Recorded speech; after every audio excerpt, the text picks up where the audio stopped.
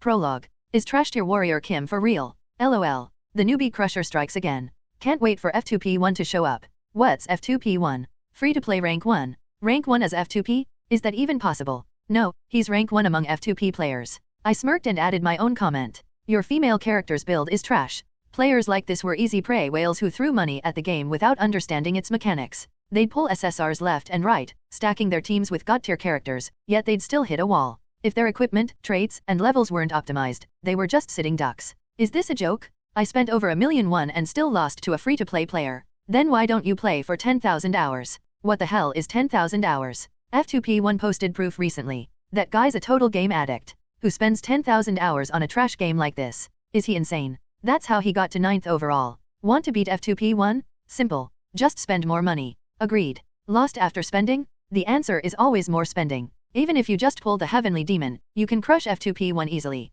The Heavenly Demon. That damn, stupid, broken Heavenly Demon. I shut off the message board and entered the Coliseum. I expected to go up against yet another overinflated team of waifu characters. But when the matchup screen loaded, my stomach dropped.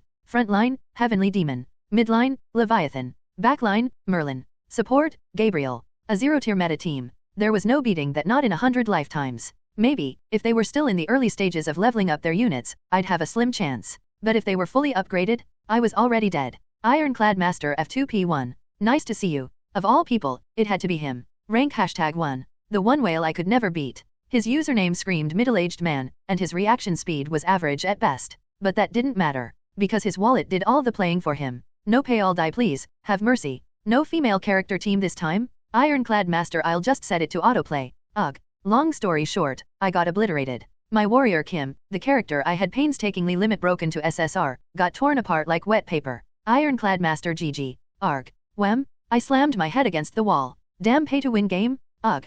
Should I start spending? Maybe, just 1 million won? Not even for the Heavenly Demon. Just one of the top 3 SSR warriors Beck Sorin, Kali, or Janet would be enough. No. No way. I had already sunk 10,000 hours into this game. 10,000 hours? At this point, my pride wouldn't let me give in. Not that a little spending would even be enough to win. That was the reality of Arcane Seoul, a pure pay-to-win nightmare. Strategy? Skill? Those only mattered up to a certain point. Beyond that, your credit card dictated your rank. I'll wait for the next patch. Every major update brought world-ending events and dimensional rifts that shook the meta. New characters, new mechanics, things that could give me an edge. I can still take down the Heavenly Demon. A few of the upcoming traits looked promising. All I needed was more time, and time was the one thing I had in abundance. With that, my daily grind was over. Lying on my bed, I tapped my phone. Maybe I'll get lucky with a rare pull today. The free gacha was always a scam. They claimed SSRs were possible, but I'd never seen one drop. BZZT BZZT BZZT. A soft vibration.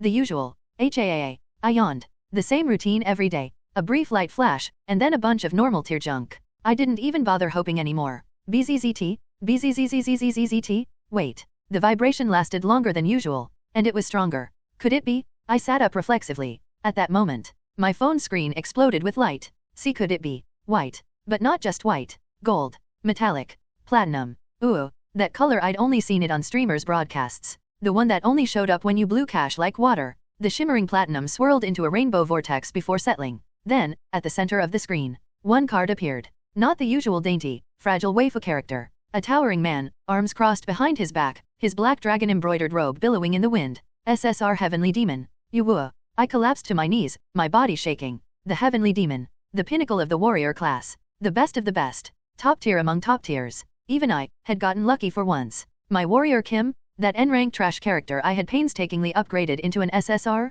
The entire SSR warrior Kim lineup I had specifically built to counter top players? None of that mattered anymore. With the Heavenly Demon, nothing else mattered. Why? I rolled around the floor, screaming. Bang, bang, bang. My neighbor knocked on the wall, yelling at me to shut up. I didn't care. I kept bawling my eyes out, tears and snot running down my face, before finally calming down. Ha. I gently stroked my phone screen. There, in my mercenary lineup, were the countless identical faces of Warrior Kim. You did well. But now, it was time to say goodbye. Tank Warrior Kim. DPS Warrior Kim. Glass Cannon Warrior Kim. Sniper Warrior Kim. Warrior Kim number 1, number 2, #3. One by one, I fed them all into the Heavenly Demon. Farewell. Did I regret it? Not one bit. I had climbed to rank 9 without spending a dime. How many Warrior Kims had I sacrificed to get here? It was all worth it. There would never be another day as happy as this. With a smug grin, I closed my eyes and drifted off to sleep. I had no idea that the next morning, I'd wake up as Warrior Kim in the world of Arcane Seoul. Becoming Warrior Kim Part 1. Skreek, the sound of metal grinding against asphalt. Flash, blinding headlights, growing larger with every passing second. And then, impact. An unstoppable force crashed into me, swallowing my body whole. I screamed. The pain of my body being torn apart was unbearable. Arg. I shot upright, gasping for air. My entire body was slick with sweat. Across from me, a middle-aged man on the opposite hospital bed gave me a blank stare. What the? Did you have a nightmare or something? My mind was still reeling. Where am I? I glanced around. White walls. Fluorescent lights humming softly. Rows of patient beds lined neatly. A hospital. A chill ran down my spine. Why am I here? I tried lifting my arm, only for a sharp pain to shoot through my body. I gritted my teeth. Why am I here? I asked the man. He clicked his tongue, annoyed. What do you mean? You were in a car accident. A car accident? I don't know the details. I just heard the doctors talking. Want me to call a nurse? Yes, please. Hey, nurse? The warrior guy's awake. Within moments, a young nurse rushed in, smiling brightly. Warrior Kim, you're finally awake. I blinked. Are you talking to me? Of course. Hold on, I'll go get your doctor. Warrior Kim? I frowned. Who the hell is Warrior Kim? Then, out of the corner of my eye, I spotted something behind my bed, a nameplate. M/22. Warrior Kim. Concussion, contusion of anterior chest wall. My heart skipped a beat. Warrior Kim? That's not my name. Before I could process it, the doctor arrived and shined a penlight into my eyes. Pupils are responding well. Can you tell me your name? It's Kim Junsu. The doctor raised an eyebrow. Did you change your name recently? Our records say your name is Warrior Kim. Yes, that's right. The police confirmed it too, the nurse chimed in. I stared at them, bewildered. What the hell are you talking about? Trying to make sense of it all, I turned toward the storage cabinet next to my bed. Inside, I found an old wallet. Hesitantly, I pulled out an ID card. What I saw made my blood run cold. Warrior Kim. The name was printed clearly. And the face. It was unmistakable. The same Warrior Kim I had played as in Arcane Seoul. The scar on his left cheek was missing, and he looked a little younger, but it was him. My stomach churned. The doctor continued his examination, seemingly unfazed. Do you know today's date? May 1 St. The room fell silent. The doctor exchanged glances with the nurse before pointing to the electronic calendar on the wall. It read, May 30th. You've been unconscious for days, the doctor said. Do you remember the accident? Flashes of metal screeching, approaching headlights, and a violent crash flickered through my mind. I clutched my head as pain shot through my skull. Ugh. You were hit head-on by a dump truck, the doctor explained. It's a miracle you survived. No internal bleeding, no broken bones. A dump truck? A dump truck? I remembered it now right after I pulled the SSR Heavenly Demon. You'll need further tests. An MRI, a psychiatric evaluation, and a magic scan. I froze. A magic scan. Did I hear that right? The nurse nodded casually. Yes, we'll take care of the formalities first. You don't have any listed guardians. None, the doctor confirmed. We tried calling the numbers on your phone, but no one claimed responsibility. Magic scan. No guardians. I clenched my fists. Something wasn't right. This wasn't the world I knew. A few minutes later, the nurse helped me out of bed. Every movement felt like my body was falling apart. I barely managed to walk to the nurse's station, where a bored-looking admin staff greeted me. What can I help you with? I was told to check in. I was in a car accident. She tapped away on her keyboard. You were admitted 3 days ago. Let's see, emergency room fees, admission fees, CT scans, x-rays, medication, meals. Your total comes to 22,370,569 won. My heart stopped. Wait, what? 22 million won? 17,000 USD. This isn't America. Isn't that a bit steep for 3 days? The admin shrugged. You don't have insurance. What do you mean I don't have insurance? It's not in our system. I felt a sinking dread in my stomach. What about national health insurance? The admin gave me a strange look. National, what? I froze. The nurses nearby glanced at me like I was a lunatic. No national health insurance? No coverage for an accident victim? The admin flicked her fingers. You have other options. Do you have insurance from the Legion, the Mage Tower, a religious order, or maybe Shinhwa Life? My breath caught in my throat. The Legion, the Mage Tower,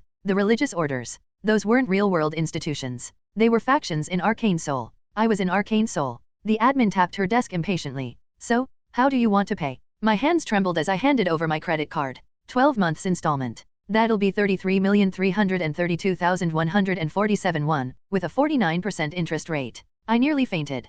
49%? That's insane. If you were buying a TV from a corporation, they'd charge you 70%. I gritted my teeth. This world was insane. After paying the absurd hospital bill, I was discharged immediately. I arrived at the boarding house listed on my ID, a tiny, run-down hole in the wall. The moment I stepped in, a bulldog-faced landlady barged into my room. Hey, Warrior Kim, you're 2 months behind on rent? You know what happens at 3 months, right? Forced eviction.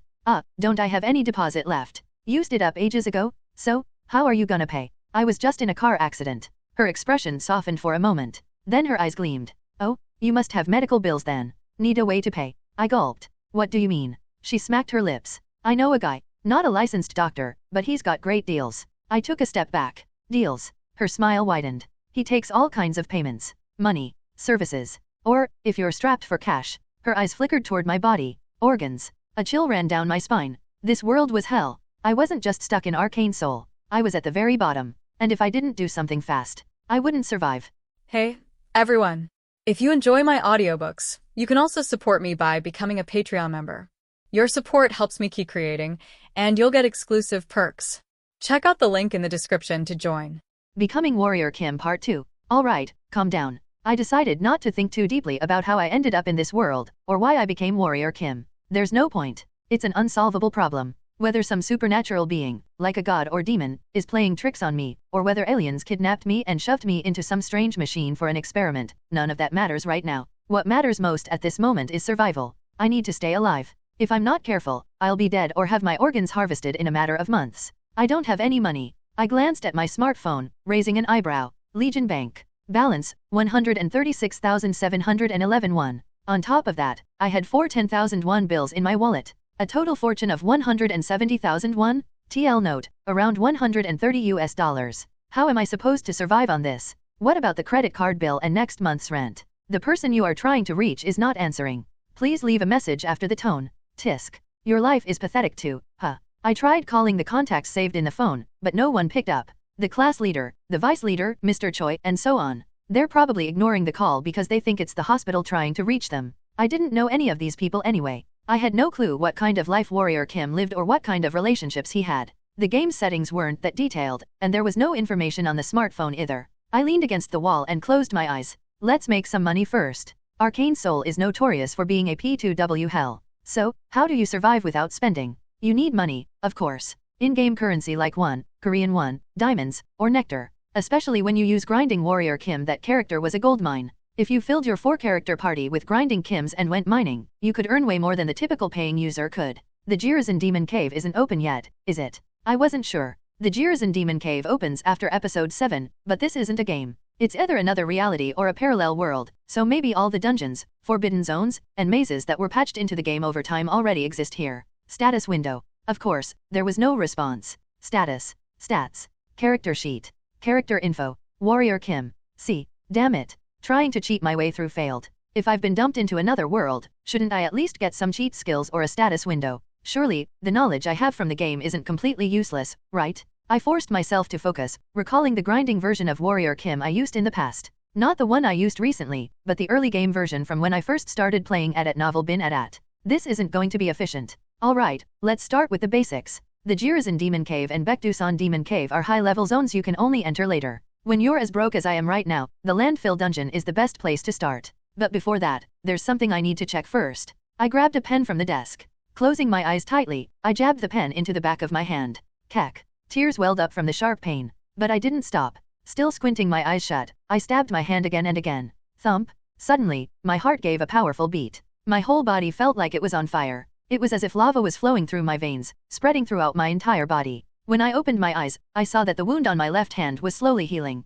Okay, it worked. If this were a game, a message would have appeared on the screen right about now. Warrior Kim, level 0, has acquired the trait, Wound Recovery. It's not regeneration or immortality, just a third-tier common trait. But hey, I'll take what I can get. I felt a wave of relief wash over me. Huh, let's try one more thing. I closed my eyes and concentrated. In the game, I would have just tapped a few buttons to accomplish this, but in the absence of a status window, this is what I had to do. Delete it. Delete it. Delete it. I kept repeating that thought in my head. I wanted to delete the Wound Recovery trait. I wasn't sure if it would work, so I focused intensely on wishing for the trait to disappear. Then, I jabbed the pen into my hand again. Maybe I should have experimented with a different trait. But there aren't many traits as easy to acquire and as immediate in their feedback as Wound Recovery. Despite the pain, I glanced at my hand. Thankfully, the wound stayed. The first wound had healed completely. This time, I succeeded as well. Phew. I let out a sigh of relief. The trait had successfully been deleted. Don't I regret losing it? Not at all. This is, in fact, the greatest feature and strength of Warrior Kim, the default N-tier tutorial character. A blank slate body. Since it's the basic character, it starts with no traits. Other versions of Kim, like Fist Fighter Kim, Mage Kim, or Priest Kim, all start with a unique trait. TL note, for those that don't know, Kim is the most common surname in Korea, so it's basically used as a way to say that someone is generic. But Warrior Kim has the most flexibility when it comes to acquiring, changing, and deleting traits. Other characters need diamonds to modify or remove traits, but Warrior Kim has no cost requirements. Acquiring traits also has far more relaxed conditions. This is one of the reasons why, even after pulling R and SR tier characters, I kept Warrior Kim as my main. Thank goodness. It seems the conditions for acquiring traits work the same as they do in the game, which means there's no time to waste. I hastily threw on some clothes and rushed out of the boarding house. The damp alleyway stretched out before me. Flickering streetlights barely clinging to life. Broken pavement blocks. Puddles of water pooled in random spots. Heaps of trash piled up everywhere. Flies buzzing around the rotting garbage. And somewhere in the distance, the stench of decay. A drunken man staggered toward me, creaking like a wooden puppet. He giggled as he stumbled, his steel jaw and cogwheel teeth grinding audibly with each step. He looked like something out of a nightmare. I instinctively held my breath. Ha. Ha ha ha. The drunk chuckled and passed me by. Mr. Lee. That name popped into my head suddenly. Mr. Lee. That's the name I heard earlier today. Remember? The guy in room 207? I introduced him to that doctor to cure his liver disease. He must have paid for the treatment with his jaw, mouth, and teeth. A shiver ran down my spine. What kind of barbaric world is this? If I dawdle any longer, or stand around lost in thought, I'll end up like that too. Shuddering, I took off running. From the narrow alley, to a wider street, then to a main road, and finally into a nearby park. It was only a few hundred meters, but the atmosphere completely changed. Bright streetlights illuminated the park, and people were busy taking their evening strolls. Woof, woof, hee hee hee. It looked like a scene straight out of the real world. Dogs playing, kids laughing, people enjoying the evening. It was still early evening, and I started sprinting around the park. Huff, huff, huff. Did Warrior Kim always have such low stamina? I was out of breath in no time. Ignoring the burning in my chest, I kept running. I disregarded breathing techniques and stamina management. I just ran and ran. My lungs felt like they were about to explode, and the world turned yellow, but I forced my legs to keep moving despite feeling like they weighed a ton. I couldn't stop. I had to keep running until I collapsed, my face buried in the dirt. It'd be even better if I ended up in the emergency room, because that's the condition I needed to meet to acquire the trait. What the hell? Watch where you're going. I could barely see where I was going. After bumping into a few people, they started grumbling in irritation. It was clear to anyone watching that I wasn't in a normal state, but nobody bothered to stop or help. They just steered clear of me, thinking I was some kind of weirdo. Ugh. Eventually, I collapsed. I face-planted into the dirt. My nose cracked, and blood began pouring out. Ugh. Mom, that guy's weird. Let's go home. People hurried away from me, and who could blame them? After all, I got up from the ground, nose broken and blood streaming down my face, all while grinning like a lunatic. Who in their right mind would think I was normal? But none of that mattered. I had confirmed that I'd acquired the trait. Vigor. No text appeared on the screen, of course. Instead, my depleted stamina slowly began to recover. The weight in my limbs lifted, and the yellow-tinted world returned to normal. This was the trait I gave to every early game grinding Warrior Kim. It's just a common trait, but for grinding, it's invaluable. With it, you could mine for 24 hours straight without needing to rest. And now, I checked out the exercise equipment in the park. Thankfully, the one I was looking for was there. The chest pull machine. It was unoccupied, so I sat down and cranked the weight up to the maximum before pulling. Ugh, I couldn't do it properly. For a warrior class character, this body sure is weak. Just one pull. I only needed to pull the maximum weight once. Just one time? Straining my entire body, I barely managed to drag the weights down. The moment I completed the pull, a cool sensation spread through my muscles, and they bulged, suddenly feeling much stronger.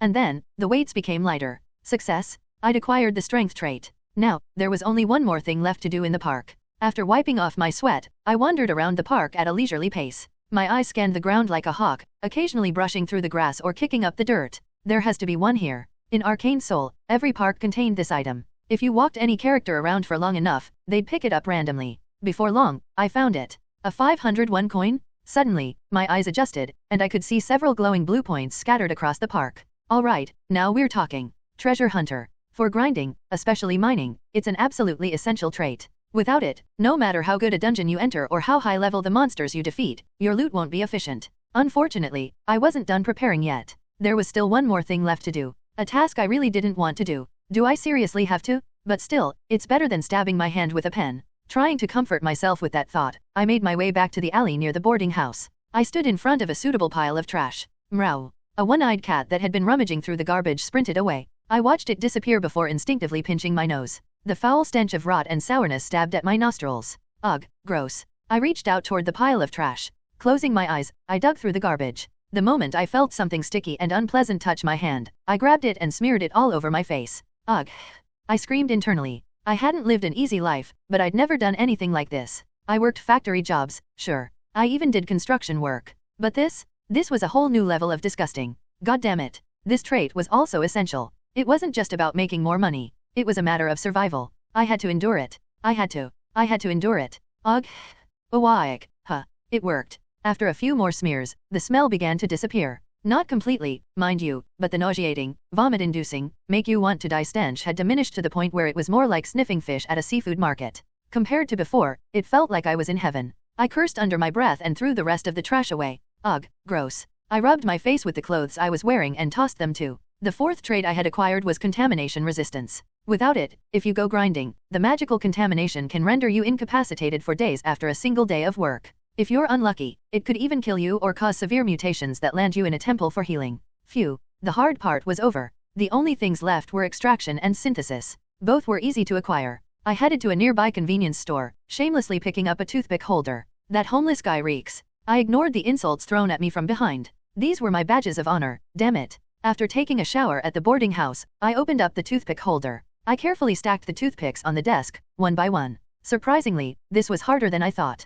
I had to create a delicate structure, but even a slight breath or the tiniest tremble in my hand would cause it to collapse. At least it's better than digging through trash, better than that. I suppressed the urge to give up and kept at it for hours. After much trial and error, I finally managed to finish it. As soon as I completed the crude toothpick house, my vision blurred, and I could see faint, glowing lines connecting the toothpicks. Got it. Next, I began removing the toothpicks one by one. Just like a game of Jenga, being careful not to knock the whole thing over. If the house collapsed before I acquired the trait, I'd have to start from scratch. I concentrated so hard I felt like my eyes would pop out of their sockets. One by one. Then another. And another. How many times did I repeat the process? Just before the house fell apart, the world briefly turned red, then shifted back to normal. And now, there was a faint red glow on some of the toothpicks. Finally, it was done. Everything was done. The initial grinding version of Warrior Kim was complete. Vigor to help with stamina recovery. Strength to boost power and physical attacks. Treasure hunter to detect rare loot. Contamination resistance to withstand magical pollution.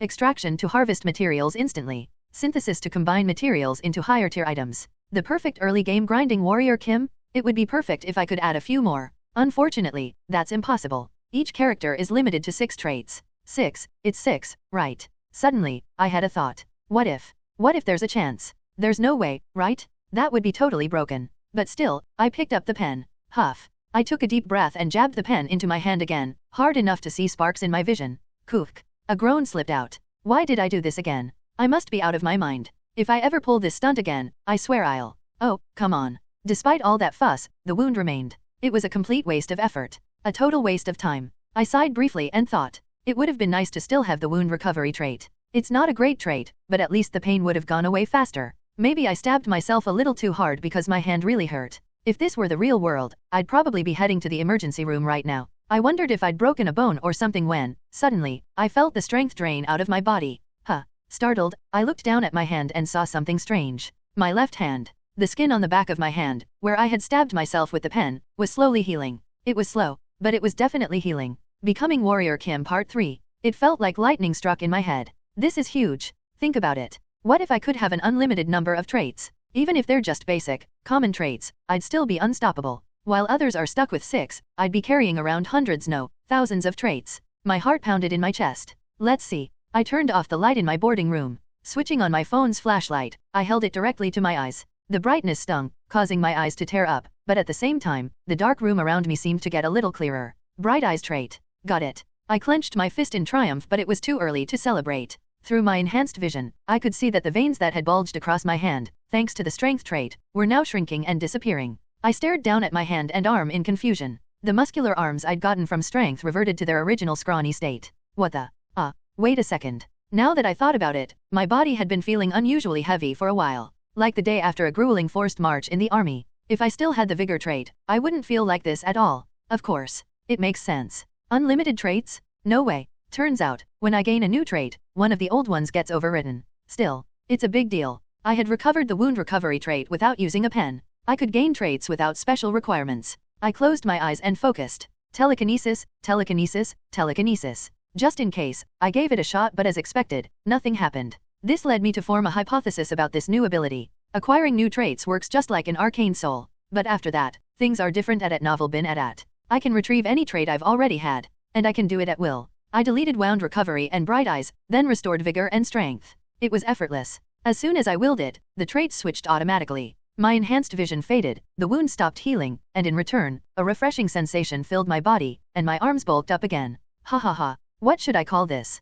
Trait switch? Trait swapping? It may not be as ridiculous as having unlimited traits, but even this trait switch has incredible potential. It means I can freely utilize all the different versions of Warrior Kim that I've built over the past 10,000 hours of gameplay. And does the trait switching take time? Not at all. I just have to think about it. With practice, it won't even take a second, probably less than 0.1 seconds. In the middle of a battle, I could switch to pure tank Kim for defense and then swap to max DPS Kim for attacking? Phew. This is massive, a total game changer. The only downside is that I don't have the luxury of leisurely gathering traits. Money is the problem, money is the enemy. Even if I want to collect traits, I'll have to do it while making money. Well, that's fine. This ability speeds up my plans significantly. Originally, I was resigned to just grinding for a while, laying low, and mining, but things might move faster than I expected. First, I need some sleep. As I gathered traits, time had passed, and the night was now deep. I lay down on the bed and tried to force myself to sleep. Even though sleep wouldn't come easily, I kept my eyes shut and waited for time to pass. After tossing and turning well past 3 a.m., I must have eventually drifted off.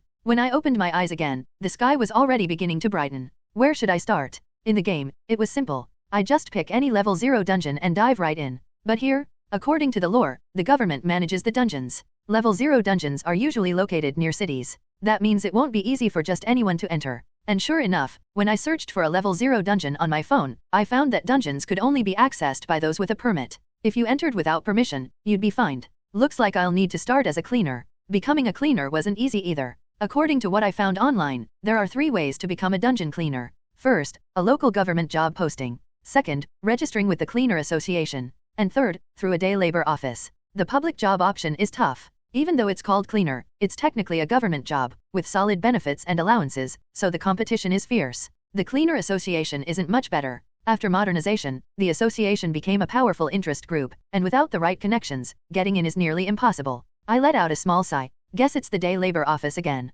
If you've ever worked construction, you'll be familiar with day labor offices. Thinking about my experiences with them in the real world made me grind my teeth, but realistically, I had no other option. Luckily, there was a small labor office nearby. When I walked in, everyone inside turned to look at me. Faces worn down by life. Tired, slouched shoulders, unkempt hair. A faint, musty smell hung in the air. Men, women, kids who looked like they were still in high school, and even seniors well past retirement age all sat there, each one slightly warped, either biologically mutated or with magic-engineered prosthetics grafted onto their bodies. They all stared at me. What's this? A newbie. He looks young. Reminds me of that rookie we had last week. Same look. Pfft. One of them, a skinny guy who looked to be in his early 20s, scoffed. His legs were twisted in a strange way. He had a small e-cigarette in his mouth, and it emitted a strange, neon-colored light as it puffed out teal smoke. I narrowed my eyes at him. I know who he is. Arcane Seoul. He's a superhuman born with deer-like legs that grant him exceptional agility. And thanks to his backstory of using drugs from a young age, he has a high tolerance for doping. Judging by the fact that he's here, though, he probably hasn't awakened as a superhuman yet. Sensing my gaze, Rodir glared at me. What the hell are you looking at? First meeting and you're already speaking informally? Then again, what can you expect from a drug addict? It's not like his personality's going to be great. He's only Arcane, anyway. I got him a few times in the game, but he wasn't useful, so I always scrapped him for resources. Erasing him from my mind, I walked over to the reception desk. The girl at the desk smiled brightly. Hello, welcome to Choi's top labor office. How can I help you today? I heard you help people find jobs. Oh, did someone refer you to us? I just found you online. The receptionist smiled as if she understood what was going on.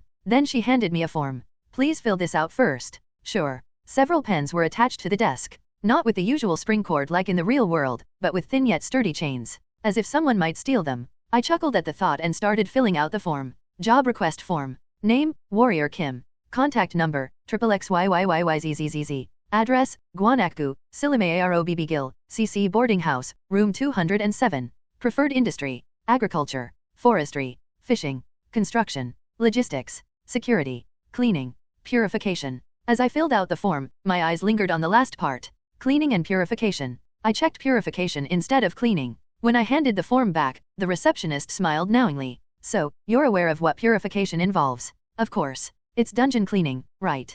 Tisk, tisk. There goes another one, marching off to die. I heard a few tongues clicking behind me. The receptionist, still smiling, handed me another form. You know purification isn't easy, right? And it's dangerous. Obviously. Please read through this and sign at the bottom. Just remember, no takebacks later. Application for magic purification participation. Body contamination consent form. Body responsibility agreement. Acknowledgement of terms and conditions. The forms were full of legal jargon, but the main points were clear. I would bear all responsibility for myself. If I contracted a magic illness due to contamination, if my body mutated, or, in the worst case scenario, if I turned into a corrupted creature, Choi's top labor office would not be held responsible. There was also a clause about a 20% fee, no lunch or snacks provided, and mandatory private insurance enrollment. Wow, this is a new level of shady. The so-called 4 major insurances are nothing like the ones in the real world. They're all private insurance companies, and the labor office has partnerships with these no-name insurers. You're required to enroll in their plans. They'll deduct that amount from your pay. But hey, at least they're offering insurance, right? Yeah, right. They'll probably do everything in their power not to pay out. But there's no helping it. In my current situation, I'll have to put up with it. Any other labor office would likely have the same terms. After finishing the paperwork, I handed it back to the receptionist, who immediately put it away. All set. You'll now meet with the manager. Manager, we've got a new purification worker. Send them in. The manager's office was past the reception desk, down a long, narrow hallway. It was surprisingly spacious. It was almost bigger than the waiting room. On one side stood an enormous wooden desk, and the sofa in front of it looked soft and comfortable. Behind the desk sat a man with a completely bald head, smoking a cigarette. Manager Choi Sensu. He glanced up at me with just his eyes. They weren't normal eyes. A strange, oily sheen glimmered in his pupils. He scratched his cheek. That's when I noticed that part of his cheek was made of steel. It had an odd grid pattern etched into it. A newbie? Huh. Yes. He's here for purification work. Purification's good. Take a seat. So, your name's Warrior Kim. Yes, I'm Warrior Kim. The manager lowered his head to glance at the forms. You live nearby. That's why I came here. You've made the right choice. It's always better to have local work, right? There's nothing like face-to-face interaction for trust. I can tell by looking at you, good physique, sharp eyes. You'll do well at magic purification. So, which temple do you go to? I don't go to one. Well, that won't do. You can't leave magic contamination untreated. You need to regularly donate to a temple and get purification. Should I introduce you to a temple I know? His tone was a strange mix of formal and informal. I shook my head lightly. No, thank you. I'll figure it out. Well, do what you like. Have you done any purification work before? No. This is my first time. First time, I see. Not part of any team, either. No. Well, you're in luck. I can put you in a team with an opening. The team leader's been doing this for over 10 years and is one of the best in the business. That's great. Isn't it? But there's one problem. A problem. The team leader is picky. He only takes members with at least 3 years of experience. I knew where this was going. The manager and the team leader wanted a bribe. Either that or they wanted to adjust the fee structure. It's laughable. Not only do they take 20% of the fee, but now they want more for insurance and bribes. I stiffened my expression. I don't have anything to give. No need to give it right away. You're here to learn, right? Think of it as paying tuition. Slip the team leader a little extra, and you'll be fine. After a year or two, you'll have enough experience to join another team or even negotiate better terms. Ah, I see. So you want me to work for free for a year? My expression hardened further. I'm sorry, but I really need money now. I'd be fine joining a team with less experienced members. You're turning down this great opportunity? Have you lost your mind? Do you know how dangerous dungeon cleaning is? And you're prioritizing money over joining a skilled team? You're going to get yourself killed. Please, I'm asking you.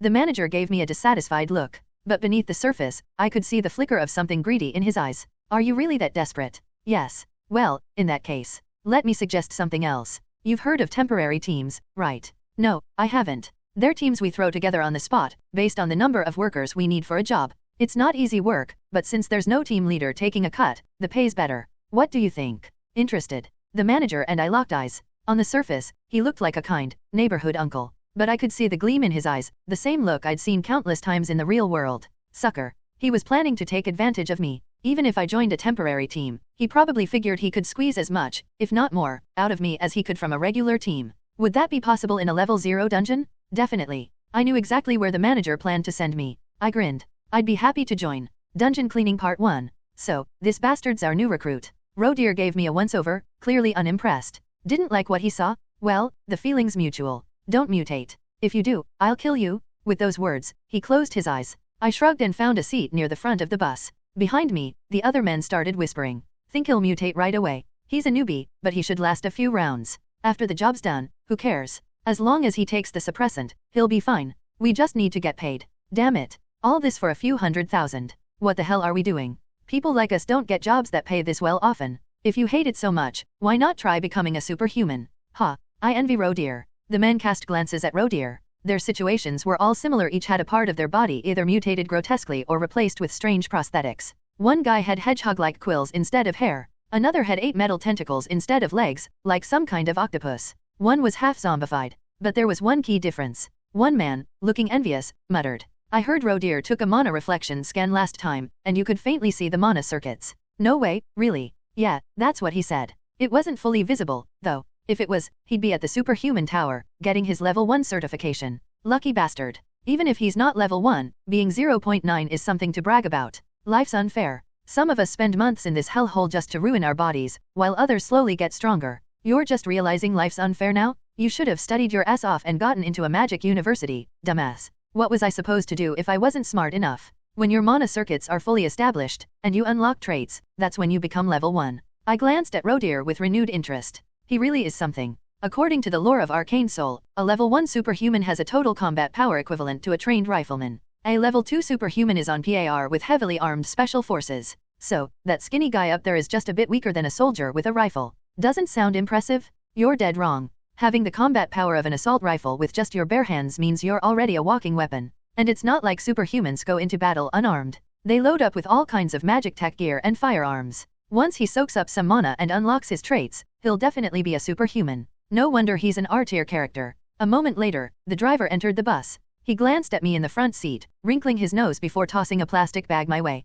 You're the rookie, right? This is the suppressant. Make sure to inject yourself at the end of each day. If you don't, you'll die. People at the bottom of the barrel sure don't waste words. I didn't bother replying and took the bag. Inside were 2 1 cubic centimeter syringes and a 2 cubic centimeters ampoule of medicine. The suppressant. The labor office manager had explained it to me yesterday. We're working 3 days straight, right? 3 days of continuous purification. For ordinary people, that's enough to cause serious damage. That's why, at the end of each day, you inject the suppressant to keep the mana contamination in check until you can deal with it after the job's over. Whether you rush to a temple for purification, drink holy water, or find some other way, that's up to you. But I won't need it. Thanks to my combination of contamination resistance and vigor traits. If it ever gets too dangerous, I can just swap in a few more relevant traits for extra protection. That's the beauty of trait switch. I shoved the plastic bag into my backpack. The pack was already stuffed with water bottles and kimbap, but I made it fit. The driver took his seat. VRRRM? The bus's engine roared to life. It sounded more like a tractor than the sleek magic tech cars we'd seen whizzing by earlier.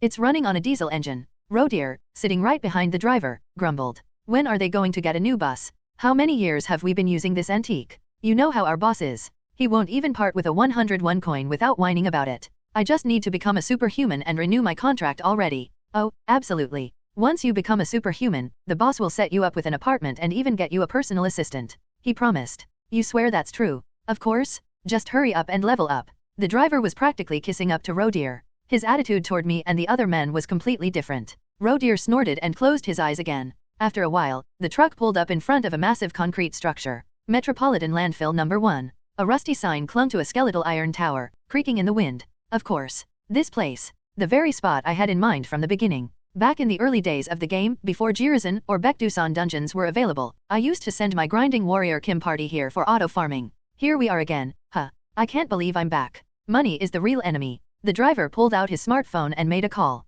A long while later, a man stepped out of the concrete structure. Yawn. He was wearing an ID badge, clearly a government employee. He lazily scanned the group, then handed a keycard to Rodier. You're from Manager Choi's team, right? Thanks again for the hard work. A small post-it note was stuck to the card. Rodier took one look at it and frowned. 5 zones this time. Isn't more work a good thing? I guess so, but don't worry about it. Should be smooth sailing as always. The government worker walked off with all the enthusiasm of a slug. Rodier scowled at the post-it note, then glanced around. When his gaze landed on me, he sighed heavily. When he looked at the other men, his expression turned even more serious. Finally, he glanced at Hedgehog Head, and his face twisted in disgust, like crumpled tissue paper. Mr. Kim. Yes, Rodier, sir. You're staying behind. What? What do you mean, staying behind? It's too dangerous. Be honest with me, did you skip your last purification? You're too contaminated. One wrong move, and you'll be done for. Not just a mana illness, but full-blown mutation. Everyone's faces turned grim. The mood darkened, but Hedgehog Head just chuckled.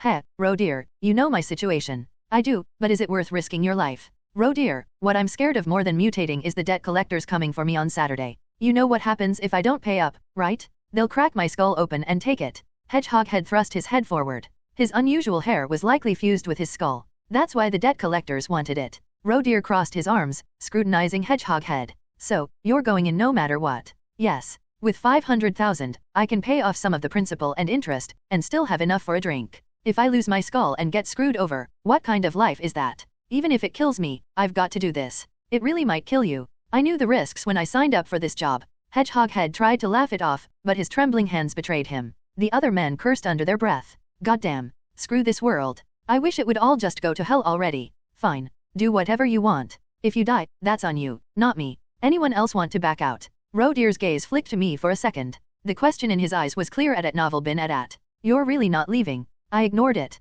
I was in just as much of a bind. If I didn't pay my rent or credit card bill, who knew what would happen to me? If the landlady was right, forced labor might be the least of my worries. Things could get much worse than that. Let's go. We passed through the small door. Darkness greeted us. Drip, drip. The inside was like a massive bunker, entirely encased in concrete. It was damp. Water dripped steadily from the ceiling, forming puddles here and there. Mold covered most surfaces, and mushrooms grew in the corners, making it feel more like a natural cave than a man-made structure. And the smell, it was unbearable. It was like walking into a decaying garbage dump. The stench of rot and filth was thick in the air, making it hard to breathe.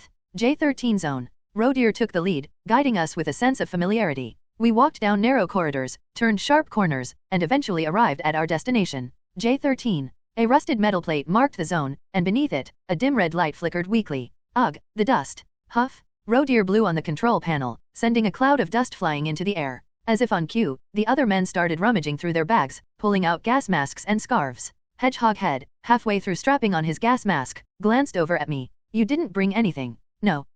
Should I lend you something? I'll pass. Pfft, suit yourself. You're going to regret it. This stuff's lethal. A gas mask isn't going to stop mana contamination. Well, yeah, but it makes people feel better. Forget it. Do what you want. Mana contamination isn't like poison gas. There's no way a cheap gas mask or scarf would make a difference. Ro dear and the others heard what I said but chose to ignore it. They wrapped themselves up in their makeshift protection, even though it was pointless. Beep. Ro dear swiped the keycard, and the door slowly groaned open. Creak. A foul stench hit us the moment the door slid apart. Thick, black smoke curled out from inside, making everyone recoil. Shit. Damn it, that's bad. This is going to be rough. It was mana contamination. Ever since rapid urbanization and industrialization took off, mana contamination has become a serious issue. In megacities like this one, negative emotions, lower dimensional mana, and pollutants merge together to create something toxic. If left untreated, it could escalate into a full-blown disaster. Modern urban planning had evolved to focus heavily on mana contamination control, and this landfill, which would have been just a garbage dump in the real world, was now repurposed as a mana waste processing facility. This is gonna be hell. Everyone, get ready. The men pulled out their shovels. I did the same. I had spent a good chunk of my remaining money on this gear: my bag, water, kimbap, and this shovel. My bank account, already low, was now dangerously empty. Let's do this. Clang. Ro dear swiped the keycard again at the second control panel, and the massive steel door screeched open. Whoosh. Immediately, a cloud of dense mana contamination spewed out, so thick it almost looked like fog. Visibility dropped to barely an arm's length. Through the haze, I could see dark, slimy forms oozing out from the shadows.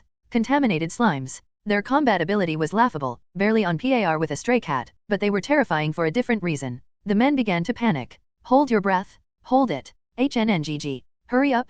Get to work. Let's go. Shovel hard. The men at the front started shoveling frantically. The contaminated slimes jiggled and quivered under each strike. There was no real damage being done. Instead, they were simply shoveling away chunks of the slime's body, scattering it in every direction. Nothing yet. Keep going. Get the mana core. Hurry. There's only one way to kill a contaminated slime. You have to find and destroy the mana core inside its body. Obviously, this is easier said than done. The slime's body is as black as tar, and the mana core is no bigger than a fingernail, making it nearly impossible to find. That's why we used shovels. By shoveling away enough of its body, you'd eventually scatter the mana core. Once the core gets displaced, the connection breaks, and the slime dies. Splurt. Slosh. The men grunted as they swung their shovels, struggling against the slimy mess. Sweat poured down their foreheads, turning black from the mana contamination. I even noticed Hedgehog Head's quills growing sharper and starting to take on a metallic sheen. Was I imagining it? Rhea. Ro dear was going wild with his shovel. He was faster than the others, easily twice their speed, but that was it.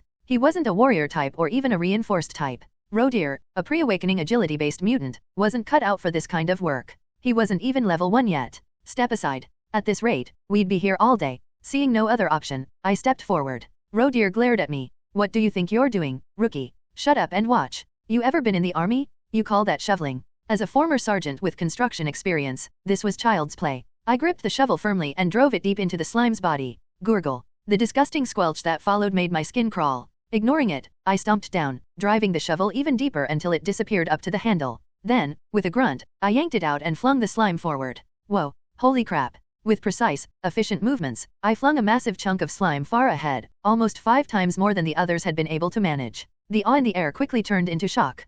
Whoosh! The slime began to collapse in on itself, dissolving into black smoke. What the? No way. He killed the slime in one hit. Of course, I did. With the treasure hunter trait, I could clearly see the faint blue glow of the mana core inside the slime's body. Sometimes, I could even spot hidden loot or consumable items mixed in with the debris. Not often, but it happened. No freaking way. Is this real life? Must be beginner's luck. Yeah, no way a newbie like him could pull that off intentionally. Wrong. I could wipe out slimes all day long. But instead, I chose to pretend I was just a lucky rookie. Even though I could see the blue glows of the mana cores all around me, I deliberately avoided them, half-heartedly shoveling slime chunks away. No need to show all my cards just yet. Still, my pace was fast. I was doing the work of 5 men by myself. Whem, whem, slime debris scattered like water under my shovel. Thanks to my efforts, the contaminated slimes in J13 were wiped out in no time. It took us just 30 minutes. That was several times faster than normal. Dungeon cleaning part 2. The men's jaws dropped open. Am I dreaming? This is crazy. Totally insane.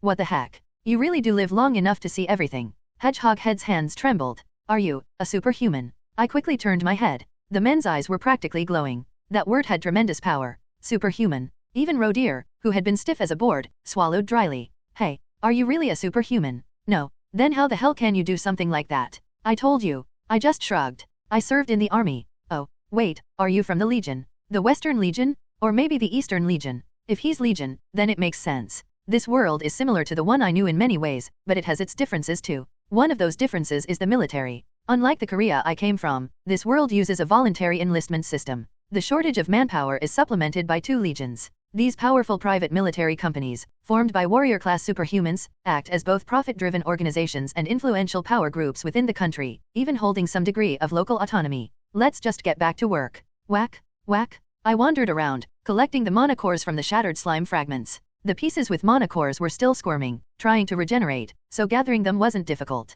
The men stood up and helped me too. We should give all the mana cores to this guy. Yeah, let's do that. If it wasn't for him, we'd be in deep shit. They're not even worth that much anyway. In the past, even level 0 mana cores were considered valuable resources. But not anymore. These days, all you can power with level 0 mana cores are things like TVs or refrigerators, and it's far cheaper to just pay the electric bill than to bother with expensive magic tech devices. The men gathered the level 0 mana cores and handed them to me. Rodir was the only one who refused to give his up. These are mine. He had only killed 2 slimes. It wasn't much compared to what I had done, but it looked like he was determined to keep them. Seeing him roughly stuff the level 0 mana cores into his bag, the other men took a step back. Whatever. Do as you like. It was obvious that Rodir wasn't in a good mood. His stiff back as he turned away said it all. I chuckled inwardly. What a child. He's upset because he didn't get the respect he thinks he deserves as the leader? Well, it doesn't matter. We'll part ways in a few days anyway, so I wasn't going to waste energy worrying about him. In total, I received 21 level 0 mana cores. Trash to most people, but treasures to me. I bowed my head with sincere gratitude. Thank you. Thank us. We should be thanking you. Yeah, thanks to you, this job was way easier. I mean, much easier. Exactly. Without you, we'd be covered in sweat and drowning in mana contamination by now. Even their tone and the way they addressed me had changed. I smirked quietly to myself and sat down, leaning back against the concrete wall. Let's wrap this up and move on. We've got one more zone to clean today. Ugh, I'm gonna die. My lungs feel like they're melting. Damn it. If it weren't for that gambling, I wouldn't be stuck in this mess. The men grumbled as they settled down, sitting in a loose circle against the wall. Rodir, however, distanced himself and lay down far away from the rest of us. After taking one look at me, sitting there without any protective gear, he took off his scarf and gas mask and started breathing deeply. Clearly, he felt the need to compete with me. I ignored him and closed my eyes. I've never practiced deep breathing or meditation, but I tried to focus my mind on my belly button and take the longest breaths I could. Inhale, exhale. Long, slow breaths echoed in my ears, and as I did, the contaminated mana tickled my lungs. No, it stabbed at them. The sensation of my lungs being invaded by foreign mana, twisting my heartbeat out of rhythm, it was sickening.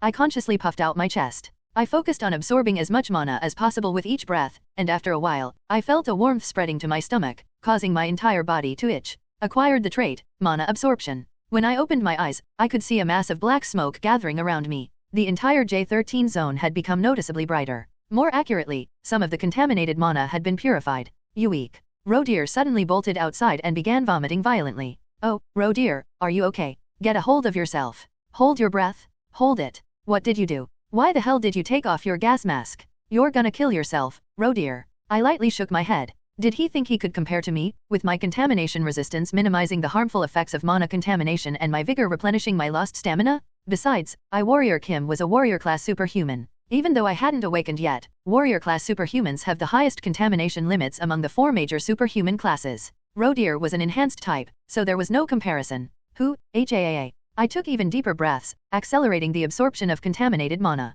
In truth, getting rid of the contaminated slimes was just the appetizer. The real work was absorbing the contaminated mana. To put it simply, we were human filters. We were thrown into these contamination zones to absorb the mana until we hit our limit. That's what dungeon cleaners did. It was a bottom-tier job, even in a world as rotten as this one. Uwurg. Ga. Adat novel bin adat. Cough. Cough. The men rushed outside one by one, vomiting, sweating, and even having diarrhea. It was chaos. No wonder it smelled so bad. I thought the stench of decay when we first entered was coming from the environment, but it was all them. Hedgehog Head returned after puking outside, looking at me with bleary eyes. Huff, huff. You okay, rookie? I'm fine.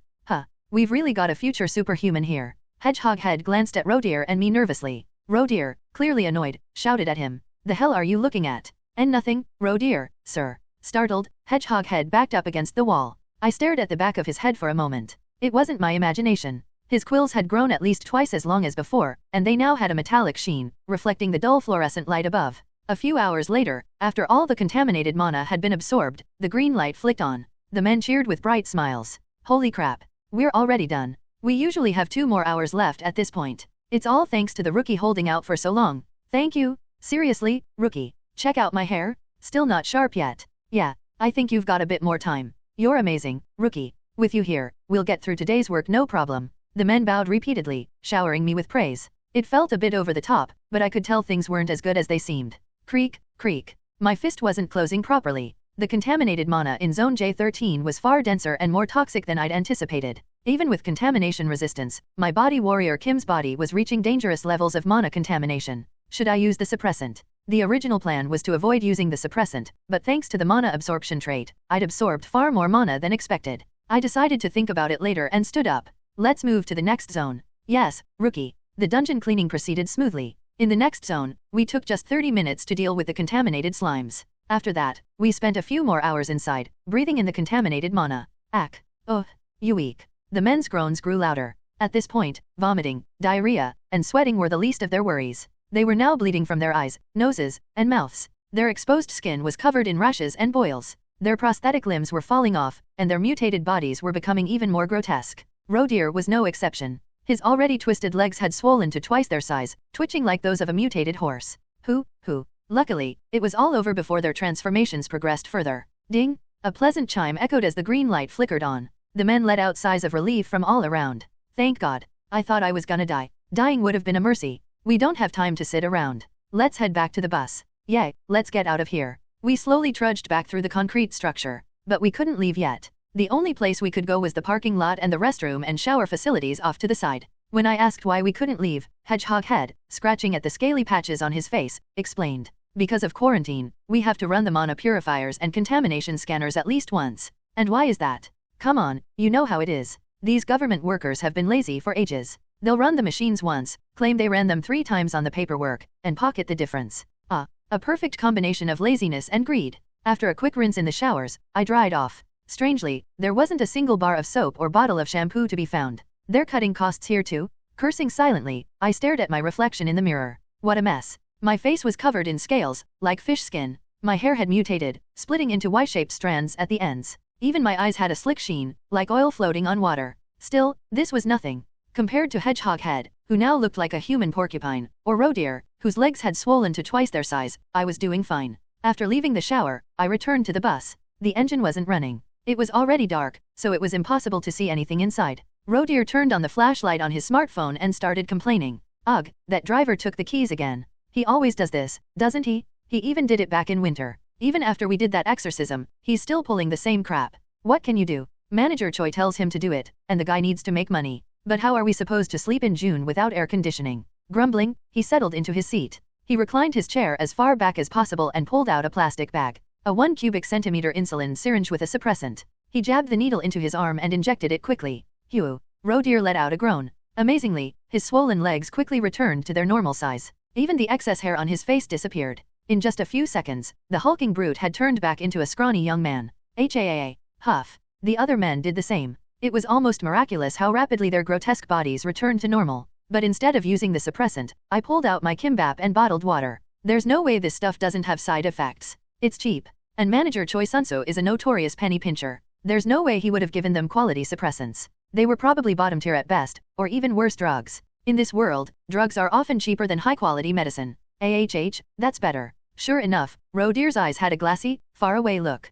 Whoosh. He took a long drag from his e-cigarette and blew out a cloud of teal-colored mana smoke. Then he pulled out a few more syringes, jabbing several needles into his arm. Only after that did he seem fully satisfied, sprawling out in his seat. Ha, this is heaven. His face had gone completely slack, drool running down his chin. It was utterly disgusting. As I turned my head away from the nauseating sight, a hand suddenly appeared in front of me. Hey, rookie. Wanna try some? A hand covered in spiky fuzz like a porcupine's quills. Hedgehog Head was holding something that looked like a cigar, exuding a sickly sweet smell that assaulted my nose. Just by looking at it, I knew it was a drug. Seriously, this guy's drowning in debt, and he's still doing drugs? I waved him off with a flat expression. I'm good. This stuff's amazing. Hardly any side effects, and it hits you right away. One puff, and you're in heaven, I swear. I'll pass. Well, suit yourself. Without hesitation, Hedgehog Head stuck the cigar in his mouth. When he lit it, the mana-infused flame quickly turned fluorescent green, and a sweet scent filled the bus, dancing around in dizzying spirals. The bus had turned into a den of drug addicts in no time.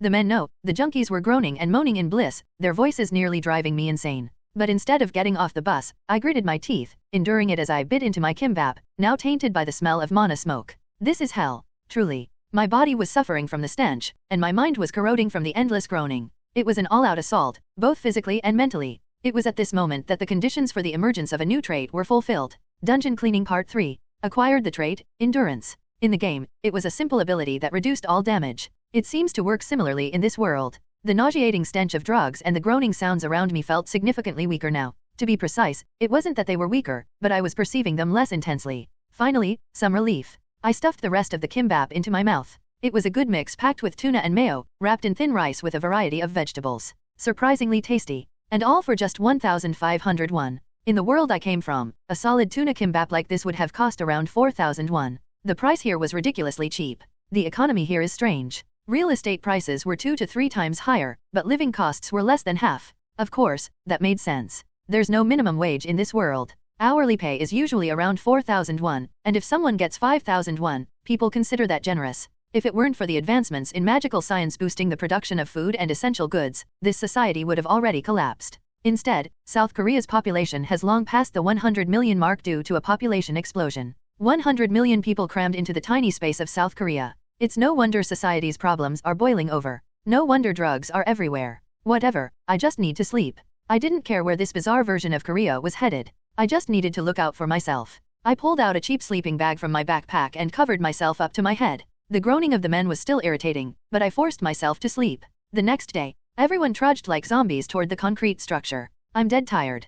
Park, stay away from me. You reek of rotting flesh. Haven't you seen a zombie before? You sure you're feeling alright inside? Yeah, I'm fine. If you're going to mutate, give us a heads up. It's hard to tell with you, your skin's already rotting off. I said I'm fine. Most of the guys looked pretty much the same as they did yesterday when we started. Except for one. Ugh. Hedgehog Head staggered as he walked. Everyone's gaze turned cautious. Kim, are you okay? If you give up now, Kim, we're all screwed. But if you mutate, it'll be even worse. If you're going to mutate, do it while absorbing mana at least. And don't forget to let us know if it's happening. Haha, don't worry. Remember last week? I was like this then too. It was risky last time too. The suppressant hadn't completely reversed Hedgehog Head's mutation. Even last night, his hand had sprouted small spikes where there had been soft fuzz before. And now, his hair had definitely grown longer, with a metallic sheen to it. At least the tips weren't sharp yet, but in my eyes, it was only a matter of time. There were even small spikes on his face that hadn't been there before. I think you should stop here, sir. I couldn't hold back any longer and voiced my concern. The air instantly grew cold. Rodir, with a disgruntled look on his face, snapped at me. Hey, do you know what happens when 8 people start a job and only 7 finish it? I know, but there's no turning back. Kim insisted on coming yesterday, so he has to see it through. If we don't purify all 5 zones, they won't open the gate for us. Maybe you and I could hold out, but if Kim drops out now, 2 or 3 of these guys will drop dead. The other men nodded their heads vigorously in agreement. Hedgehog Head swallowed dryly and spoke up. I'm fine. Let's keep going. Are you sure? Yes. Like I said yesterday, I'm more afraid of the debt collectors than dying. If I quit now, I won't even get paid for yesterday. I'd rather risk dying here than have them crack open my skull. His fists clenched tightly as he spoke, but his eyes wavered. That face. It reminded me of Mr. Lee, the guy with the steel jaw from the boarding house. The one I had seen on that dark street a few nights ago. My chest ached slightly, and I instinctively turned my head away. Yeah, I've done enough. Anything beyond this would be meddling. It's Hedgehog Head's choice, his fate. If he insists on stepping into hell, who am I to stop him? Let's go. Rodir, curt as ever, headed into the concrete structure. Hedgehog Head was the first to follow, putting on a forced smile and trying to chat, but he couldn't hide his trembling hands or shaking eyes. After this, how about a drink? Sounds good. Are you buying? I don't have any money. We'll split it evenly. I'm in. Kim, make sure you get properly purified. If you skip again, you're done next time. 100%. The cleaning proceeded much like yesterday. Rodir and I took the lead, digging into the slimes. Once we cleared them out, the men collected the mana cores and sat back to absorb the contaminated mana. Haa. Ugh. Cough, cough. You weak. This is hell? Absolute hell. I should have studied harder back in school. At novel bin at. The second contaminated zone on the second day. As I absorbed the mana, I suddenly felt a rush of cool air fill my lungs. My chest felt clear, refreshed. It didn't last long before the contaminated mana soiled the feeling again, but I immediately realized what had happened. Acquired the trait, deep breathing. This would speed up my mana absorption. Not only that, but deep breathing also increased mana recovery speed in general. A sense of relief washed over me. Looks like I'll pick up another mana-related trait at this rate. All the traits I've gained so far have been common traits, basic third-tier abilities at best. But now I've met the conditions to acquire a rare first-tier trait. Mana Core. It's one of the few first-tier traits among the common ones, and it dramatically increases mana usage and recovery efficiency. It's most beneficial for mage types, but it's still incredibly valuable for warrior types too. Growling. Just as I was grinning to myself, Hedgehog Head, who had been lying down near the tunnel entrance, suddenly coughed up a mouthful of blood. Hey, Kim, you okay? Damn it, grab the shovel. Anyone got a gun? Rodir shot a cold look at Hedgehog Head. He calmly reached into his bag and pulled out a handgun. Click. The sound of the gun being cocked echoed heavily. Hedgehog Head raised both his hands in panic. Ugh, you ugh. He was trying to say not to shoot, but he couldn't speak properly. Even his tongue had started to mutate. There was no going back now. Rodir aimed the gun at Hedgehog Head, ready to pull the trigger. But just then, ding! The cheerful sound of the green light flicking on filled the air. The heavy tension, like a weight pressing down on us, vanished in an instant. Whoa! Someone let out a long, relieved breath. Kim almost died there. If we had been 1 minute later, he would have been dead. Consider yourself reborn today. Ugh, you yup. Hedgehog Head collapsed to the ground, babbling incoherently. The men quickly rushed to help him up. Let's get out of here. We can't stay in here any longer. Let's hurry and inject the suppressant. Because we'd absorbed the mana contamination, there was still some residue left in our bodies. That's why we needed to inject the suppressant outside. We all stumbled out of the structure, barely holding it together. Unlike yesterday, where they could afford a quick shower before injecting the suppressant, today there was no time for that. As soon as we were outside, everyone hurried to jab their syringes into their thighs or arms. I feel like I'm dying. The suppressant didn't work its usual miracle this time, especially for Hedgehog Head. While the others mostly returned to their normal states, Hedgehog Head's spikes still glistened sharply as he babbled incoherently. Kim, can you hold on? 1 left, only 1. Yeah, just 1 left. Tomorrow's not 2, it's just 1. Hang in there. Survive and you'll get paid. You can head to the temple, make an offering, and get purified. You alive? Got it. Yeah, I'll hold on. The second night at Metropolitan Landfill Number 1. Just like yesterday, the men were soaked in drugs, sprawled out. Hedgehog Head, knowing this was his last shot, was pouring drugs into his system as if his life depended on it. He wasn't just smoking drug-laced cigarettes or using syringes. He even pulled out a green bottle and drank it straight from the neck. At first, I thought it was soju, but I soon realized it was another drug. Every sip made Hedgehog Head visibly lose his grip on reality. HRK. I'm wasted? Were the drugs acting as both a suppressant and a treatment? His babbling seemed to have improved. Even the sharp tips of his spikes looked slightly duller. But at the end of the day, drugs were just drugs. A temporary fix at best. I glanced at his reflection in the bus window, his distorted face gleaming eerily, then drifted off to sleep. Finally, the last day. Not even an hour into absorbing mana in the 5th zone, Hedgehog head started convulsing. HRRRK. What spilled from his mouth wasn't just blood. It was a thick black liquid, full of sand-like black spikes. His mutation had fully begun. Damn it, Kim, get a grip. It's almost over. This is the last one. Just a little longer. Anyone have holy water? Holy water. The men frantically rummaged through Hedgehog Head's belongings, but all they found was one thing. An empty green bottle. Damn it. Shit. Anyone got holy water? Even the lowest grade stuff will do. Anyone? No one responded. I chuckled inwardly. I could see the truth behind the desperate calls for holy water. Wanna bet? At least half the guys here probably have some holy water on them. But they're not giving it up. Why would they? Even if Kim survives today, he won't live long. He's either going to die soon or end up a full-blown junkie. Who would waste expensive holy water on someone like that? Someone who's not even family. Rodir, who was unconsciously stroking his own leg, was thinking the same thing. That's human nature. Honestly, if I were in their shoes, I wouldn't offer up my holy water either. That single bottle of holy water might be the one thing that saves my life. You're trash. I'm trash too. Once I accepted that, it became easier to bear. Still, I decided to help in my own way. Maybe he'll survive. Maybe he won't. Take him outside. Huh, rookie. The men stared at me, confused. I gave a small nod of my head. I'll cover for him. I can hold on for a while longer. Take him out and wait. If I can't hold out, I'll call you in to switch. I was offering to absorb the contaminated mana alone. The door would remain open, so some of the mana would leak out, but not too much. The men's faces lit up. Are you sure? Will you be okay? If something happens to you, I'll be fine. I'll call for help if I can't handle it. Promise? You have to call. Just say the word and we'll be back. They practically sprinted outside, dragging Hedgehog Head with them. He was flailing, his spikes growing longer and sharper. His odds were 50-50. If he held out, he'd live. If not, he'd mutate and become a contamination creature. Rodir stared hard at me. Why are you doing this? Who knows? I shrugged lightly. We'd only met recently. Whether he lived or died shouldn't have mattered to me, but the thought of him dying right in front of me left a sour feeling in my chest. So, I decided to help. I could absorb contaminated mana several times over without it affecting me. I wouldn't mutate or die, no matter how much I pushed myself. I knew that for certain. Hoo. I closed my eyes and took a deep breath. With deep breathing and mana absorption, I could take in a massive amount of contaminated mana. The traits I had selected at the moment were deep breathing, mana absorption, contamination resistance, endurance, vigor, wound recovery. It was surprisingly easy to handle. I could easily purify this entire zone on my own. Of course, I'd need some serious rest afterward, but it was manageable. Urgh.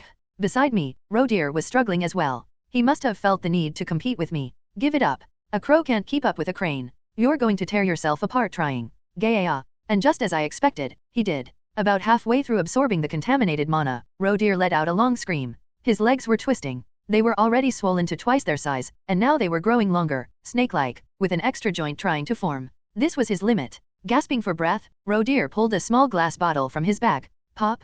He bit off the cork and poured the liquid onto his legs. The liquid was as clear as water but seemed to shimmer like starlight. Sheath! A cloud of white steam rose, and something miraculous happened. The legs that had been lengthening and twisting suddenly snapped back to normal. Not just normal. They reverted to the way they were before we even entered the first zone, back to how they were when I first met him at the office. Ha, ha. Rodir panted heavily. He tossed the empty bottle aside and avoided meeting my eyes. Then, silence. Rodir kept his mouth shut, and I pretended not to notice, focusing on my breathing. A while later, suddenly, my heart began to ache, like I'd been stabbed, but the pain melted away in an instant. My heart pounded, sending a rush of heat through my entire body. It had finally arrived. I clenched my fists. Acquired the trait, Mana Core. I'd now obtained everything I could from this landfill. It's over. Rodir murmured, his face pale. The green light was shining brightly again. The ventilation system roared to life, clearing the air and sending a gentle breeze through the space. The day's work was done. Unfortunately, there was no time to rest. Guruor? A monstrous roar echoed from beyond the open door. Ah, help. Rodir? Rookie? Help us. Terrified screams followed. Rodir's face hardened. Shit. He bolted outside. So, it's come to this. I grabbed my discarded shovel and followed him. When I stepped out into the tunnel, I saw it. A massive hedgehog-like creature standing under the flickering fluorescent light. And Rodir flying through the air, blood spraying from his body. Hedgehog Part 1. No. A scream filled with horror and despair echoed through the tunnel. The men were watching from a distance, too far away to do anything. No one seemed to be dead or seriously injured, at least not yet. But it was only a matter of time. Kikaika-kick. Kikaika-kick. The hedgehog mutant let out a grotesque laugh. It was towering, at least a head taller than me. Its entire body was covered in thick muscle, and instead of hair, metallic spines extended from its head, glinting ominously. I paid close attention to its arms, especially its fists. What level is this thing? While its trapezius, biceps, and triceps bulged as if they were about to explode, the forearms looked surprisingly weak. Its lower arms were out of proportion with the rest of its body, making it look cartoonish like something you'd see in a comic book, with an overdeveloped upper body and small, childlike hands. In other words, it was a level 1 mutant. Because the base body of Hedgehog Head wasn't particularly strong, it hadn't reached level 2. Phew. Clang. I tossed the shovel aside and stepped forward. Kick. The hedgehog mutant's beady eyes darted toward me. Run away. Rodeer, who was pinned against the wall and coughing up blood, shouted weakly. Rookie? Crush that thing. We're counting on you. Just kill it already. The men who only knew how to run their mouths cheered me on. Kia. The hedgehog mutant charged at me. Boom. The sound was terrifying. The wide tunnel seemed to shrink under the bulk of the creature as it rushed at me. I bit down hard on my lower lip. I had absorbed mana contamination to the brink of my limits, but I hadn't purified or processed it yet. I was still at level 0. If I fought this thing head-on in my current state, I'd lose for sure. But the 10,000 hours I spent playing Arcane Seoul hadn't been for nothing. I quickly came up with a solution. First, I tensed my entire body. My muscles tightened, my neck stiffened, and blood vessels bulged in my eyes. A drop of sweat formed on my forehead as the world slowed down around me. This was the state of hyperfocus. With sharp, glaring eyes and a clenched fist, I focused on just one thing. Remove wound recovery. That's a trait that would be more useful after the fight. Remove vigor. Same reasoning, better for a long-term fight, but right now, I needed a burst of strength. Next, I summoned new traits. Activate strength, mana core. My heart pounded hard. Heat surged through my body, and I felt the mana rushing toward me. Thud. A thrilling, fiery sensation shot up to my brain. My muscles swelled with power. The intense surge was almost enough to knock me out, but I held on, barely managing to stay in control. I had activated strength, to amplify my physical power. Endurance, to reduce all physical and magical damage. Mana absorption, to consume mana at will. Deep breathing, to increase mana recovery speed. Mana core, to enhance my mana and manage it efficiently. And lastly, the final lock and trigger, contamination resistance. Come at me. I roared as I charged forward. The hedgehog mutant and I collided. Both of us relying solely on brute strength, throwing ourselves at each other with no finesse or efficient moves. GRRK. I was the one who went flying. I smashed into the wall with a thud and let out a groan. Damn it. Let's get out of here. Somebody save us. The man instantly turned tail and ran. Rodeer, still collapsed across from me, looked at me with a pained expression. Kick. The hedgehog mutant burst into laughter again. Humph. I snorted and got back to my feet. Then I made a switch. I replaced endurance with the new trait I had just obtained, toughness. I hadn't charged in recklessly just to get hit. The toughness trait only reduced physical damage, but it reduced much more than endurance, and, more importantly, it met the condition for acquiring a certain trait I was after. Let's do this, bastard. I charged straight at it again. I drove my fist into the mutant's lower abdomen. Keek. It was a solid hit. The hedgehog mutant staggered back a few steps, a look of disbelief on its face. But only for a moment. Greya. It roared and threw a counterpunch at me. The fist enlarged rapidly in front of my eyes. There was no time to dodge. I gritted my teeth and raised my left forearm at a right angle to block the blow. Crack. Gah. My arm broke. Stars exploded in my vision, and searing pain shot down my spine like ice-cold lightning. I had expected it, but the pain was unbearable. My body instinctively wanted to curl up, but I refused to let it. If I backed down now, there was only one possible outcome. Death? If I didn't want to die, I had to move forward. If I wanted to survive in this hellish world, I had no choice but to keep fighting. I screamed as I threw my fist again. Die. I poured every ounce of frustration into that punch. I released the pent-up anger, the confusion, the despair I'd felt since being thrown into this world. All of it exploded at once. Thud. The hedgehog mutant's body shuddered violently. Though I had struck its stomach, its whole upper body shook, and its head jerked back. But that was as far as I got. Greya. The hedgehog mutant swung another wide punch. A clumsy, inefficient attack. But I wasn't any better. I was just a former laborer who did grunt work and played games. What skills did I have to dodge something like that? Boom! The blow landed with a deafening crash, and my arm broke again. I nearly blacked out, but I gritted my teeth and held on. I knew that, as someone who hadn't even reached level 1 yet, going toe-to-toe with a level 1 mutant like this was beyond foolish. But I also knew something else. Stupid, reckless, and seemingly impossible situations like this are exactly when traits get triggered. Arg. I swung my fist again. I hit it once and got hit in return. Greya. Our roars echoed through the concrete tunnel. It was a brutal, primal fight. A clash of raw power. And I was losing. My left arm hung uselessly at my side, and my right fist, unprotected by any armor, was bloodied and torn. But I kept moving forward. Despite the pain, despite everything, I continued my charge. Not thinking about anything else, focusing solely on the hedgehog mutant in front of me, I swung my fist once more. There was only one thing I needed. Strength. More strength. Stronger than before? As I endured the excruciating pain, I swung my fist again. And that's when it happened. A strange sensation shot through my right arm. A scorching heat, as if it were being branded with a hot iron. At the same time, an icy chill, like a bucket of cold water had been dumped over me. For a moment, I thought I saw a flash of blue lightning before my eyes. From my heart, from my entire body, from my mind, an unfamiliar sensation surged through me like a fountain. Crunch. My fist buried itself in the mutant's abdomen. This time, the impact felt completely different. Urgh. The hedgehog mutant coughed up blood. It was a solid hit. The hedgehog mutant looked at me with eyes full of disbelief. This was the power of the trait, mutant muscle. A trait that can only be acquired when both mana core and strength are active. Die. Greya. But the hedgehog mutant wasn't about to back down. With renewed fury, it charged at me again. And we resumed trading punches. I coughed up blood. Actually, more than just blood, I was taking some serious hits. My face, my stomach, every part of my body was aching. One of my legs was broken, and my eyelids were so swollen I could barely see. Thuriak. Greya. But I kept charging. Again and again, I threw myself at it. With blood rising in my throat and my heart pounding like it was about to explode, I felt it. I felt the birth of a new trait. Mutant body. Just as my strength had been replaced by mutant muscle, my toughness was now replaced by mutant body. Now, I was no longer at a disadvantage. My broken left arm had already healed. Though my body was slightly smaller, I was standing toe-to-toe with the hedgehog mutant, trading blow for blow. Superhuman. I think I heard someone say. Or maybe I didn't. I was too focused on the hedgehog mutant to care. Greya. The mutant roared and drove its fist into my chest. I couldn't block it in time.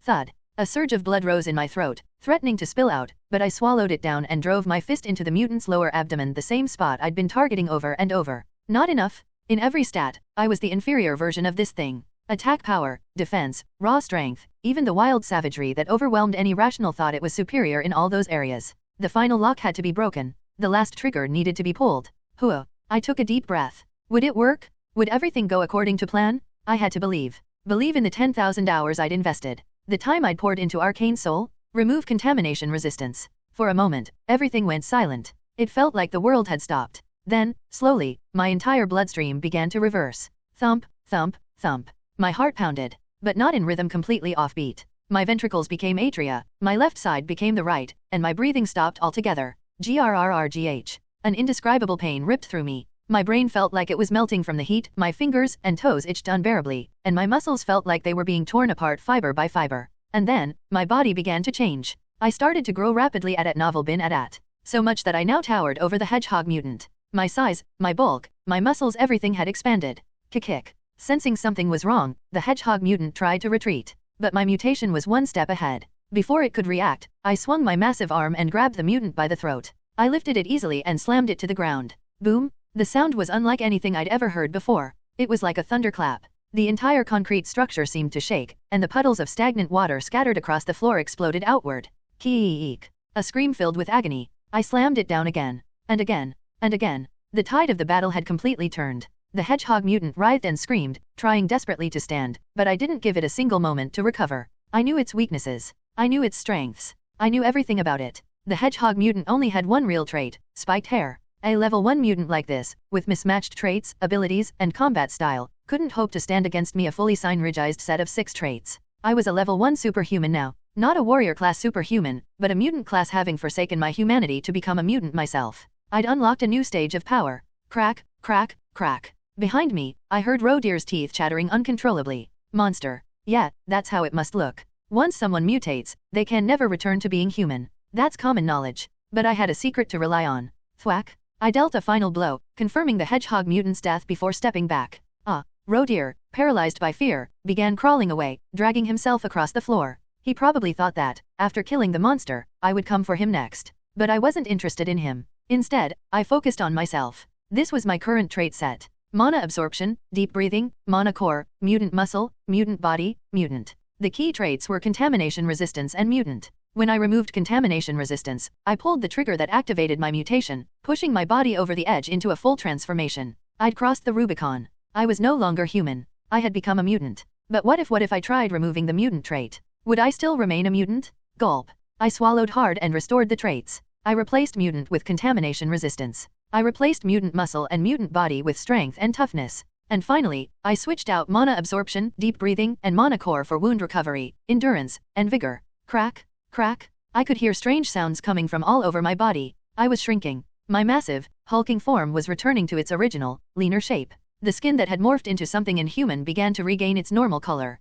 It was like watching time rewind. The world no longer appeared red. The dim light of the fluorescent bulbs, the shadowy concrete structure, it all looked the same as before. Bingo. My calculations were spot on. Huff, huff. Rodeer, gasping for breath, stared at the me that had reverted back to a human form. Hedgehog Part 2. Rodeer's eyes trembled. This can't be real. His gaze then locked onto my face as if nailed there. A superhuman? You're really a superhuman. His tone had changed a bit. I shook my head. Not yet. If I wanted, I could summon the mutant trait and instantly become a superhuman. But the after effects would be brutal. My whole body felt like it had been beaten to a pulp. The dizziness was so intense that it felt like the world was spinning. Even with the vigor trait, I'd probably need several days of complete rest. Suppressing the urge to collapse right then and there, I walked over to the hedgehog mutant's corpse. I placed my hand on its chest and temporarily activated the extraction trait. With a swift pull, I yanked something out from between the mushy ribs. A small stone, about the size of a pinky finger. It was glassy and translucent, with an oily sheen, like a strange film floating on water.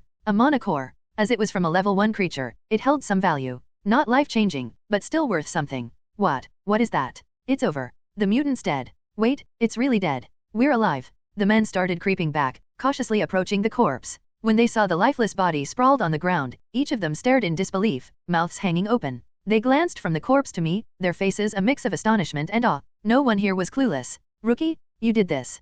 Holy. You're amazing. A guy like you, in a place like this. They all clearly thought I was a superhuman. To be fair, only a superhuman could kill a level 1 mutant. Sure, if they had a high-caliber shotgun or an automatic rifle, they might stand a chance. But they had neither. I didn't bother correcting them. It's not like I was going to see them again after today. Explaining that I wasn't a superhuman would just be a waste of breath. Only Rodeer quietly approached and whispered something to the men, likely telling them I said I wasn't a superhuman yet. Let's head back. Yes, right away. Everyone, let's go. What about it? One of the men pointed to the body. Another man gave a bitter smile. If we tell the government, they'll take care of it. Things like this happen from time to time. Right, I figured.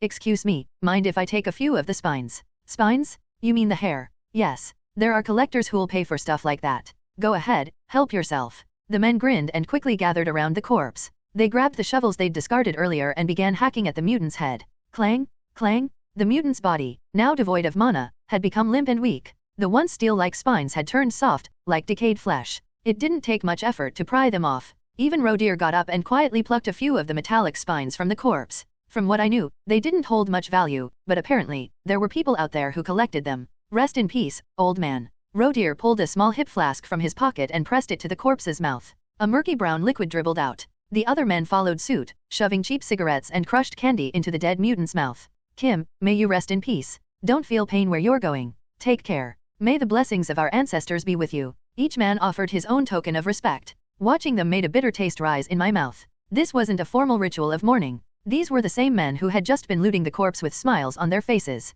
Now they were waving the body off as if it were nothing. But I wasn't one to judge. I'd started the looting by extracting the monocore. With one last glance at the body, I turned away. No one said a word as we walked. The damp air and the oppressive atmosphere hung over us like a heavy blanket. Finally, we arrived at the exit. The door opened, and instead of the dim light of flickering fluorescent bulbs, bright sunlight poured in like a flood. The fresh air was so clean and crisp that I instinctively flared my nostrils. Whoa, finally, we're out. I thought we were dead. That took forever, an eternity. We survived. Anyone up for drinks? Didn't you have to pay off 200,000 this month? I'll just take another cleaning job tomorrow. They won't cut me open. They'll squeeze as much out of me as they can, like they always do. Are we celebrating with pork belly today? Are you nuts? Do I look like I have money for that? I'll buy you all some beef stew at least. Beef stew again, huh? If you don't want it, suit yourself. We didn't even go back to the office. We just knocked on the door, and the government worker who had let us in that morning came out, walking lazily as ever. You're already done? Huh, looks like someone's missing.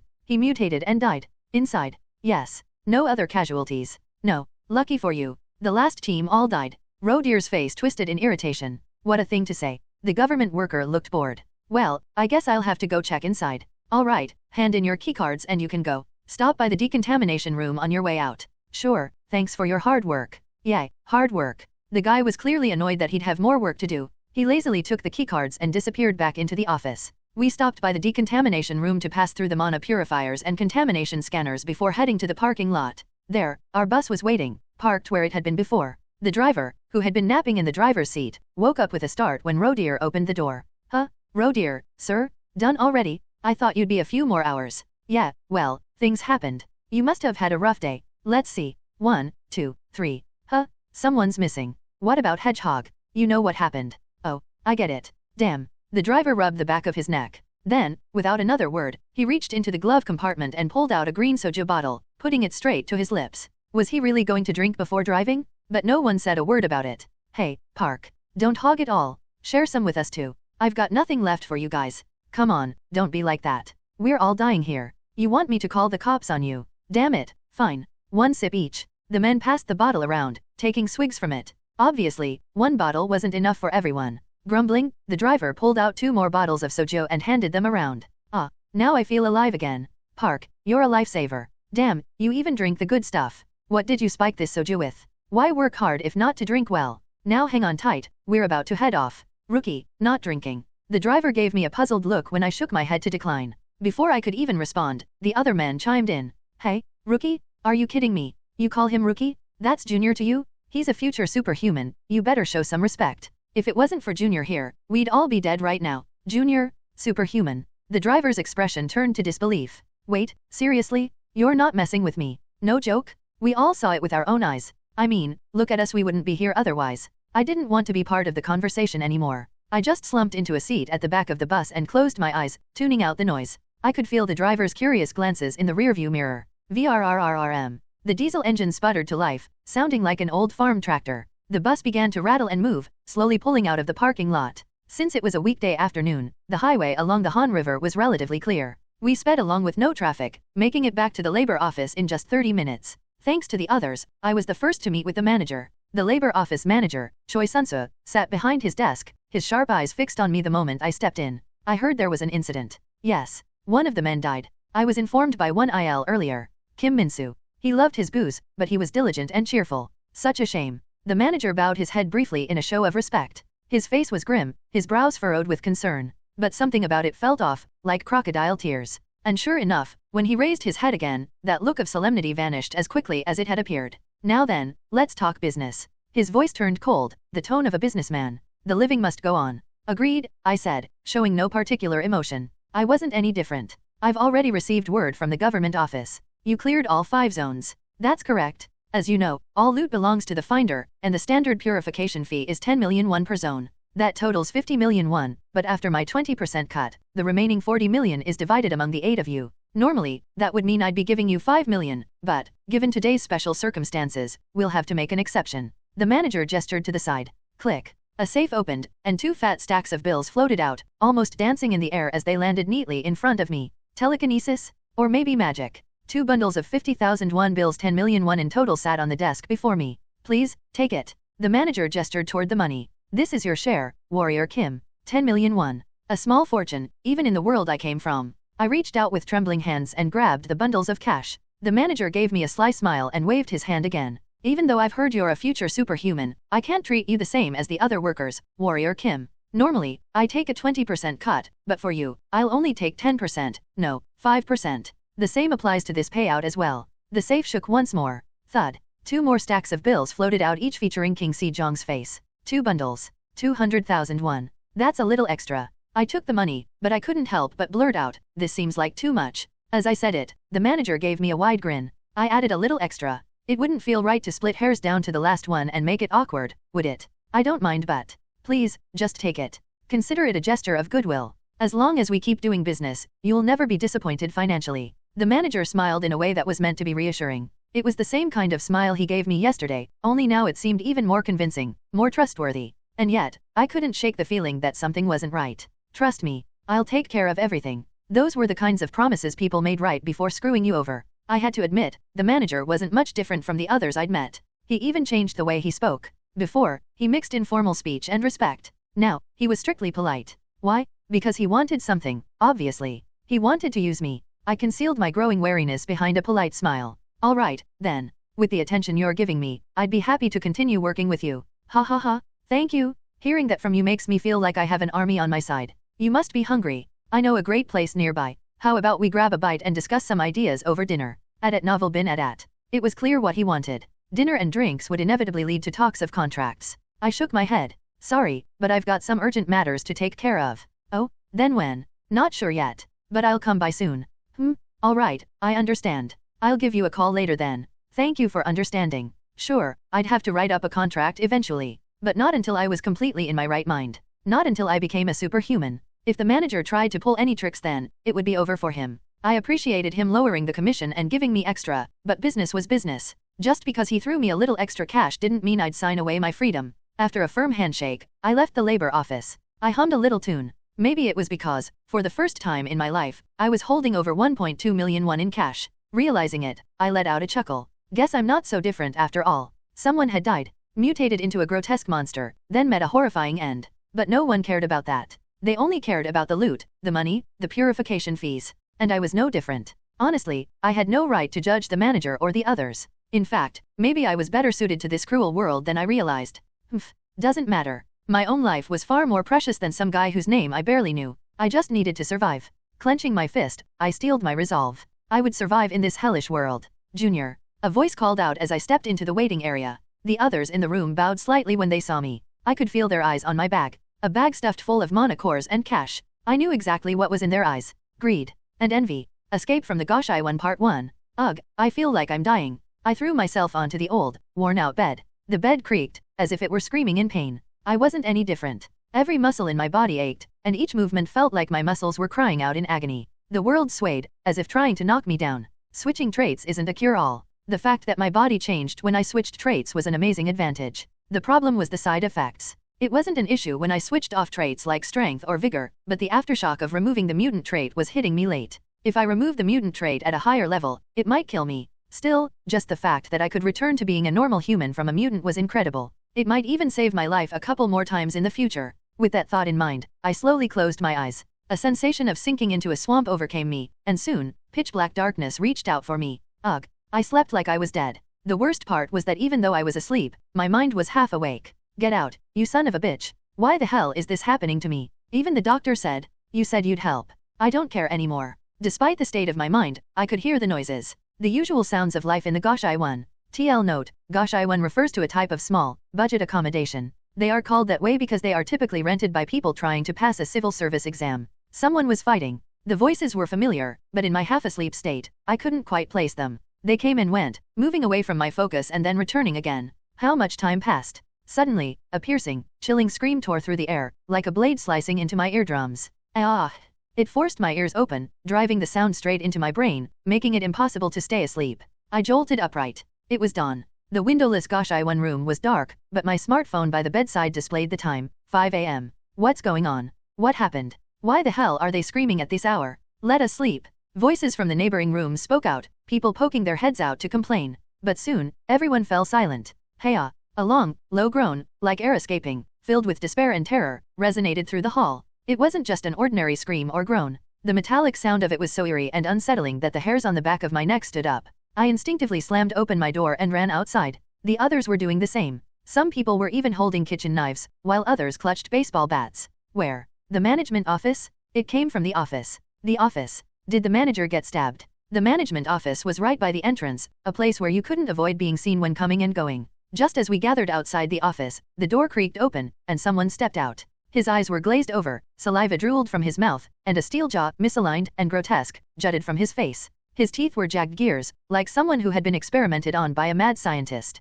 In his hand was a knife, stained with blood. Damn it. Holy shit. Through the open door, we could see the landlady lying on the floor. Blood was pooling around her body, spreading quickly. Her body trembled, but the amount of blood she had lost was already fatal. Unless a priest from the temple arrived to use holy power, there was no saving her. He. The man with the steel jaw, Mr. Lee, giggled as he looked at the knife in his hand and waved it around playfully. Be back off? Get back. The Goshai 1 residents grimaced. That bastard's on drugs. He was always crazy, but now he's high too. Let's just step aside. We're not the police. What are we going to do? Arrest him? Nobody wanted to risk getting stabbed over this. There was a shared understanding, stay out of it, don't get involved. I clenched my fist, staring at the steel-jawed man. Should I take him down? I could. No matter how high he was or how dangerous the knife looked, he was still just an ordinary human. Even though I wasn't a level 1 yet, with my strength and bright eyes traits, I could throw a few pieces of furniture and charge at him. He wouldn't stand a chance. But, there was no reason to. I glanced at the fallen landlady inside the office.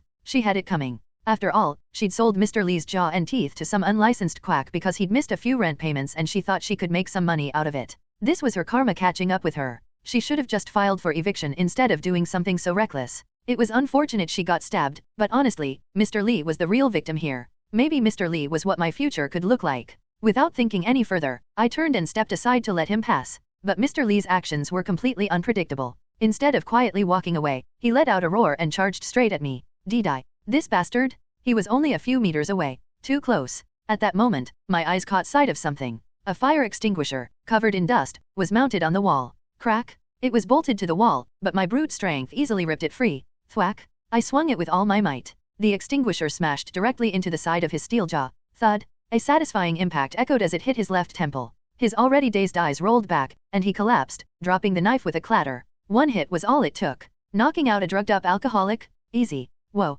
Holy crap, that was amazing. I heard Mr. Lee used to be quite a fighter when he was young. Of course. It's Warrior Kim. He's living up to his name. He's not dead, is he? No, he's alive. I checked his carotid artery, it was pulsing steadily. Feigning calm, I let out a quiet sigh of relief. I'd been a little worried. No matter what, I didn't want to be responsible for killing a person. It was different from the hedgehog mutant, which had already transformed into a monster. But Mr. Lee, he was still human. Shouldn't we call the police? A young woman in her early 20s asked, trembling. A bald man scoffed. The police? You think they'll come even if we call? They've already given up on this area beyond the neighborhood park. But, someone died. You know how many people die in Korea every day? Sure, call the cops if you want, but be warned they'll make your life hell. Sometimes the person who reports the crime ends up being treated like the criminal. No way, it's true. I've seen it myself. The cops are more focused on their stats than anything else. And hey, go ahead and call, but wait a little. Why? Instead of answering, the bald man entered the office. He clicked his tongue at the sight of the sprawled landlady and pulled a thin wire from his pocket. Another man shook his head in disapproval. Come on, Mr. Yang. A person's dead, and you're really doing this. Does a corpse feed me? If you don't like it, go back to your room and pretend you didn't see anything. But don't take your share later. Now, I didn't say that. The bald man went over to the safe in the corner with his wire. He skillfully inserted it into the lock, and within moments, the safe clicked open. Gulp. Someone swallowed nervously. The safe door swung open, revealing several stacks of cash inside. The bald man spat on the floor. Pfft. She was so greedy about collecting rent, but all she had was 600 grand. 600? That's it. Damn. I should have taken it all for myself. The bald man scanned the crowd. It was loud enough that everyone in the Goshaiwan had gathered here. Though the Goshaiwan was small, it was packed like a chicken coop. At least 20 people were present. If we split it equally, each person wouldn't even get 30,000 won. I waved my hand dismissively. I'm good. Oh, come on. Warrior Kim, you should take the biggest share. I'll just consider it payment for my rent. It was already nerve-wracking enough that someone had died. But now they were casually cracking open the safe, dividing the dead woman's money, like it was no big deal. Even scarier was the fact that everyone here thought this was perfectly normal. Even the young woman who had suggested calling the police was now staring at the money with greedy eyes. I need to get out of here. No, I needed to leave this entire neighborhood. Wouldn't it be better to move somewhere in the center of Seoul, or at least to a middle-class area? Maybe near that neighborhood park where I'd collected traits a few days ago. I'm leaving. Consider me out of this. Fine. Just make sure to cover your tracks. We don't want the Iron Fist Gang getting involved. The Iron Fist Gang. Yeah, they've taken over this area. The boss has a nasty temper, so getting mixed up with them is a headache. I'm sure the landlady was paying them protection money too. The young woman, who had been listening, asked worriedly. Then, shouldn't we leave the money alone? If you're scared, don't take it.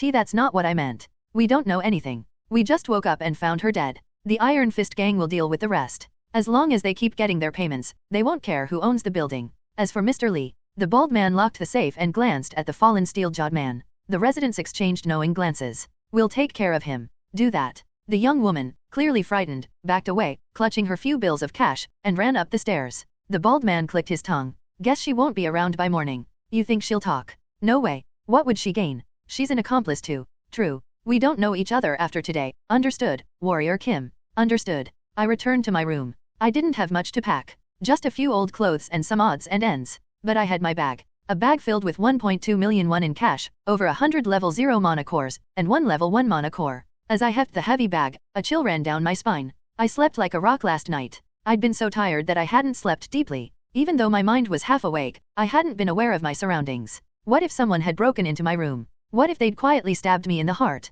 I would have died without making a sound. The image of the bald man picking the lock flashed before my eyes. He was probably a petty thief in his past. There was no way he was the only person in this Goshaiwan or this alley who knew how to pick locks. And these people? They wouldn't hesitate to kill someone for a chance at pocketing a million won. This place is dangerous. I needed to leave, not just for my mental health but for my life. I grabbed my bag and quickly made my way down the hallway. The residents were still gathered in front of the office, whispering among themselves. Strangled with a rope. Maybe we should just ask Dr. Park. Cybernetic limbs are better than a corpse. The landlady's daughter. Her younger brother. Iron Fist's Kim Chul-kwan. Nobody paid attention to me as I walked by. Well, except for one person, who briefly glanced at my bag before hurrying inside to grab whatever belongings they had left behind. At this point, I couldn't even muster a laugh. Sigh. I walked down to the park where I'd collected traits a few days ago and sat on a bench. The sky was slowly beginning to brighten. The long shadows stretched out like the claws of a witch, scraping across the world. I have to move. Sitting here aimlessly wasn't going to help. I'd already made a promise to myself. I'd survive. To do that, I had to get through today and keep moving forward toward tomorrow at novel bin at. I had money and abilities. What reason was there to look so miserable? Compared to the time I got scammed out of my deposit and ended up living in this Goshai one, this was nothing. Sure, I had some credit card debt, but I could pay it off by going mining again. Let's go. Now that I'd escaped the Goshai one, I needed to find a new place to live. I headed straight to the real estate office I'd checked out beforehand. Gwanak District, Seoul. In a real estate office, I sat across from the agent, a desk between us. So, security is your top priority. Yes. After going through some rough experiences, safety became my #1 concern. As you probably know, homes with good security are quite expensive. You're not planning to buy, are you? No, I'm looking to rent. Rent, huh. The real estate agent scanned me from head to toe, as if sizing me up. Worn out clothes. A similarly worn out bag. His gaze lingered for a moment on my bulging bag, then he cautiously asked, "What's your budget?" "I'll try to find something that fits. I can afford a deposit of 10 million won and a monthly rent of 1 million. TL note, around $7.6 thousand deposit with a rent of around $760. Yeah, not gonna happen buddy. 10 million for the deposit, and 1 million for rent. That'll be tough. Really? I thought that should be enough for a decent office hotel. Even though housing prices in Seoul were insane. No, wait. I frowned, suddenly remembering a fact. Housing prices in this world were almost double or even triple what they were in my original world. Even the one Pyong Goshai one I just left today cost a 5 million won deposit with 400,000 won in monthly rent. TL note, around $3.8 thousand deposit with a rent of around $300. How does that make any sense? The 2 Pyong Goshai one I lived in back in the original world wasn't even close to this expensive. It was all because of overcrowding. The population of this version of South Korea had surpassed 100 million people. Sure enough, the agent dropped another bombshell. With that budget, you won't be able to get into an office hotel. What? Even if the room's small, it's fine. I just need a place to sleep. You're aware this area has relatively low housing prices, right? But still, to rent a 5 Pyong office hotel here, you'd need at least a 30 million won deposit and 1.5 million won in monthly rent. 10 million and 1 million simply won't cut it. My head started to spin. Back in my original world, with a deposit of 10 million won and a monthly rent of 1 million, I could have gotten a 1.5 room office hotel, maybe even a 2 room if I found a good deal. It felt like the cultural shock I experienced on my first day was hitting me over the head again. So, where can I live with that budget? Preferably somewhere with good security. Well, office hotels and apartments tend to have the best security. Can you afford to pay a bit more rent? Well, technically, yes. I had 1.2 million won in cash and plenty of mana cores I hadn't synthesized yet. But that money was meant for acquiring new traits. I couldn't get bogged down with housing expenses. Seeing my hesitation, the agent's eyes darted around before he spoke again. Well, there's an option. What is it? You could move into a managed studio. A studio? But what's a managed studio? The agent lowered his voice as if he were sharing a secret. A managed studio can, in some ways, be better than an office hotel or apartment. Office hotels and apartments have armed security guards, which makes them expensive, plus there are high maintenance fees. That's true. A managed studio, however, is fully controlled by the owner from top to bottom. There are armed guards as well, and if a crime happens, they'll definitely take revenge. That's why thieves and robbers won't dare break in. They're too scared of losing a hand. Something felt off as I listened. Revenge? Losing a hand? My voice dropped too. Who are these owners? There are several, but around here, you'd be dealing with the Dagger Gang or the Iron Fist Gang. The Dagger Gang is cheaper, but the Iron Fist Gang is more expensive, though their management is more reliable. The two are competing, but the Dagger Gang is losing ground. The Dagger Gang? The Iron Fist Gang? Was he seriously suggesting I move into a place run by a gang? I let out an audible sigh, prompting the agent to hurriedly backtrack. Sir, with a budget of 10 million won deposit and 1 million rent, the only option for good security is a managed studio. A regular studio? A Goshai one? You're asking to get stabbed in your sleep. You'd be lucky to just lose your money. Managed studios might be in sketchy areas, but they're clean, spacious, and safe. As long as you stay on the gang's good side, you'll be safe on the streets too.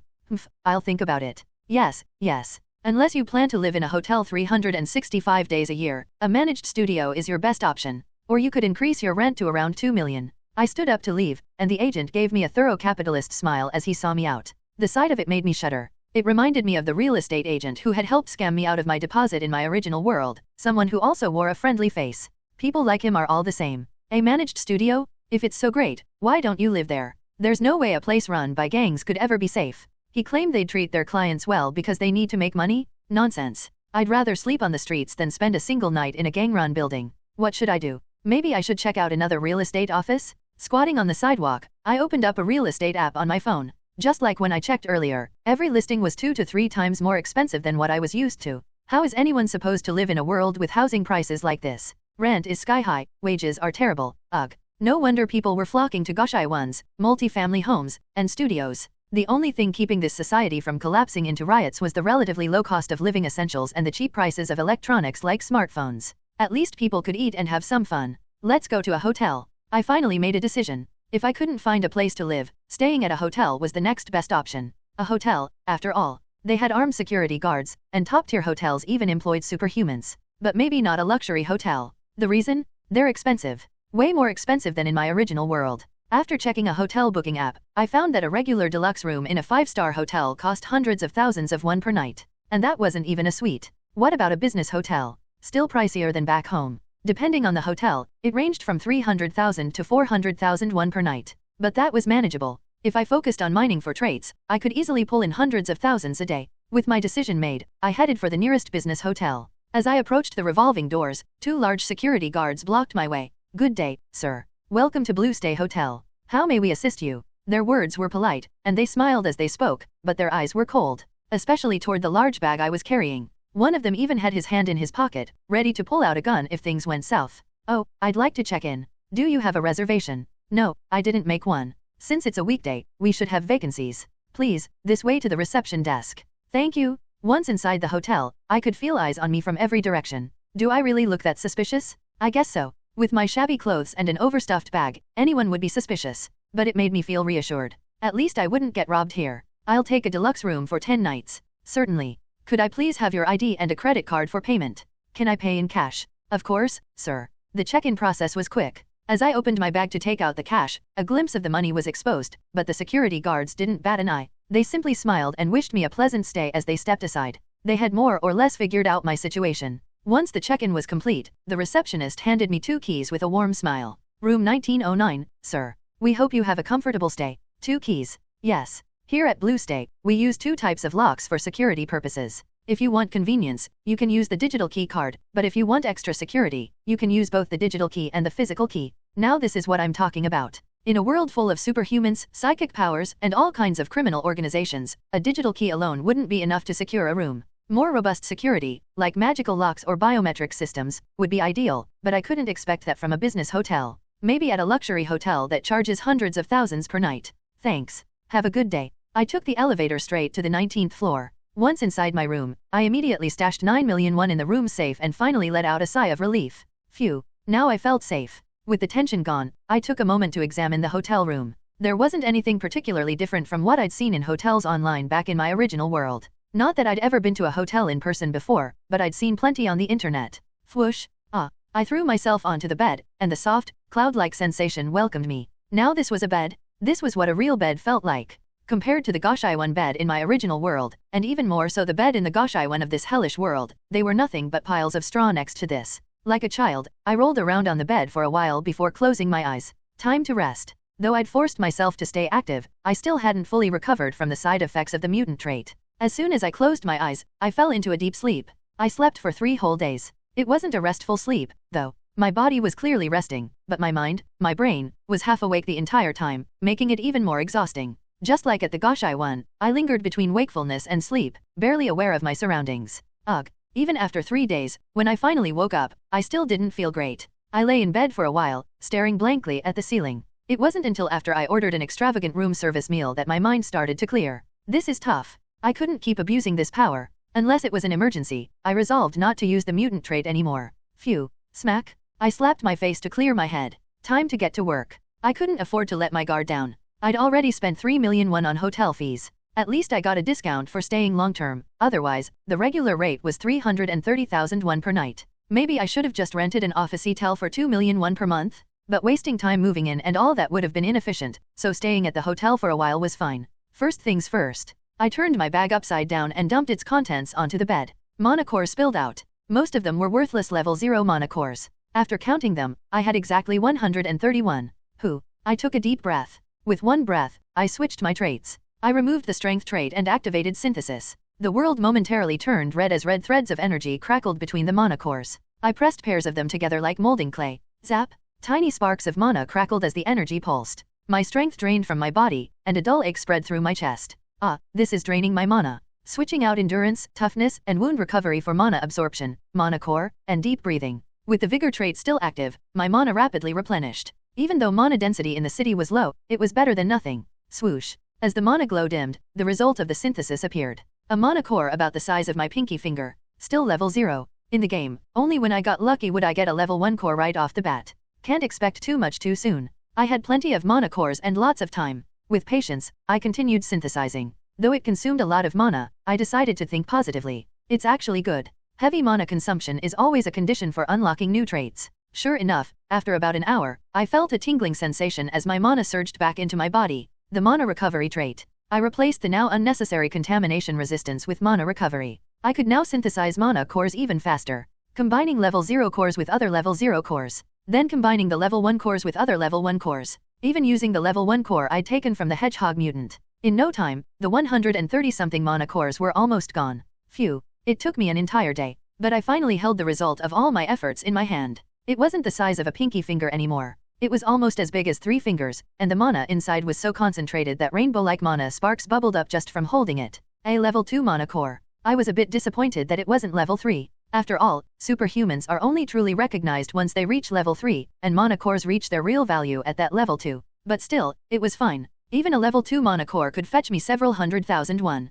Collecting those trashy level 0 mana cores and turning them into a few 100,000 won? That's pure profit. Should I sell this or not? That thought crossed my mind. It usually takes about 10 to 20 cores to synthesize a higher grade mana core. Obviously, a single level 3 mana core is worth several times more than 20 level 2 cores. So in theory, it would be smart to hold out, but my gut told me otherwise. Let's not push it. When you let things drag on for too long, you're bound to get caught. If I suddenly showed up out of nowhere selling a level 3 mana core while still working as a janitor cleaning up level 0 monsters, someone would inevitably figure out that I had the ability to synthesize mana cores. And after that, I'd end up in a can, forced to synthesize cores for the rest of my life. No, I'll stop at level 2 for now. I'll make a level 3 core when I have the strength to protect myself. Still, I couldn't deny the sense of satisfaction. Chuckling to myself, I packed the mana core in my bag and left the hotel. I planned to sell the core, grab a nice meal with the money, and then head back. Just by chance, I locked eyes with a man standing in an alleyway beyond the hotel. Early June. It was a gloomy, sticky day, yet the man was wearing a long coat with the collar turned up. His baseball cap was pulled low over his eyes, and he wore a black mask that concealed his face. Was it my imagination, or did his eyes seem familiar? He didn't look away, nor did he seem interested in me. After a few seconds, his gaze shifted back to the hotel. The guards at the hotel entrance were on edge, clearly sensing something off about him too. Thanks for your hard work. Adat novel bin adat. I deliberately greeted the guards, who bowed their heads in return. Take care, sir. We have a bad feeling about this. Thank you. Surely, he wasn't here for me, right? There's no way. Why would anyone bother with a small fry like me? But just in case. I touched my bag and glanced at the guards' bulging pockets. I decided then and there I needed to buy a weapon. Especially a gun. I didn't need a big, fancy weapon. Something suitable for dealing with level 0 or level 1 threats would be enough. It would be even better if I could get some armor too. In the end, it all comes down to money. No matter what, I needed money. Unless I wanted to spend the cash I'd stashed in the safe, I'd have to sell the mana core. Conveniently, there was a gun shop near the exchange I had already scoped out. As I walked, guided by the map, I found myself on a familiar street. The street where the labor office was located. I guess it made sense that similar businesses would be clustered together. There were several labor offices here, not just Choi's labor office. In addition, there were shops like the exchange, gun stores, and magic shops. The exchange I was headed for specialized in buying and selling materials from contaminated creatures, monsters, and magical beasts. Creak. I entered a reasonably sized shop, where a white-haired man greeted me with a friendly smile. Welcome, how can I help you today? I'm here to sell something. As soon as I said sell, the owner's eyes changed. Like the others, he scanned me from head to toe, his expression turning wary. Just so you know, we don't buy level 0 mana cores. They're useless to us. Honestly, I'd rather buy a used smartphone or a portable battery that's been chewed up by a contaminated creature. I understand. Level 0 mana cores were trash, and even level 1 cores didn't fetch a great price. Instead of explaining further, I opened my bag. A faint rainbow-colored glow began to seep out. Even though I had wrapped the core tightly in black plastic, the light still shone through. Oh ho! The shop owner let out a quiet gasp. If it's glowing like this, could it be a level 2? Yes. Please, take a look for yourself. I handed the plastic-wrapped mana core to the owner, who accepted it carefully. He put on latex gloves and unwrapped the core. Whir! The mana core immediately let out a low hum, asserting its presence. The shop owner's eyes spun in their sockets. Haha, a real level 2 mana core. Just a moment, I'll measure its energy. Next to the owner was a digital scale, which he placed the mana core on. The device began to hum and glow as it analyzed the core. Zap, zap.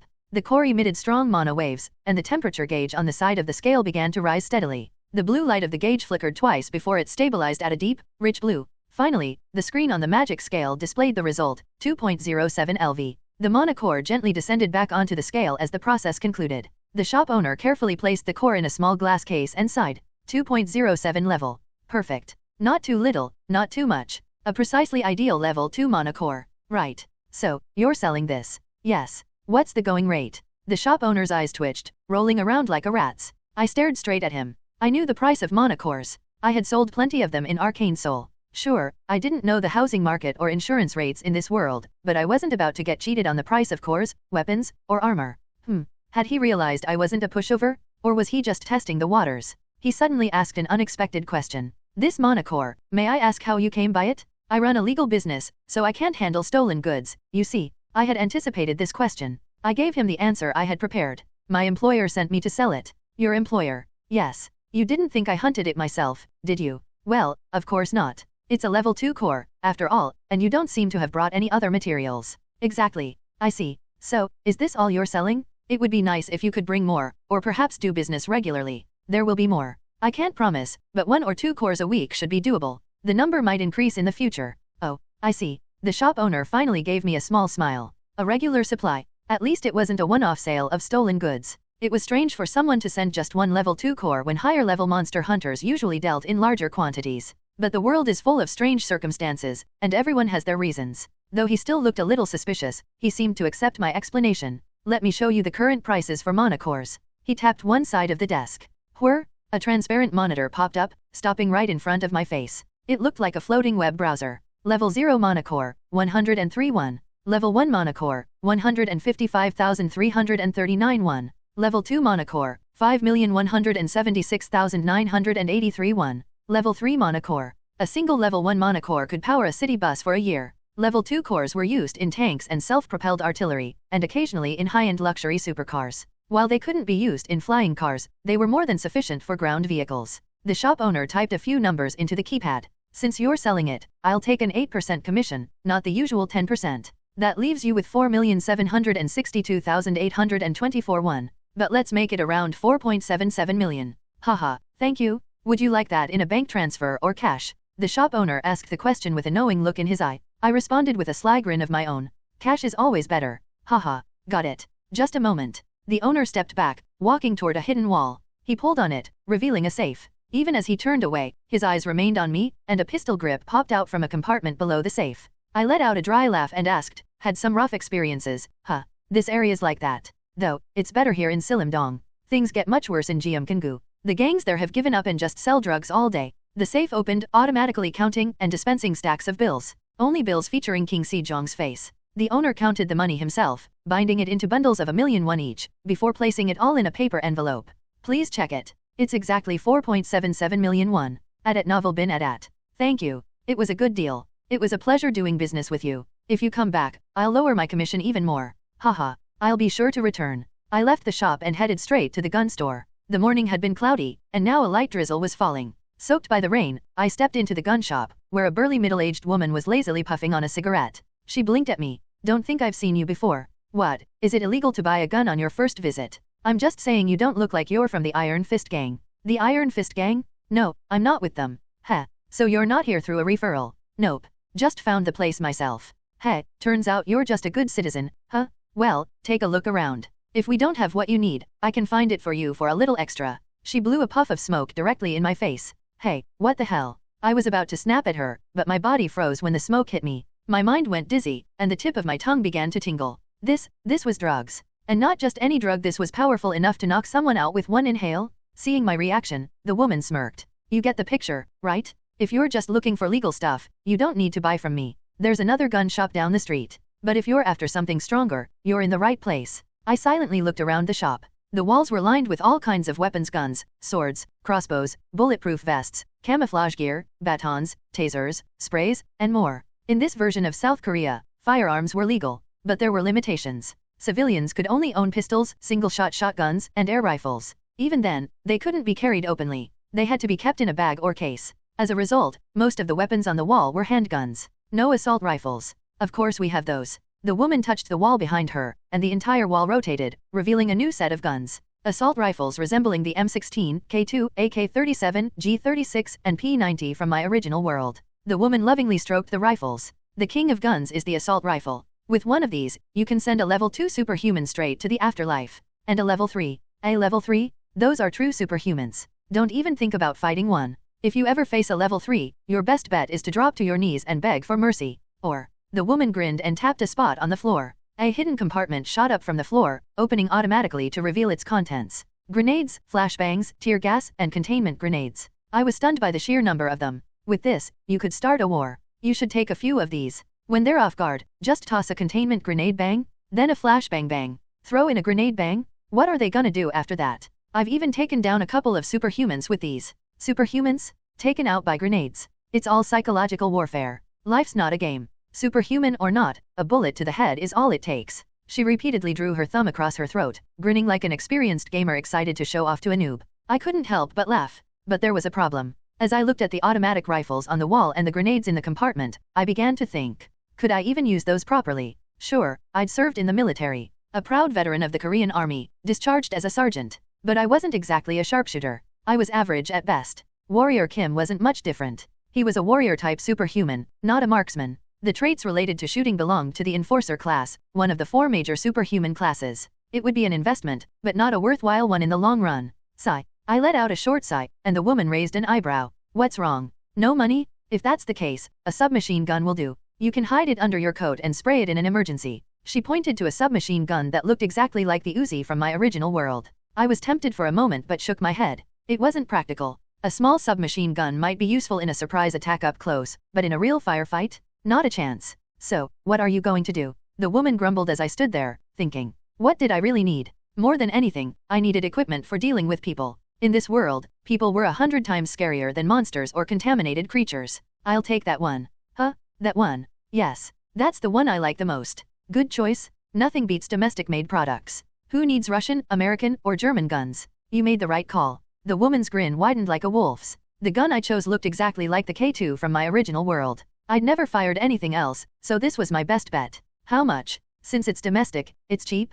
3 million won. What? 3 million? 3 million won for a single rifle? The woman scoffed. If you don't like it, you can always go for a shotgun or air rifle. Those are cheaper, about $1 million for a shotgun and 50,000 for a pistol. There's that much of a difference. It's a risk fee. You know what I mean? If you don't like it, come back with a superhuman license. Selling to superhumans is legal. She was charging more because it was illegal. But still, nothing beats a rifle for dealing with people. After some hesitation, I reluctantly handed over a fat stack of blue bills. The woman kissed the bills and tossed them into the safe. Need bullets? Ha, no freebies. You must be joking. Sigh. I really did get cleaned out. The 4.77 million won I earned from selling the monocore was all gone. Then again, I didn't just buy bullets. I also picked up 2 flashbangs, a legal pistol with multiple magazines, a bulletproof vest, and an extra-large baton. The woman beamed at me. Off on a hunt? Something like that? Haha, thanks for your business. I thought you were just another broke customer, but you turned out to be a gold mine. Here, take this as a freebie. It's cheap, but it's better than that bag of yours. She handed me a long golf bag as a service. Sure enough, my old bag wouldn't fit the rifle. Plus, the individual compartments in the golf bag would prevent any awkward situations where the rifle was visible as soon as I opened it. Haha, come back anytime. The woman saw me off with a warm smile. Maybe it was because my pockets were completely empty, but my legs felt wobbly. Dusk had already fallen. As I stared at the red sunset, I wondered to myself, did I make the right choice? Maybe I should have just bought a handgun and a stab-proof vest and called it a day. How often would I even get into a gunfight? Even in a country where guns were legal, most people used knives, not guns. That's what I was thinking as I walked. Hello. Someone blocked my path. It wasn't just one person. There were at least 4. All of them were wearing thick coats and motorcycle helmets. I couldn't see their faces, but I instantly recognized the person standing in front. His legs were oddly bent, not like a human's but more like those of an herbivore. I had seen those legs all day yesterday, and I'd seen them many times before in Arcane Seoul. Rodir. Without a word, Rodir gave a small chuckle and slid his right hand into his coat. In that moment, alarm bells went off in my head. I don't know, maybe I'm overreacting. It's possible he's just reaching for a business card or an invitation. But everything I've been through since falling into this strange world is sounding alarm bells in my head. Ugh. I turned and bolted. Teeth clenched. I kicked off the ground. The golf bag in my right hand was cumbersome, but I hugged it tight and kept running. This golf bag was my lifeline. Huh. He's running. Get him. Hey, stop right there. All familiar voices. And then one more. Bang! A gunshot echoed, and a sharp ringing spread through my ears. The hair on the back of my neck stood on end. I'd thought it was possible when he reached into his coat, and it turned out to be true. A gun? He had a gun? Stop. If you don't stop, we'll kill you. Why the hell were they doing this all of a sudden? I hadn't taken all the purification fees for myself. Thanks to me, they made hundreds of thousands of one easily. I even killed that mutant and saved their lives. The answer was clear. I gritted my teeth, thinking of the people I saw when I left the labor office. Those bastards. It was all greed. Maybe they wanted the money I earned, or maybe they had their eyes on something else. Wait, could it be? Had they figured out that I had the synthesis trait?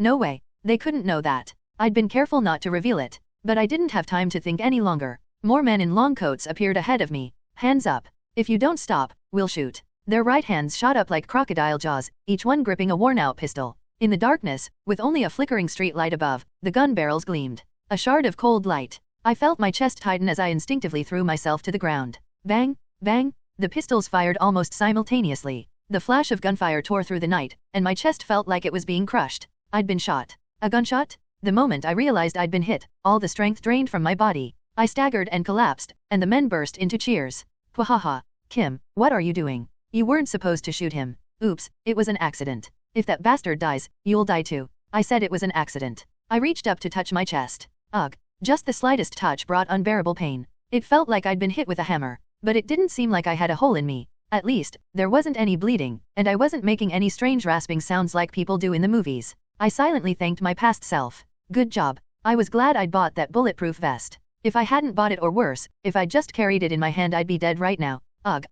I curled into a ball, crying and moaning pitifully. At the same time, I opened my eyes just enough to survey my surroundings. A narrow alley stretching in a straight line. I knew this place. It was near Choi's labor office, on the way to the Goshai one where I used to live. Clack, clack. Windows were slamming shut all around. No one wanted to get involved. Someone might call the police, but this place was outside the patrol zone. A lawless area, deep in gang territory. The men were closing in. Rodir, along with the other guys I'd worked with, were slowly approaching. Why are you doing this to me? I cried out in a trembling, tearful voice, pretending to be in agony. Were they letting their guard down? The men lowered their pistols slightly. Their faces twisted into sneers, marked by greed and a twisted sense of superiority. Hehe, we're about to hit the jackpot. If only you'd just died when you turned into a mutant, you wouldn't be in this mess. That idiot should have just killed all the witnesses on the spot. We're the ones who got lucky. Hearing that, I finally understood what was going on. Mutant trait. The men here might not have seen it clearly from a distance, but Rodir definitely had. He'd seen me transform into a mutant, kill the hedgehog mutant, and revert to my human form.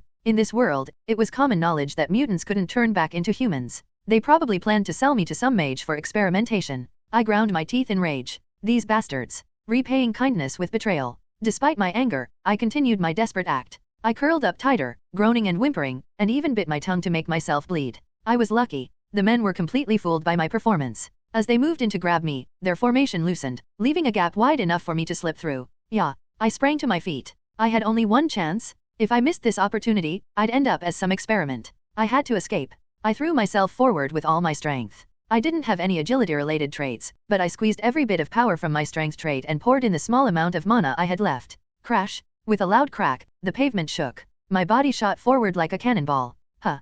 Caught off guard, the men shouted in surprise, and I grabbed one of them, hurling him behind me. Ah, what the hell? Urk. The men fell like bowling pins. Rodir screamed in frustration. Get him. Damn it. Just kill him already. No, if we kill him, it's over. Damn it, then break his legs. I had bought myself a little time. I hugged the golf bag tight and ran as fast as I could. Using my mana without holding back, I managed to widen the distance between us. If I kept running, I might be able to lose them. I still had mana, and I could recover more using my traits. That's not the answer. Even though my chest felt like it was being torn apart, my mind was cold and clear. I caught a glimpse of my reflection in a car window. My eyes were cold, sharp. I have to end this. If I ran away, would it be over? Not a chance. There's no way it would end like that. Rodir and his crew would keep coming after me. They'd try to kidnap me, and if they couldn't, they'd kill me. Now that the kidnapping had failed, I was their biggest threat at novel bin adat. I have to end this. I reaffirmed my resolve. Suddenly, my mouth felt dry and gritty, as if I had swallowed a handful of sand.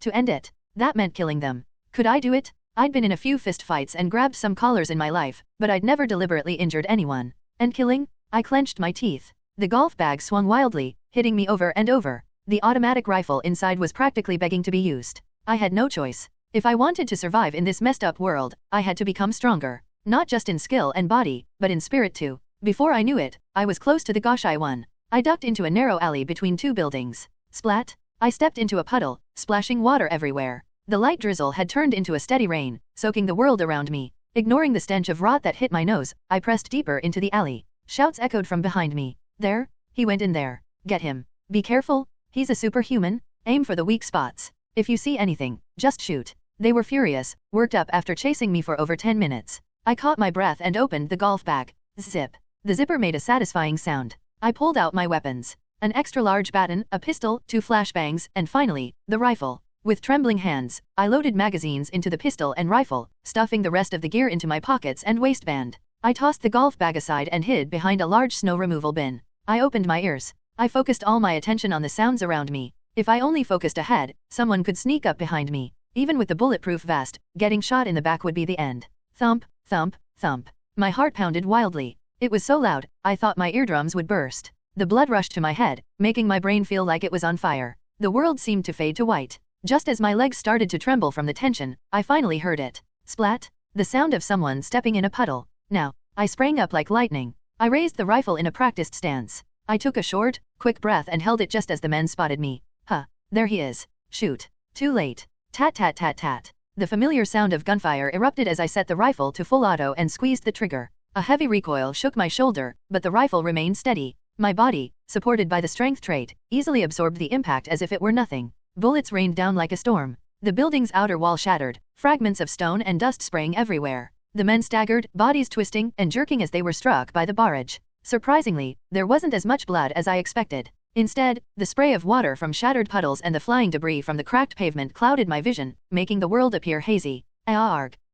Grrrk. I couldn't afford to pause. The men screamed and writhed in pain, but their hands still grasped their guns. Clack. I lunged forward. My torso slightly bent, I held the rifle diagonally across my body, knees bent, and sprinted toward the right side. Splash, splash. Water splattered as I ran. Bang, bang. Gunshots rang out, one bullet narrowly missing me and striking the snow removal bin behind me with a loud metallic clang. The men were desperate. They had gone from being the hunters to the hunted, and if they stayed down, they'd be dead for sure. Huff. I pressed myself against the exterior wall of the Goshai-1, taking a deep breath I'd been holding in. But I didn't let up on the attack. Reaching into my pocket, I pulled out a flashbang and yanked the pin. Click. Flashbang out? I tossed it to the left side, rolling it along the ground. Even after not doing this for years, the motion came naturally. Clatter, clatter. Boom. With a deafening bang, an intense flash of light erupted. The brightness was so blinding that it felt like my eyes were burning, even though I had closed them and covered my ears. The men, caught completely off guard, were struck by the full force of the flashbang. Screams followed immediately. Ah, my eyes, my eyes. Help. Somebody, help. The moment I heard their cries, I moved. No, I was already moving the moment the flashbang went off. I quickly switched my rifle to 3-round burst mode. Click. The metallic sound of the selector switch echoed as I swapped out the magazine. Thud. The empty magazine clattered to the ground as I rounded the corner, rifle raised. Arg. Please, no. I didn't mean it. Rodir made me do it. It was all his idea. The men were crying out instinctively, tears and snot pouring from their faces as they writhed on the dirty, waterlogged ground. For a moment, my hands trembled. I thought of the landlady lying dead in the management office of the Goshai-1. I remembered Steeljaw, bound and beaten by the Goshai-1 residents. And I thought of the hedgehog mutant, who had died a miserable death. So I didn't hesitate. If I didn't kill them, I'd be the one to die. If I wanted to survive, I had to kill. I clenched my teeth, tightened my grip on the rifle, and pulled the trigger. Tat tat tat. The first burst hit the man closest to me, his body spinning as he fell. His arm jerked back, revealing the pistol he still clutched in his hand, which dropped to the ground with a dull thud, lost in the rainwater. My mind went blank. Fear of death, the trembling tension, the unpleasantness of being soaked in rain, and the sadistic rush of violence all mixed together, overwhelming my senses. Tat tat tat. I fired again. Tat tat tat. And again. Tat tat tat. Like I was possessed by a spirit, or perhaps like I was in a trance. I kept pulling the trigger. Every shred of morality, every ounce of common sense I had built up in my life, disappeared in an instant. I wasn't myself. It felt like someone else was controlling me, forcing me to shoot and kill these men. Huff, huff. When I finally came back to my senses, I was gasping for breath. My grip was all wrong, my aim was off, and my posture was sloppy as I emptied the magazine. Click, click. The rifle's bolt locked back as it ran dry, leaving nothing but the sound of the hammer falling on an empty chamber. There was no one left standing. The men lay face down in the wet, blood-soaked alley, their bodies still, lifeless. But it wasn't over yet. Even as I panted heavily, I counted under my breath. 1, 2, 3, 4, 5, 6. The numbers didn't add up. Just as I realized something was wrong and started to look around, a furious roar erupted from behind me. You son of a bitch. I turned, but it was too late. A massive object came hurtling toward me like a bolt of lightning. I instinctively raised my rifle to block. Crack. To my horror, the rifle snapped in half. Ugh. I flew backward like a rag doll, my body slamming into the ground. The impact felt like getting hit by a truck. I rolled across the pavement several times before I finally came to a stop, dazed and staring up at the sky. You bastard, you bastard, you bastard. In the grimy, dimly lit alley, surrounded by piles of trash, a gigantic shadow loomed over me. The flickering streetlights and the pouring rain only made the figure more terrifying. The legs were twisted unnaturally. The tall, lanky frame was impossibly thin. Its face was obscured by thick fur and a scraggly beard, with two small horns barely visible atop its head. It was Rodeer. Damn it. But this wasn't the same Rodeer from yesterday. This wasn't even the Rodeer who had blocked my path earlier. He had fully awakened. Rodeer was now a level 1 superhuman, and he stood before me, seething with rage. I'm going to kill you. Rodeer roared. Crack. He gripped his pistol so tightly that it was on the verge of crumbling in his hand. But it didn't matter. Rodeer, now fully awakened as a level 1 superhuman, was as dangerous as a rifleman armed with an automatic rifle. Ugh. I discarded the broken rifle and pulled out the baton strapped to my waist. The pistol was useless. Even if I aimed for a weak point, there was no way Rodeer would just stand there and take it. Shick. I swung the baton, and it extended with a sharp sound. A massive baton, 150 centimeters long and as thick as a baseball bat. Rodeer glared at me, his bloodshot eyes filled with fury. I'm going to kill you. His growling voice resembled that of a wild animal. I'm going to kill you. Tap. Rodeer lunged forward. He moved at an incredible speed. Water sprayed in all directions as he surged toward me like an explosion, his massive body filling my vision. Hup. I gritted my teeth and swung the baton with all my might. My traits were set to strength, vigor, toughness, mana recovery, mana core, and bright eyes. Boom. The baton collided with his kick. A deafening impact rang out. It felt like I had been struck by a cannon. My mind went blank for a moment. When I forced my eyes open again, I found myself soaring through the air once more. Ugh. I skidded several meters across the rain-soaked alley. My arms trembled. My vision blurred, and the rain constantly obscured my sight. After blinking several times, the world finally came back into focus. But I couldn't afford to stay down. Tap. I heard the sound of feet pounding the ground. Ugh. I rolled to the side, clutching the baton. Where I had been lying just moments ago, an overwhelming blow smashed down. Crash. The poorly maintained pavement, already riddled with cracks, shattered instantly. Ugh. I groaned as I got back to my feet. Rodeer turned his head toward me, eyes blazing with fury and hatred. My chest tightened. A mixture of resentment and anger welled up inside me. What was he playing the victim for? They were the ones who started this? It's always the same. When I do it, it's romance, but when they do it, it's a crime. Hypocrisy at its finest. I'm going to kill you. Rodeer crouched, ready to strike again. I steadied my breath, keeping my eyes locked on him. Should I use the mutant trait? Too risky. It wasn't the toll it would take on my body that I was worried about. It's not like I needed to worry about the side effects when I was on the verge of death.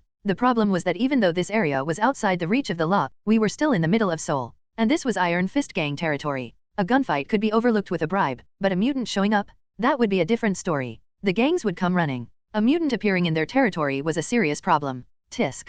I clicked my tongue and got to my feet. No matter. There was another way. I could awaken. Right here and now, I could accumulate mana and engrave my mana circuit, becoming a level 1 superhuman. Grarg. Rodeer let out a savage scream. He lunged forward, determined to finish it. Splash. Water sprayed into the air as he shattered the pavement, sending dust and debris flying everywhere. The world became a cloud of water and dust. Rodeer vanished from my sight. In just a moment, he had moved out of my field of vision. Humph. But he couldn't fool my brain. Rodeer, as an R-rank superhuman, had 2 starting traits. 3-dimensional movement and kick. In an alley like this, I didn't need to see him to know how he was moving.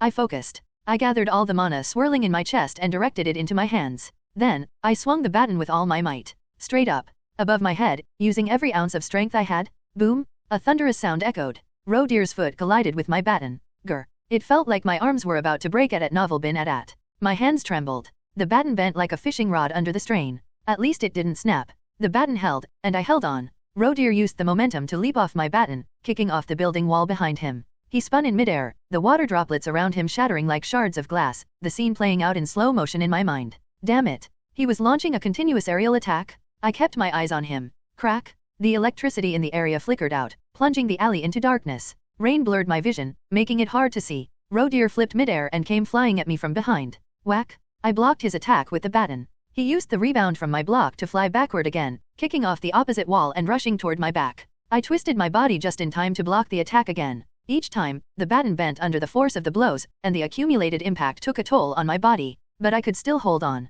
You bastard. Rodir's expression twisted with frustration. His rage and hatred were slowly being replaced by cautious self-preservation. Of course, there was no strong bond between Rodir and the men who had died. Ultimately, he cared most about himself. And he had witnessed me take down the hedgehog mutant. Once the initial excitement wore off, his mind started working again. I couldn't let that happen. This had to end here. I had noticed the heat building up in my hands earlier, and I grinned, baring my teeth. What's the matter? Are you scared? Shut up. You're done. I gripped the baton in my left hand and lowered my right hand toward my bulging pocket. Rodir's eyes widened. To be honest, the pistol wasn't much of a threat to him. I wasn't some trained special agent, and there was no way I could hit a fast-moving target like Rodir with a gun. But did Rodir know that? He had just become a superhuman. Did he even know the full extent of his abilities, or what was and wasn't a threat? Right now, his thinking was closer to that of a normal person than a superhuman. Sure enough, instead of using his three-dimensional movement to dodge, Rodir charged straight at me. Yike. He moved so fast, he was practically invisible. In the blink of an eye, he was right in front of me.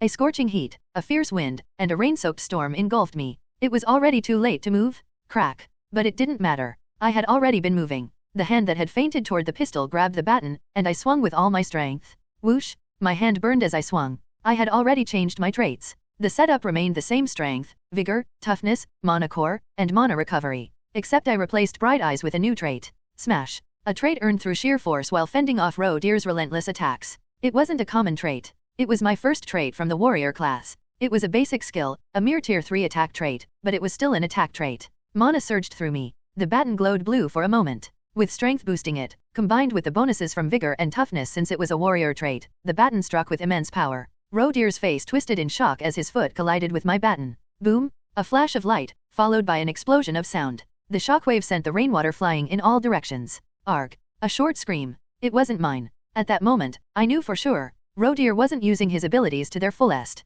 If he had been properly using his kick trait, he wouldn't have screamed after taking just one hit. Grr. It wasn't over yet. Ignoring the empty feeling in my chest from the mana consumption, and the pain coursing through my body, I took a big step forward. No, 2 steps, 3 steps. I ran at him with all my might. Splash, splash. The water splashed loudly as Rodir, lying on the ground, came within range. Aik. Rodir tried to scramble away. His right ankle was twisted at an odd angle. It must have broken when he took the full force of my smash. Whack, whack. I swung the baton. I didn't have enough mana left to use smash again, but that didn't matter. It was still threatening enough. Rodir barely managed to dodge, his face pale with fear, which was perfect for me. Inside, I calmly counted. 1 downward strike. Whoosh! The baton sliced through the air. 1 upward strike. Swish! Rodir, eyes wide with terror, narrowly dodged the second swing, his body contorting awkwardly to avoid the attack. 1 sideways swing. Shwoom! This one missed widely as Rodir rolled away, trying to create more distance between us. His expression shifted to one of grim determination.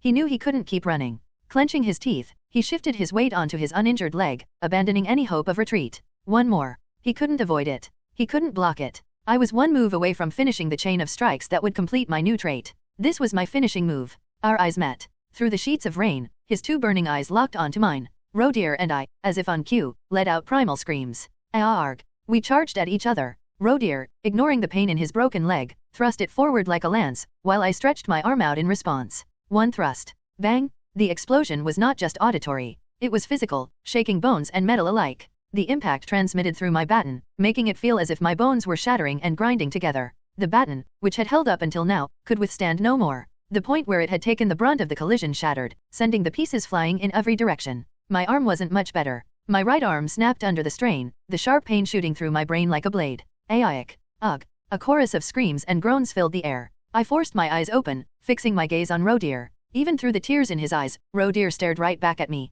There was no time for either of us to cry or moan in pain. Whoever faltered now would die. It was a battle for survival, plain and simple. The sharp instincts of life and death kicked in, forcing us both to bite down on our pain and get back up.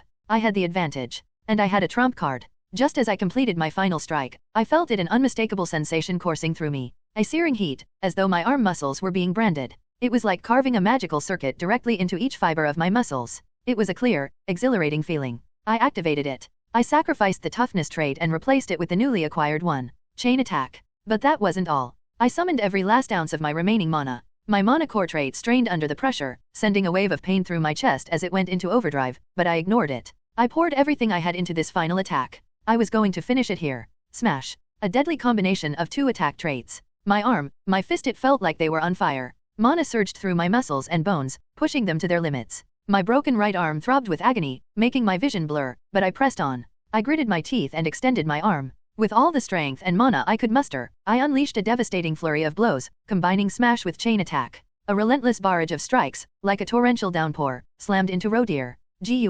Rodir was too slow. The first blow struck him square in the jaw, his head snapping back as blood sprayed from his mouth. Thwack thwack thwack. I didn't stop. Blow after blow landed on his face, his chest, his stomach, targeting only the most vital areas. In seconds, Rodir's body was mangled. His face was completely shattered, his chest caved in, and blood poured from his mouth as his eyes rolled back in his head. Gah, ugh.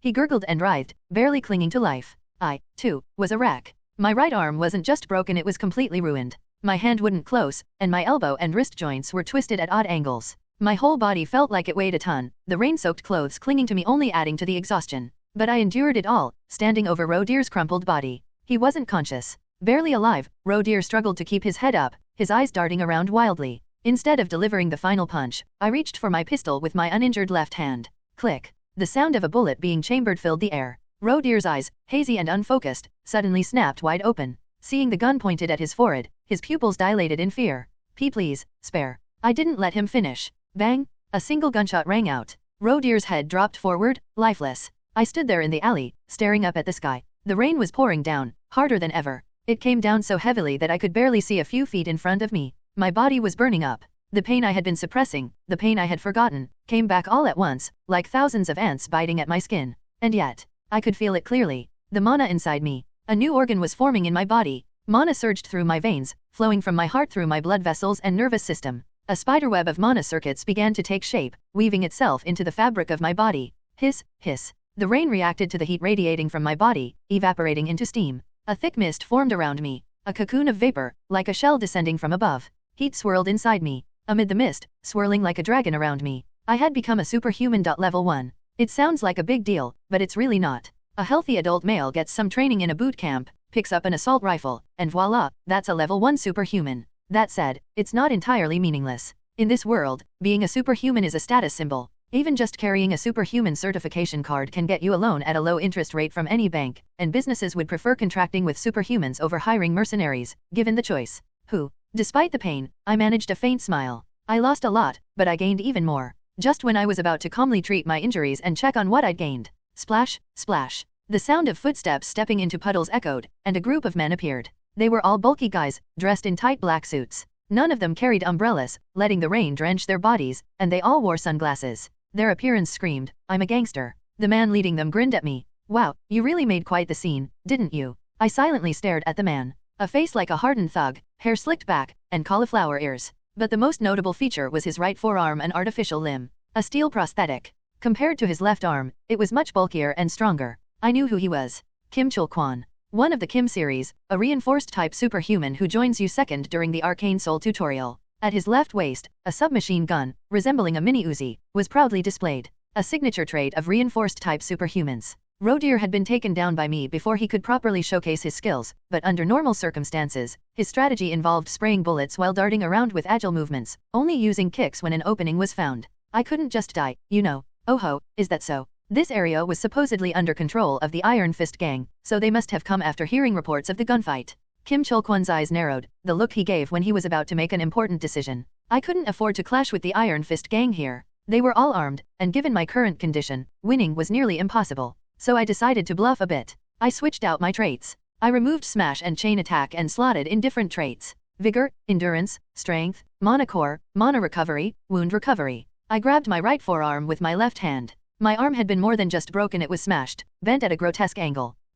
I took a deep breath.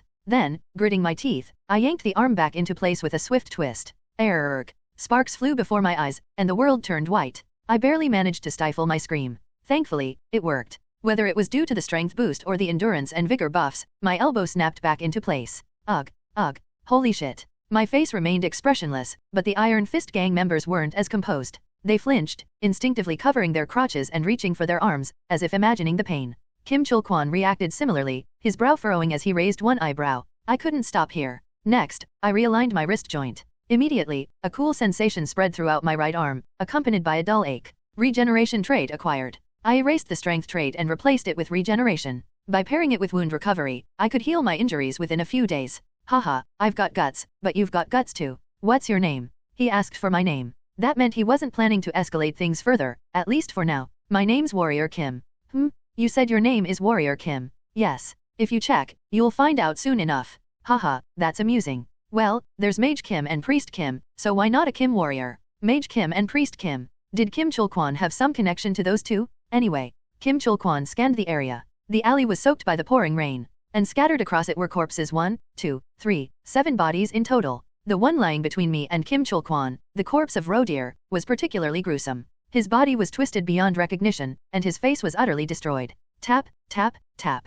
Kim Chul-kwon nudged the body with his foot a few times before smiling with a pure white grin. Warrior Kim, you owe me one. I didn't like the sound of that. It meant that someday, I'd have to lend Kim Chul-kwon my strength. But I had no choice. Given the situation, there was no way I could handle this mess on my own. It's not all bad. I smiled lightly. I needed a variety of traits, and some could only be obtained from the darker side of the city. Kim Chul-kwon wasn't the type to backstab you once a deal was made. If anything, it was better to have a clear boundary set with him. All right. I'll remember that. If you need my help, just contact me. But there's a condition. A condition. Yes. I don't care if it's illegal, but I won't do anything that goes against my conscience. Ha ha ha. Kim Chul-kwon burst into laughter. Then, with a knowing look, he stared at me. All right. I won't ask you to do anything you don't want to. In that case, we're good. I gave him a slight nod of acknowledgement. Kim Chul-kwon nodded in return. And with that, we parted ways. After collecting my belongings, I left the alley. SSSHHHH. The rain came down even harder, almost blindingly so. The rainwater washed away the blood, leaving me both relieved and uncomfortable. As I passed a familiar neighborhood park, I let out a long sigh. From here, I was in a patrolled area. Judging by how Rodir's group had opened fire recklessly, it didn't seem to mean much, but I felt a little safer. After walking for a while longer, I finally arrived at my hotel. The security guards looked startled when they saw me and hurried over. Sir, are you all right? Were you out in this heavy rain? My business took longer than expected. Please, come inside quickly. The guards covered me with a black umbrella. Is their service always this good? It's not even a luxury hotel. As I pondered this, I saw the answer in the hotel's glass door. My body was still surging with mana. Thanks to that, the rainwater evaporated the moment it touched me, causing a thick mist to rise around me. The evaporation of moisture was clear proof of being a superhuman. While it didn't reveal what level I was, even a level 1 superhuman was far beyond ordinary people. A modern-day caste system, you might say. I chuckled bitterly and walked into the hotel, passing through the door held open by the guard. Welcome, sir. Welcome, sir. Both the staff standing in the lobby and the receptionist greeted me even more warmly than usual. It didn't feel like a mere coincidence. I nodded gratefully to the guards. Thank you. No need to thank us, sir. Please enjoy your stay. I took the elevator up to my room. The moment I stepped inside, I collapsed with a groan. Finally, the tension released, and the fatigue and pain I had been suppressing washed over me like a flood. Seriously. My whole body was burning up. If I took my temperature, it would easily be over 40 degrees Celsius. And my right arm, broken and crushed, hurt like hell. Though it was healing thanks to regeneration and wound recovery, the bone had been shattered into several pieces. What does it feel like when something like that rapidly heals? Damn it. Damn it. If I had a higher tier trait like immortality, this wouldn't have been an issue. But acquiring the immortality trait is an incredibly difficult and grueling process. For now, I'd have to make do with regeneration and wound recovery. Trembling, I crawled towards the bed. That was as far as I could go. My consciousness snapped off as I hit my limit, and when I opened my eyes again, the rain had stopped, and the bright sunlight pierced through my window. Is it already morning? Lying face down, I barely managed to lift myself. Oof. Out of habit, I tried to use my right arm, only to wince in pain. Still, it was more bearable than last night. My fever had dropped, and my head was clear. I grabbed a bottle of water from the fridge, gulped it down, and sat on the bed. I survived. Honestly, I thought I was going to die yesterday. If I had made even the slightest mistake, it wouldn't have been Rodir lying dead, it would have been me. Still, I gained a lot in return. There's no need to even mention smash and chain attack. During the chaos of the gunfight and my frantic escape, I distinctly felt something. A sense, a new awareness. I pulled the pistol out of my pocket. Since I couldn't use my right hand, I clumsily aimed at the edge of the desk with my left. I held the gun steady for a while, but nothing seemed to happen. I tilted my head in confusion. Something felt different though. Maybe the shooting trait only applies to rifles? Just as I was about to put the gun back in my pocket, the trembling in the pistol steadied, and my vision expanded. The iron sights grew larger, filling my entire line of sight. And then, the corner of the desk, my target, rushed towards me, as if zoomed in. Shooting trait activated? The shooting trait was one of the fundamental abilities of the reinforced type superhumans, but it wasn't exclusive to them. Any class of superhuman could acquire basic shooting traits. There weren't many warrior type traits that improved shooting, but that didn't matter for me. I could just switch traits whenever necessary. Alright, next. I sprinted. In the cramped space of my hotel room, I dashed from one end to the other, back and forth. As I did, I thought of the sprint trait, and suddenly my body became lighter. My speed increased significantly. How about throw? I grabbed a pillow and threw it into the air. Once overhand with all my strength, then a submarine-style throw, and finally a direct toss straight ahead. Unfortunately, nothing triggered. It seemed simply throwing a flash grenade once wasn't enough to generate the throw trait. I tested out a few more abilities, but the results were the same. In the end, the traits I'd gained from last night's events were smash, chain attack, regeneration, shooting, and sprint. No, wait. Suddenly, I remembered. While fleeing from Rodier's gang, I had taken a bullet in my bulletproof vest and pretended to be fatally injured. As far as I knew, that was definitely the condition to unlock a certain trait. Feign death. I stood in front of the mirror and collapsed. Instantly, the blood drained from my face. My lips turned blue, and even my heartbeat slowed to a near standstill. Not bad. It was a handy trait in the game. Despite being a common trait, it could fool even high-level contaminated or mutated creatures. In the Colosseum, it was also useful to momentarily break targeting and take enemies by surprise. In the past, I hadn't used it much because only 6 traits could be equipped at once, and I didn't want to waste a slot on feign death. But now, after one battle, I had gained 6 traits. And I had fully awakened. The only downside was my equipment. I rummaged through the golf bag and pulled out all the weapons inside. A broken assault rifle, shattered pieces of a collapsible baton, a pistol and a single flash grenade, and a few magazines. I was still wearing the bulletproof vest. It was still serviceable for now, and considering the dangers ahead, I planned to wear it all the time. So they were good for just one day, huh? That's the story of the rifle and the baton. Should I ask for a refund? But it's not like there was anything wrong with the weapons. The problem was the enemy. A weapon that could withstand a full-force kick from a level 1 superhuman had done its job. Both the rifle and the baton had served their purpose. The baton, in particular, had exceeded my expectations. I never thought it would hold up that well, especially after being used so many times. I guess I'll need to visit a gun shop. But before that, I had something more urgent to deal with. The recent incident made one thing crystal clear: legal access to a pistol and a single-shot shotgun wasn't enough to protect myself. I needed an assault rifle, a machine gun, a sniper rifle, and grenades. Getting those through illegal channels would be insanely expensive at novel bin at. That's why I had to go the legal route. More specifically, I needed a firearms license. I left the golf bag behind, taking just the pistol and a spare magazine. I tucked them deep into my pocket to avoid any attention, grabbed some cash, and left the hotel. I hailed a taxi and gave the driver my destination, Sinchandong, Songpagu. That's where the superhuman tower was located. Sokshan Lake. In the original world, there used to be Lottie World and Lottie World Tower. I lifted my head and gazed up at the towering structure before me, piercing the sky. The superhuman tower. The Triplet Towers. This place was a hub for all things related to superhumans: the Superhuman Association, Superhuman Certification Center, Superhuman Union, Western Army Liaison Office, the Shinhwa Group Branch, the Sun Mage Tower offices, and even the Sanctuary of the Old Father's Cult. Each of these towers was larger than Lottie World Tower from the original world. The surrounding skyscrapers weren't any different. Just a quick glance revealed over 20 skyscrapers shaping the skyline of Songpa district in Seoul. The roads were expansive, boasting a total of 40 lanes. Not a single broken sidewalk, no potholes in the streets, and even the perfectly trimmed trees lining the avenue were beautiful. This was a world apart from the grimy back alley where I fought Rodier and his gang. Whish, whish.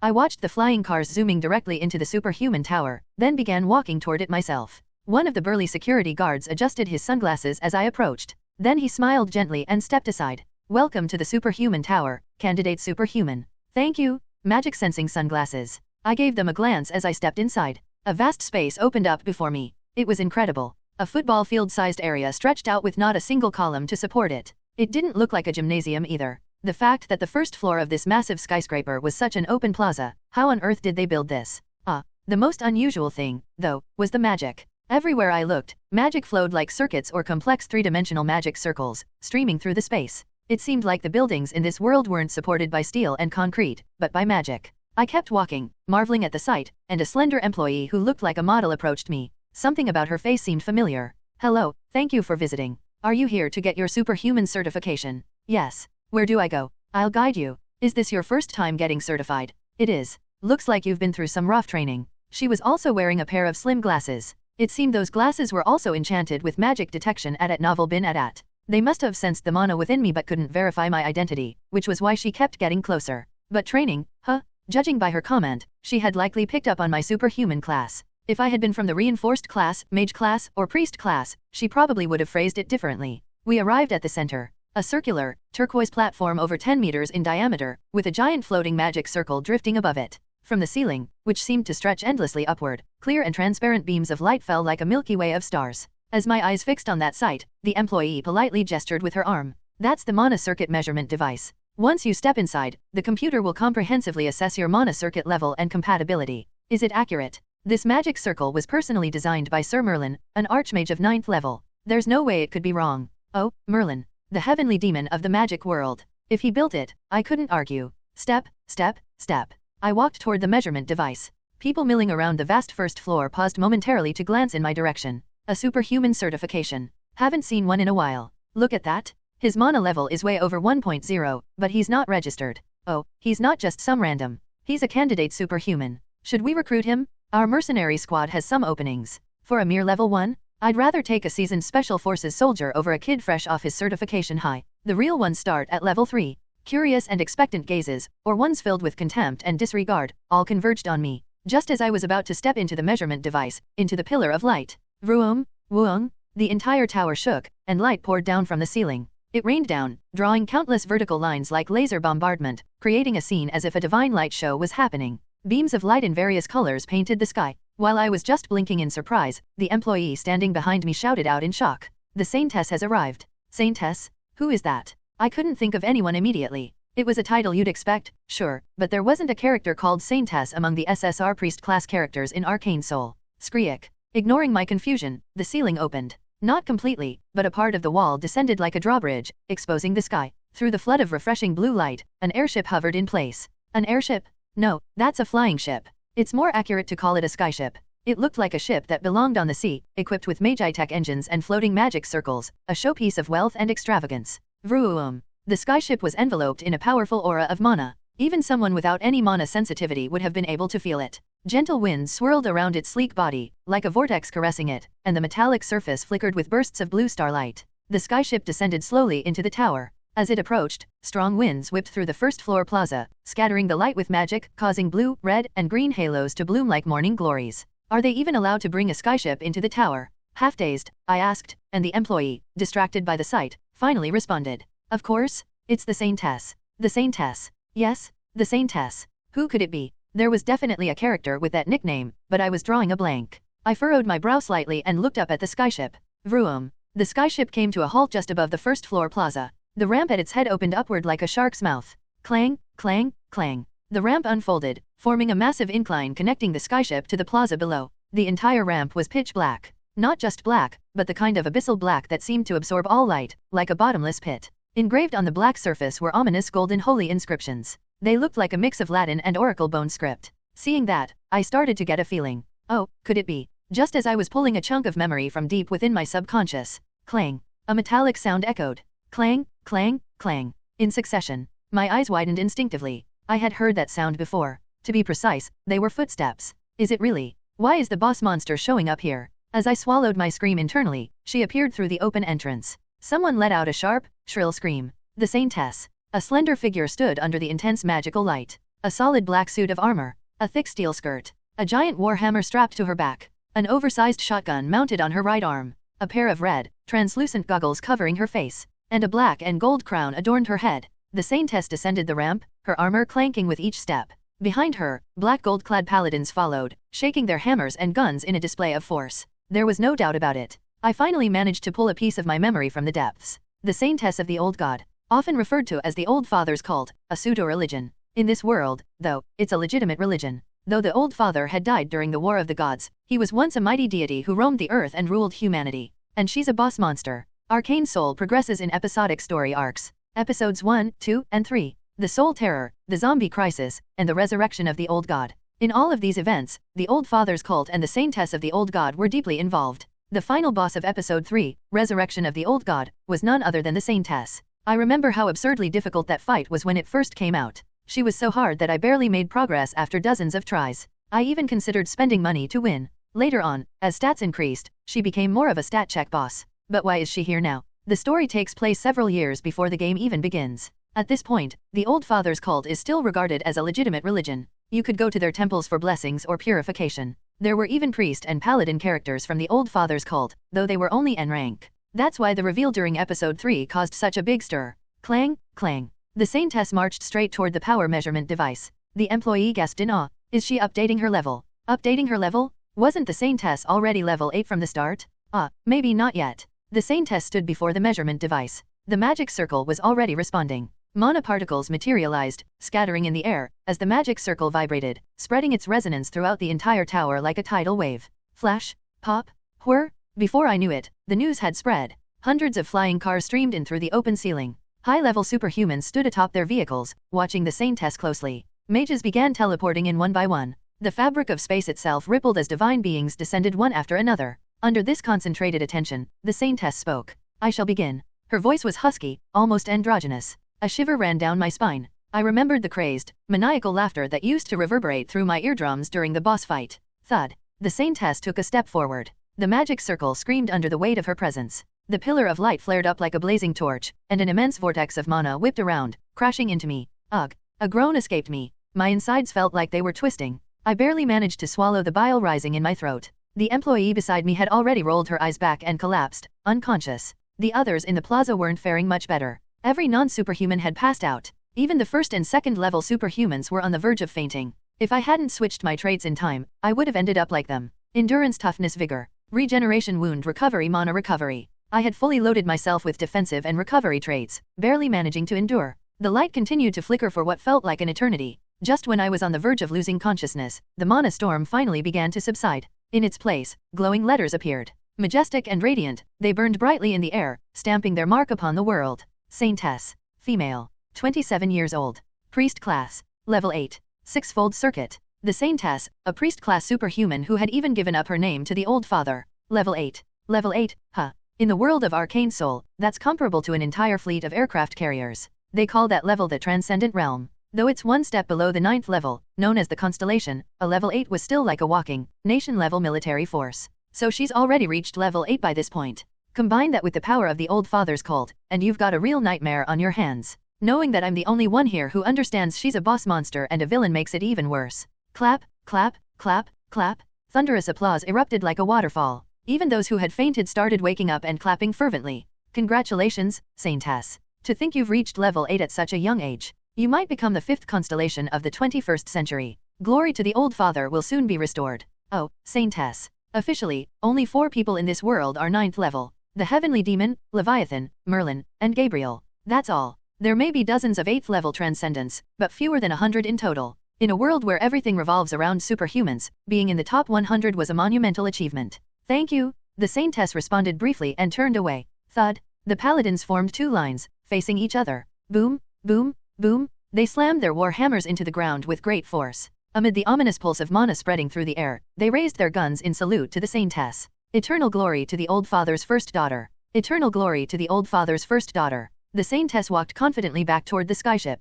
Each time she passed under the crossed gun barrels, a heavy explosion of energy, whether it was mana or divine power, reverberated. Skreek. The ceiling of the tower, which had partially opened before, now fully unfolded. It was like watching a flower bloom. As the magic cannons fired, the sky above was painted with dazzling mana patterns. Not just the sky above the superhuman tower, all of Seoul was bathed in light. Wow. An involuntary exclamation escaped my lips. That's worthy of a level 8 celebration. They even gave her a fireworks show for the entire city. If someone reaches level 9, I guess they'd throw a nationwide festival. Someday, I'll reach level 8 or 9 too, won't I? Actually, it might be hard even at level 9. The Celestial Demon, Leviathan, Merlin, and Gabriel all got crushed in the later episodes. Maybe if I reached the theoretical level 10, the level of ascension, I'd have a chance. Still a long way to go. They say the first step is half the journey, and a 1,000-mile journey begins with a single step. For today, I'll be content with getting my level 1 certification. I swapped my traits. Strength, toughness, smash. Something simple. I left 3 of the trait slots open. Just enough to get certified as an average warrior class superhuman. It was right at that moment. Clang, clang. The Saintess, who had been walking confidently, suddenly stopped. She slowly turned her head and stared in one direction. Saintess. What's the matter? The paladins were puzzled, and the employee beside me tilted her head in confusion. Not only did the Saintess turn her head, but she turned her entire body. And then, she started walking. Straight toward me, Lady Saintess. The employee swallowed hard, her eyes brimming with undeniable admiration and awe, but the Saintess wasn't looking at her. She was walking straight toward me, her gaze locked solely on mine. As she stopped right in front of me, murmurs began spreading through the crowd, who had just now realized what was happening. What's going on? Who's that guy? He just looks like a regular level 1 superhuman. What could the Saintess possibly see in him? The Saintess stared into my eyes, her black gold pupils glowing with divine power. It was as if she were gazing down at me from on high, even though, in reality, I, Warrior Kim, was slightly taller. You're an unusual one. After a long silence, the Saintess finally spoke. Her eyes, visible through the goggles, had a strange, dreamy quality to them.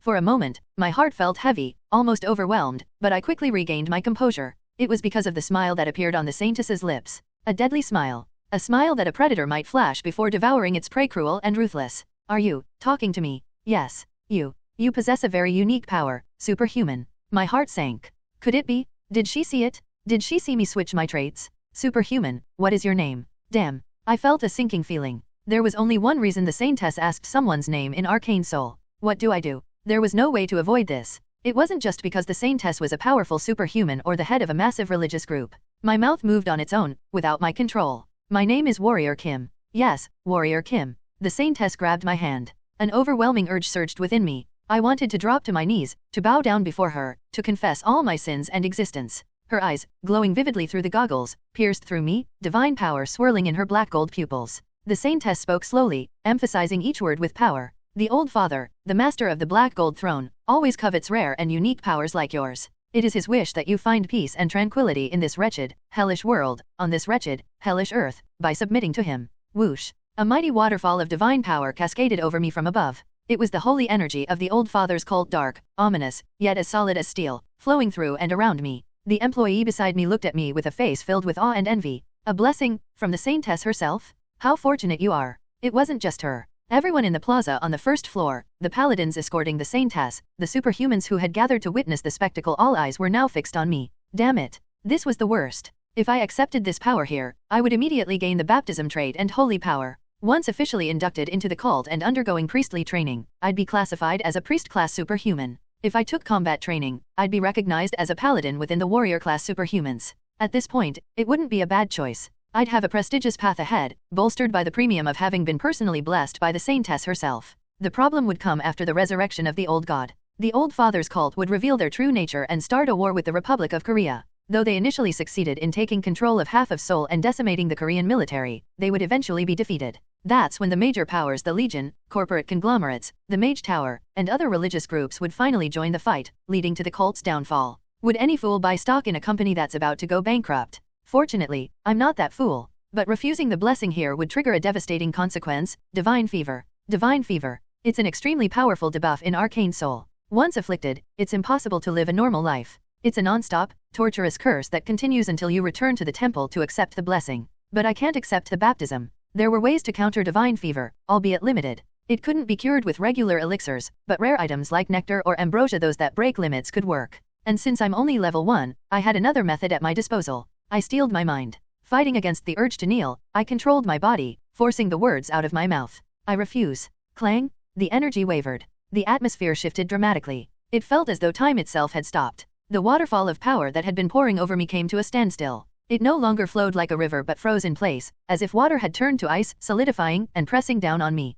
Did I hear you correctly? The Saintess's face showed disbelief. And she wasn't the only one. Blasphemy. How dare he? The paladins were enraged. What an idiot. He just threw away a golden opportunity. Wanna bet? He'll be begging for the blessing in less than an hour. Kids too green to know anything. The superhuman sneered. Wait, what? Isn't receiving a blessing a good thing? Must be an atheist. Atheist or not, it's a blessing? You think just anyone can get it? If I could receive that blessing, I'd serve the cult for life, no question. The ordinary people were confused. None of them knew. They couldn't know. At this point in time, who would have guessed that the old father's cult would declare war on the entire Republic of Korea, and that they would be wiped out? Gathering my willpower again, I spoke once more. I refuse. Whoosh! The Saintess's goggles flared with light. The emotion reflected in her eyes was no longer disbelief or confusion. It was rage. fury. The divine anger of the old father poured through the Saintess, unfiltered. Ugh. My mind reeled. My legs buckled beneath me, and I collapsed to the ground. Looking down at me, the Saintess asked in a cold voice, "Are you serious?"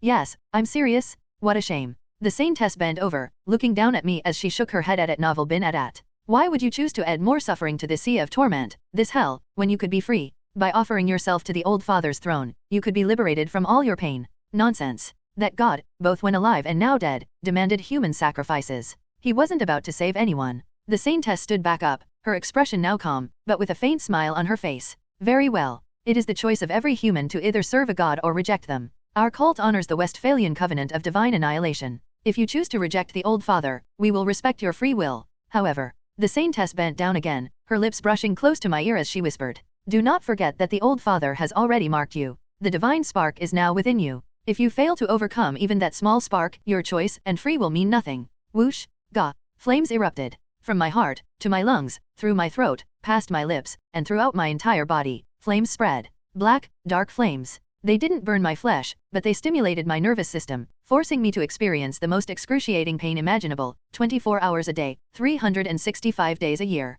Clang, clang. Good luck. You'll need it, great soul. Was this the Saintess's way of mocking me? After delivering her final message, the Saintess turned away. Clang, clang. With the metallic sounds echoing, the Saintess departed. The paladins lined up and followed her. Some spat on the ground. Others cursed at me, while a few laughed. "Pa, that wretch dares reject a blessing. We should drag him into the temple and break him. You want to offer such a glorious position to someone like that. Faith grows stronger through trials. The Saintess herself chose him, so we should show some mercy." True, true. Poor fool, might as well call him dead. I could hear it all clearly. It was a bizarre sensation. My body was burning, consumed by pain that made me feel like I was losing my mind, yet my senses were crystal clear, perceiving everything around me with perfect clarity. Tisk, tisk. He should have just accepted the blessing. I'd take it in a heartbeat if I could. What should we do with him? Just leave him like that. Leave him. Touching him would only bring bad luck. If he wants to live, he'll crawl to the old father's temple. Nobody approached me, except for one person. Someone I hadn't expected.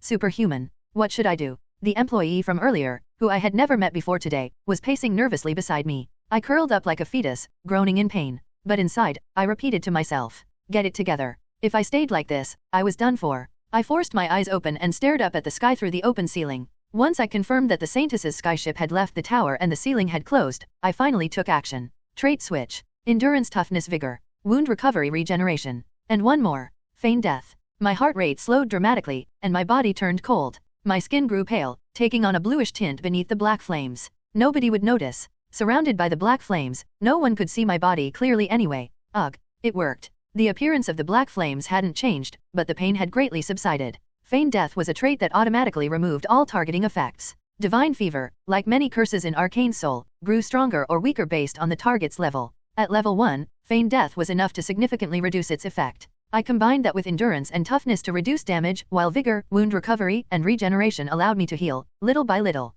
Just hold on a bit longer. But it was still agonizing. It felt like hundreds of branding irons were scorching my body simultaneously. Grr. Unable to suppress my groan, I felt someone pour water over my head. Hang in there. It was the employee who had guided me earlier. The water wasn't holy water or a healing potion. Just regular bottled water. It wasn't expensive, but the gesture was touching. While everyone else stayed away, afraid of being cursed, she was the only one helping me. The cold water soaked my head and flowed down my body. It didn't extinguish the black flames. In fact, the contrast between the cool water and the intense pain only made the agony more apparent. But something began to stir within me. A subtle, intangible force spread through my body, resisting the black flames. Instinctively, I realized I had acquired the holy resistance trait. Thank you. Are you alright? Should I take you to the temple? No. Her eyes were filled with genuine concern and care. She was the first pure-hearted person I'd encountered in this messed up world. Grr. I inhaled sharply through the pain. Though the holy resistance helped, I couldn't just stay like this forever. Feign death was only a temporary measure.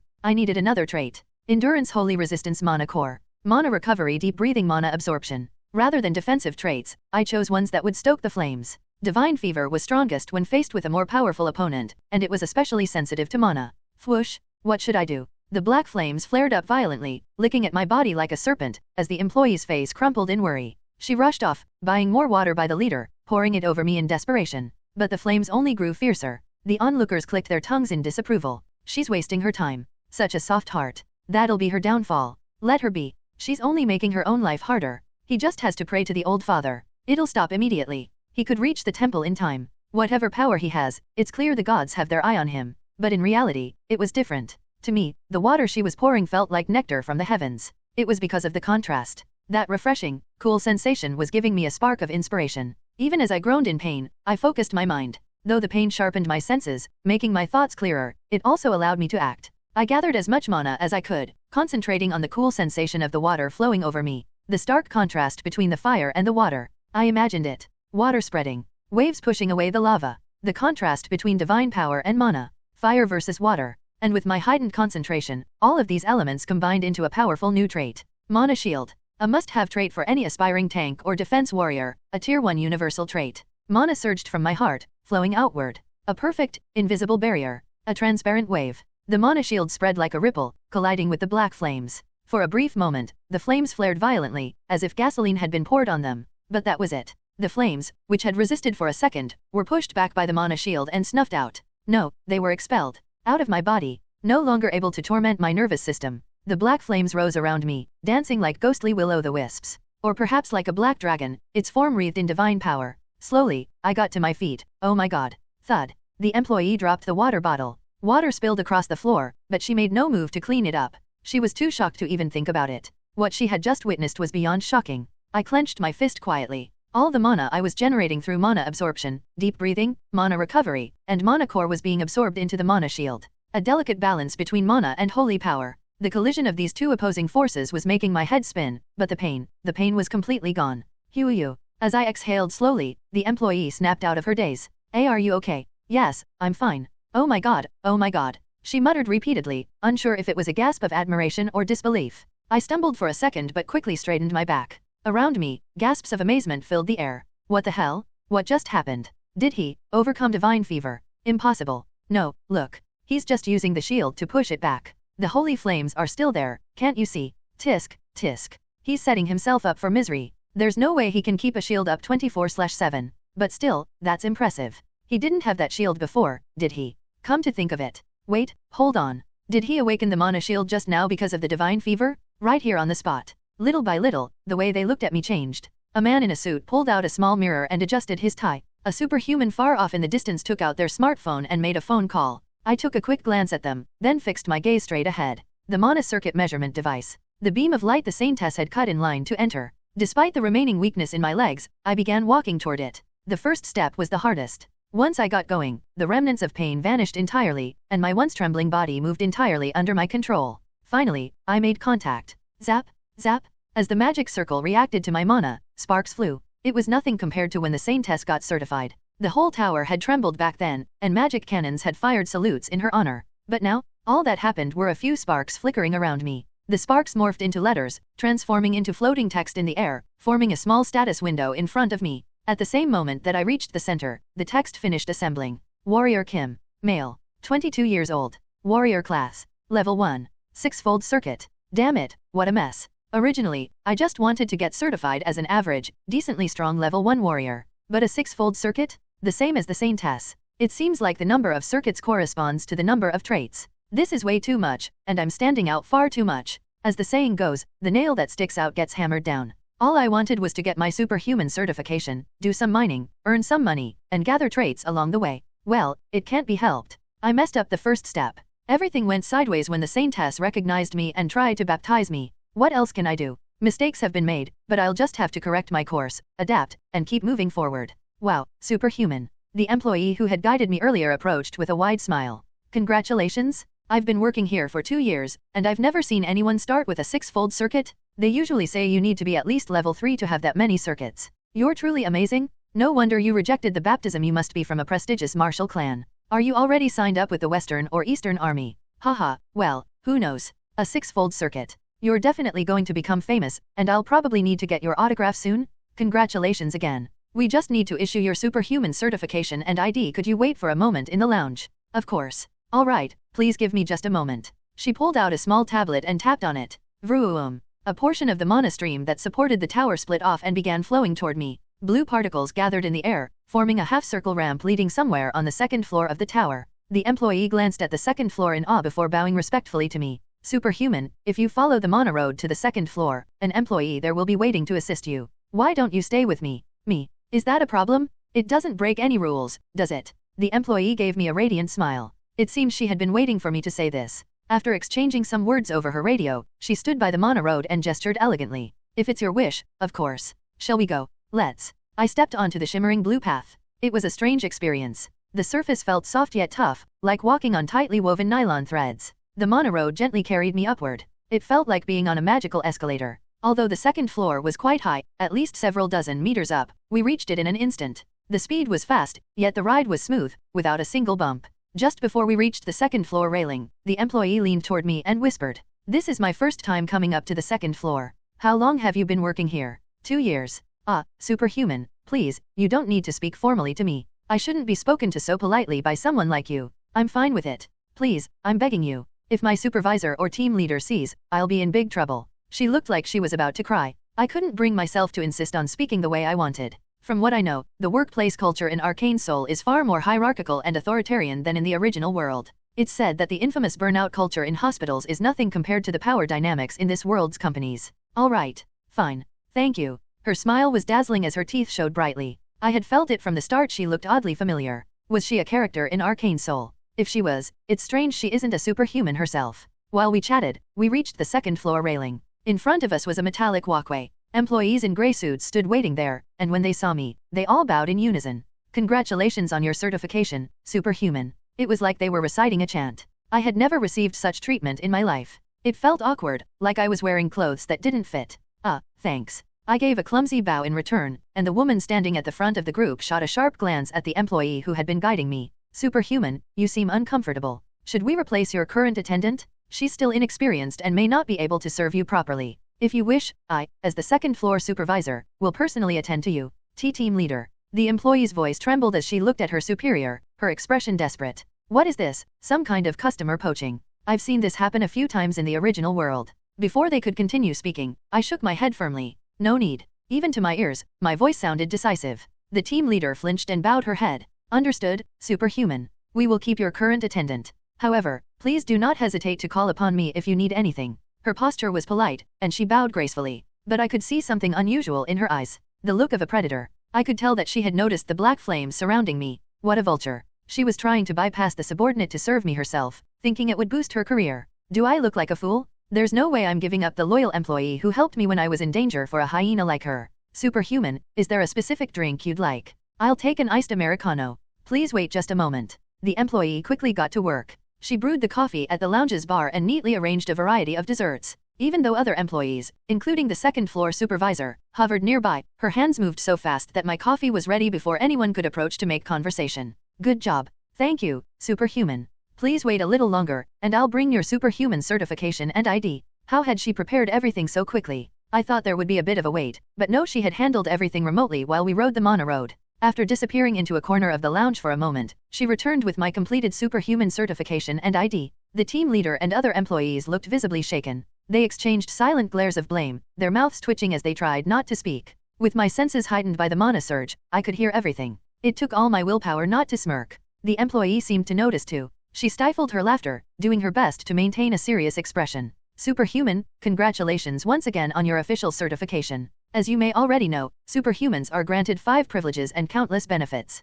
At level 1, you will have access to 2 of these privileges. Tax exemptions and weapons privileges, right? Yes, that's correct. While the exemption isn't large, you will receive a certain percentage reduction on all direct taxes, including income tax, property tax, real estate tax, gift tax, and inheritance tax. As your level increases, so will your exemptions. The tax exemption for level 1 superhumans wasn't much to write home about. What was terrifying was how those rates scaled. At level 7, the tax burden drops to almost nothing. At level 8, you're completely tax exempt. And that applies not just to the individual, but also to any organization they're part of. And now that you're officially a superhuman, there are no restrictions on owning or carrying weapons. However, for public safety reasons, we advise keeping your weapons concealed. From level 3 onwards, you'll be allowed to carry them openly, but until then, the city of Seoul will issue fines for exposed weapons. This was the main perk. I could carry anything from rifles to rocket launchers without restriction. I just need to keep them in a bag to avoid fines. And just to note, once you reach level 3, you'll also receive the punitive privileges, and at level 5, the immunity and non-arrest privileges. Punitive privileges. That's just a fancy term for private enforcement. At level 3, superhumans are given the right to punish criminals, as long as it doesn't violate societal norms or the laws of Korea. And then there's immunity and non-arrest privileges. Everyone's heard of those, right? In the original world, those privileges are usually reserved for members of parliament. In other words, a level 5 superhuman in this world has the same privileges as a politician in the original world. Basically, they're nobility. When you think about it, it's no surprise. Power comes from the barrel of a gun. A level 5 superhuman has the equivalent combat power of a fighter jet. No matter how many regular soldiers you throw at them, they wouldn't stand a chance. What else can you do? You have to treat them like royalty. Additionally, with your superhuman ID, you'll receive benefits such as free public transportation, free standard class seats on KTX trains, guaranteed economy class airline seats and fare support, toll-free access on highways, free use of national superhuman facilities, free hospital services, and more. The list of benefits was extensive. It varied slightly by level. At level 1, you get free standard KTX seats, but at level 3, that extends to first-class seats, and at level 5, it includes business-class airline seats. I pocketed my superhuman certification and ID. With that, the surrounding employees began to disperse. They were busy tapping away on their smartphones or scribbling something in the air. Damn it. I knew exactly why they were doing that. I was prime prey for reporters, headhunters, and even bored superhumans. If I left now, I'd get mobbed on the first-floor plaza for hours. Sensing my irritation, the employee leaned in and whispered quietly, "Shall I help you?" "How? There's a way." "All right, I'm counting on you." The employee winked playfully. Then she looped her arm around mine, pulling me up. "Team leader? Miss Kim? Team leader Kim Mi-hyun." "Huh? Oh, what is it?" "I'm taking the rest of the day off," she cheerfully called out. The team leader reflexively started to object, but then froze, her pupils quivering as she looked back and forth between me, now standing up, and the employee practically leaning against me. Sure. Okay. Take tomorrow off too, just make sure he gets home safely." The moment those words were out of her mouth, countless eyes turned toward us. Jealous, envious gazes. And gossip. You know what they say, the quiet ones always make the first move. Knew she was trouble. Such a cunning woman. I knew she'd pull something like this. Wait a minute. What's going on here? Before I could even react, the employee tugged me along. "Team leader, I'm stopping by the supply room first. Do whatever you want." The team leader looked completely defeated. Leaving her behind, the employee led me to a small room in the corner of the lounge. Even inside the room, she stayed close, quickly rummaging through the cabinets. "Superhuman, put this on." What she handed me was a staff uniform and a long, billowing cloak. I eyed the cloak with curiosity. I had seen this item many times on my smartphone screen. It was a cloak of concealment. While it didn't provide full invisibility like a true invisibility cloak, it significantly reduced your presence. You could even pass through a monster's detection range without being noticed. And if I wore this now, it would definitely dull the black flames surrounding me. Unless someone had high-level detection traits, no one would even notice anything strange about me. I changed into the uniform and threw the cloak over my shoulders. The fabric seemed to melt into my skin, and the black flames around me vanished. Of course, they weren't really gone. They were still burning my shield. It's just that they were no longer visible from the outside. We left the supply room. Following a hidden staff passage, we snuck along the walls, avoiding the scavengers waiting outside. We passed through a long underground tunnel, eventually arriving at the superhuman tower station on subway line 2. In the original world, this would have been Jamsil Station. "Thank you." I returned the cloak and uniform. But the black flames didn't resurface. Thanks to a new trait I had acquired. Stealth. By using the hidden passage and the cloak of concealment, I had met the conditions to acquire it. The employee looked at me with a curious expression. "Superhuman. You're different from the others." "How so?" "I don't know. It's like you're not really from this world. You're the first superhuman I've met who's this kind." She must have gone through some pretty rough treatment while working at the superhuman tower. I smiled instead of answering. She giggled and pulled a business card from her pocket, handing it to me. A plain, rectangular card.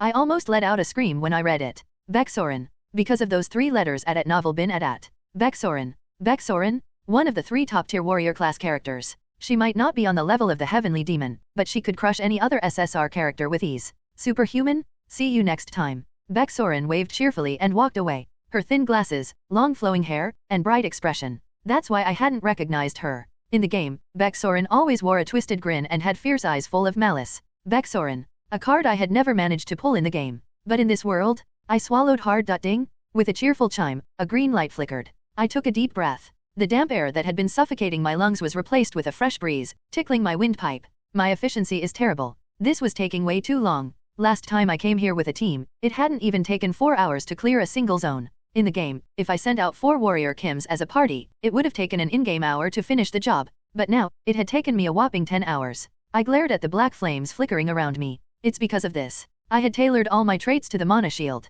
Holy resistance, mana shield, mana core. Mana recovery, deep breathing, mana absorption. These were my current traits. If I had swapped out holy resistance and mana recovery, and instead used contamination resistance, endurance, and vigor, the rate of absorbing contaminated mana would have been twice as fast. The difference between 5 hours and 10 hours was huge. It could mean the difference between commuting back home or spending the night here and pulling double or even quadruple shifts. There's no way I'm staying here overnight. At that moment, I felt a pang of guilt toward my past self, the one who had played as Warrior Kim. Back in the game, I had organized expedition squads, and poor Warrior Kim never got any rest, grinding on auto expeditions 24/7. But now that I was actually here, sleeping in this place was out of the question. There weren't even any bathrooms. The cleaners used to relieve themselves wherever they could, and the smell of waste was mixed with contaminated mana and piles of buried garbage. The air was thick with humidity, mold, and even toxic mushrooms. It was, by far, the worst environment imaginable. Anyone who could sleep here wasn't human. Honestly, the inner zone, which I had just purified, was better than the corridors.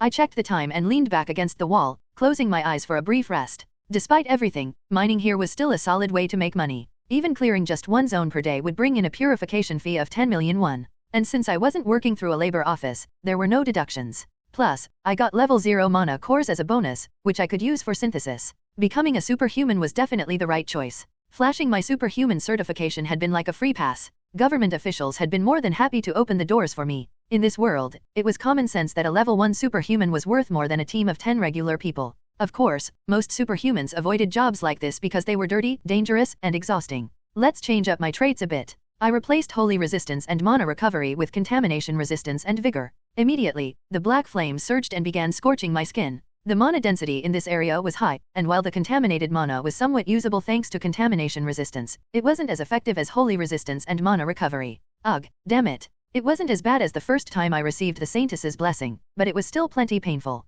Even as I groaned, I calmly did the math in my head. At this rate, it would take me around 8 hours to finish the purification. This wasn't going to work. Shaking my head, I reverted my traits back to their previous setup. As much as I'd been through, I wasn't some masochist with the willpower to endure continuous searing pain for 8 hours straight. It would be better to buy a magic tent and get some sleep rather than subject myself to that kind of inefficiency. This is so unproductive. Making a lot of money is great. If I could pull off 2 shifts a day, I'd be guaranteed at least 20 million won, and with the mana cores and other loot I'd collect, I'd earn even more. If I worked every day for a month, I could make around 600 million won. If I stuck to a 5-day work week and calculated for 4.3 weeks, it would still be 430 million won. With just a few months of this, I'd have enough seed money saved up. But, isn't there a better way to earn money and traits, while also finding artifacts or rare drugs? Preferably, something like nectar. If I could get my hands on nectar, I could finally get rid of this divine fever debuff. Ugh, whatever. I shook off the stray thoughts and stood up abruptly. Might as well exercise if I'm going to waste time like this.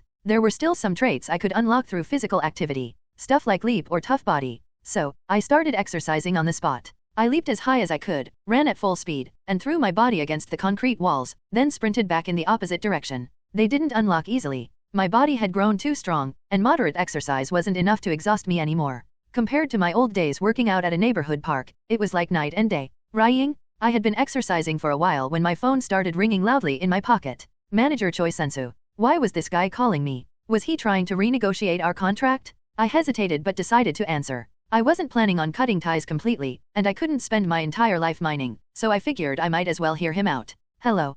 Hello there, Warrior Kim, our esteemed superhuman. It's been a while. I heard you got your superhuman certification recently. Congratulations. Yes, I did. How did you know? Oh, of course I know. Who wouldn't? You're the super rookie who showed up after a whole year? Words already spreading fast in the industry. His voice was unusually smooth and friendly. Completely different from how he'd spoken to me when we first met or even when we were settling accounts at the office. So, why are you calling? Haha, I just wanted to congratulate you and see if I could treat you to a proper meal sometime. I feel like I never gave you the proper welcome you deserve. Is there a good time that works for you? I know a great place. What welcome? I don't need any of that. What I really need is nectar. Just get me some nectar. Wait, hold on. A sudden thought hit me like a bolt of lightning. Finding nectar was incredibly difficult. Later in the game, during episodes 5 and 6, you could obtain it by raiding archdemons and evil dragons, but before that, you'd have to rely on special quests, limited events, or an incredibly low chance from random draws. What if I used Manager Choi to get it? Granted, asking Choi Sunsu to personally acquire nectar was nearly impossible,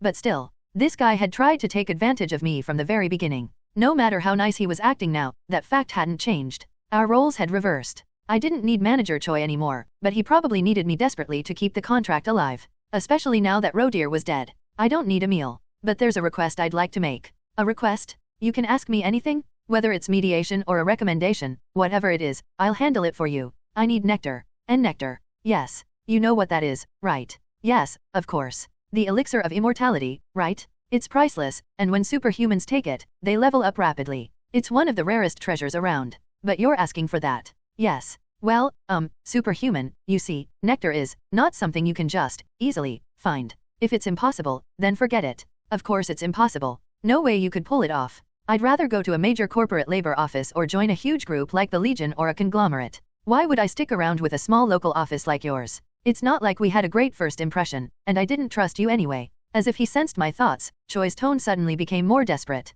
No, I'll find a way, or rather, I'll mediate a job that offers nectar as a reward. Is that what you're looking for? Me just handing it over would be nearly impossible, but I can definitely find a job that offers it. Exactly. At novel bin at. Even for a level 5 superhuman, finding nectar would be incredibly difficult. Why would anyone just hand it over to a level 1 superhuman? That would be 100% a scam. In fact, I'd be skeptical even if it were offered as a reward. If you can bring me a contract where the reward is nectar, I'll consider renewing my contract with you. That should be enough of a carrot to motivate him. There's a 99% chance he'll fail, but... Gulp. I heard Choi Sunsu swallowing nervously over the phone. You're serious, right? This isn't a joke. Of course. Think about it. If you're a manager who can mediate a job offering nectar as a reward to a level 1 superhuman, that makes you a top-tier agent. Why wouldn't I want to keep working with you, even if your company isn't huge or well-known? Gulp. He swallowed again. Does it matter what the conditions are? It has to be reasonable. Nothing absurd like dissecting me alive. Even if the job is difficult, it has to be something I can actually do. It won't be easy, but understood. If I find such a job, superhuman, you'll renew your contract with me. I'll look at the terms first. Yes, I'll keep that in mind. Just give me 1 week. 1 week. I didn't have high expectations. I just quietly returned to the first landfill, focusing on mining mana cores and traits day by day. But 4 days later, Manager Choi contacted me again. I found it, superhuman. His voice was filled with excitement. What did you find? The job that offers nectar as a reward. Seriously. Even as I heard him say it, I found it hard to believe. But Manager Choi's voice was brimming with confidence. Absolutely. I'd rather explain it in person, so could you come by the office? I'd like to give you all the details face to face. All right. I'll be there soon. I had just finished my shift. After 4 straight days of spending the night at the first landfill from Monday to Thursday, I was exhausted. I had considered working 1 more day, but since government employees don't work on weekends, I decided to call it quits for now. I had earned enough, anyway. After collecting my purification fee and returning the keys, I showered, went through the sanitation process, and hailed a cab. By the time I arrived at the labor office in Silimdong, it was already afternoon, well past lunchtime. The office was empty. Only the employee I'd seen when I first came here was sitting at the front desk, and she bowed politely when she saw me. Welcome, Warrior Kim. The manager has been expecting you. I hope I didn't keep him waiting too long. I had some personal business to attend to. No, not at all. You're always welcome, superhuman. Whether it's late at night or early in the morning, feel free to visit whenever you please. The manager will be more than happy to wait. Superhuman, you're here. Normally, Manager Choi didn't react until one of the employees announced my arrival. But not today. Before the receptionist could even guide me, Choi heard our conversation and burst out of his office, practically sprinting toward me. He grabbed my hand eagerly and started shaking it. Please, come in. Quickly. Oh my, is that the famous divine flame I see? It's incredible. Choi was being overly dramatic, making a huge fuss. Being this close to another man wasn't exactly a pleasant experience. I subtly pulled my hand away, and Choi laughed it off with a cheeky grin. He led me to his office, sat me down, and brewed coffee himself. Then he pulled out 2 cubes of something blue that glowed faintly. Would you like sugar with your coffee, superhuman? Sugar? Wait, that's not regular sugar. No, just coffee, please. Haha, of course, superhuman. My senses aren't as refined, so I need to add sugar and some holy milk to enjoy it. The sight of what he referred to as holy milk was quite a spectacle. It was a sparkling pink liquid. In a transparent crystal cup, the black coffee, pink milk, and blue sugar cubes swirled together, creating a mesmerizing dance of colors. If you ignored the overpoweringly sweet scent that felt like it could burn your nose off, it was a pretty scene. Choi took a sip of the tricolored coffee, his face lighting up in ecstasy. Oh, this is what I live for. Superhuman, you really should try it. I can provide an unlimited supply of sugar and holy milk for you. No thanks.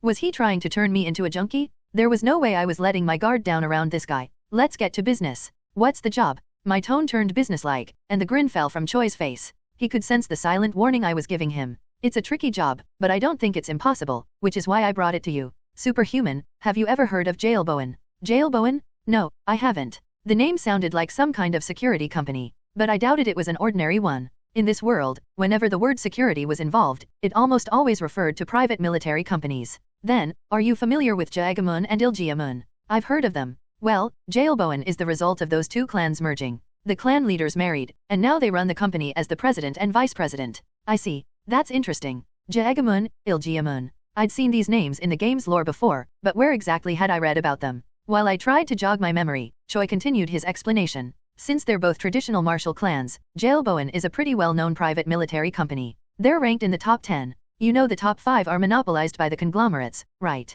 Of course. I'm well aware. Well, this request comes directly from the vice president. Both the president and vice president are level 6 superhumans, but their son has reached his 20s without awakening his superhuman powers, and they're extremely worried. Into his 20s and still not awakened? Are they sure he even has mana potential? They're certain. According to some rumors, mages from the Mage Tower confirmed that he has the potential to reach level 7, possibly even level 8. The problem is that he just hasn't awakened yet. Huh, is that so? And what exactly is the job? It's simple. Choi pulled out his smartphone and showed me a picture. It was a photo of a young man, handsome enough to be mistaken for a woman. The task is to awaken this young master, Co Wuin, as a level 1 superhuman. The requirement is that he must pass the official certification as a level 1 superhuman, and it has to be in the warrior class. If you succeed, the reward is 1 bottle of nectar. I recognized that face. The Black Reaper, or the Sword of the Evil God. One of the 8 mid-bosses from episode 3, Co Wuin. Just like the Saintess, he was another infamously difficult boss who had crushed countless players' hopes. And now, there he was, staring back at me with bright, innocent eyes from a smartphone screen, waiting to be awakened as an 8th level paladin, one of the deadliest bosses in Arcane Seoul. A standalone house near Panjo.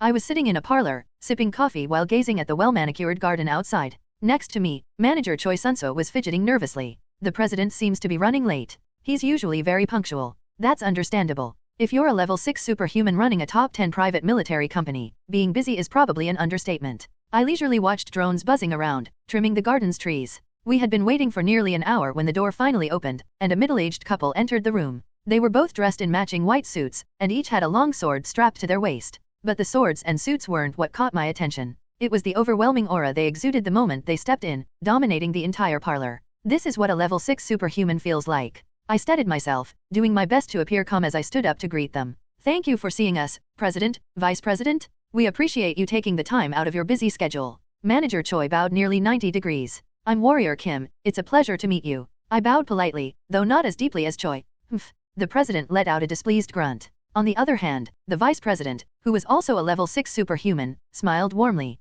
Nice to meet you. I'm Lee Miri, and this moody guy is Seo Jungju. Thank you for coming. Oh, come on, I'm not in a bad mood. You're totally sulking. If you're going to act like this, why don't you just go back to your study? I can't do that. President Seo Jungju snorted and sat down on one of the sofas, turning his body to look out at the garden. His demeanor screamed dissatisfaction. Lee Miri sighed and motioned for me and Manager Choi to sit. He's stubborn. Please, have a seat. You can speak to me. Yes, Vice President. I'm looking forward to working with you. Likewise. I take it that your presence here means you're accepting our request. Manager Choi shot me a glance. I nodded solemnly. Of course. The reward is exactly what I need. Lee Miri gave me a keen look. Her eyes, filled with wisdom, focused on the black flames surrounding me. Even the president, who was pretending to be uninterested as he stared out at the garden, was sneaking glances at the divine flames, observing them closely. As I thought, I was starting to understand the situation. A reputable company ranked in the top 10 of the country's private military sector. Both the president and the vice president were powerful level 6 superhumans.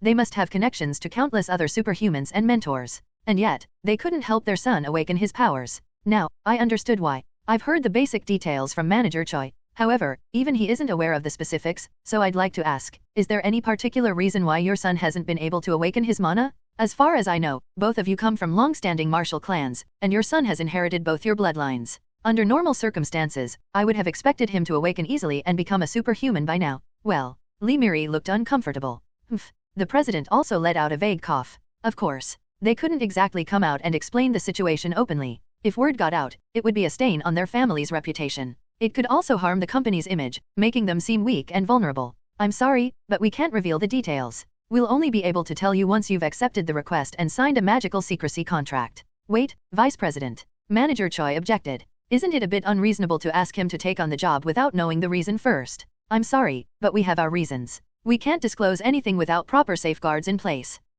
Manager Choi looked at me, as if asking what we should do. What else? My decision was already made. I understand your position, Vice President. However, I can't blindly accept the request either. How about we compromise? Let me meet your son and talk with him briefly. After that, I'll decide whether to take on the job or not. You want to meet Woojin? At novel bin at. Yes. There's no need for a private discussion. A short conversation in this room will suffice. This much, they couldn't refuse. Lee Miri seemed to accept my proposal, but the president muttered from across the room, grumbling to himself. What's a level 1 newbie going to understand just by looking at him? Keep quiet? Alright, I'll call Woojin. Lee Miri waved her hand, and a surge of mana triggered a sensor embedded in the ceiling. It sent an electrical signal somewhere within the house. Impressive. While I watched the sensor in fascination, the door opened, and a handsome young man walked in. You called for me, mother? Yes, Woojin. Remember how I mentioned there was a superhuman who overcame the Saintess's baptism and reached level 1? This is him. Please introduce yourself. Hello, I'm Co Wuin. Co Wuin bowed politely. Despite his privileged background, his manners were impeccable. I recalled how he was similar in the game. What you might call a polite character. Of course, in the game, he was famous for using polite language while slaughtering players, earning him the nickname humiliation character rather than polite character among the player base. Nice to meet you. I quickly sized him up. Tall, lean, and well-proportioned. His face had the distinct look of someone born with a silver spoon. His shirt and slacks exuded elegance. None of that mattered. My eyes landed on his right hand. In the game, Co Wuin always wore a thick black and gold gauntlet on his right hand. And even now, here in reality, his right hand was gloved. However, instead of the black gauntlet from the Church of the Old Father, he wore a fine silver glove, embroidered with intricate magic circles. It looked expensive, the kind of item crafted by a master superhuman. Nice gloves. Thank you. They're more than I deserve, but I'm grateful to use them. I'm sure you are. I took a deep breath and delivered the punchline. Is it sealing holy power or mana? Pardon. The glove. What's it sealing? Co Wuin reflexively hid his right hand behind his back, his expression faltering. His face clearly showed his internal turmoil. I glanced calmly at Co Wuin and his parents. Their outward expressions remained calm, but I could see through their facade. They were like panthers, quietly assessing a potential threat. You've been afflicted with a baptism, haven't you? Just like me. Ahem. Oh. How did you know? Of course, it was obvious. I tapped the black flames surrounding me as I replied. Think about it. Does it make sense that someone like Co Wuin hasn't awakened his powers yet? He probably underwent numerous rituals when he was born, and I'm sure he's learned every martial art from both your clans. Even if he were exceptionally slow, he should have at least reached level 1 or even 3 by now. The fact that he still hasn't awakened means there's a reason. But how did you figure it out so quickly? You just need to think it through. You've got a unique problem, but instead of asking a mage or priest for help, you turn to a warrior class superhuman? Not just any experienced, high-level superhuman, but a level 1 rookie who just overcame the Saintess's baptism? There's only one explanation. This is related to the Saintess's baptism, which I'm currently in the process of overcoming. Wow. Co Wuin clapped his hands briefly. You're amazing. It feels like I'm watching the protagonist of a detective novel. Don't flatter me. No, really. You're incredibly sharp. Of course, I could only piece it together because I already knew about Co Wuin's background. It was more like I matched the result to the cause. The atmosphere in the parlor shifted completely. Even the president, who had been sulking earlier, was now listening intently. Meanwhile, the vice president's eyes gleamed with interest as waves of mana subtly radiated from her. Superhuman, is there a way to fix this? As the vice president knows, baptisms can't be removed. You either accept them and become a follower of the god who bestowed the baptism, or you reject and overcome it. There are only those two options. That's true. Lee Miri looked at me with a desperate expression. She must have been grasping at straws by this point. But I have one more question, if you don't mind. Please, ask. I've heard that becoming a follower of the Old Father isn't necessarily a bad choice. The Church of the Old Father is one of the 7 largest religious orders in Korea, right? Perhaps it wouldn't be so bad for your son to join. Don't even say such a thing. The president burst out in anger. Lee Miri raised her hand to calm him down before explaining softly. I'll assume you asked out of genuine ignorance since you've rejected the baptism yourself. But we can't join that church. You might not be aware, but the Church of the Old Father has a terrible reputation. A bad reputation. Yes. Their doctrine aside, the Saintess, the 7 apostles, the high priests, and the other clergy are all strange. What would you expect from a group that worships a god who demands human sacrifices? Fair enough. We would rather follow Gaia or Shiva before even considering joining the Old Father's church. If Woojin were to join them, they'd devour our entire company and family. We'll never let that happen as long as we live. Ah, I see. I nodded heavily. Come to think of it, in Arcane Seoul, Co Wuin led a personal guard known as the First Legion. Jailboen, First Legion. It all made sense now. Jailboen was created through the arranged marriage of Co Junsu and Lee Miri, combining the strength of their 2 clans. Later, something must happen to Co Wuin's parents, causing him to join the Church of the Old Father, bringing Jailboen with him. So the Westphalian covenant of divine annihilation is practically useless, then. It's not completely worthless. Without it, the old father might have already taken over the entire country and plunged us into a medieval dark age. Wujin would have been brainwashed and dragged off ages ago. The treaty protects both us and you, superhuman. As soon as you created your mana shield, Inquisitors would have abducted you otherwise. The treaty is the only thing keeping them at bay. When you put it that way, I agree. The Westphalian Covenant of Divine Annihilation was a pact signed by the gods themselves.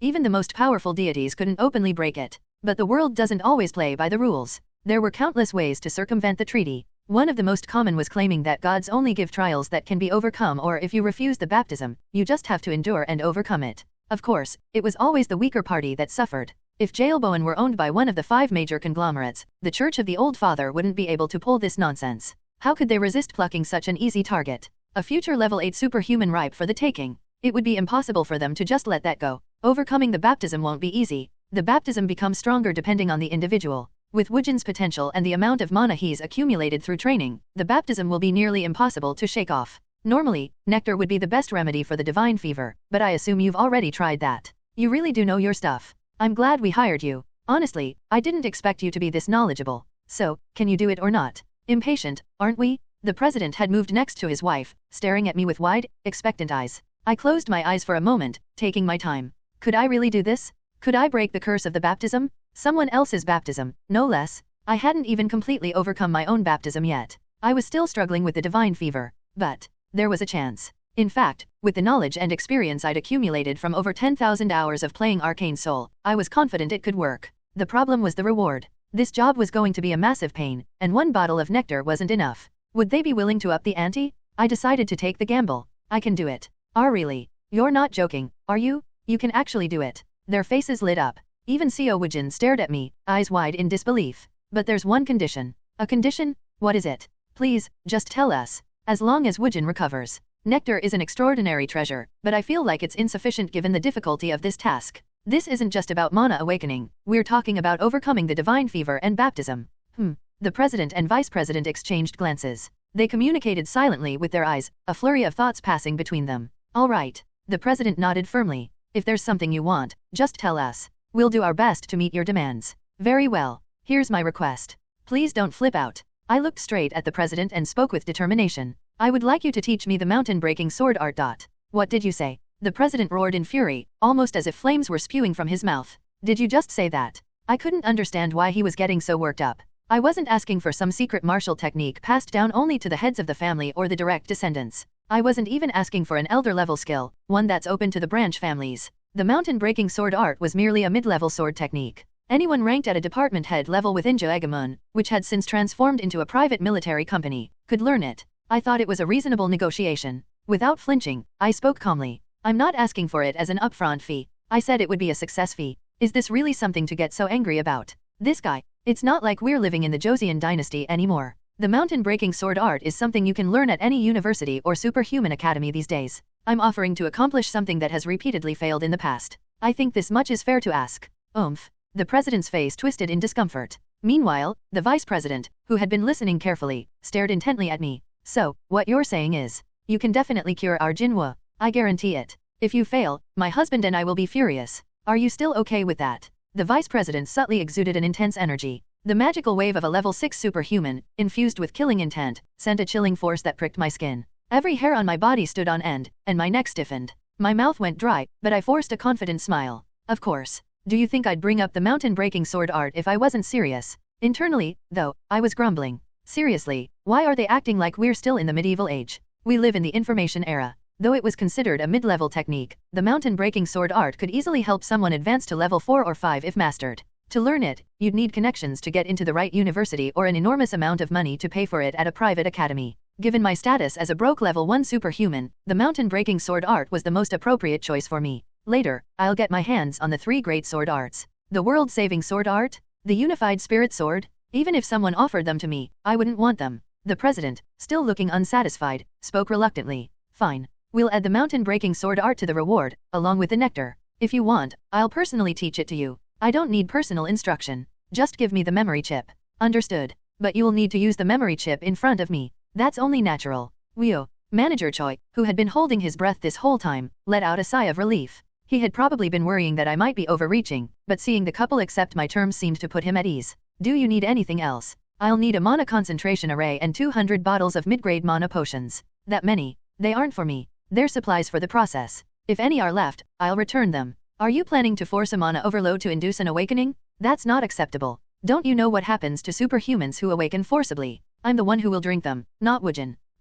Both the president and the vice president eyed me suspiciously. I'll say it again, I'm only level 1. Naturally, my mana capacity is extremely low. Even if I drink a low-grade mana potion, it fills me up halfway. With a mid-grade mana potion, just one sip is enough to max out my capacity. And the mana concentration array needs to be installed in a private training room. No surveillance like CCTV or mana detectors, please. I want it to be just Woojin and me in there. That's fine. You're absolutely sure you can succeed. I value my life, you know. If I were just planning to con you and run, I wouldn't ask for a sealed room, would I? Well, that's true. All right. Anything else? One last thing. I'd like to speak to Woojin directly. To me. Co Wuin, who had been sitting absent-mindedly, snapped to attention, startled. He seemed a bit clueless. Is this really the guy wielding the sword of the evil god? Let me make it clear, this won't be easy. I'll do my best to minimize your suffering, but in the end, you'll have to take off the gloves. Take off the gloves. Hearing that made Co Wuin's eyes waver. Naturally. The divine fever causes excruciating pain, possibly the most intense agony a human can experience. No one would want to endure it, not even for a single second. Co Wuin clenched his eyes shut. I'll do it. Are you sure? I'd rather be in pain for a bit than live like this forever. I can't train in martial arts, I can't even leave the house properly. Just please make sure that it works. I promise. You'll be reborn today, Woojin. Co Wuin glanced at the black flames surrounding me, biting his lower lip before nodding resolutely. The atmosphere was heating up. Strike while the iron's hot. I stood up immediately. Let's begin right now. Right now.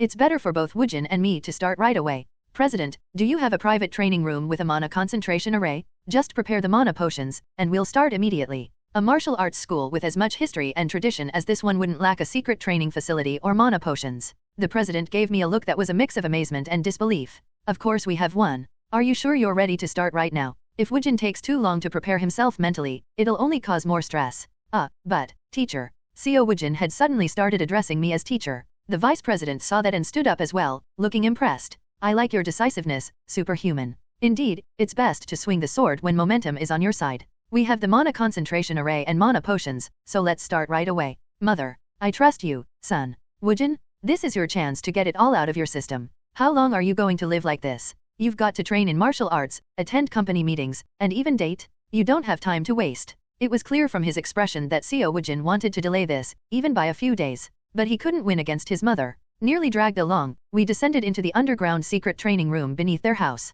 The space was quite large. Magical lights glittered from the ceiling, and the walls, floor, and ceiling were inscribed with magic circles. That familiar pattern. I couldn't help but be impressed. It was a 3D mana concentration array. A 2D one would have sufficed, but this three-dimensional version cost several times more while offering only a marginal increase in efficiency. Thump, thump.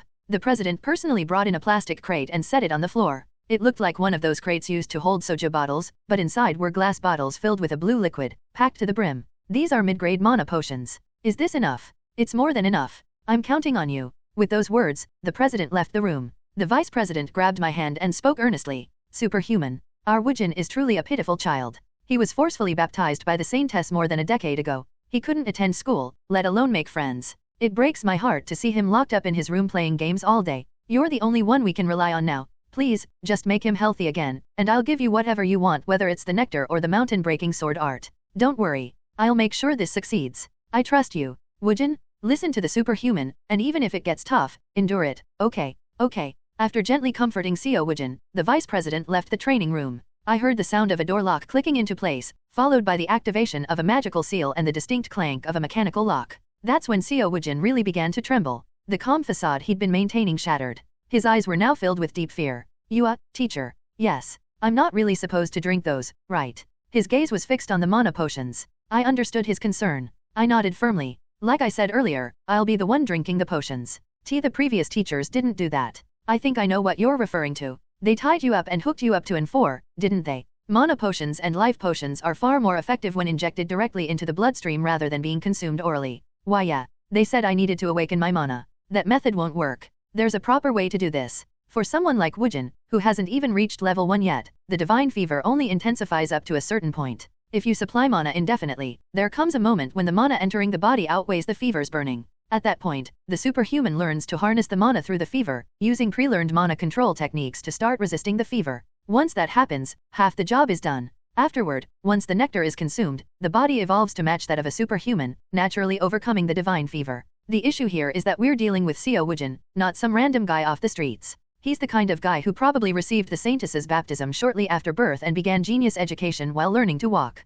Even though he hasn't fully awakened his mana yet, his foundations are solid, with immense amounts of dormant mana already within him. Naturally, the divine fever he's experiencing is on a completely different level of intensity. So, what other methods have you tried? At novel been at. They tied me up, stuck electrodes to my nerves, and gave me mana stimulation. They also had a mage put me to sleep and tried to forcibly awaken my body. Good grief, how primitive. No wonder those methods failed. Given the limited options within the game, they probably thought this was the best they could do. Alright, let's begin. Wuin, just follow my instructions. What do I need to do? I've got most of the work covered, so for now, just sit back and watch. Take a nap if you feel like it. Oh, but there's one thing you must remember. What's that? Whatever you see here, you can't tell anyone. Not even your parents. Understood? I mean, I can keep a secret, but why? Because it's my secret. It's a man-to-man promise. Can you keep it? I locked eyes with Co Wuin, giving him a serious look. According to his in-game character description, Co Wuin is someone who never breaks his word, even if a blade is at his throat.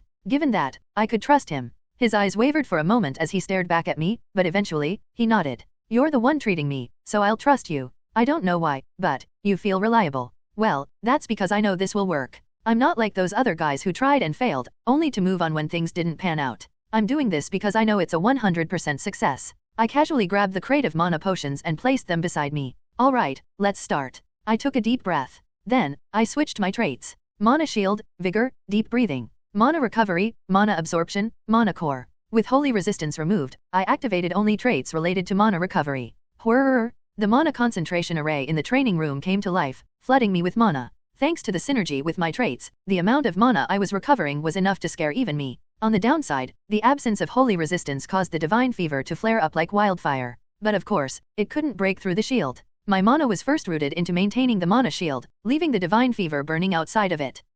But that wasn't enough. I focused more deeply on the mana shield. It grew larger, expanding, stretching outward. It originally only covered my body, but now it started to double in size. In volume, it grew to nearly 8 times its original capacity. Crackle, crack. Naturally, as the shield grew, its density and strength diminished. The black flames of the divine fever pounced on it, gnawing at the shield like a ravenous beast. Before long, holes appeared, and the flames began searing into my flesh. Ugh, the pain was unbearable. Though it wasn't as severe as when I had no shield, it still hurt like I was being repeatedly jabbed with a burning hot poker. Groans escaped my lips, and my body twitched involuntarily. Co Wuin's eyes widened in shock. Teacher. I ignored him. Instead, I focused on expanding the shield even more. I pushed the mana shield to its limit. The pain grew stronger, and an overwhelming sense of exhaustion washed over me. My mana, which had been flowing steadily, began to falter. Realizing this, I quickly opened one of the mana potions. Pop! I gulped it down in one go. The mana replenished instantly. My body filled with energy, and the shield became clearer once more.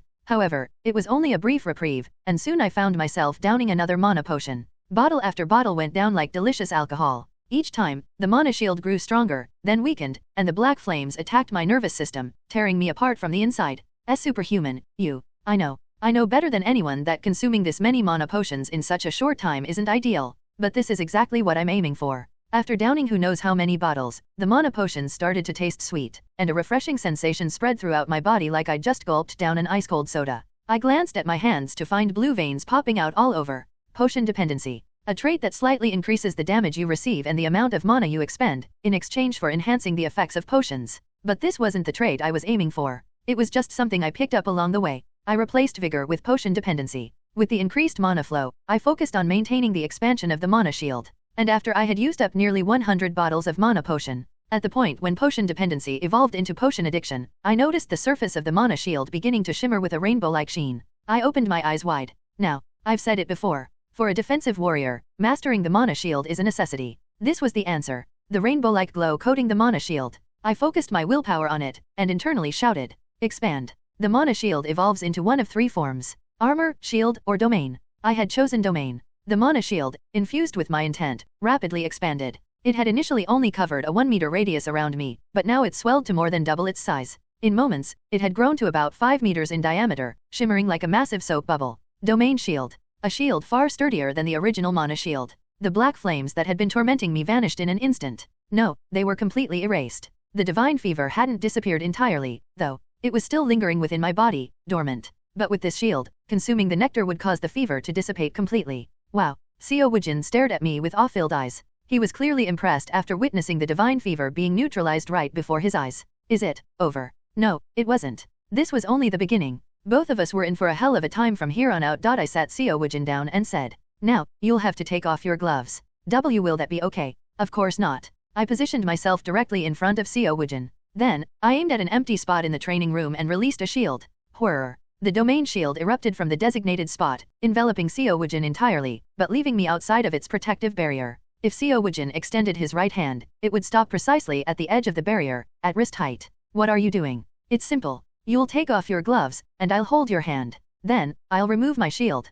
Currently, I was using a mana shield outside the domain shield. So what would happen if I took down my shield? Naturally, the divine fever would rush in like a storm. And what if Co Wuin extended his hand outside the shield, gloves off? Co Wuin looked at me as if I was insane. You're suggesting resonance. Exactly. That's insane. You know how terrifying the divine fever is? If it resonates, we'll die, literally die. We won't die. It'll just hurt so much you'll wish you were dead. And did you expect overcoming the divine fever to be easy? Well, it'll be tough, but isn't this what you've committed to? Do you plan to live like this forever? A day of suffering is far better than a lifetime of misery. Co Wuin bit his lower lip hard. His gaze reflexively darted to the locked door before he shook his head, slapping his cheeks a couple of times to steel himself. All right. You're going to suffer more than I will, so I can't complain. Let's do this. Good. Now, give me your hand. I'll take off the gloves myself. They're locked by my biometric signal, so no one else can take them off. Co Wuin grasped his right glove with his left hand. His face full of inner conflict, he stared at it for a moment before gritting his teeth and removing the glove. In an instant, a black dragon of flames soared upward. The flames exploded outward with such force that the pressure alone was overwhelming. Compared to this, the black flames that had been flickering around me were nothing more than faint fireflies. Co Wuin's voice came out in a strained whisper. Cue quickly. Without hesitation, I grabbed his hand. With a slight pull, I yanked it out of the domain shield. Then, the flames exploded in a fury. Simultaneously, black flames erupted from my own body. The two fires, both divine and black, resonated violently, spiraling out of control. My vision blurred, and excruciating pain shot up my spine. Garaya. It was worse than when the Saintess had baptized me. Suppressing the urge to scream, I moved exactly as I had planned. Domain shield, holy resistance, endurance. Mana absorption potion, addiction, mana core. First, I swapped my traits. Gulp. Second, I downed the mana potion I had prepared. Lastly, I began manipulating the mana. I focused on drawing in the energy, trying to absorb Co Wuin's divine flames through our linked hands, which were resonating fiercely. Under normal circumstances, this would be impossible. But right now, it was achievable. With a level of concentration beyond human limits, divine flames originating from the same source, and the mana core glowing brightly in my heart, these factors aligned to create a small miracle. Rumble. The heavens groaned as the flames shifted. Bit by bit, like a snail inching forward or bubbles popping in waves, the divine flames were being drawn into me. It's working. As the flames flowed into me, the power burning through my body intensified. The pain was unbearable. I wanted to quit. I wanted to abandon everything. Why was I putting myself through this hell? But I clenched my teeth and endured. I need the nectar. It was all because of the Saintess. If it weren't for that wretched Saintess, I wouldn't be suffering like this. Do trials make people stronger? Do hardships temper resilience? I didn't need any of that. I could have grown stronger without this nonsense. Just wait. I'm going to grow so powerful that I'll destroy the old father's cult, the Saintess, and all those cursed followers.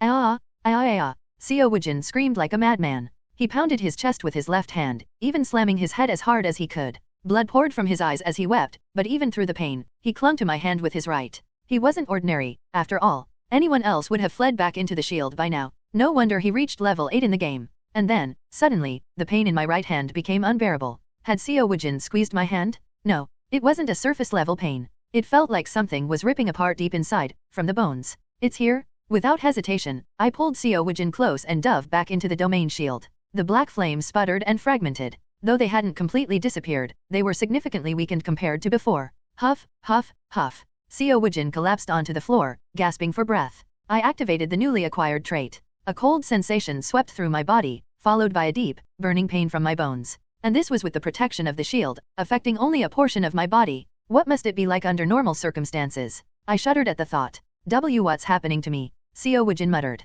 Still lying prone, he glanced down at his hand, then raised his head to look at me. Confusion filled his eyes, but then suddenly, realization dawned on him. Is this Damage absorption. Of course, the young master of a prestigious family would figure it out immediately. That's right. Wait, but isn't damage absorption supposed to be an incredibly rare trait? I heard even with specialized training, only 1 or 2 in 10 manage to awaken it. Of course not. This was only possible because I'm Warrior Kim, and I had meticulously planned everything. Instead of explaining in detail, I stared him down. I trust you'll keep this a secret. My serious expression made Co Wuin's face harden as well. Of course. It's a man-to-man promise. I'll hold you to that. I retrieved a wooden training sword from the corner of the training room and handed it to Co Wuin. While Co Wuin gripped the sword, I donned steel arm guards and stood before him inside the domain shield. The shield was suppressing some of the divine fever, and with damage absorption, I was transferring part of the pain to myself. But even so, his expression wasn't good. The searing pain was still pain, after all. Any ordinary person would be demanding painkillers at this point.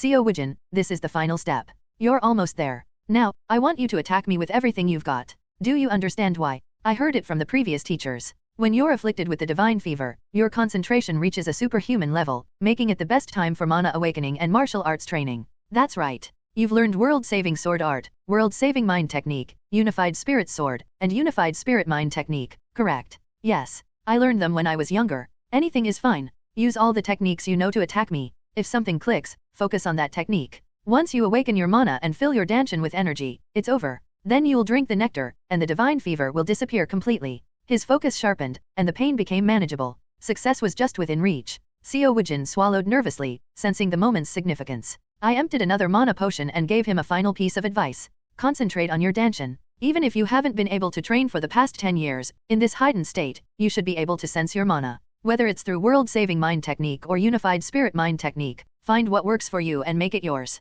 Co Wuin nodded firmly. Then, he let out a brief statement as if tossing it out. First sword. What? First sword. My parents created it. Wait. So, they combined the martial arts of Jaegamun and Iljiamun? They named it First Sword because it combined the idea of first from both schools. TL note, as in, the best of both schools. It should have been Supreme Sword, but that's not what it's written as. I couldn't help but laugh. That's a terrible name. Besides, the Chinese characters are completely different. They are? You should have stuck with the original characters instead of awkwardly forcing it into English. Honestly, the name's pretty bad. Haha, I thought the same. Once I master it, I'll give it a better name. That's probably for the best. But for that to happen, Co Wuin needed to make it through this ordeal. I wiped the smile from my face and focused on him. He did the same, his expression turning serious. I'm ready. Come at me. Co Wuin raised the wooden sword. For the first time in 10 years, he was holding a weapon properly. And yet, his presence was anything but ordinary. As soon as he lifted the wooden sword, there was a deceptive fluidity in his movements, coupled with an icy sharpness that pricked at me.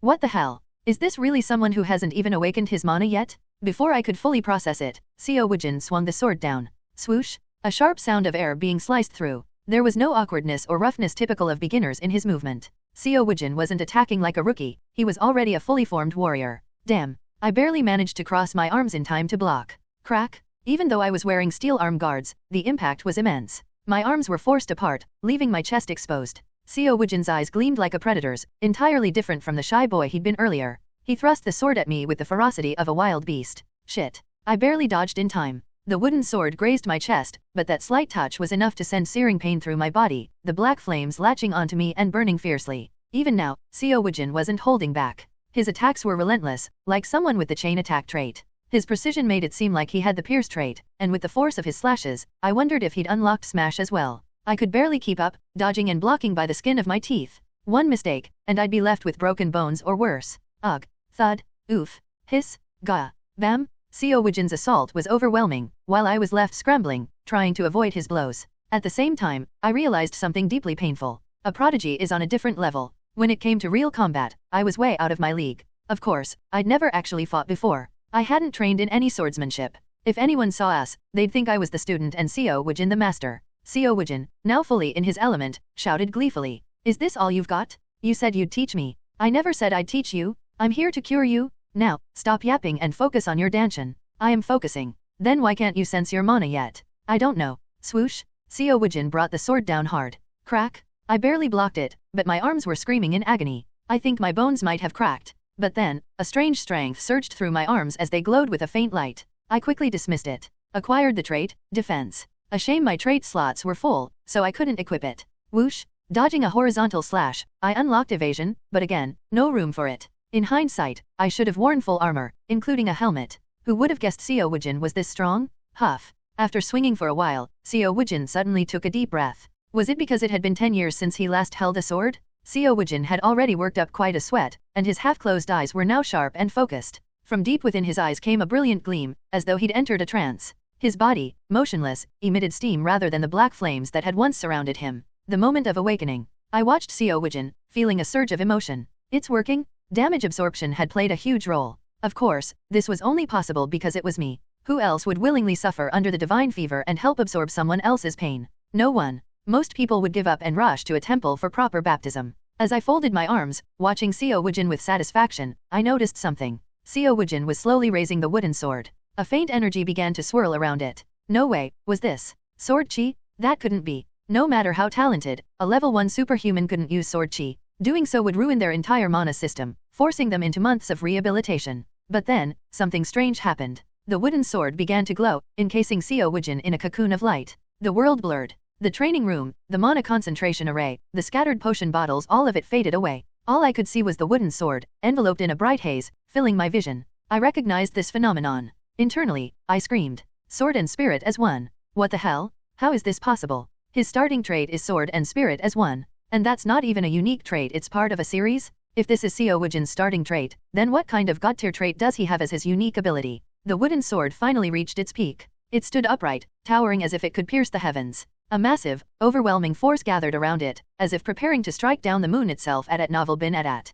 Then, it began its descent. Like a meteor burning through the atmosphere or a collapsing mountain peak, the sword plunged toward me. There's no way I could block this. Even as I instinctively knew this, I quickly swapped my traits. Defense, mana shield, strength. Toughness, endurance, mana core. I activated defense in both arms and concentrated my mana shield there. The divine fever, still burning through my body, aided me. 2 traits fused together. Defense and mana shield. From their fusion, a new trait emerged, mana barrier. I hastily conjured a shield-like barrier. And then, the enormous wooden sword crashed down. Crack. A bolt of lightning struck. A blinding flash of blue lightning surged through me from head to toe, searing everything in its path. The world turned pure white, and a sharp ringing pierced my brain. Then came the fiery pain shooting up both arms. They were definitely broken. Grrrkk. But I had blocked it. Somehow, I managed to withstand that incredible strike, a blow from the level of sword and spirit as one. Huff, huff. When I came to my senses, I found myself crushed against the wall of the secret training hall. As I lifted my head, the ringing in my ears intensified. I struggled to stay focused and gazed straight ahead. There, in the center of the secret training hall, Co Wuin lay unconscious. He was already out cold. Even so, he clutched the wooden sword in his arms as if it were a sacred relic. Moreover, a faint aura was emanating from the wooden sword, enveloping him in its glow. The black flames around Co Wuin flickered and writhed, but they evaporated instantly when they came into contact with the energy radiating from the sword. I couldn't help but let out a small laugh. Geniuses are different. That's what it means to be born with privilege. One thing was certain. Co Wuin was undoubtedly born with the SSR rank. He might even be comparable in skill to Baek Sorin, Carly, or Janet, 3 of the top warriors in the game. Ugh. I gritted my teeth and forced myself to stand. A mana barrier spread around me, pushing away the feverish heat. The black flames began to flicker and burn again, but the pain that had been tormenting me vanished completely. Well, except for 2 things. The unbearable pain from my broken arms and the relentless ringing in my ears were still as sharp as ever. I somehow managed to reset my arms and activated wound recovery and regeneration. Luckily, I still had 2 empty trait slots. With my low mana reserves, I had to invest in at least 4 mana recovery related traits just to sustain the mana barrier. Ignoring the pain, I pressed the red button next to the door. It's over. You can come in and check. Thud, thud, thud. The sound of hurried footsteps echoed down the corridor. With a loud crash, the iron door swung open, and Co Wuin's parents burst into the room. Wuin, are you all right? I stepped aside slightly, so they could get a clear view of Co Wuin. He lay on the floor, still cradling the wooden sword. And from that wooden sword, a sacred energy was flowing, wrapping around Co Wuin protectively. If someone didn't understand what this scene meant, they couldn't call themselves a level 6 superhuman, especially not a warrior. Sword and spirit as one. Oh my god, Wuin. Co Wuin's father stood there, dumbfounded, his mouth agape, while his mother's eyes welled up with tears. Without realizing it, they reached out and held each other's hands. Laughter and tears spread across their faces at the same time. It was a heartwarming scene, but I couldn't just let them bask in it forever. Rubbing my aching arms, I spoke up. Are you just going to stand there and watch? You need to give him the nectar. Oh, right, of course. What was I thinking? Yes, thank you. I completely lost track of myself for a moment. The 2 of them rushed over to Co Wuin. I glanced at the open door and said, one thing I'd like to mention, it's better if you say Co Wuin recovered on his own, without my involvement. Why would we do that? Ah, it's because of the church, right? As expected, they understood immediately. I nodded deeply. It wouldn't be good if the church found out about what happened today. I'd be wiped out with just a puff of their breath. Because of the Westphalian Covenant, the church can't wield its power directly. Honey, I think it's better to do as he says. His level is still low, and we don't know what might happen. True. Tell Manager Choi outside. If you give him a little something to keep quiet, he'll handle it. Honestly, I didn't trust that guy at all, but what could I do? The fact that he had facilitated today's events was proof enough of his capabilities. For now, it was better to go along with it. Co Wuin's father nodded in agreement. Very well, we'll do that. The truth will come out eventually, but we won't be the ones to reveal it. Thank you. Now, I think it's time for us to put on a bit of a performance. A performance. I mimed a punch in the air. Of course. Imagine it. A mere level 1 superhuman shows up, claiming they can cure their precious son, but ends up failing spectacularly. Yet I walk out without a scratch? That wouldn't make any sense. Even if they don't break my legs, at least I should end up with a black eye or two. Co Wuin's father looked conflicted. I don't know if I can bring myself to hit you, at novel bin at. You can go easy on me. And if you really feel bad about it, just give me some extra spending money. I've been strapped for cash lately. Haha, alright. I'll make sure you're well compensated. I'll give you the nectar and the mountain-breaking sword art right away.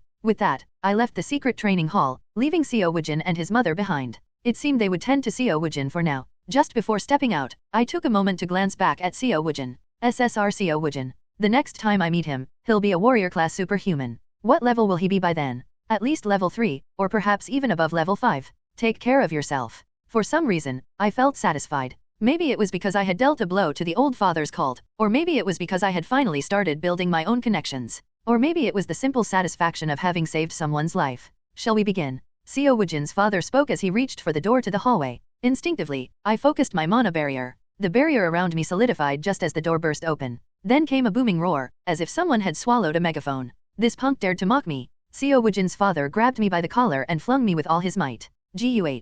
Crash. I flew across the grand living room and smashed into one side of the room. Unfortunately, the spot where I landed had an expensive-looking vase perched on a display shelf. The vase shattered, sending fragments raining down on me. I had flown nearly 10 meters, but I wasn't in pain. The energy Co Wuin's father had infused into me was protecting my body, but from the outside, it must have looked like a complete disaster. The house staff, who had been milling about in the living room, screamed in shock. MMR President. Stop this, please. Mrs. Vice President? Mrs. Vice President, where are you? You can't do this. You bastard. Co Wuin's father, now in full swing, leaped the 10 meters in a single bound and kicked me hard. Ugh. Once again, I wasn't really hurt. Instead, the internal energy in his kick twisted my stomach. Smash. This time, I was flung through the large glass windows, crashing into the garden. Vomit spewed out of my mouth like a fountain. As I lay in the garden, practically painting the ground with rainbow-colored puke, I had to admit it felt strange. I had asked for this, but it still felt off. Just as I started to feel indignant, Co Wuin's father leaned down,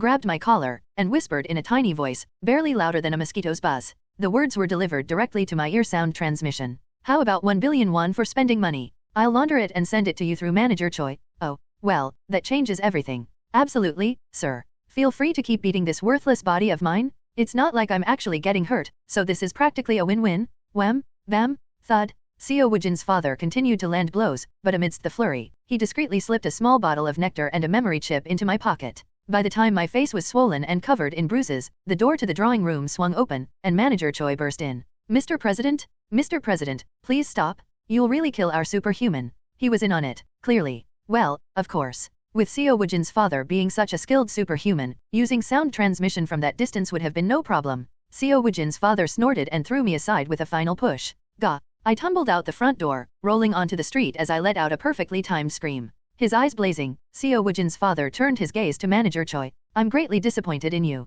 Why, sir? What did I do wrong? What? You call this super rookie? A prodigy who defies common sense? Damn it, I must have been out of my mind to believe such nonsense. My wife is bedridden because of this. You frauds. Co Wuin's father raised his fist in fury. As the current head of Jeonsa, a martial sect famous for its swordsmanship, and one of the strongest superhumans in Jeolboan, he wasn't just limited to sword skills. His fist gathered an intense energy, and in the blink of an eye, the energy condensed like a drill, then surged forward, transforming into the form of a galloping horse as he punched. Boom, heek. A blue bolt of energy ripped through the air, grazing the ground between Manager Choi and me with precision. The earth quaked violently, leaving a massive fissure in its wake. Even before the dust could settle, the tremor hit us, causing Manager Choi to hiccup and fall to the ground, trembling. It looked like he'd wet himself, judging by the dark patch spreading across his trousers. I, on the other hand, stood my ground, barely able to maintain my balance. Despite the incessant ringing in my ears, I managed to endure the overwhelming pressure with sheer willpower. Co Wuin's father gave me a hard look, impressed by my resolve, and then let out a lion's roar. Get out of my sight, you frauds! Don't ever set foot in my house again. The next time I see you, it won't be the ground that cracks, it'll be your skull. Hiek, superhuman, let's leave now. Let's go. The car was parked just outside the estate. As soon as Manager Choi reached the driver's seat, he pulled out a bottle of cologne from the glove compartment and liberally sprayed it on his groin. Ugh, what a mess. I slumped into the back seat, sinking into the plush leather. You did great. Yeah, whatever. Manager Choi started the car and pressed a hidden button on the dashboard. Zing. A subtle hum filled the car as a magical shield enveloped the interior. It was an anti-eavesdropping spell. It wasn't high-level magic, considering I could sense it, but it would be effective enough. So, it looks like you succeeded. Of course. Everything went according to plan. I pulled the small nectar bottle and the memory chip from my pocket and dangled them in front of him. When Manager Choi caught sight of the memory chip, his eyes widened in surprise. A memory chip? Didn't Mr. Co ask you to use it in front of him? I guess he forgot. That's unlikely. Mr. Co may look like a bear, but he's extremely meticulous. That's why the church has to play such a complicated game with him. So, are you saying he just gave it to me? Probably means he trusts you. I doubt he'd care even if you sold it. But that wouldn't sit well, would it? As Manager Choi drove towards Sillim-dong, I casually tossed out a baited question. What do you think? Should I sell it? Manager Choi glanced at me through the rearview mirror, his eyes calculating. No, in my opinion, you should use it to learn the mountain-breaking sword art. Yeah, I was thinking the same. As a warrior-class superhuman, selling it would be foolish. You need to grow stronger, and that chip could help you do that.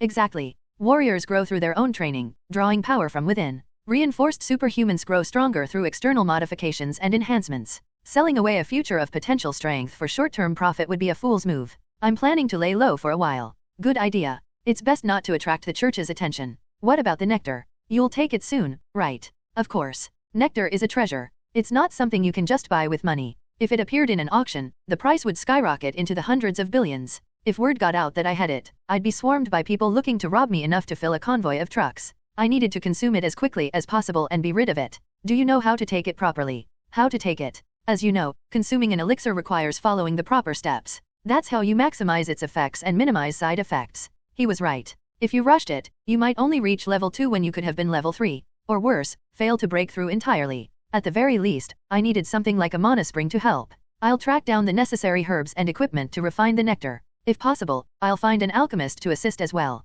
Please wait a little while. Wait, huh? I mulled over the decision. Would it be better to take the nectar properly? Or should I risk the side effects and focus on getting rid of the divine fever immediately? While I was lost in thought, Manager Choi concentrated on the road. We'll get started right away. It won't take long. You can think it over in the meantime. Thanks. I'll give it some thought. Manager Choi dropped me off at the hotel where I was staying. Take it easy. I'll let you know once the funds are transferred. Thanks. I'll be waiting. With my hands shoved deep into my pockets, I made my way up to my room. The hotel staff looked alarmed as they caught sight of me.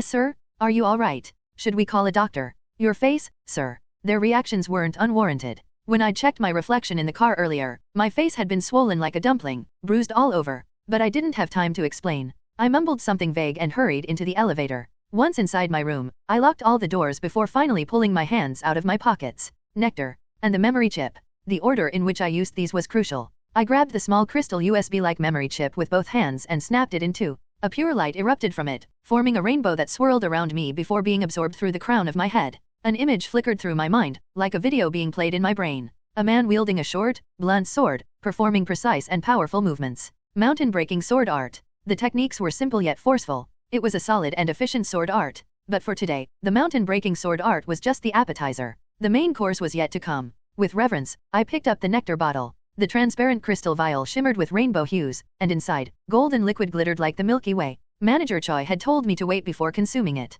But you know what they say, if you hesitate, you lose. When I thought about my trait switch, I realized the divine fever was wasting 4 of my trait slots. Getting rid of it had to be my top priority, even if it was just a few days sooner. Who knew what could happen? I could end up being ambushed again, like when Rodier tried to sell me out to a mage. I made up my mind. Pop.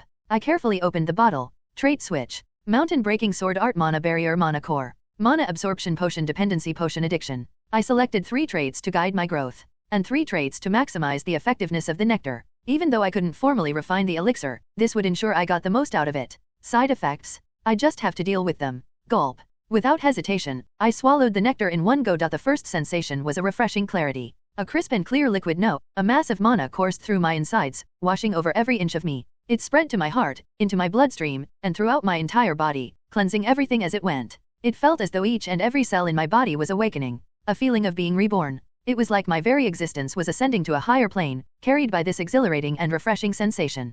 Crack, crack. FSSSSHHH. I could hear my bones popping, as if beans were roasting in a pan. Each muscle fiber unraveled, only to reassemble itself stronger than before. Every pore on my body opened, expelling toxins in thick clouds of smoke. However, neither the fire alarm nor any mana pollution sensors went off. All the expelled waste was instantly incinerated by the golden flames. Unfortunately, the euphoric sensation didn't last long. It barely lasted a minute. While my body had indeed strengthened, it hadn't undergone a dramatic transformation akin to shedding an old self for a new one. It was more like I had received about 1/10 of the benefits of a full-body rejuvenation. I opened my eyes, feeling a lingering thirst. How disappointing. Despite activating potion dependency, potion addiction, and mana absorption, it felt like I hadn't fully harnessed the effects of the nectar. My mana circuits, heart, and bloodstream were brimming with mana. Clearly overcapacity. There was so much mana that my senses had become slightly dulled. When I tried to move my hand, there was a subtle lag in the motion. Not enough to be a real problem, but just enough to be noticeable. And on top of that, the mana was slowly dissipating.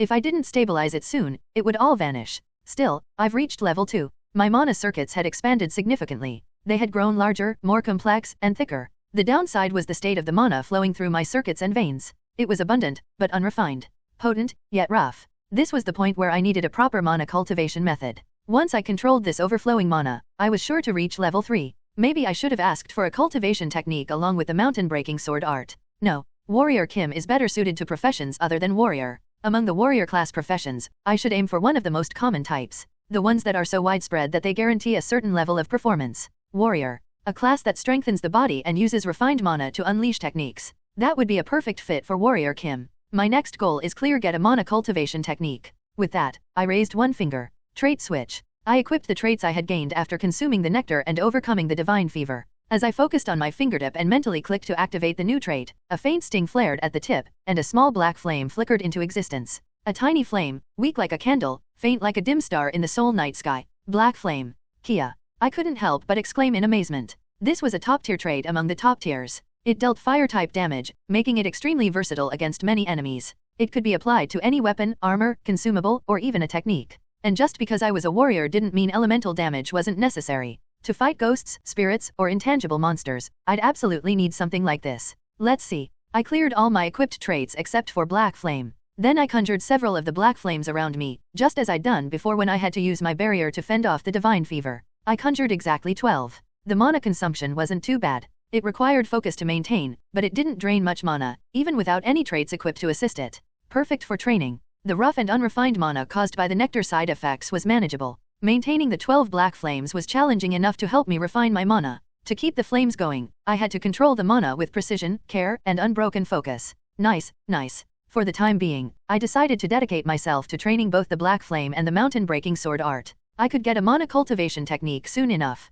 That would require some money, at least several 100 million won. So, I'd have to wait for the head of Jaegamon to pay up. How many traits do I have now? Time for a quick review. I counted calmly. 1, 2, 3, 4. What the hell? The final count, 35 traits. How long had it been since I dropped into this hellhole known as Arcane Seoul? Yet, I'd already gathered more than 30 traits. Amazing. I've really been grinding hard. Among those traits were top-tier ones like Black Flame, Mana Barrier, Domain Shield, and Mana Shield. The mountain-breaking sword art was also highly rated among its type of traits. Feeling proud, I flopped onto the bed. I need to get a sword. How much money do I have? The answer, 51 million won. This included the money I originally had, the earnings from a few intense dungeon grinds before I met Co Wuin, and the proceeds from synthesizing and selling the mana cores I collected. I had to pay my hotel bill soon, so after setting some aside, I'd be left with around 48 million won. As for the 1 billion, I'll leave that buried for now. With 48 million won, I could buy a decent sword, restock my guns and grenades. Maybe I should go for something high-end?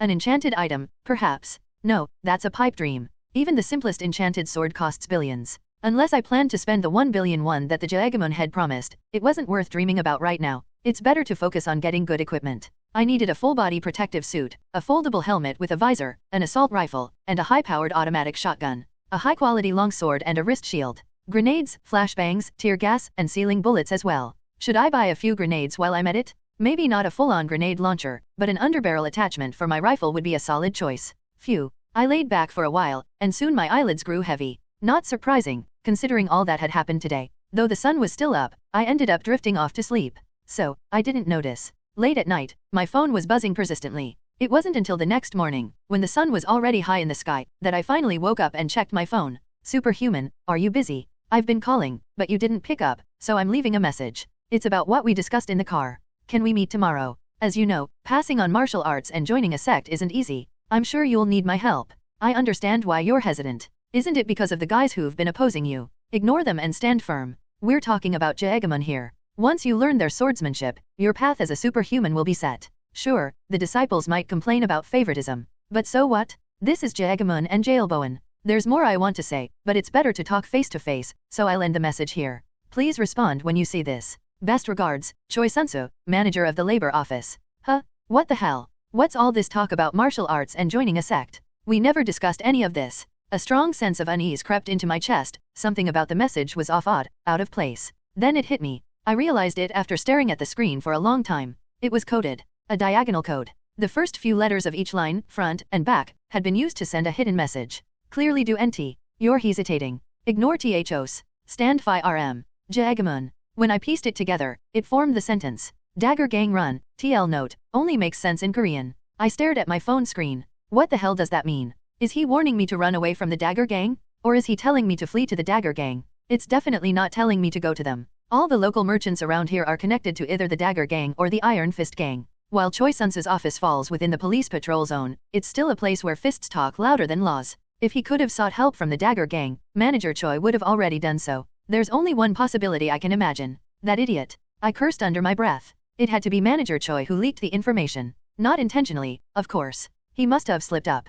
Judging by the time the message was sent, it was late at night. What, did he get drunk? Then, in his drunken stupor, did he slip up and get captured by the Dagger Gang, only to be tortured for information? It seemed unlikely that Manager Choi had betrayed me. If he had, he wouldn't have needed to send me a coded message like this. He could have just lured me in with a phone call. The situation felt strange. Someone I'd always expected to betray me was actually trying to protect me, and at great personal risk, sending me a secret warning? I assessed the situation coldly. Manager Choi had told me to run, and I had no reason to risk my life trying to save him. There was only one reason I was hesitating. Would running really solve the problem? The nectar. Damn it. Who would believe me if I said I'd already consumed it? No one would, not until they cut me open, or someone else got cut open first. If I fled and rumors spread, it wouldn't just be the Dagger Gang coming after me. I'd have bounty hunters swarming me, superhuman bounty hunters. I'd rather settle things here once and for all. I'm not feeling well. I need more rest. I'll come by your office around 8 p.m. Let's plan for that. Understood. I'll be waiting. Manager Choi, who used to call me immediately after any text, had now sent a reply via text. This, more than anything, confirmed my suspicions. Click. Pulling my hoodie low over my face, I left my hotel room. I grabbed the full 51 million won from the safe. Not wanting to run into anyone, I took the emergency stairs and slipped out through the back door of the hotel. Good day. I ignored the security guard I passed by. Practically jogging, I made my way to the nearest gun shop. It was the same one I visited right before my fight with Rodeer's gang. The shopkeeper, a laid-back woman enjoying the air conditioning, turned to look at me. You're that customer from before, right? How'd the gear work out? Yeah, it worked great. The rifle and baton both got wrecked, but if I hadn't had them, I wouldn't be standing here now. Without a word, I slammed a golf bag onto the counter. Then I opened it and pulled out all the cash. The shopkeeper's eyes went wide. What's this? What's going on? You in trouble? Busy? So hurry. I've got 50 million won here. No, just 48 million. Get me an assault rifle, an automatic shotgun, a sword and shield set, full body armor, a folding helmet, ammo, and some grenades. Oh, and an underbarrel grenade launcher with a few grenades, if you've got it. Also, a suppressor for the rifle. 50 million? For everything? You must really be in some deep shit. That's why I'm here. Hurry up, no time to waste. I shoved the thick bundles of cash toward her, keeping one for myself. She slowly counted through the stacks, then smiled with satisfaction. Don't know what kind of trouble you're in, but looks like you hit the jackpot. But still, 50 million won won't quite cover everything. The sword and shield and armor are fine, but rifles, shotguns, and grenades? They're illegal. They're not. Register this. Huh? Wait, a superhuman ID? You're a superhuman? No way. So, you managed to become one after all? Not bad, not bad. You know what? Since you're a cool customer, I'll throw in a deal. I'll keep my margin low for this. If you're ever in another tight spot, come back to me. Got it. Deal. With a whir and a click, the wall spun around and a hidden shelf popped out, revealing her stash of illegal firearms. The shopkeeper wasted no time pulling out the requested items. Here's the assault rifle. What happened to the one I sold you last time? What? It got smashed by a superhuman? You could have at least brought it back. I could have resold it as a second-hand item. Anyway, here's the shotgun, the armor, the sword and shield set. Oh, wait. Are you just going to wear the armor alone? Want to buy a tracksuit to go over it? It's factory-made, but I threw in a bit of lower-tier mana material. It can stop a few crappy handgun rounds. It's perfect to throw over the armor. Then, here's the underbarrel launcher, grenades, flashbangs, suppressor. I stepped into the fitting room and changed into the full-body armor. Over it, I put on the tracksuit, then packed everything else into the golf bag, except for the shield. The shield, in this case, was more like a forearm guard. A long, reinforced metal plate attached from my wrist to my elbow. The shopkeeper fastened the shield onto my left arm. With the tracksuit being this loose, no one will even notice. And the foldable helmet's tucked into the hood of the tracksuit. Just pull the hood over your head like this, and boom, instant armor. Convenient, right? Was it designed like this? Yeah. If you're not a level 3 superhuman, you have to hide your gear. That's just how things are these days. That's why it's so expensive. Everything was ready. As I hoisted the golf bag onto my back and turned to leave, the shopkeeper slapped me on the back. I don't know what you're up to, but make sure you kill them all. And don't get yourself killed. It's a real downer when someone I know bites the dust. I'll try. Choi Sunsu's labor office was just around the corner from the gun shop. I walked past it, my hood pulled low, and glanced inside. A row of rough-looking men sat inside, while the cashier casually fiddled with their smartphone as if nothing were amiss. From the outside, it seemed normal enough, but I noticed something was definitely wrong. The men sitting inside weren't supposed to be there. I'd killed all of them. They were part of Rodeer's gang.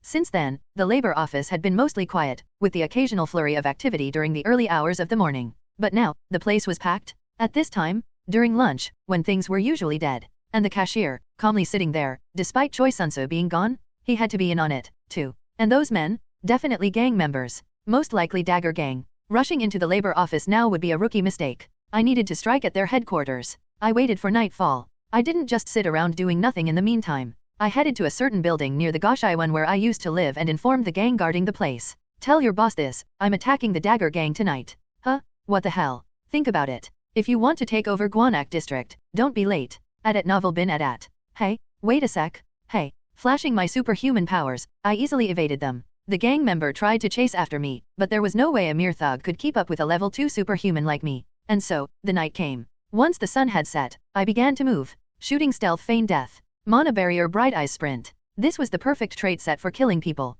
The time for war had arrived. In front of the Dagger Gang hideout. It looked like an ordinary villa building. On the first floor, there was a small cafe and even a restaurant selling rice soup. But it would be a mistake to judge it by appearances alone. I glanced at the buildings connected to the villa, their walls almost merging into one another. This was a dungeon too. Though calling it a dungeon felt ridiculous, it was more like a partition gym at best. I slowly recalled the memories. I'd been through the Dagger Gang dungeon more times than I cared to remember. It was required for Kim Chulkwon's personal quest, the second character you joined with during Arcane Seoul's tutorial. The developers had milked it dry, reusing it to the point where you'd run into the same or eerily similar dungeons elsewhere. There are 2 entrances. The front door is just a trick. The real one was in the building to the right. In fact, the Dagger Gang's base was a complex dungeon made by connecting 6 villa buildings. On the surface, it pretended to be a regular residential area, complete with tenants. But in reality, they operated an illegal gambling den in its hidden chambers. And it wasn't just a gambling den. They also ran a brothel, drug operation, and underground fight club. That's why they chose this place as their base. If all this became public, the Dagger Gang would be in serious trouble. Now then, I climbed to the rooftop of a nearby studio apartment building and pulled out a rifle. It was the same model as the one Rodeer had broken into.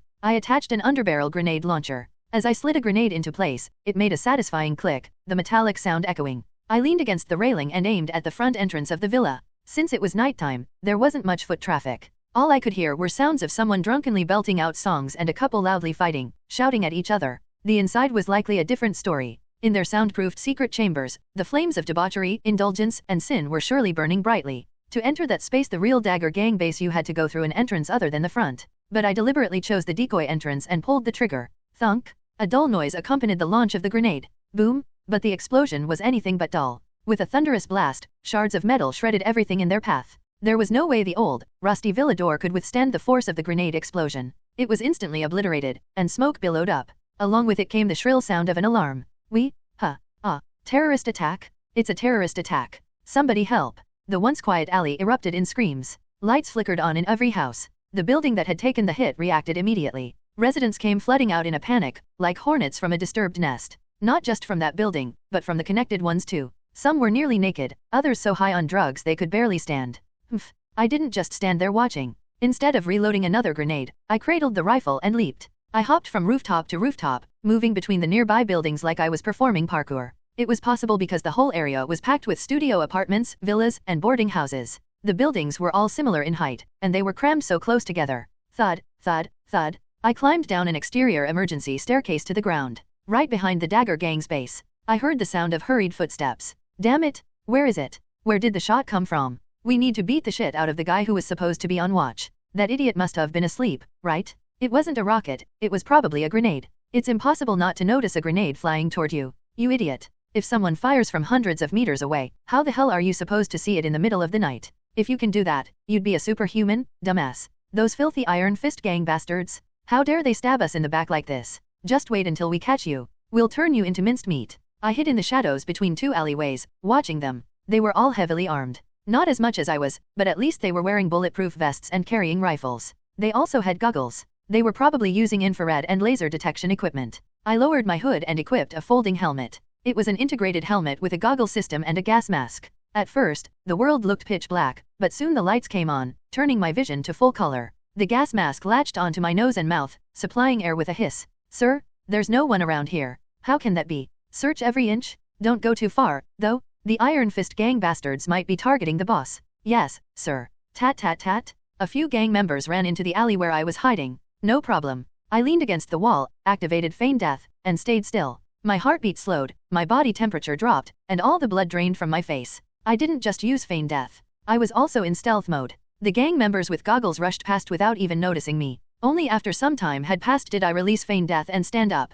There was no one in front of me in the alley. Still, I couldn't afford to let my guard down. I cautiously approached the hideout building, keeping a close eye on my surroundings. CCTV. Several brick-shaped CCTVs were mounted on the walls of the building. They had even planted trees and grown vines to obscure the view of the cameras. It was almost impossible to spot them unless you knew they were there. The CCTVs were focused on a secret entrance disguised as a trash bin. If I just casually walked in, I'd be immediately spotted. I clicked my tongue. Maybe I should have unlocked the hacking trait. Nah, hacking was out of the question. Hacking was the domain of reinforced soldiers and mages. A warrior should act like a warrior. I attached a suppressor to my rifle. Even with a suppressor, gunfire isn't completely silent. But the entire area was already in chaos, a frenzy of fear and panic spreading from that single grenade. With all this going on, a few suppressed shots would easily go unnoticed. Tat, tat, tat, 3 consecutive shots. I destroyed all the brick-shaped CCTVs. Then, I moved immediately. I quickly lifted the trash bin lid, squeezed inside, and opened the sliding door to enter.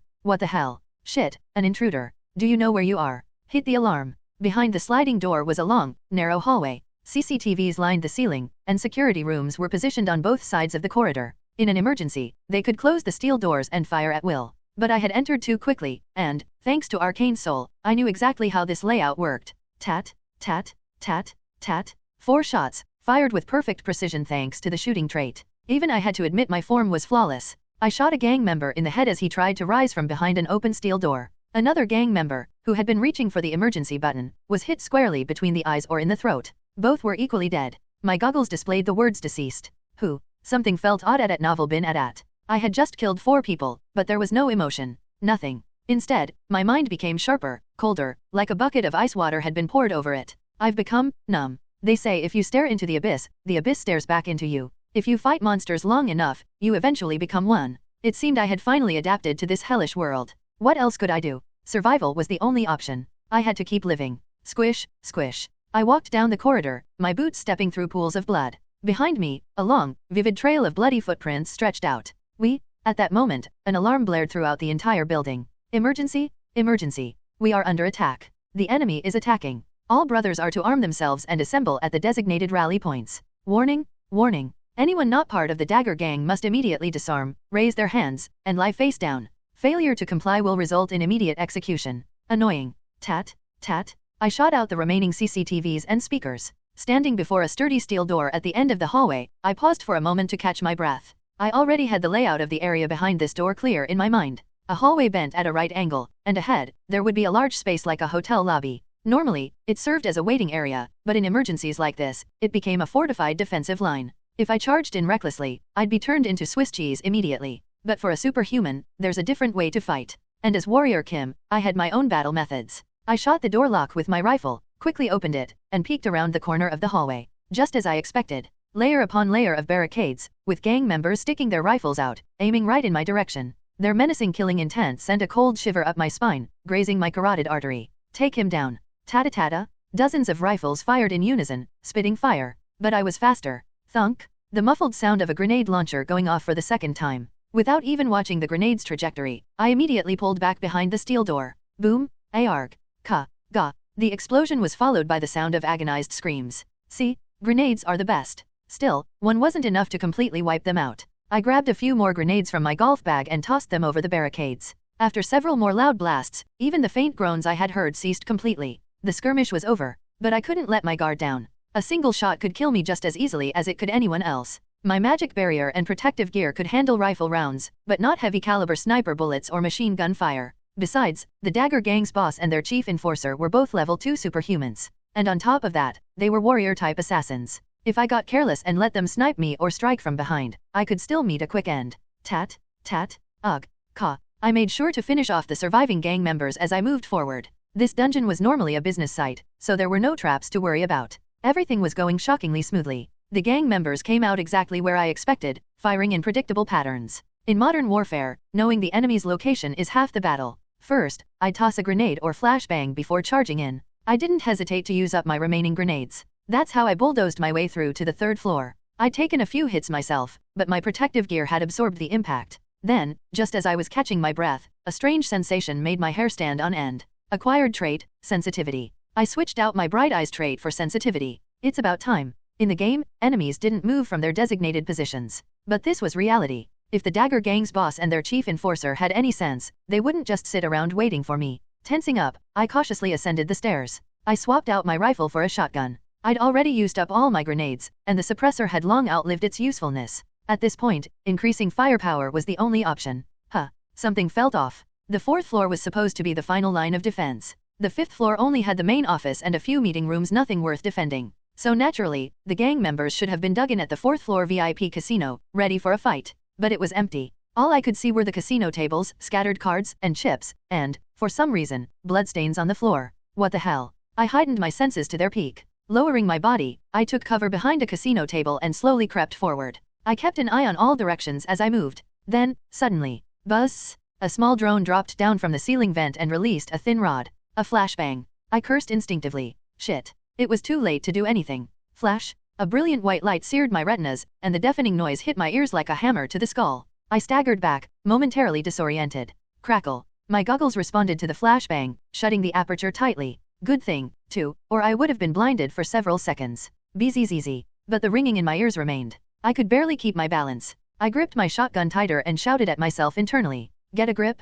Warrior Kim? Get your head together. FSSHH. FSSHH. More drones appeared, spewing tear gas into the casino. Thick white smoke billowed up, and red warnings flashed inside my goggles. Activating gas mask. Poison gas? These crazy bastards were releasing poison gas in their own base. But this wasn't the end. I had destroyed every CCTV I saw, but they'd probably managed to capture a photo of me wearing my helmet with the built-in goggles and gas mask. What would be their next move? A full-on assault? A sniper? An ambush? I already knew the answer. It was the chain attack that started as soon as you entered the Dagger Gang boss room in the game. That had to be it. I immediately switched my traits. Mana Shield, Defense, Sensitivity. Mana Core, Endurance, Toughness. Then, I focused on the window. I knew exactly where they would aim, and the path their attack would take. If I concentrated my Mana Shield on my arm guard and activated Defense, even their chief enforcer's sniper rifle wouldn't be able to penetrate. Worst case scenario, I'd lose an arm. In this world, losing an arm wasn't that big of a deal. I could always regenerate it or get a prosthetic. Either way, it would be a win for me. When will it happen? My vision zoomed in through the goggles. The rooftop of the building where the enforcer was likely hiding came into sharp focus. I saw something slowly emerge over the rooftop railing. It wasn't a sniper rifle. What appeared over the railing wasn't the sleek barrel of a sniper rifle but something much thicker and more menacing. A dark green warhead. Compared to a sniper rifle, it was much bulkier and heavier. It looked exactly like the RPG-7 from the real world, the infamous magic wand of Allah. And it was aimed directly at me. You've got to be kidding me. There wasn't even time to be surprised. The rocket was already ignited. The rocket accelerated toward me, not like in the game with its slow, leisurely pace. This was real. A rocket moving at hundreds of meters per second was flying at me, like a brilliant flash of light. Boom. Then, an explosion. The world was swallowed up in a blinding flash of white light. TL notes, the entire building shook. Furniture trembled as if it would shatter, and dust drifted down from the ceiling. A man standing like a statue spoke politely. Boss, this place is too dangerous. How about moving to the next building? Humph. Do you think a tiger curls its tail just because a yapping wolf is making noise? Shut up and light the cigar. The man sitting in a huge executive chair bit off the tip of a cigar. He was a short man with unusually slanted eyes. As the standing man lit the cigar, a faint cyan glow flickered in the air. The man seated, the boss of the Dagger Gang, exhaled a long stream of smoke. Bluish-gray smoke swirled and danced in the air. Who? As expected, that crazy bastard Jiandong doesn't hold back. Who the hell uses a rocket launcher for a sniper shot? It was far too dangerous. Using a rocket launcher when you were right upstairs, boss. Ha, do you think Jiandong would ever point a gun at me? Besides, we took a few bombs ourselves, didn't we? It's only fair we return the favor. That's true. But that insane bastard Kim Chul-kwan, where the hell did he find someone this crazy? He probably handed out a fat stack of cash. But that's not the real issue. The Dagger Gang boss chewed his lip, frowning. This guy was terrifying. He admitted he'd been caught off guard by the sudden attack, and his response had been pathetic. But what the hell was going on? Lobbing grenades, flashbangs, and explosives into every carefully designed defensive point and hiding spot? It was obvious that someone had leaked information from the inside. There's no way he could have stormed through to the 4th floor so quickly without knowing the layout in advance. Sure, customers might enjoy the business areas, but the Dagger Gang's true defenses lay in secret rooms, hidden passages, and concealed chambers. Anyway, he's probably dead. The bodyguard spoke in a low tone. Jiandong said he was going to use an anti-personnel grenade. There's no way anyone could survive in a confined space like that. What if he's a level 3 superhuman? What if he has a defense shield? That's... The bodyguard swallowed his words. Could that even be possible? With the Iron Fist Gang's rising power and the money they were making these days, it wouldn't be too far-fetched for them to temporarily hire a level 3 superhuman. In fact, that was the most reasonable assumption. After all, even with insider information, he had fought his way up to the 4th floor alone. I'll send some guys down to finish him off. No, I'll go myself. Fine. If anything seems off, request backup immediately. I'll go if necessary. You, boss? Please, leave it to me. I'll make sure it's handled. What if he's level 3? If you die, we're all dead. If you go down, we're finished. The Dagger Gang boss irritably stubbed out his cigar in the ashtray. How are De Ehun and Jising doing? Seems the Iron Fist Gang bastards are swarming in droves. Last I heard, they're in a standoff. Damn it. They really came with sharpened knives this time. Inside the hideout, a lone superhuman marksman. Outside, the Iron Fist Gang. Neither were easy to deal with. It felt like a blade was pressing against his neck. It was a sensation he hadn't felt in a long time, cold and ominous, like he was teetering on the edge of a cliff, about to plummet into a deep, dark abyss. Well, when hadn't it been like this? The Dagger Gang boss ran his fingers over the 2 daggers at his waist. Magical daggers. One was imbued with curse, the other with poison. These 2 blades were his final defense and his only true friends. He had no doubt that with these, he'd overcome this crisis too. I'll slice through every superhuman and Iron Fist bastard that gets in my way. A wicked gleam flashed in the boss's eyes. But things weren't going to be that easy. Bang, bang, bang. A few minutes later, gunfire erupted downstairs, and the noise escalated. Arg. Careful. He's still alive. Requesting backup? We need backup. Help?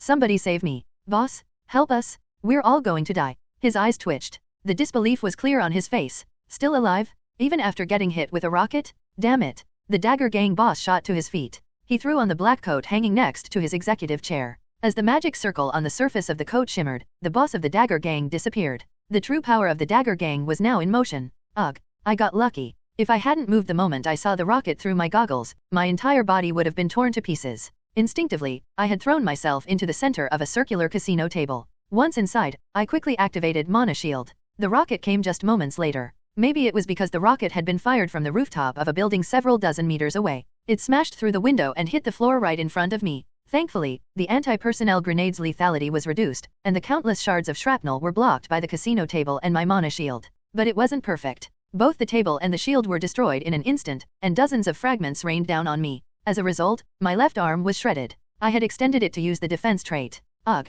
The searing pain shot through my left arm. Even as I groaned in agony, I felt a sense of relief. It hurt, which meant my nerves were still intact. I hadn't lost the arm at novel bin at. I could recover, as long as I used wound recovery and regeneration. It would take some time, but it was fixable. But I'd need surgery too. Some of the shrapnel was probably still lodged in there. This isn't the time for that. They would be here soon. Enduring the pain, I checked my condition. My body was in terrible shape. The mana that had once filled my mana circuits was now as dry as a parched rice paddy. All that remained were useless traces of residual mana. The ringing in my ears buzzed like a swarm of cicadas. The world spun, and I could barely stand. Pain racked my entire body, especially my left arm, and my mind was starting to grow hazy. I have to get up. My hands trembled as I picked up the shotgun. I prepared for the next fight by swapping out my traits. Shooting, mana core, sensitivity. Wound recovery, mana recovery, vigor. I had to recover, even if just a little. Both the excessive blood loss and mana depletion were life-threatening. As I consciously focused, scanning the hallway leading to the 5th floor, a peculiar sensation crept over me.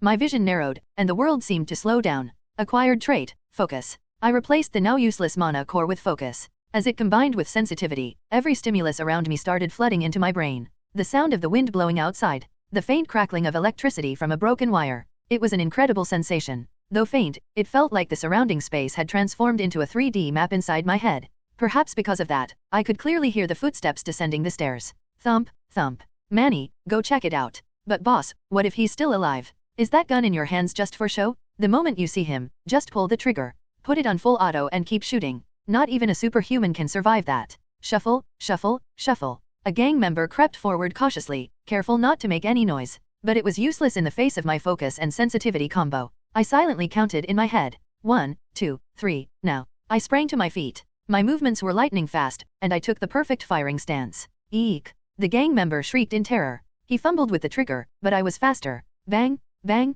bang, bang, bang. The shotgun's heavy boom was noticeably louder than a standard rifle. The recoil slammed into my shoulder. If I had fired it on full auto without the strength trait, the barrel would have shot straight up into the air. The firepower was devastating. A hole was blown clean through the chest of the gang member in front of me. The others, who had been cautiously following behind, met the same fate. The luckier ones lost only an arm, while the less fortunate had their heads blown apart, or their guts spilled out as holes tore through their abdomens. Arg. Careful. He's still alive. Requesting backup? We need backup. Help. Somebody save me. I wasn't just going to let them kill me that easily. Rat-tat-tat. I moved behind cover, firing back as I went. My shotgun and their rifles spat bullets and shells, lighting up the dim casino floor. Without my mana shield active, getting hit would mean death, no question about it. I had no choice but to crouch low behind the casino table, riddled with holes, and make myself as small a target as possible. Click. A metallic sound echoed in the air. My hair stood on end. That was the sound of a grenade pin being pulled. Where is it? I quickly peeked over my cover, scanning the area in front of me.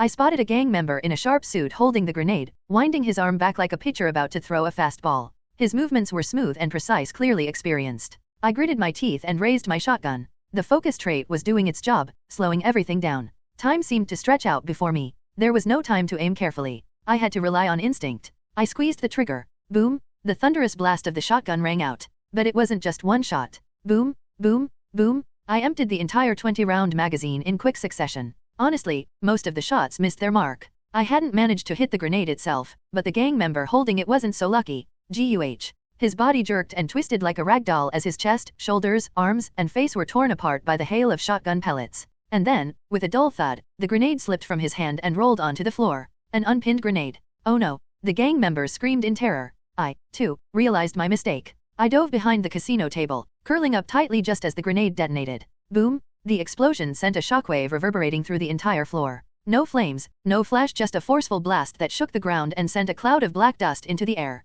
And ahead of that shockwave, shards of shrapnel sprayed out, ripping through the gambling tables and the gang members. Aiaiaiaic. Koof.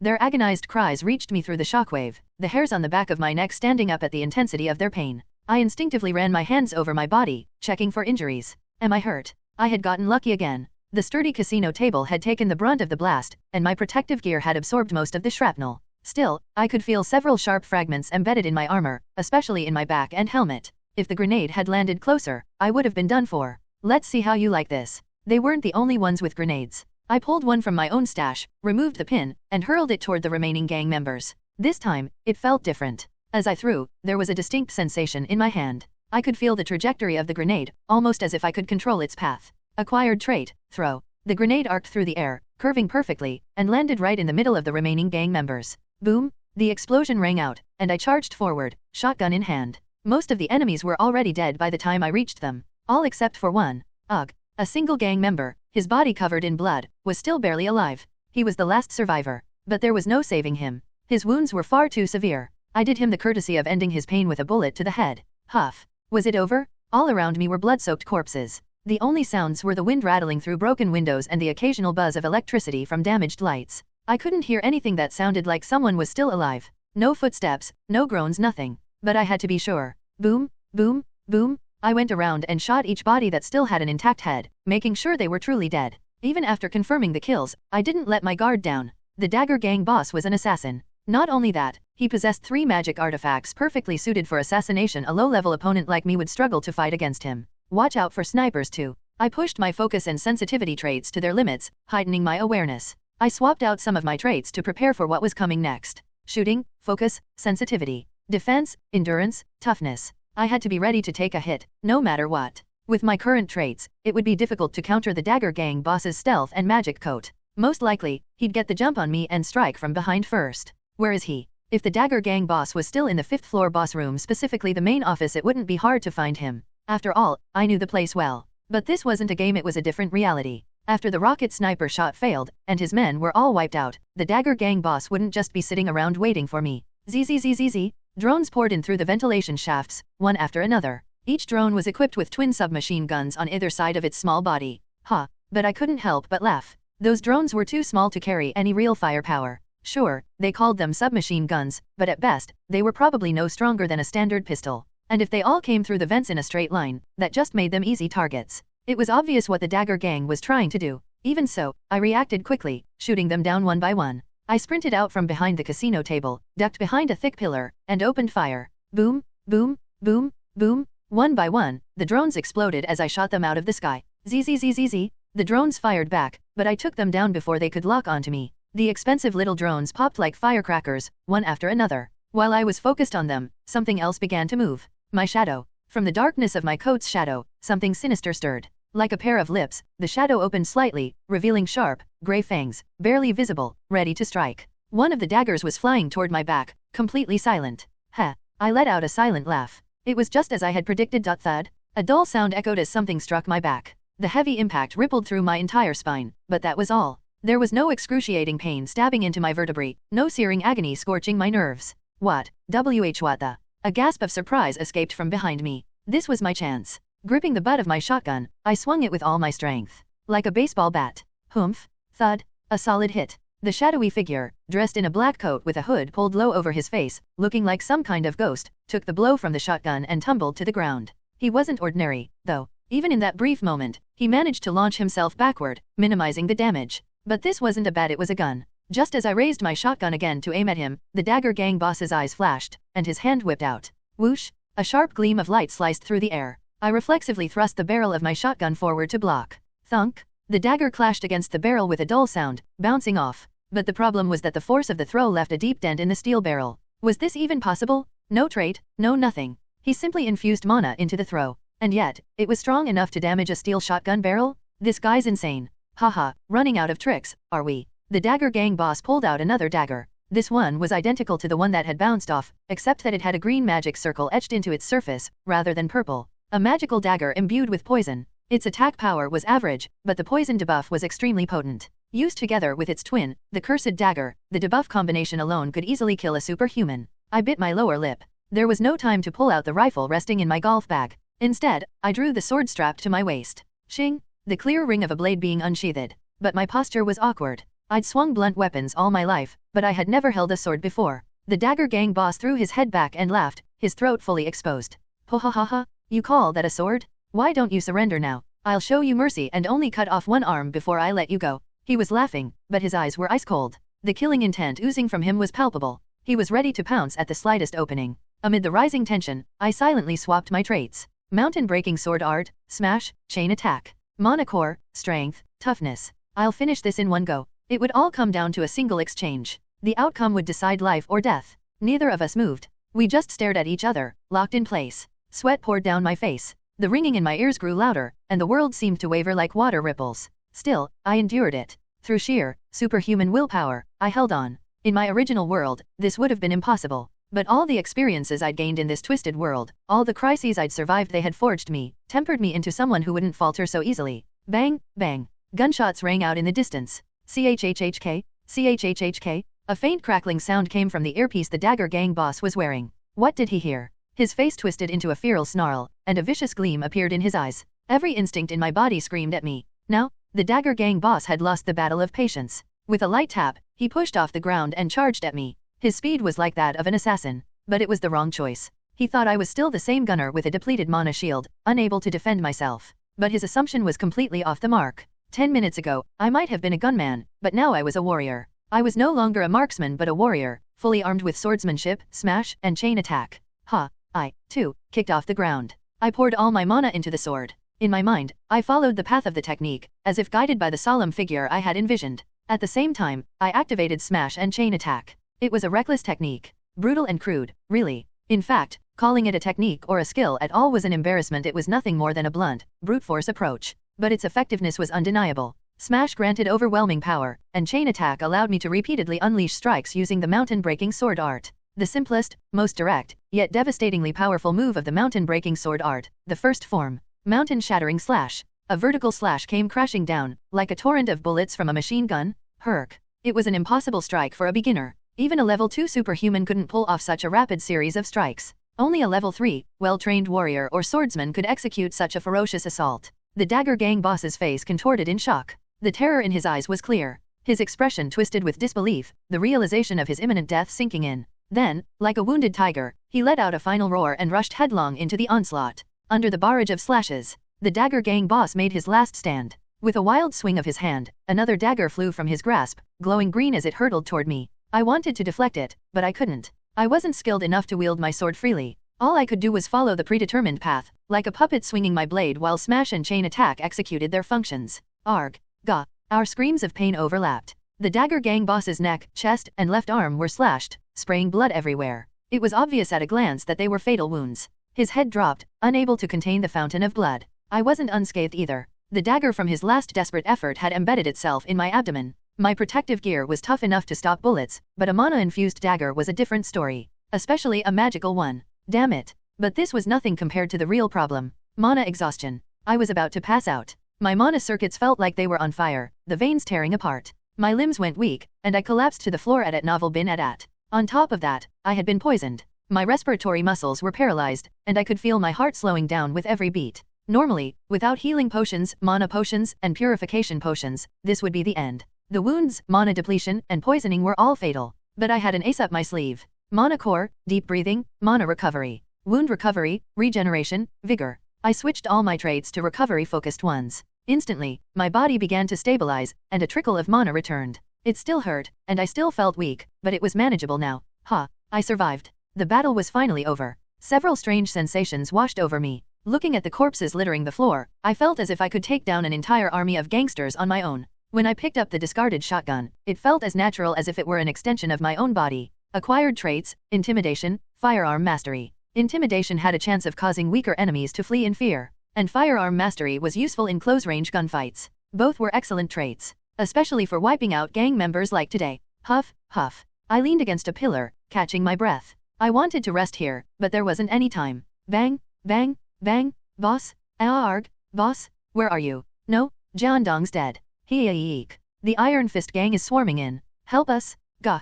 The gunfire was getting closer. I picked up the earpiece from the dead Dagger Gang boss. Screams and groans echoed from it. It seemed they had heeded my warning and launched their assault. Damn. I switched out the shotgun for my rifle, using it as a makeshift cane to help me stand. I had to finish up before the Iron Fist gang arrived. First, I looted the Dagger Gang boss's body, 2 daggers and his black coat, and then his right index finger and left eyeball. Ugh, that's disgusting. I never thought I'd find myself doing something straight out of a horror movie. Stumbling to the 5th floor, I climbed like a cripple. In the game, during Kim Chol-kwon's second and final personal quest, the Dagger Gang kidnaps Kim Chol-kwon's younger brother and holds him hostage. The kidnapped brother is locked up in a secret room hidden in the main office on the 5th floor. I really hoped things would play out the same here. There it is. I scanned the large bookshelf in the corner of the office. It was filled with pristine, leather-bound books that looked like they'd never been read, a suspicious display for a crime lord's lair. In the game, you used the Dagger Gang boss's finger and eyeball on the bookshelf to unlock the secret room. I hoped reality wasn't too different. After searching for a while, I found a spot that was unnaturally shiny compared to the rest. Whir. When I placed the boss's severed finger on it, part of the bookshelf slid open to reveal a biometric scanner. I pressed the eyeball against the scanner, and the system beeped. Click. With a mechanical sound, the locking mechanism disengaged, and the bookshelf rotated, revealing the hidden room behind it. Inside was a small, cramped space, no more than 5 pyong in size. A middle-aged man was tied up, gagged, and struggling desperately. MMPPH? MMMPH. When he saw me, he started flailing wildly, his eyes wide with panic. The man was manager Choi Sunsu. I sighed and walked over to untie him. How did you get caught like this? Well, it's a long story. He mumbled, his voice shaky as he glanced up at me. I could understand why he was so confused. To him, I was just a low-level superhuman, barely past level 1. Even if the Dagger Gang was a small-time gang, it should have been impossible for someone at my level to wipe them out. Killing a whole gang on my own would have required a level 3 superhuman, fully armed to the teeth, according to the logic of this world. Let's go. No time for explanations. I gestured toward the door. Why yes, let's go. Manager Choi stammered as he tried to stand, but his legs buckled beneath him. His legs were trembling uncontrollably, covered in bruises and burn marks. The wounds looked horrible, blistered, blackened skin from where the Dagger Gang had tortured him with fire. It wasn't just a few knife stabs, they had literally branded him. I am sorry. Give me a moment. It's fine. Get on my back. What? No, I couldn't possibly burden you, sir. I can't ask a superhuman to carry me. Don't worry about it. We need to get out of here first. Manager Choi hesitated but finally nodded. He seemed to realize there was no time to argue. He awkwardly climbed onto my back, and I adjusted his weight before heading toward the exit. To be honest, Manager Choi had surprised me. I hadn't expected him to stay loyal. From what I knew of him, I figured the moment they started torturing him, he would have spilled everything about me. Hell, he probably would have confessed just at the sight of a heated dagger. But despite the brutal torture, he had found a way to send me a warning message rather than sell me out. Of course, I had to help him in return. I wish I had some healing potions. I eyed the direction where the Dagger Gang's secret vault would be hidden. Unfortunately, that vault wouldn't open for me. It had both electronic and magical locks that required hacking and magic traits to bypass. In the game, you'd need either Kim Chul-kwan or a mage character to unlock it, and I had neither of those with me. Guess that loot's all yours, Kim Chul-kwan. I thought of Kim Chul-kwan, the leader of the Iron Fist Gang. He'd probably be ecstatic once he got his hands on the cash, properties, and Dagger Gang's business ledgers stored in that vault. But I didn't care about any of that. Carrying Manager Choi on my back, I left the Dagger Gang's hideout. Bang, bang, bang, boom, gunfire and explosions sounded nearby. I carefully avoided the chaos and made my way back to Choi's top labor office. The building was dark. I activated focus and sensitivity to check for any signs of life inside but found nothing. Cough, cough, ugh. Manager Choi, still on my back, absent-mindedly touched the side of his steel cheek. It looked like he had more than just a prosthetic. Reflected in the glass windows, his cybernetic eye, which I had assumed to be real, flashed with green characters, scrolling rapidly. We're clear. No one's inside. There were people here earlier, though. Haha. After their base was raided, do you really think they'd stick around? They've probably fled or gone into hiding. Serves them right, those bastards. I never should have trusted that damn Lee Joo-hee. Manager Choi laughed bitterly, then started crying. Lee Joo-hee. Yes, that woman who worked the counter. Damn her, damn that conniving witch. I gave her everything. It seemed like their relationship had been more than professional. I wasn't one to pry into someone's personal affairs, but considering the situation, I couldn't resist making a comment. You trusted someone in this hellhole of a world? That's on you? Ha, you're right, sir. How foolish of me. I must have gotten soft, trusting someone in this miserable world, trusting a person. I was an idiot. Manager Choi wiped his tears and composed himself quickly, despite the emotional breakdown. We entered the labor office, locking all the security measures behind us. After activating the hidden safe room that even his girlfriend hadn't known about, we sat down together. Manager Choi took out some healing potions from a secret stash in his vault, spraying the liquid over his wounds and drinking what remained. Then he handed me a new set of potions, healing potions, mana potions, and even a lower grade holy water. Here, sir. Drink these. I gulped down the 3 potions in order. A warm sensation spread through my body, my mana circuits refilled, and a refreshing feeling rose from my stomach. At the same time, the poison that had been slowly killing me was neutralized, and I gained a new trait as if it were a gift. Poison resistance. It had been a tough ordeal, but the rewards were plentiful. I felt like I'd hit the jackpot today. However, sir, Manager Choi, now fully recovered, spoke up cautiously as he eyed me. Did you drink the nectar? I had forgotten to switch off Black Flame. It was inevitable, though. I hadn't even had a free trait slot for Black Flame earlier, as I'd needed every slot for recovery traits just to survive the triple threat of injury, mana depletion, and poisoning. Yes. It was too late to lie, so I slowly nodded. If I hadn't, I wouldn't have been able to save you, Manager. Manager Choi's face contorted in horror. I can't believe it. You used that precious nectar because of me. Well, it wasn't really because of him, but I let him believe that. I lowered my voice and spoke solemnly. Let's keep this a secret. In fact, I never obtained the nectar in the first place. Understand? But sir, the divine fever will give you away soon enough. I wouldn't be so sure. I smirked and switched my traits again. This time, I swapped in Black Flame. Dark flames flickered to life from my fingertips, eyebrows, spine, and knees. The flames danced around me like will-o'-the-wisps, swirling ominously, much like the fever that followed after drinking nectar. Manager Choi stared at me and the black flames, utterly dumbfounded. Black flame. How does it look? Think it'll pass for a while. I knew I couldn't hide it forever, but it would buy me a month or 2. Manager Choi nodded like a broken puppet, his head bobbing up and down frantically. Yes, of course, sir. That should work perfectly. I trust you'll keep this secret. Of course? You saved my life, sir.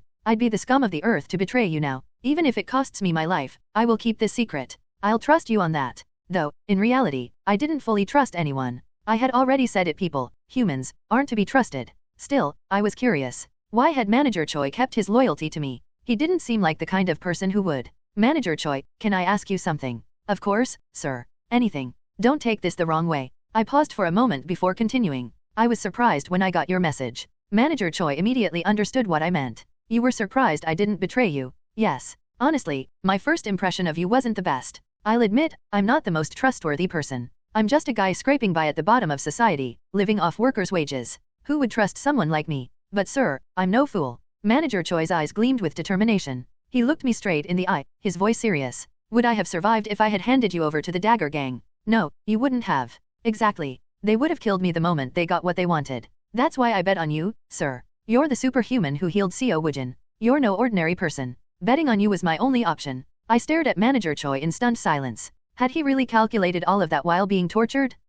Before I could respond, Manager Choi flinched. He touched his cybernetic cheek and quickly turned on the CCTV monitor. The screen flickered to life, showing several heavily armed men approaching the labor office. Bang, bang, bang. One of them was pounding on the steel-reinforced door. Sir, what do we do? All the bravado Manager Choi had just shown vanished as he started trembling again. Meanwhile, I remained calm. Standing at the door, hands behind his back, was a man I immediately recognized. Kim Chul-kwon. Even through the blurry CCTV feed, I could clearly see that his right arm was a steel prosthetic, and an SMG was holstered at his left hip. I guess this needs to be settled. The mess I caused was enormous. It was no wonder Kim Chul-kwon felt the need to come here himself. He probably wanted to resolve things before they got even more out of hand, whether through negotiation or force. It's the Iron Fist Gang. Oh, you're right. It really is the Iron Fist Gang. Manager Choi was nodding his head like a broken machine. It seemed like his brain wasn't working well after the torture he endured. I slowly stood up and pulled out a rifle from the golf bag. Let's go. Let's at least hear what they have to say.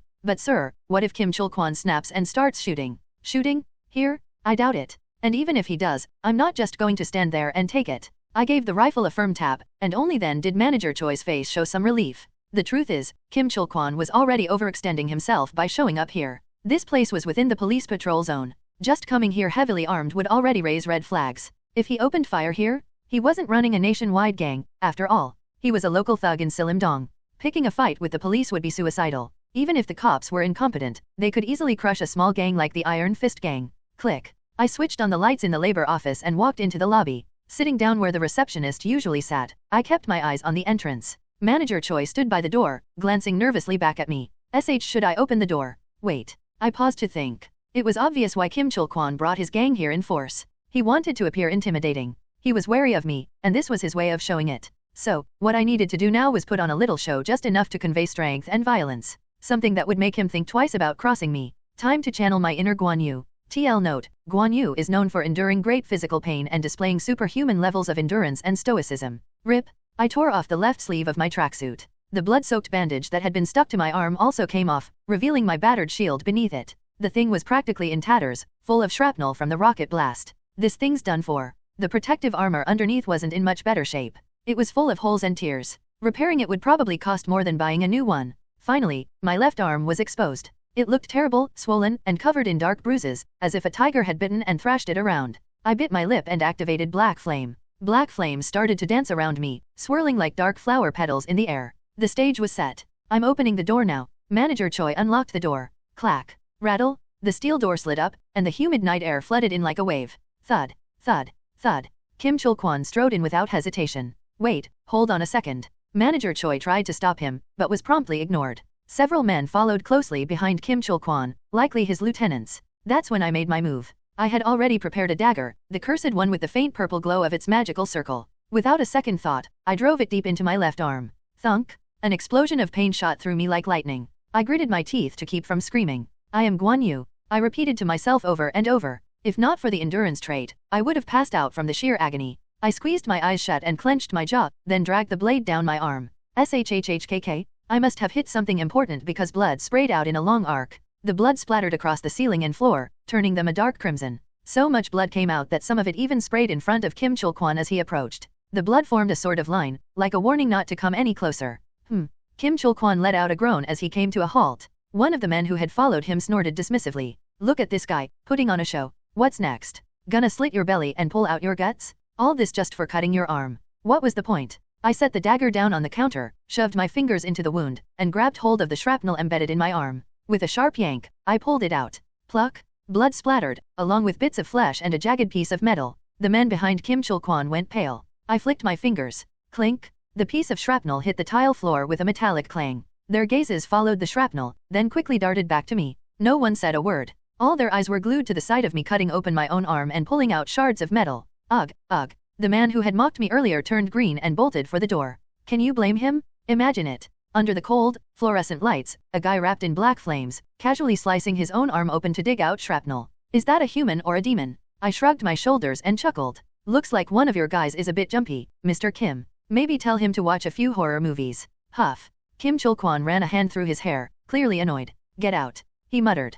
Bibat, boss. Adat novel bin adat. Leave us. Bibat. Do I have to spell it out for you morons? You're no help right now, so go out there and keep the rest of the boys in line. Got it. Why yes, boss. Understood. The remaining men fled without further protest. Though their faces were pale, their expressions showed clear relief at being dismissed. Kim Chul-kwon sighed and muttered under his breath. What the hell am I supposed to do with idiots like that? You tell me. Your face isn't exactly brimming with confidence either, buddy. I smirked and flexed my fist. The pain was still there, but the foreign sensation that had been bothering me was gone. The shrapnel in my arm had all been removed. The muscle and flesh were still a mangled mess, but with enough time, I could heal it with wound recovery and regeneration. Manager Choi, come here for a second. Why yes, sir. Manager Choi quickly scurried over like a well-trained soldier. Without hesitation, I handed him the cursed dagger and pointed to a swollen spot on my back. Cut here and remove the rest of the shrapnel. What? Me? This should be done by a doctor. You just need to get the shrapnel out. I'll take care of the rest. But, sir,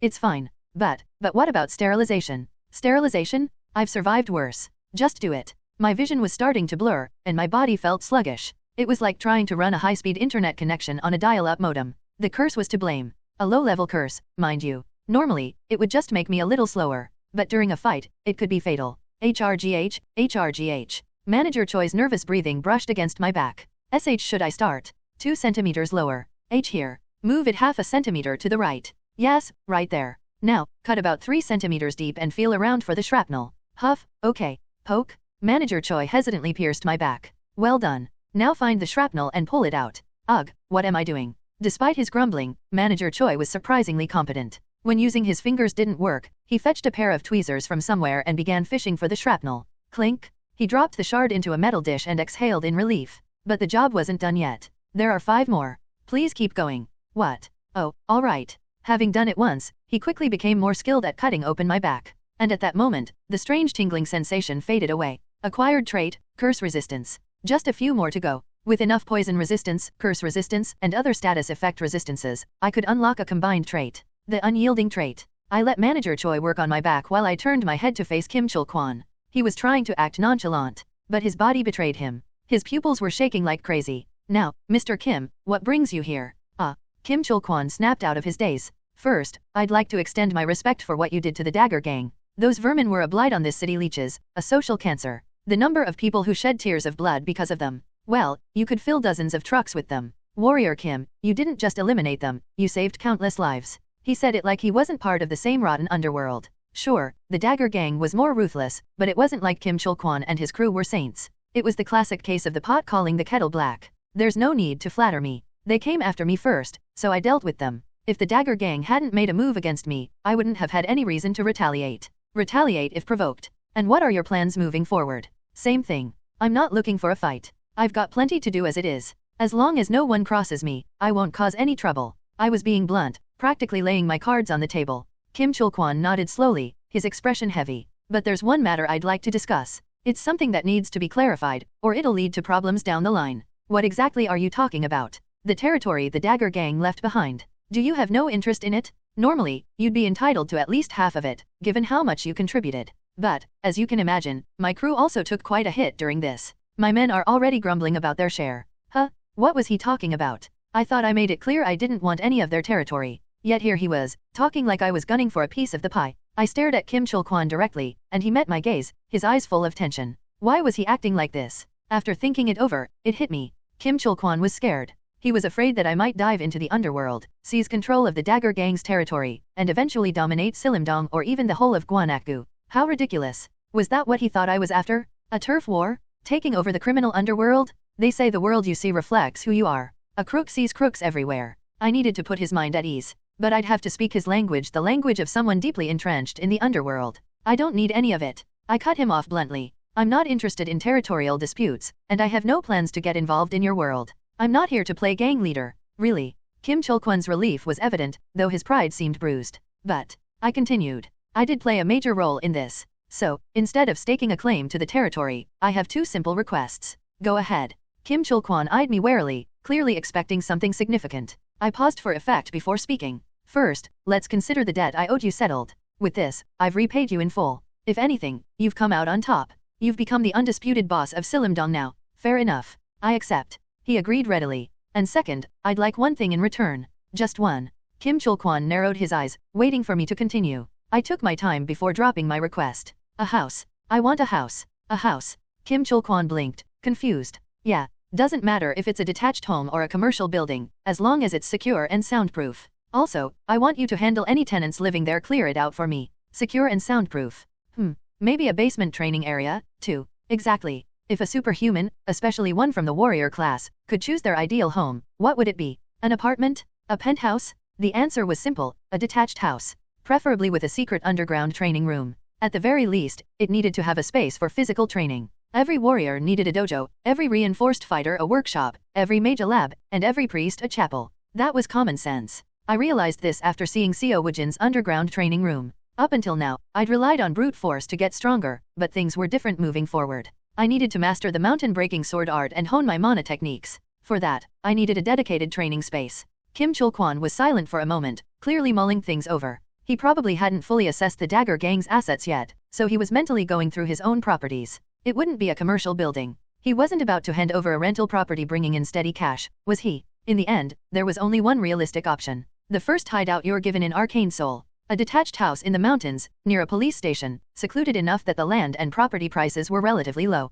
After a moment, Kim Chul-kwon finally spoke, his voice measured. As long as security and soundproofing are all you care about, there's a place that comes to mind. You don't mind if it's a little out of the way, do you? Not at all. In fact, I prefer somewhere quiet, with minimal foot traffic. Then I have just the place. Kim Chul-kwon's eyes twitched slightly, probably from a mix of relief and annoyance. Was he happy? Probably. Instead of losing half the Dagger Gang's territory, he was getting off with just a house. But he'd soon find out why that house was given to players as their first base in Arcane Seoul. Of course, he wouldn't know that. Would you like to see it? It's on the outskirts of Silumdong, along the ridge of Jinwubong Mountain. It's not a large house, but it's quiet, and there's a police station nearby. It's perfect for training and solitude. I think you'll like it. Bingo. TL notes. Thud. A large box, carried by the movers, bumped lightly against the wall. Manager Choi, who had been overseeing things from elsewhere, rushed over, shouting at the top of his lungs. Hey, be careful with that. Do you know how much that costs? I said be gentle, gentle. I'm sorry, sir. My apologies.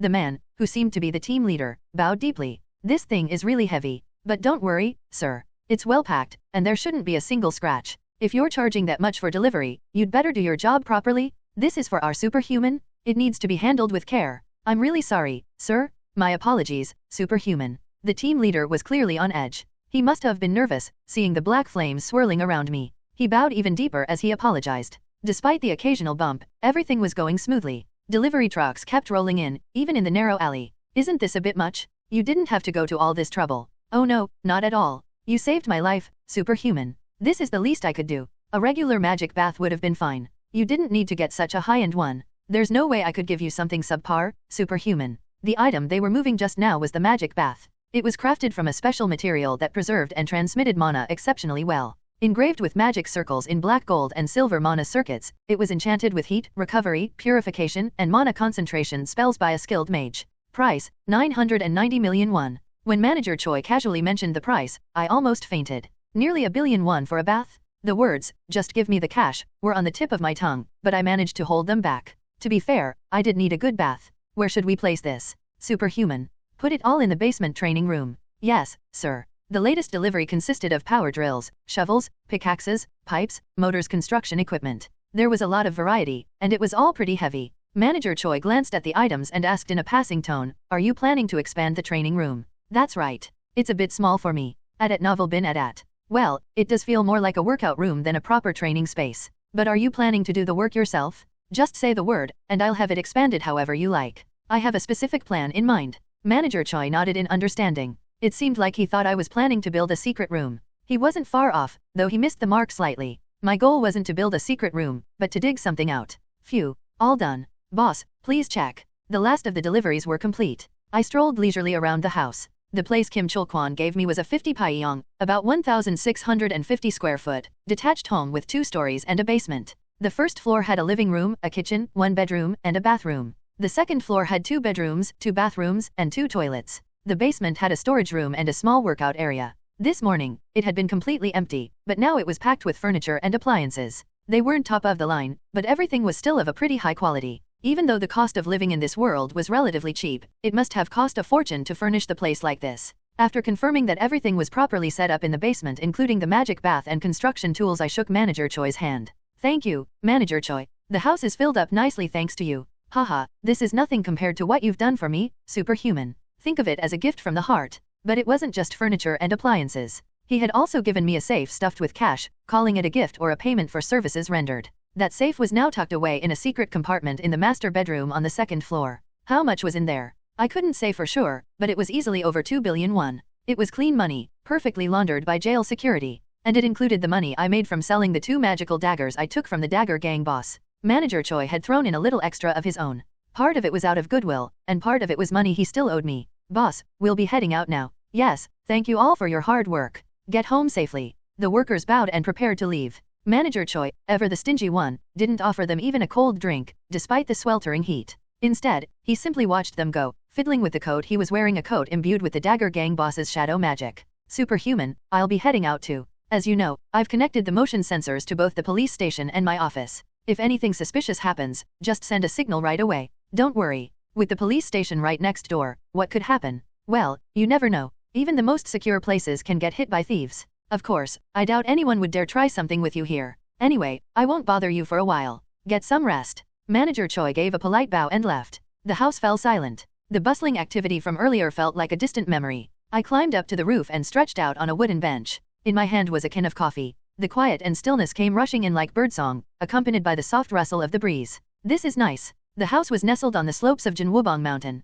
It was now late June. The sun was scorching, and the air was thick with humidity, but the warm breeze licking my face didn't bother me at all. I sipped my sweet canned coffee and closed my eyes, enjoying the early cicada song. It was rough at first. What was the hospital bill again? Around 33 million won, wasn't it? I still remember how dumbfounded I felt when I heard the amount. It had been overwhelming, to the point where I thought I might actually die. I'd run myself ragged trying to earn money, fighting packs of roe deer, getting tortured under the guise of baptism by the Saintess. A lot had happened. But in the end, the rewards were sweeter than honey. At least 2 billion in cash, maybe more. But most of all, I had this house. A 50 paeyong detached home. I'd never lived in a house this spacious in my entire life. The largest place I'd ever stayed in was a tiny 15 paeyong, about 500 square foot, studio apartment I had rented for a year. Even that got repossessed when the landlord ran a scam and the place went up for auction. From my spot on the rooftop bench, I took a good look at the house. It wasn't the kind of place with a garden surrounded by walls, with a little vegetable patch in the corner. Instead, it had no garden, no walls. Just thick, sturdy outer walls encircling the house, designed purely for security. It looked more like a small fortress than a home, with an intimidating presence. In the real world, this house might have had an inner courtyard, but here, there was none of that. It was all about security, security, security. To get inside, you had to go down an L-shaped entryway, sealed off by 3 layers of steel doors. Even the rooftop was fortified, not with security bars, but actual security walls. You couldn't access the rooftop without opening it from the inside first. There are a lot of thieves and even more robbers in this world. This house wouldn't be an easy target. For a brief moment, I enjoyed the peace. Lying back on the bench, I pulled out my smartphone. First, I handled my credit card payments. With one click, I paid off all 11 remaining installments. Refreshing. I had over 2 billion in cash, but that 3 million won credit card bill was like a stain on my memories. It reminded me too much of the old days. So I wiped it clean. That was one less thing to think about. Phew. After lounging around for a bit longer, I finally stood up. This short break was enough. It was time to get moving again. Just because I had some money and a house didn't mean I could afford to relax. The world's fate, and my unfortunate ties to the old father's cult, were still hanging over my head like a storm. Clang, whir, thunk. I locked down the security walls, shut the steel grate, and bolted the doors. I activated the electronic locks for good measure. Once everything was secure, I headed downstairs to the basement training room. The main event of the day was still waiting. It was the north wall of the basement, right? To be precise, I needed to break through the north wall of the basement, dig about a meter forward, and then tunnel straight down for another 10 meters. Alright. I grabbed the pickaxe and took a deep breath. Smash, strength, vigor, mana core, mana recovery, mana absorption. Hiya! With a shout, I swung the pickaxe down. Ordinarily, it would take dozens of swings to even start cracking a wall. But when you're using a pickaxe imbued with smash and backed by both strength and mana, the results are very different. Crack! The wall split almost immediately, crumbling down in large chunks. I swung the pickaxe methodically, clearing out a decent-sized hole in no time. Then I grabbed the power drill to tidy up the edges. After that, it was back to swinging the pickaxe. Apparently, becoming a superhuman really did change things. My pickaxe was more destructive than the power drill. Normally, you'd have to clear the Jinwubong restricted zone to unlock this. The Jinwubong restricted zone. Calling it a restricted zone was an overstatement. The area wasn't that distorted, and the spatial anomalies were relatively mild. The only thing unusual about it was that Jinwubong had grown to about the size of Guanaksan Mountain. The terrain was just a plain mountain plateau, and the monsters had all been wiped out. All that remained were a secret drug farm, a human trafficking base, and a body modification workshop run by the Cleaner Association. In Arcane Seoul, after you clear out that organization, you visit the Jinwubong restricted zone with a mage-type superhuman, triggering a special message. Wait, what's this feeling? It's calling me to the north. Hold on. Isn't this close to our base? Afterward, if you gave that superhuman a day of rest, a special facility would be unlocked. The Mana Spring. It's basically a hot spring infused with mana. Even if a superhuman was at 0 HP and completely unconscious, soaking in this spring for a day would restore them completely. Any debuffs or aftereffects, except for Divine Fever, would also disappear. And it even had the bonus effect of granting passive experience. Huff. Huff. I swung the pickaxe tirelessly. The difference between reality and the game was clear. In the game, you just needed a single touch and enough time. Here, I had to do it all myself. And I couldn't hire help, either. The Mana Spring was far more valuable than this house. It was a treasure beyond measure. So I kept swinging, over and over again. Whenever I got tired, I switched to using the power drill. I was a machine. By the time late afternoon rolled around, I had successfully dug down 10 meters. Whoosh! Just like a geyser, the mana-rich water of the spring shot up from the hole. The cold, crystal-clear water drenched me, cooling my sweat-soaked body. The sensation was both refreshing and invigorating. The Mana Spring was already starting to show its effects. However, to properly utilize it, I needed the magic bath. It wouldn't be as efficient as Co Wuin's mana concentration array, but I could still get at least half of that effect. Man, I'm starving. Should I grab something to eat? No, I might as well finish up today's work and then rest. I tidied up the hole, installed the pump to drain the water, and started mixing rapid set cement to seal the area. My experience doing manual labor came in handy. Thank goodness for that. My past knowledge, plus the skills I picked up by watching over the shoulders of other workers, had paid off. Online videos, similar to YouTube in this world, also helped a ton. I didn't know the finer details of construction, but I could look up anything I wasn't sure about on my smartphone and follow along. Smartphones are invincible. Video platforms are gods. One way or another, I managed to complete the pump installation, pipe work, and finishing touches. Once the entire floor was covered, and the magic bath and curtains were in place, I stretched my arms overhead. Ugh, I'm beat. That took forever. It had taken longer than expected. Or maybe I should say I was lucky to finish so quickly. The current time was 3 a.m. I'd started at 11 a.m. and worked non-stop, so it took me about 16 hours. My entire body was sore, but I gained a lot from the effort. Crafting, modification, and repair trades acquired. Now, it was time to test it out. I grabbed a canned coffee and a sandwich from the fridge. I attached a tray to the magic bath and settled in for a late-night snack. The Mana Spring was already filled, and the bath's magic was warming the water to just the right temperature. The restorative, purifying, and mana-concentrating spells began to work their magic, relaxing my entire body. The warmth seeped into my bones and organs, soothing me to my core. My wild, turbulent mana began to calm. My mind started to drift. My body felt like it was melting. The peacefulness I felt now made my earlier rooftop nap seem trivial. The residual mana from the nectar was slowly dissolving away. It wasn't as effective as a proper mana cultivation technique, but it was still impressive. This is heaven. I felt the Mana Spring working its magic and soon drifted off to sleep. Unlike the times I'd passed out from exhaustion or the aftermath of mutations, this sleep was different. There were no worries, no stress. For the first time since falling into this strange world, in a place that finally felt like home, a real home, I drifted into a deep, restful sleep. Morning. I woke up feeling more refreshed than I had in a long time. Yawn. I stretched with a loud yawn and had a satisfying breakfast. Afterward, I stood in the center of the training room. Time to practice my swordsmanship.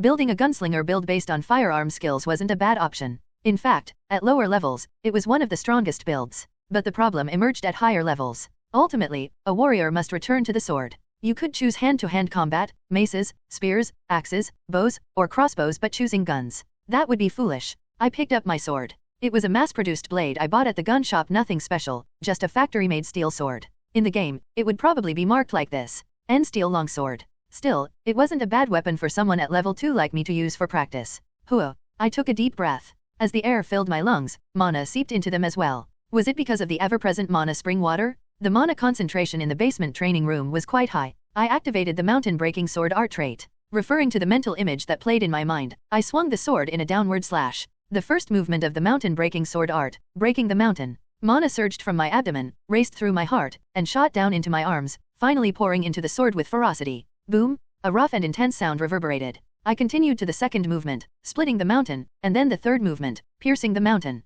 As I slashed horizontally, an invisible force shook the space ahead of me, and when I thrust forward, the momentum felt sharp enough to pierce through steel plates. Not bad. The movements themselves were extremely simple. Vertical slash, horizontal slash, thrust. In martial arts novel terms, you could call it moves like overwhelming mountain, sweeping across the sky, and striking serpent. But the movements were not what truly mattered. The real essence lay in how mana flowed inside the body and the precise control of power. In that sense, the movements were merely a teaching tool. It had to be that way. Who in the 21st century still fights by swinging swords or thrusting spears? The old saying, the king of all weapons is the sword, doesn't apply in Arcane Seoul. The king of all weapons is the gun. In front of a bullet, both children and muscle-bound adults are equally powerless. That dynamic only begins to change around level 3. At level 3, superhumans can use traits like Iron Skin or Mana Shield to block bullets. Even I took a few bullets from the Dagger Gang during their attack, and I still managed to fight. At level 5, or around level 7, ordinary bullets won't even leave a scratch. Hua. I took another deep breath.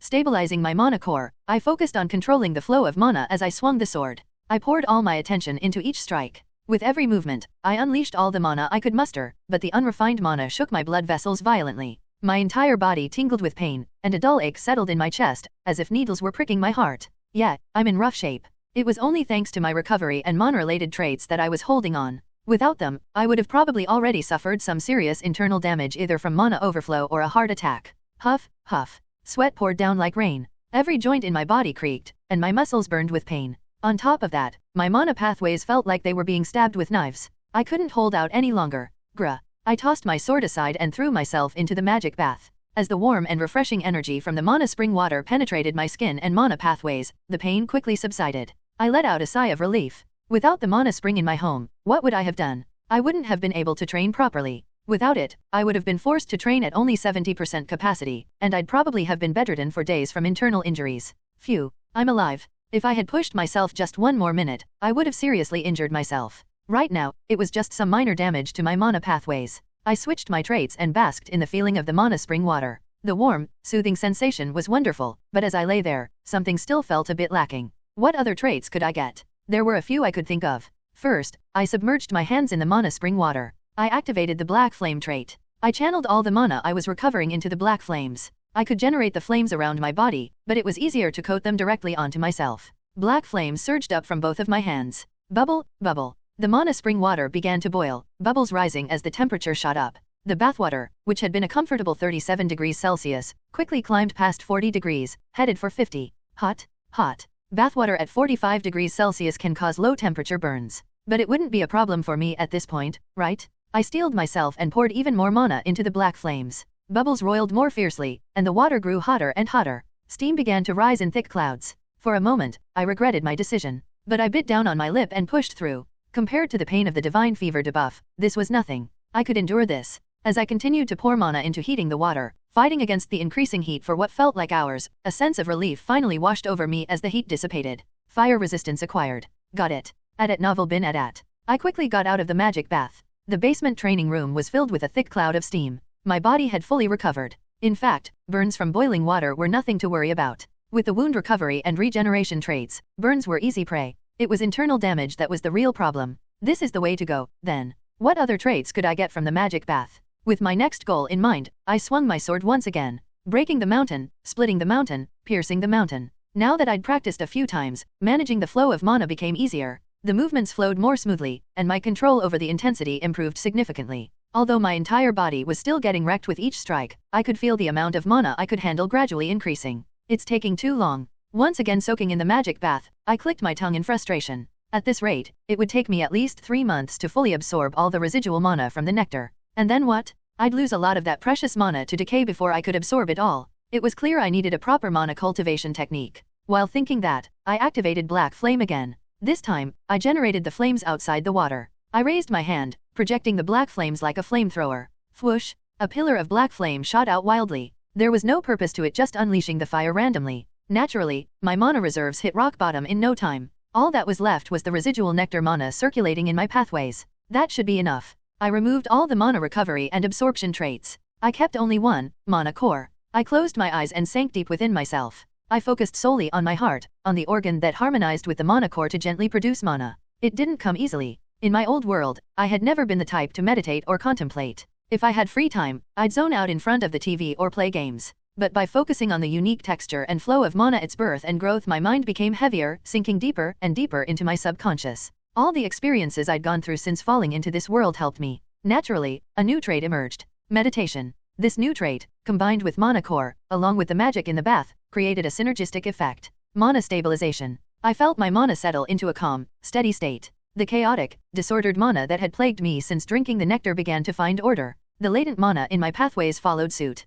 As it grew denser, debris was shed from the process, which my mana core then absorbed. Even so, it's still going to take over a month. In a month, half of the mana would dissipate. That remaining half would still be a massive amount, enough to consider attempting level 3, but it wouldn't be as good as getting the full benefit. Still, it was a piece of good news. Just 2 more mana-related traits, and I'll be ready. The mana core could evolve into a higher trait once 5 related traits were collected. Most people wouldn't have the patience and would usually obtain that special trait by completing a unique quest. But I can't get it too early. Having too much mana compared to your body's capabilities was dangerous. For mage-type superhumans, it was fine, but for warriors, it was a recipe for disaster. It often led to mana overflow, leaving them half-paralyzed. You needed to be at least level 5 to safely use that much mana. Or, you needed to be in a special situation where you were burning through mana constantly. Shing, shing. After resting a bit, I swung my sword again. With the mana stabilization trait, the flow of mana felt more secure. The tip of my sword, which had wavered unsteadily before, was now finding its mark with precision. A clean, straight line.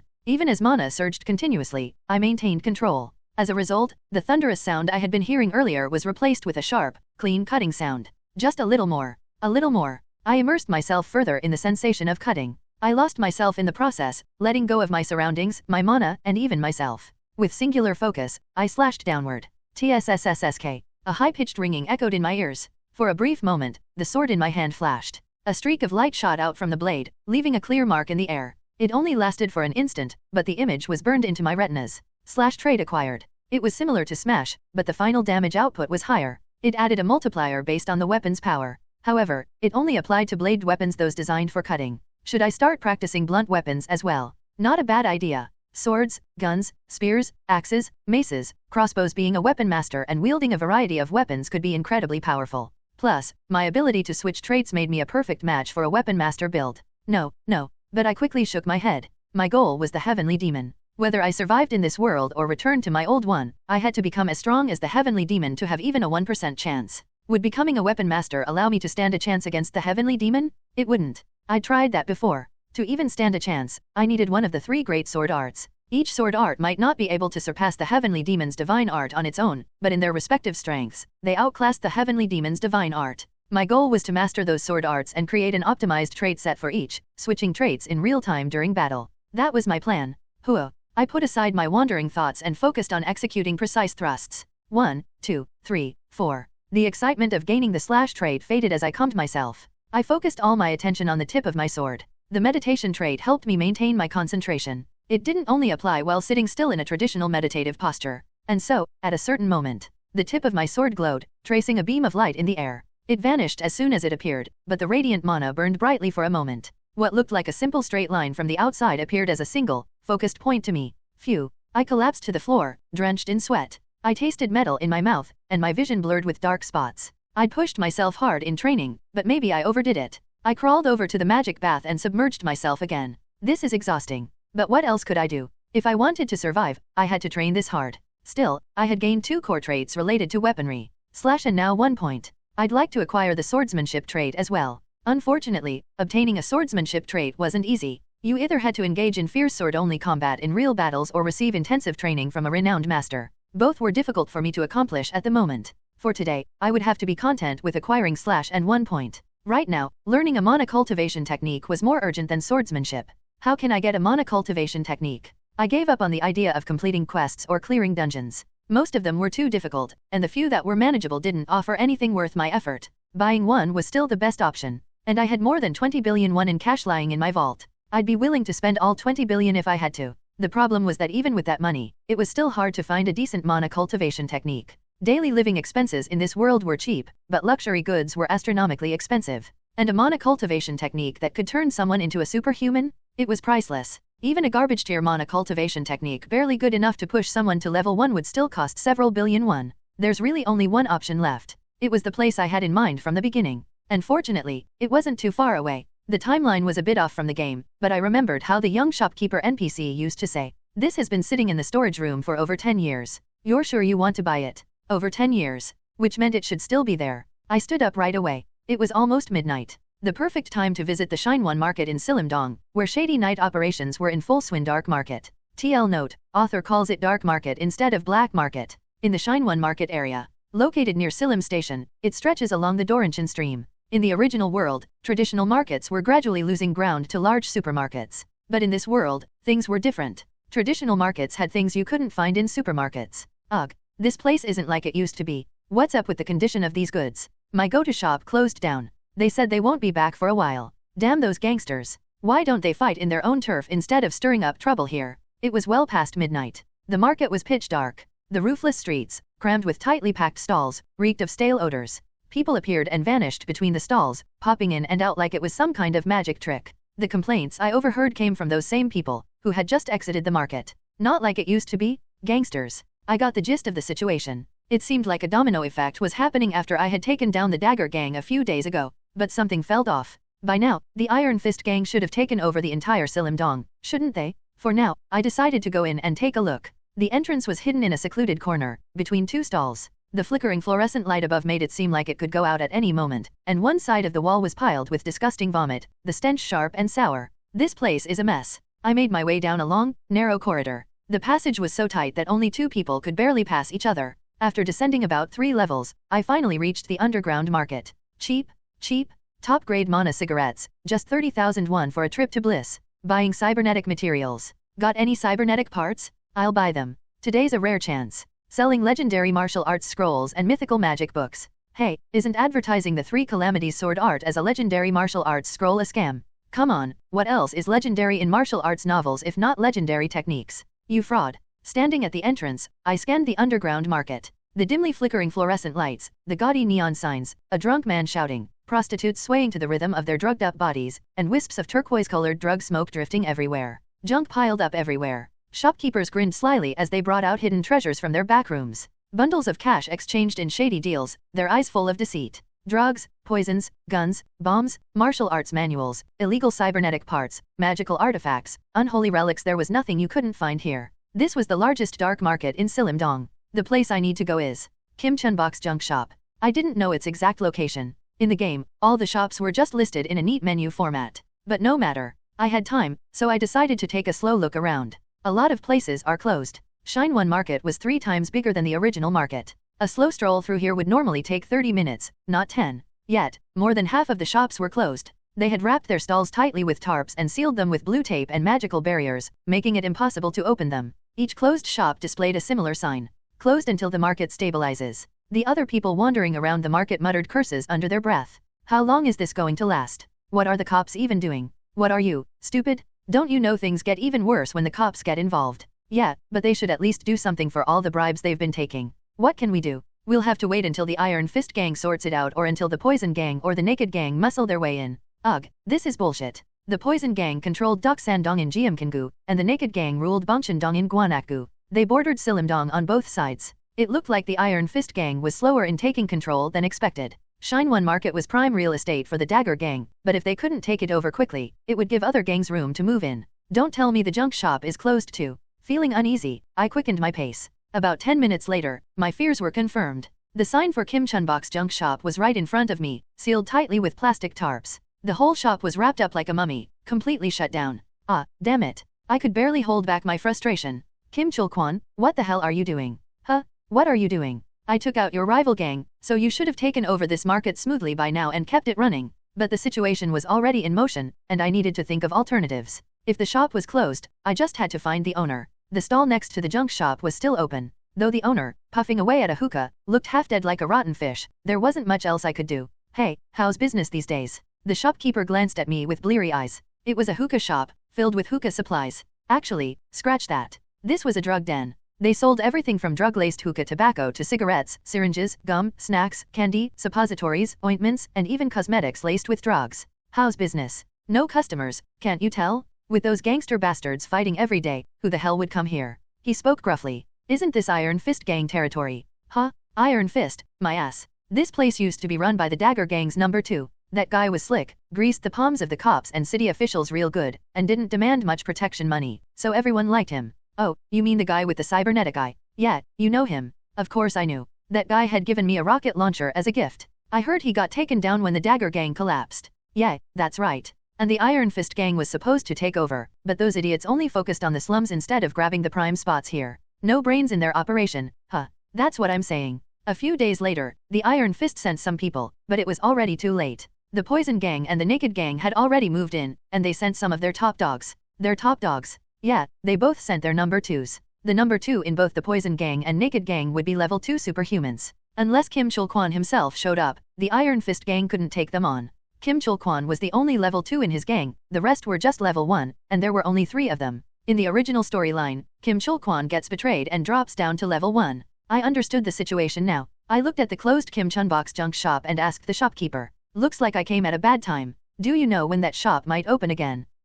The shopkeeper squinted at me. You think I'd tell you for free? He rubbed his fingers together in a money-asking gesture. Of course. Nothing's free in this world. I took out 250,0001 bills and handed them over. The shopkeeper snatched the cash and flashed a yellow-toothed grin. Haha, always good to deal with someone who understands. If you give something, you gotta get something in return. Cut the crap and tell me, where can I find the owner? I'm in a hurry. How should I know? What? You think I know the lives of the people here? Everyone here is a druggie, a gambler, or a debtor. Kim Chunbok?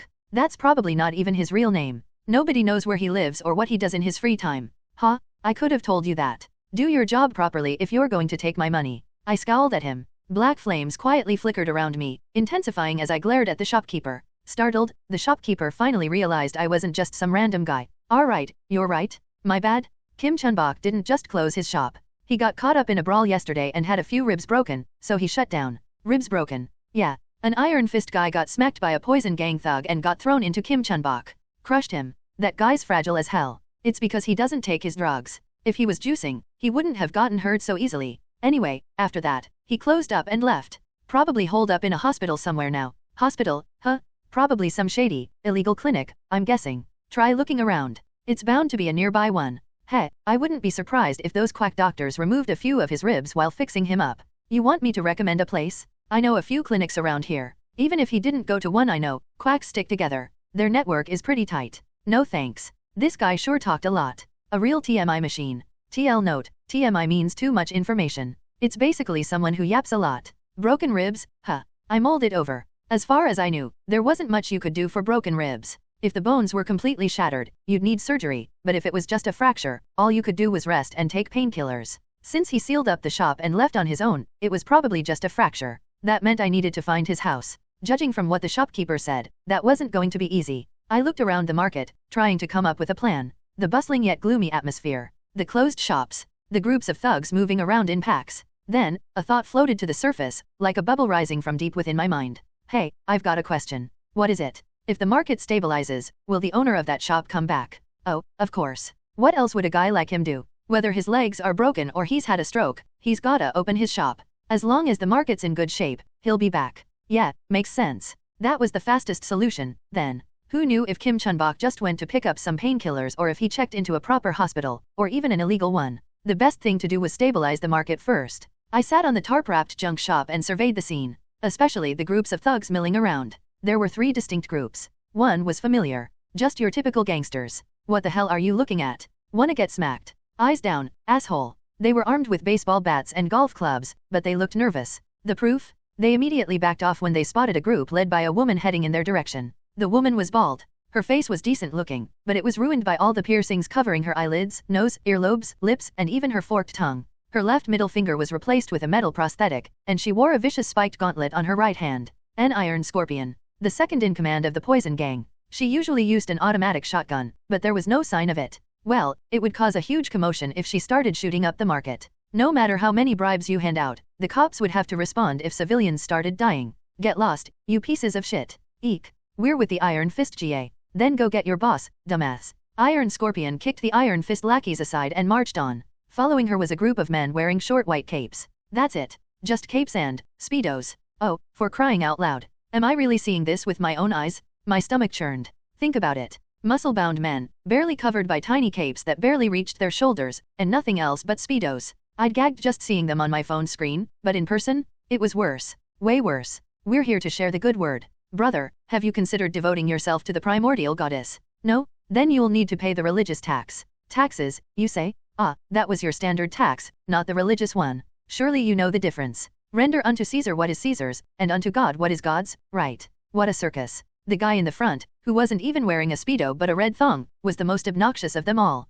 When people refused to listen, he started chanting some bizarre prayer and flicking his hands. A wave of mana energy spread from his hands, and the shopkeepers quickly downed drugs to avoid getting brainwashed. It seemed they'd rather get high than hand over money. Thong Man clicked his tongue. All is vanity. In the end, you will give your bodies and minds to the primordial goddess. Ha ha ha. Ha ha ha. Everyone laughed. The thugs laughed, the shopkeepers, high on drugs, laughed. An exhibitionist. Of course, the first priest-class superhuman I meet is this idiot. I couldn't watch anymore. I stood up. Suddenly, attention turned toward me. The black flames I had let burn around me until now had gone unnoticed due to the chaotic lights of the dark market, but only for regular folks. Both Iron Scorpion and Exhibitionist had been secretly watching me. I strode purposefully toward the direction I had scouted earlier. It was on the opposite side of the market. In the farthest corner, where few people walked, and most stalls were closed, there was a man. Hey, ugh, what the hell, I'm dying here. The man was lying on a makeshift bed made of junk piled together. His entire body was covered in bruises, and his arm was in a splint, clearly broken. One of the gang members guarding him flinched when he saw me. He recognized my face. I nudged the man with my foot. Quit whining and get up. Who the hell, huh? The man, who had turned around with an annoyed expression, froze when he saw me. Of course, he recognized me. It was that guy. The one who had freaked out and ran away when I performed self-surgery with metal shrapnel after confronting Kim Chul-kwon at the labor office. How long are you gonna lie there? Well, you see. He hesitated, clearly unsure how to act. I wasn't his boss, nor was I his enemy, but we weren't exactly allies either. Regardless, I said what I came to say. Hey, why yeah, let's do something together. Do what? Let's kick them out. I pointed toward Iron Scorpion and Exhibitionist in the distance. For a moment, a gleam returned to the Iron Fist lieutenant's eyes at novel bin at the lieutenant brushed himself off and stood up. You're serious, right? About what? About kicking those guys out. His eyes were wide and intense, almost bulging, as he asked me. I gave a slow, heavy nod. Of course. Can we really let the market stay in this state? I can't even shop properly. Ha ha ha. You're really serious, huh? You're really gonna help us? Yeah, but make sure to tell Mr. Kim later that I helped. I'm not doing this for free. Of course.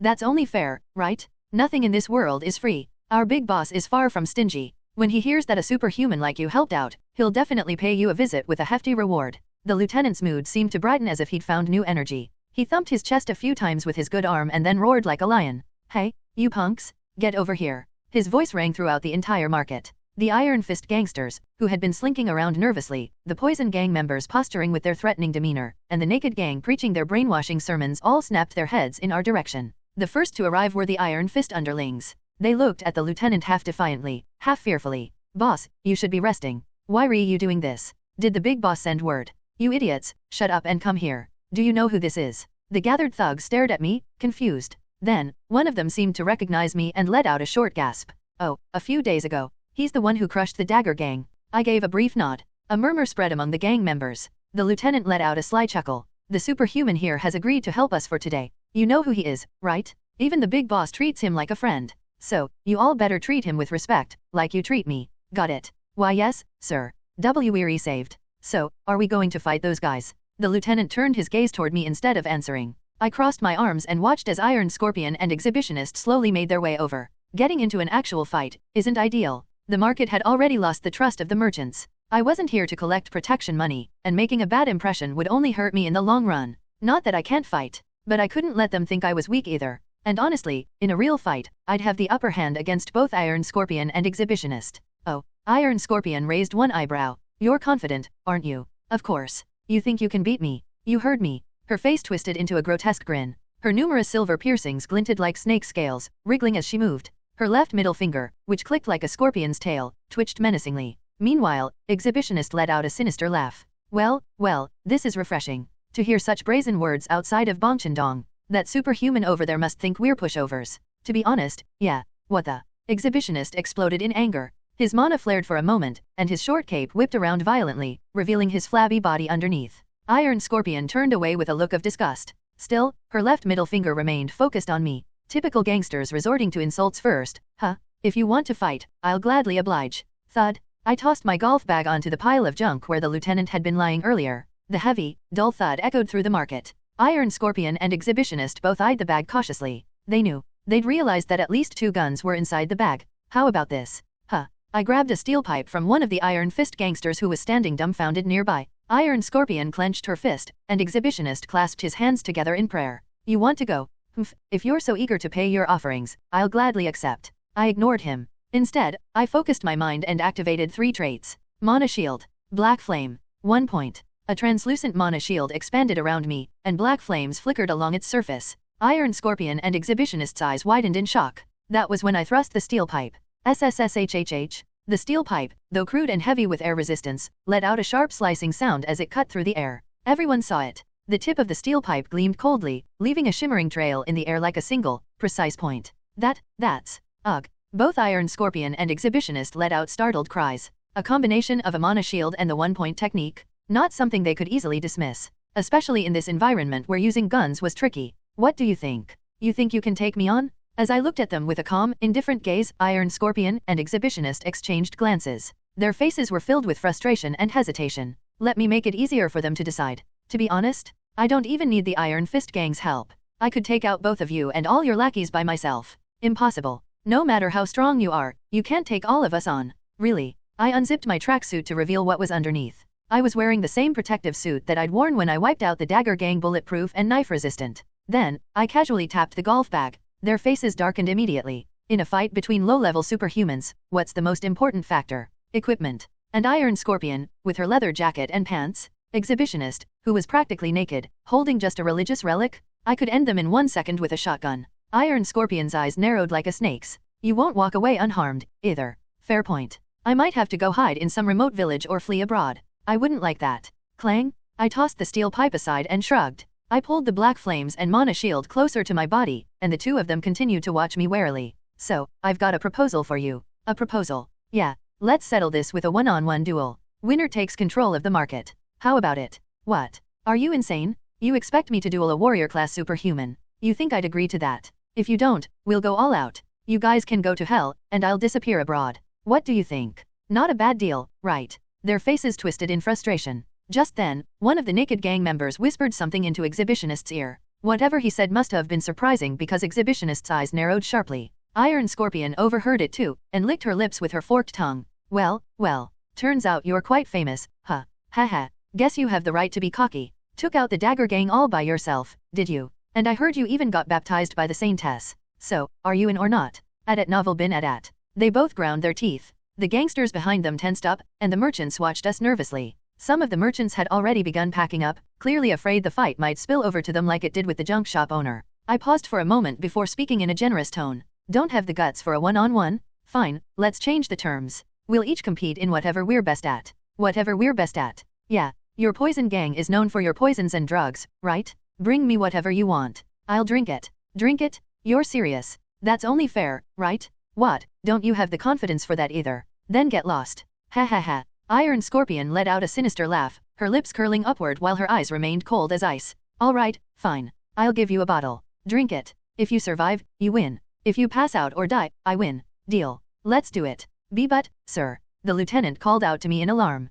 But I was confident. There are 3 famous poisons from the Poison Gang. Grey Reaper, Lover's Kiss, and Wild Card. She'll use Wild Card. Grey Reaper is the ace up the sleeve of the Poison Gang's boss. Iron Scorpion probably has 1 bottle, but she won't use it unless her life is on the line. Lover's Kiss causes its victim to die in the throes of pleasure, but knowing Iron Scorpion's sadistic nature, she'd want me to die in pain, so she'd likely use Wild Card. It's a poison that makes you writhe in agony like divine fever. Who's going first? Me, of course.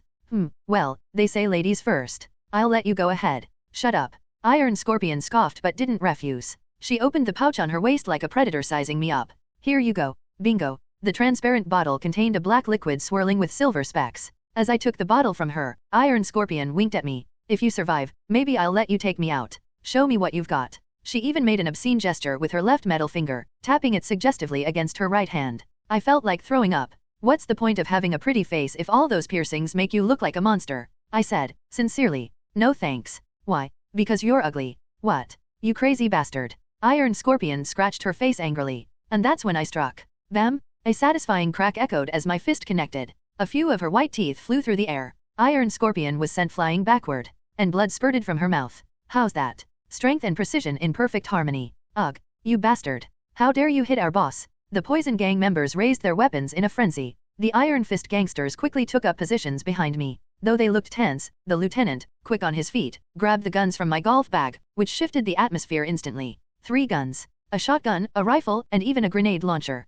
Iron Scorpion, who was being helped up by her underlings, spat out blood and broken teeth. Why, you son of a bitch? You really want to do this? No, I took the poison, so I just gave you a punch in return. Like I said, we'll compete in our specialties. My specialty is my fists. Shit. One more hit and I'll be dead. Her jaw was completely dislocated. Her face was swelling up, a mix of bruises and blood. She was grinding her teeth in fury, but she couldn't explode in anger. Not with the guns pointed at her. No matter how brave you are, a gun demands respect. So, are you going to drink the poison or not? I will. Pop. Without hesitation, I uncorked the bottle. A sour stench hit me immediately. Ignoring my instincts screaming at me to stop, I downed it in one gulp. Iron Scorpion's eyes glinted with satisfaction, and the Poison Gang members began grinning, as if the fight was already over. But I had my own backup plan. Poison resistance, endurance, vigor, meditation, focus, black flame. Poison resistance alone wasn't enough. The 3 great poisons of the Poison Gang were made by mixing toxins and narcotics. However, unlike Lover's Kiss, Wildcard was 9 parts poison, 1 part drug.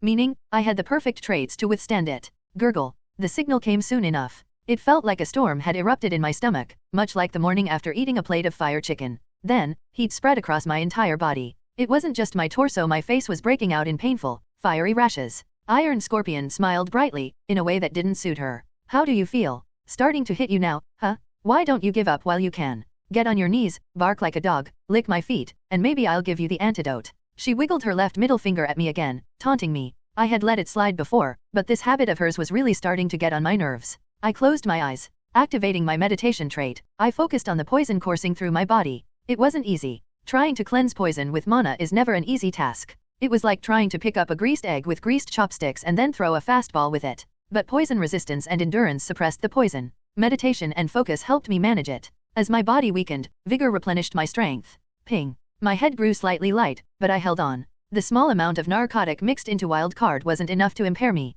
The drug had a mild, euphoric effect meant to speed up the heart and increase blood flow. But instead of falling victim to it, the narcotic effect played right into my hands. Acquired the trait, drug resistance. Just as I thought. I gathered all the poison inside me and pushed it toward my left hand. I drew a sword from my golf bag and slashed my left palm, releasing the black liquid in a small fountain. How's that possible? Is he a Wuxia hero or something? I've only seen that in movies. A sour stench filled the air as the poison splattered on the ground. There was no need to double-check. It was definitely Wildcard. Iron Scorpion, who had been so smug just moments ago, was now pale as a ghost. Her face was completely drained of color, like she'd seen a corpse rise from the grave. Wanna go again? Huh. I said, wanna go again. I gave her an opening, and her expression quickly shifted from fear to calculation. Her hand instinctively moved toward her left hip. Ah, right. You keep Grey Reaper in there, don't you? But Iron Scorpion didn't go for Grey Reaper. Perhaps she remembered her boss's orders, because she hesitated, then pulled out a different vial from her waist pouch. This time, the liquid was pink. It shimmered like rose wine, and the liquid rippled like delicate petals. This is the last one. Iron Scorpion shouted desperately. If you win this time, I'll admit defeat. But this one's twice as strong as the last poison. Oh, I know. This was one of the deadliest combinations of poison and narcotic, a true work of art. But I didn't hesitate. I uncorked the vial, savored the sweet scent, and drank it down slowly. The anxious look in her eyes was strangely satisfying. Poison resistance, drug resistance, endurance, meditation, focus, black flame. Lover's Kiss was actually easier to handle. What good is stronger poison if my traits are optimized to deal with it? If Wildcard had been soft countered, this was hard countered. Thanks to that, I processed it even faster than the last time. With my still bleeding left hand, I poured the pink liquid out, and Iron Scorpion's eyes shook as if caught in an earthquake. That's impossible. My turn. Get ready. Kaya. Iron Scorpion tried to flee, but it was too late. I grabbed her by the leather jacket and yanked her back. Sis. Let her go. The Poison Gang shouted, but that was as far as it went. They just screamed loudly but made no move to act. Where's loyalty in a gang? Nowhere. No one wanted to get beaten to a pulp on behalf of someone else. What are you going to do? Iron Scorpion shrieked. I simply smiled and grabbed her. Specifically, her left middle finger. The one that had been so arrogantly raised all this time. No. She realized what I was about to do and let out a shrill scream. She swung her spiked gauntlet at me, but it didn't hurt much. I was already using my mana shield. Next time, keep your hands to yourself, got it? I didn't need a response. With one swift motion, I ripped her metal finger right off. It wasn't just attached to her hand, it was integrated all the way through her wrist, connected to her nerves and blood vessels. When I tore it off, pieces of bone, flesh, and veins came with it. Gaya. Her scream echoed through the market. A few of the weaker merchants collapsed on the spot. TL notes, damn it. Iron Scorpion was drenched in cold sweat, as if a storm had passed over her. Was it because her underlings were watching? She wasn't crying, but she was biting her lip hard enough to draw blood, cursing under her breath, and clawing at the ground. Thunk. I tossed the severed steel finger aside. Do you want more? Iron Scorpion's head whipped up to glare at me. Her eyes were filled with rage, hatred, and venom, practically dripping with it. She looked like she was ready to tear into me, perhaps to even use Grey Reaper on me, but she couldn't bring herself to open her mouth. The hierarchy in a gang was strict. Even if you were the number 2, you couldn't disobey the boss's orders. What's your name? Now you're asking? I crossed my arms, looked down at her, and answered. Warrior Kim. Warrior Kim. Iron Scorpion growled, rolling my name in her mouth, hatred burning in her eyes. Just wait, Warrior Kim. Someday, I'll shove my finger right into your heart. Yeah, sure. I let out a scoffing laugh. You cliché extra. If you're not gonna fight, get lost. Growling. It seemed like she realized just how unoriginal she sounded. Iron Scorpion forced herself to her feet. Her Poison Gang cronies, who had been watching from the sidelines, scrambled into action. Sister, let me carry you. You need to get to the hospital immediately. Get off me. I'll walk on my own. Move. Iron Scorpion refused to be carried or even helped as she staggered off on her own 2 feet. Her gang members followed her like the tide pulling out. That left just the naked gang, still standing around as a living eyesore. I turned my gaze toward Exhibitionist, eyeing him calmly. Your turn now. Ha, indeed it is. How remarkable. I never would have thought the infamous Iron Scorpion of Dak Sandong would flee in such disgrace. You're Warrior Kim, correct? I advise you to watch your back from now on. That's my business to worry about. As if this was anything new, I had been ambushed by a bunch of thugs led by Rodeer right after selling mana cores at the exchange. In the end, the only thing I could rely on was my own strength. And to do that, I needed to get my hands on a mana cultivation technique, no matter what it took. Exhibitionist spread his arms wide theatrically. Since things have come to this, why not devote yourself to the primordial goddess? You're quite handsome, and your physique is superb. With those manly scars, the primordial goddess would be most pleased with you. If you accept her, our church and our organization will fully protect you. You might even start out as a higher-ranked member than me. As expected of a priest-class superhuman always eager to expand their congregation. I hit him with some cold, hard truth. Why the hell would I join your cult? Allow me to explain, a guy. Think about it. If I were going to join a cult, I'd obviously go for a big, strong one. Not one of you second-tier, trash cults. You're not even one of the 7 major churches, or even a second-rate church. You're a third-rate, borderline heretical cult. Why would I bother? I jabbed my black flames at him as I spoke. The meaning was clear. I could join the Old Father's cult if I wanted. Why would I waste time on his group? My black flames flared brightly, and Exhibitionist's face flushed with anger. How dare you? What? Does it hurt to be called a heretic? You are one. Don't you know? If you're not listed among the 100 divine entities recognized by the Westphalian Covenant, you're a heretic. Why, you insolent wretch? His face turned a furious shade of blue, but then, surprisingly, he calmed himself down. Of course. You are a non-believer. Come closer. I shall press the mercy and love of the goddess deep into your feeble mind. Yeah, sure, that's your specialty. Fine, I'll play along. Exhibitionist's trait wasn't complicated. Mind control. It was a useful ability in combat, being able to turn an enemy into an ally. In this world, where things had become all too real, it was even more dangerous. The Iron Fist lieutenant looked at me, concern in his eyes. Superhuman, please be careful. That guy might look ridiculous, but he's no joke. He didn't seem like much earlier. It's different when he uses his divine power directly. It's a lot more powerful than when it's used at a distance. In the game, there wasn't much of a difference, but it seemed that wasn't the case here. Didn't matter. I stepped forward, confidently standing right in front of Exhibitionist. He started spouting nonsense as he reached out. Kneel, my strong and handsome brother. Cut the crap. To receive the blessing of the goddesses. Warrior Kim stood a little over 180 centimeters tall. Exhibitionist, on the other hand, was about 160 centimeters. Even with his arms stretched out, he couldn't reach the top of my head, so he had to stand on his tiptoes, making for a rather pathetic sight. But I didn't laugh. With the eyes of the crowd on me both expectant and worried, I switched my traits. Holy resistance, meditation, focus, endurance, monocore, black flame. This should be more than enough to fend off an N-rank superhuman's mental attack. Still, I remained vigilant, keeping my eyes wide open. I could feel it. An unfamiliar power was trying to seep into me through the crown of my head. A sacred, overwhelming shadow, a towering presence was casting itself over my mind at novel bin at. It made me want to kneel, to kiss her feet, to praise her beauty, her nobility, her glory, to strip off my clothes, to bare myself as well, to become a dog in heat, rubbing myself against this great shadow as a form of worship, gratitude, and devotion. Stronger than I expected. Even with holy resistance and endurance shielding me, this is how far it got. Now I understood why the merchants had resorted to drugs, and why enemies in the game never escaped mind control. I bit my tongue hard. The sharp, dull pain and the taste of iron spread through my mouth like a jolt from a numbing anesthetic. Stay focused. This was a body that had even endured the Saintess's baptism. It would be embarrassing to lose to an N-rank, level 2 superhuman. I delved deep into myself. I focused particularly on my brain and central nervous system. Mana circuits ran alongside the cardiovascular and nervous systems. I imagined the mana shooting out from my mana core like a rocket. It soared through my body, into my brain, flooding my central nervous system and building fortresses, erecting mile-long barriers at every turn. My mind felt like it was on fire. My brain burned white-hot, and searing heat coursed down my spine. It was a grueling task, but I already had experience. Plus, I had the traits to back me up. Victory was already mine. The moment my mind cooled, the invasive power was reversed, surging back into Exhibitionist, who still had his hand awkwardly pressed to my head. Kahioke.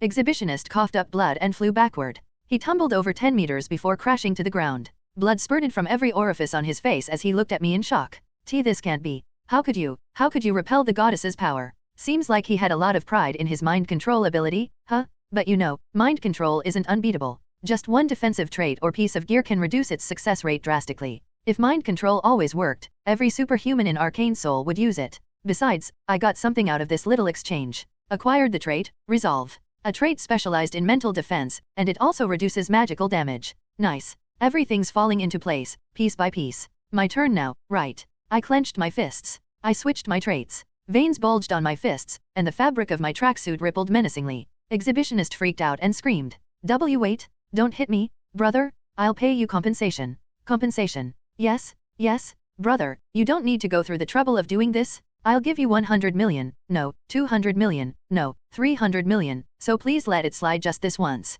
Wow, look at that sudden shift. Priests always had deep pockets, didn't they? 300 million was a lot of money. Maybe not hitting him and just taking the money would be a better deal. But instead of nodding, I swung my fist. Bam! Gyak! My punch landed squarely on his jaw, sending a straight jet of blood flying through the air. Exhibitionist's eyes rolled back, and his plump body convulsed before going limp. I flexed my hand, shaking off the faint sting from the impact. 300 million? Not enough. Maybe 1 billion would have made me pause. But honestly, from the start, I'd been itching to knock him out. That mini cape and red thong. Ugh, it's the kind of thing that gives you nightmares. Now, get lost. Weary leaving. Hurry up and grab the priest. What are we supposed to tell the bishop? The naked gang hurriedly scooped up their unconscious leader and scurried away. The Iron Fist lieutenant raised his intact middle finger at them as they retreated. Serves you right, you bastards. Ha ha ha. Thank you, superhuman. Warrior Kim, you're the best. We did it. The Iron Fist gangsters, who had been looking like wet dogs up until a moment ago, were now cheering around me, chanting my name.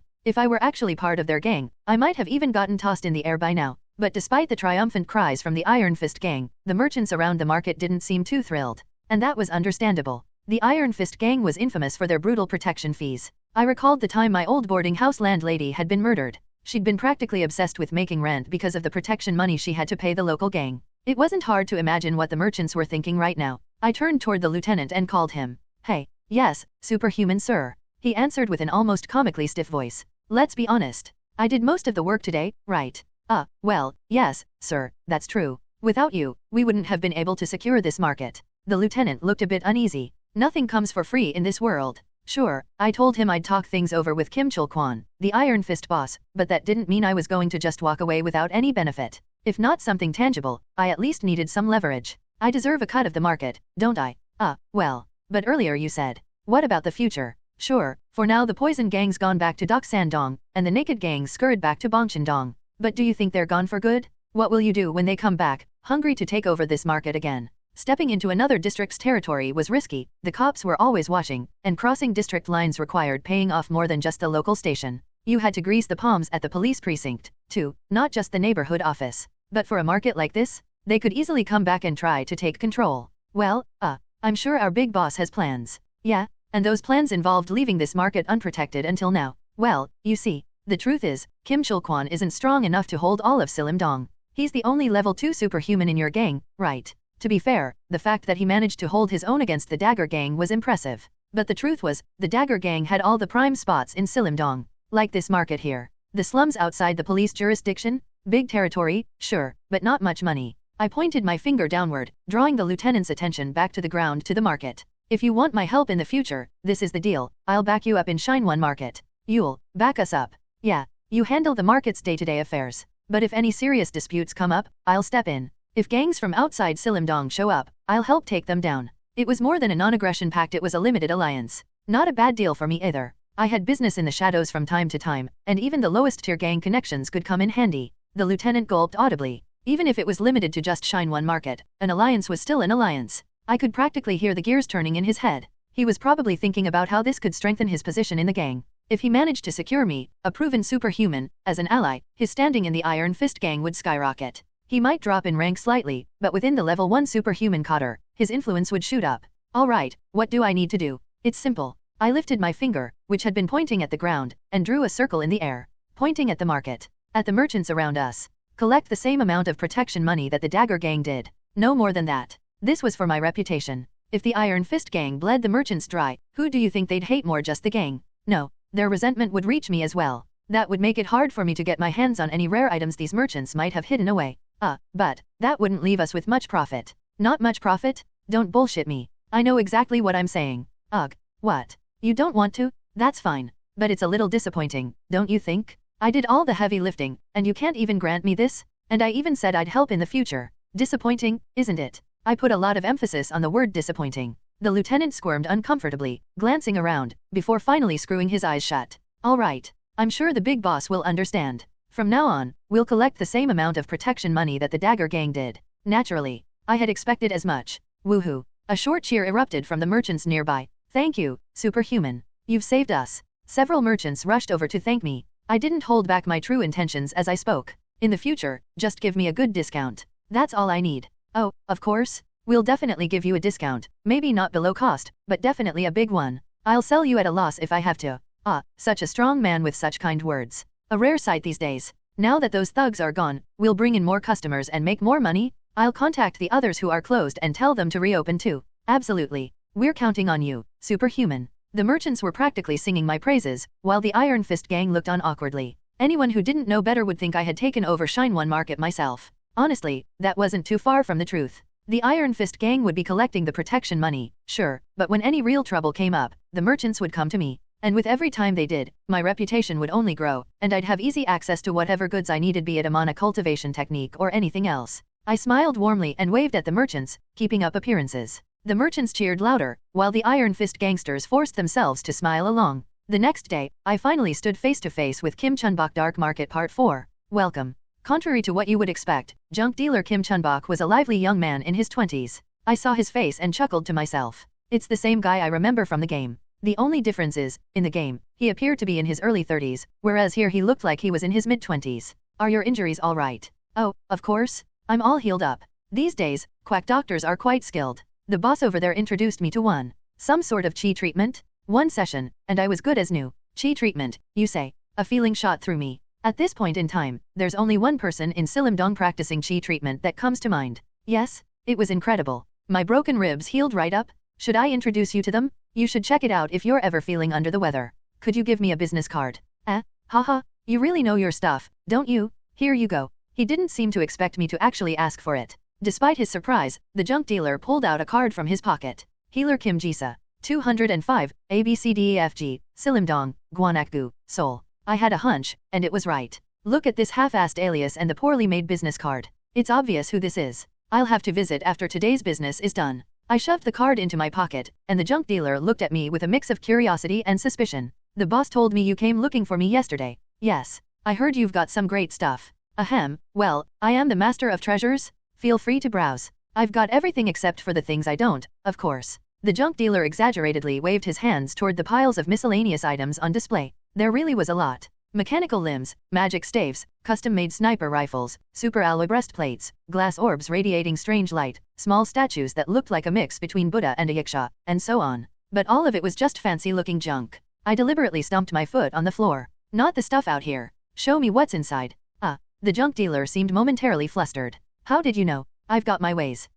Dem blabbermouths. Seriously. There was no need to explain further. After grumbling for a moment, the junk dealer plastered on his business smile. Well, since it's you, a superhuman, I'll show you. But you can't go telling anyone, alright? Some of the items are sensitive. Understood. Geez. I really shouldn't be doing this. I never show new customers this stuff. Despite his complaints, the junk dealer led me deeper into the shop. The store wasn't large, by any means. After passing through walls of clutter, we reached a spot hidden from outside view. He removed a rug, revealing a hidden door. Creak. He opened the door, revealing the interior. A deep, dark basement. There wasn't a single source of light, but the faint flicker of magical flames danced like ghostly will-o-wisps. Take your time and browse. Pick whatever you like. Oh, but keep in mind everything down here is expensive. They're all magical items. I descended the dark stairs, waving my hand. Where's the light switch? Switch? Oh, there's no electricity down here. What? No lights. Just make do. You've got a smartphone, don't you? Really? He's gonna pull a no-phone loser on me? There was no need for a smartphone. I activated my bright eyes trait and fully descended the stairs. Well-organized display cases stood before me. Each case contained just one item, as if to proudly declare, look at me, I'm valuable. A human skull, polished with dark magic. A paper airplane, floating midair on its own.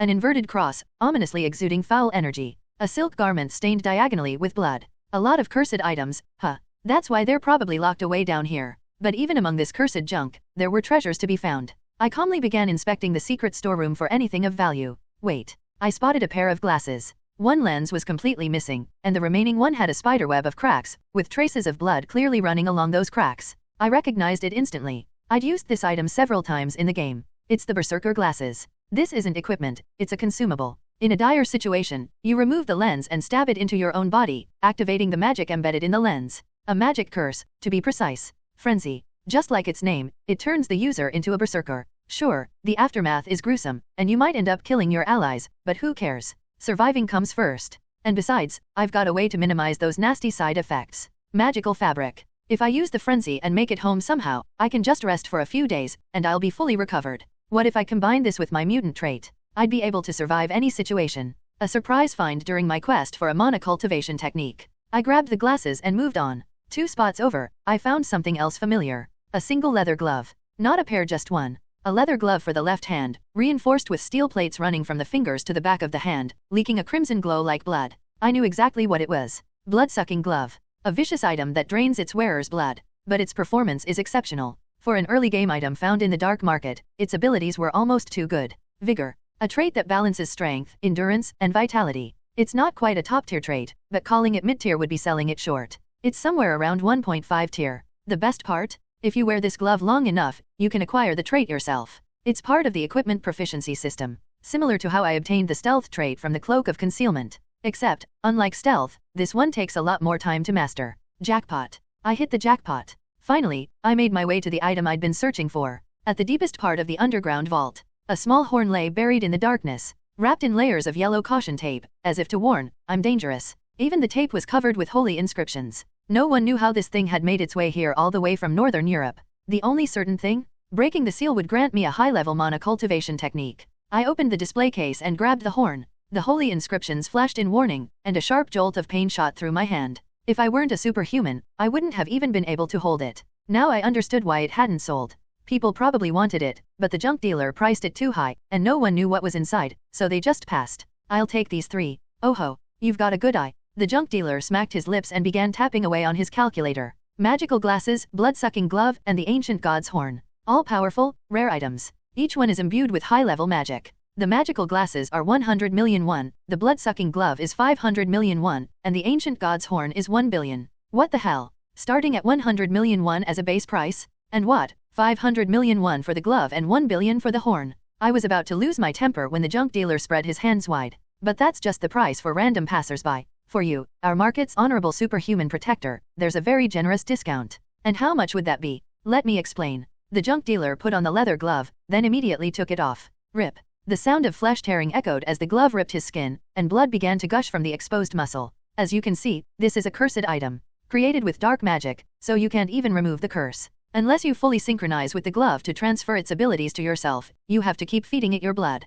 That's why the price dropped so much. Originally, I should be charging 5 billion for this thing, but, to be honest, 500 million won is too much. You know that, and yet you still ask for 500 million. Haha. It's all part of the game, isn't it? People who don't know any better have to pay tuition. But if you think about it, the performance makes it worth the price. For you, though, I'll let it go for 200 million. 200 million. A bit cheaper than its market value. The junk dealer would still make a tidy profit. Seems like causing a ruckus yesterday to boost my reputation was worth it after all. Alright, I'll take it. And the rest. Next up, the glasses. Now, you may not know this, but these aren't ordinary magical glasses. They're a consumable berserker item. Charging 100 million for this would be, well, I'd say it's highway robbery. So, you do have a conscience. Aha. A sucker's loss is a smart buyer's gain, isn't it? The junk dealer grinned slyly. No matter what, though, I can't let it go for less than a million won. How about 50 million? That's my absolute lowest. 50 million won, huh? That's already a steal, even for a superhuman like yourself.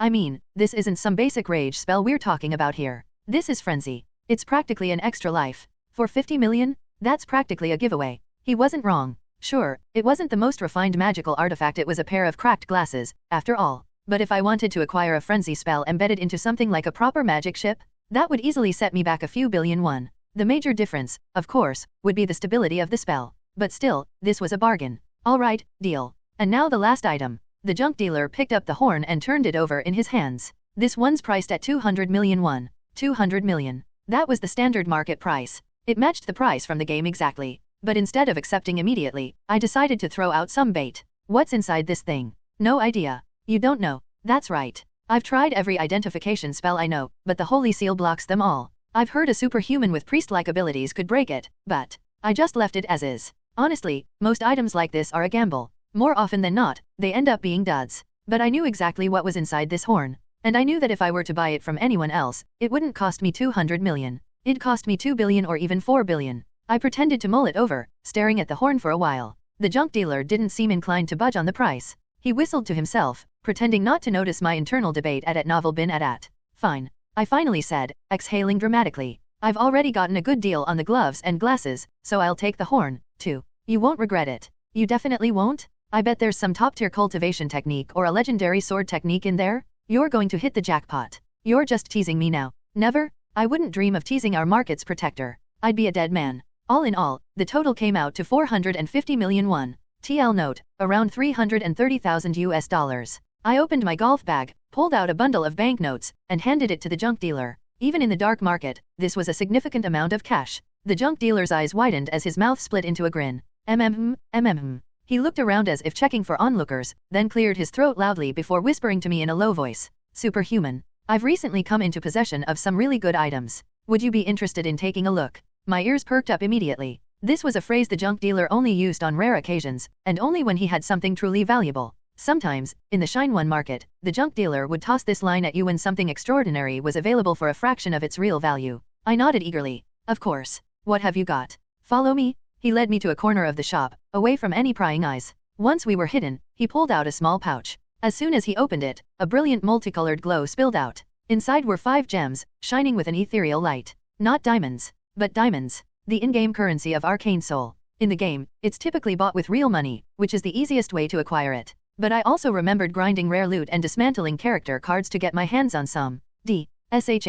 Superhuman? There are ears everywhere in this market. Don't say that out loud. The junk dealer dramatically pressed a finger to his lips. I shut my mouth. But still, this guy had real connections. To get his hands on diamonds at this stage of the game, before episode 1 even launched? Superhuman, you know what this is, don't you? Of course. Diamonds are like a condensed form of magic energy. Feeding one to a character fills their experience bar instantly. And it's not just for leveling up. Diamonds can also speed up recovery time for resting characters or accelerate proficiency gains for equipment. They're versatile, and there's no limit to how valuable they are. Hell, if there was a trait proficiency system tied to diamonds, their worth would probably skyrocket even more. I'm lucky there isn't. Otherwise, I'd never have made it to rank 9 without spending real cash. This priceless treasure, I'm offering to you for just 100 million won. 100 million? Really? This is a once-in-a-lifetime opportunity, superhuman. Only for you. The junk dealer sounded like a cheap salesman hawking his wares, but the truth was, this was a pretty good deal. In the game, diamonds were nearly impossible to buy with in-game currency, and here he was offering me 5 of them.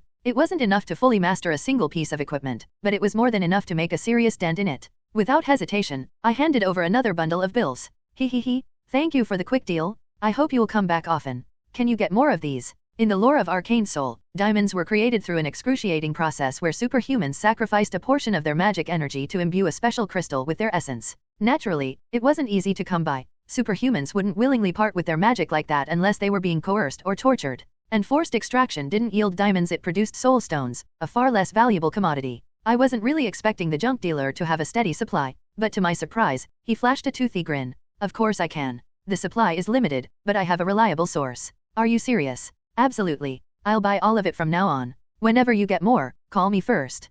The junk dealer squinted, as if weighing his options. Diamonds were pricey, after all. I could see him mulling over the potential profit. All right, deal. You've been good to me, superhuman. From now on, whenever I get more diamonds, I'll sell them to you first. Same price. Yes? Getting a steady supply of diamonds for just 100 million each? This was huge. I could barely contain my excitement. My lips twitched, trying to curl into a grin, but I held it in. Thank you. I'm counting on you from now on. The pleasure's all mine, superhuman. That's the power of building a good reputation. I was done here. As I patted the pouch containing the diamonds and the sealed horn, a smug grin finally broke through. The horn alone was already enough to make me happy, but adding the diamonds on top of that? I felt like I'd hit the jackpot twice over. I chuckled to myself for a while, enjoying the moment, before finally calming down. Clutching the horn lightly, I considered my next steps. It was still sealed. As the junk dealer had said, I'd need a superhuman with priest-like abilities to break the seal. I didn't need to look far. I already had the business card tucked safely in my pocket.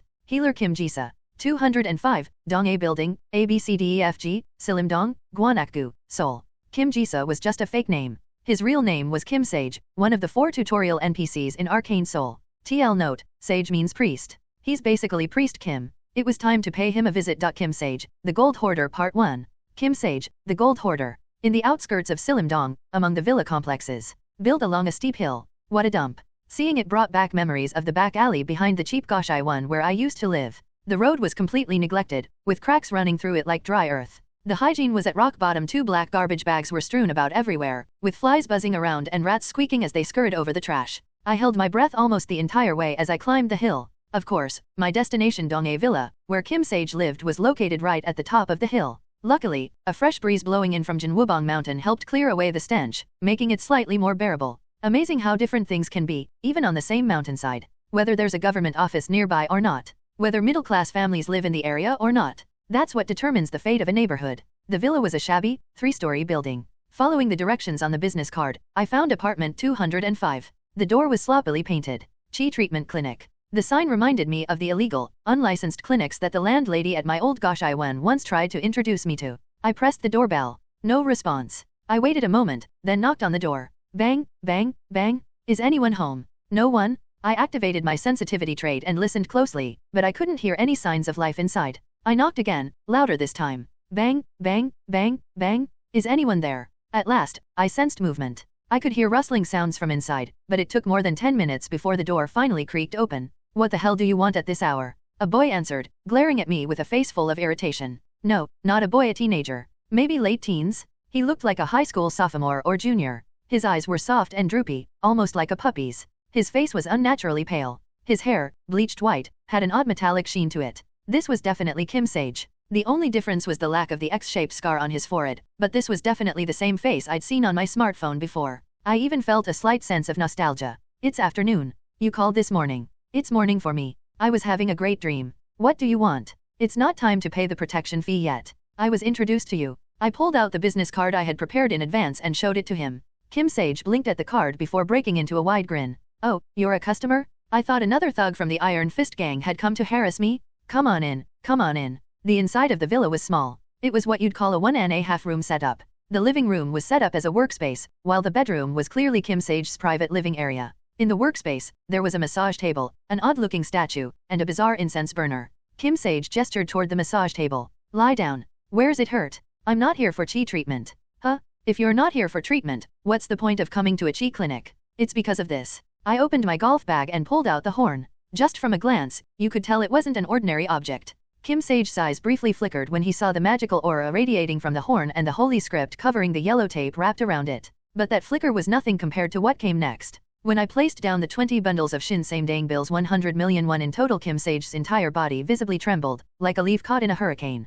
What is this? I'm asking you to unseal this. Unseal it? You've got the wrong place, buddy. This is a chi clinic. That thing's covered in holy script, you should be taking it to a major temple. Try the Old Father's Grand Temple in Jongno or the Gaya Temple in Gangnam. Too expensive. And expensive would be the least of my worries. If they got their hands on this horn, they'd likely just take it by force if it turned out to be valuable. A devout, humble, and charitable priest? Not even in the wildest novels or comics would you find such a character in this world. But this is a chi clinic. He wasn't exactly lying, was he? I stared at Kim Sage, my expression neutral. Kim Sage. Why yes. What? Huh. I know who you are. You're not a chi practitioner, you're a superhuman of the priest class. I even know which god you serve. That's impossible? How could you know that? There are ways. Besides, chi treatment and divine healing are completely different. But a chi clinic performing divine healing under the guise of chi treatment? Doesn't take much to figure it out. TCH. Kim Sage clicked his tongue and glanced at the statue in the corner of the room. This is why I hate staying in one place for too long. I'm the only one who knows. I'll keep your secret. I'll hold you to that. Since you seem to know everything already, I'll be upfront. My god isn't officially recognized under the Westphalian Covenant, so if word gets out, the Inquisitors will be all over me, labeling me a heretic. Don't worry. I'm good at keeping secrets. I took a closer look at the statue. It was a crude, mismatched figure, like someone had slapped together parts of a bull, a lion, and a dragon. No, not just a statue, an idol. I knew what it was. According to the game's lore, this god had fallen from grace, lost all divinity, and even had his name forgotten. But through Kim Sage's personal quest line, he would eventually be revived.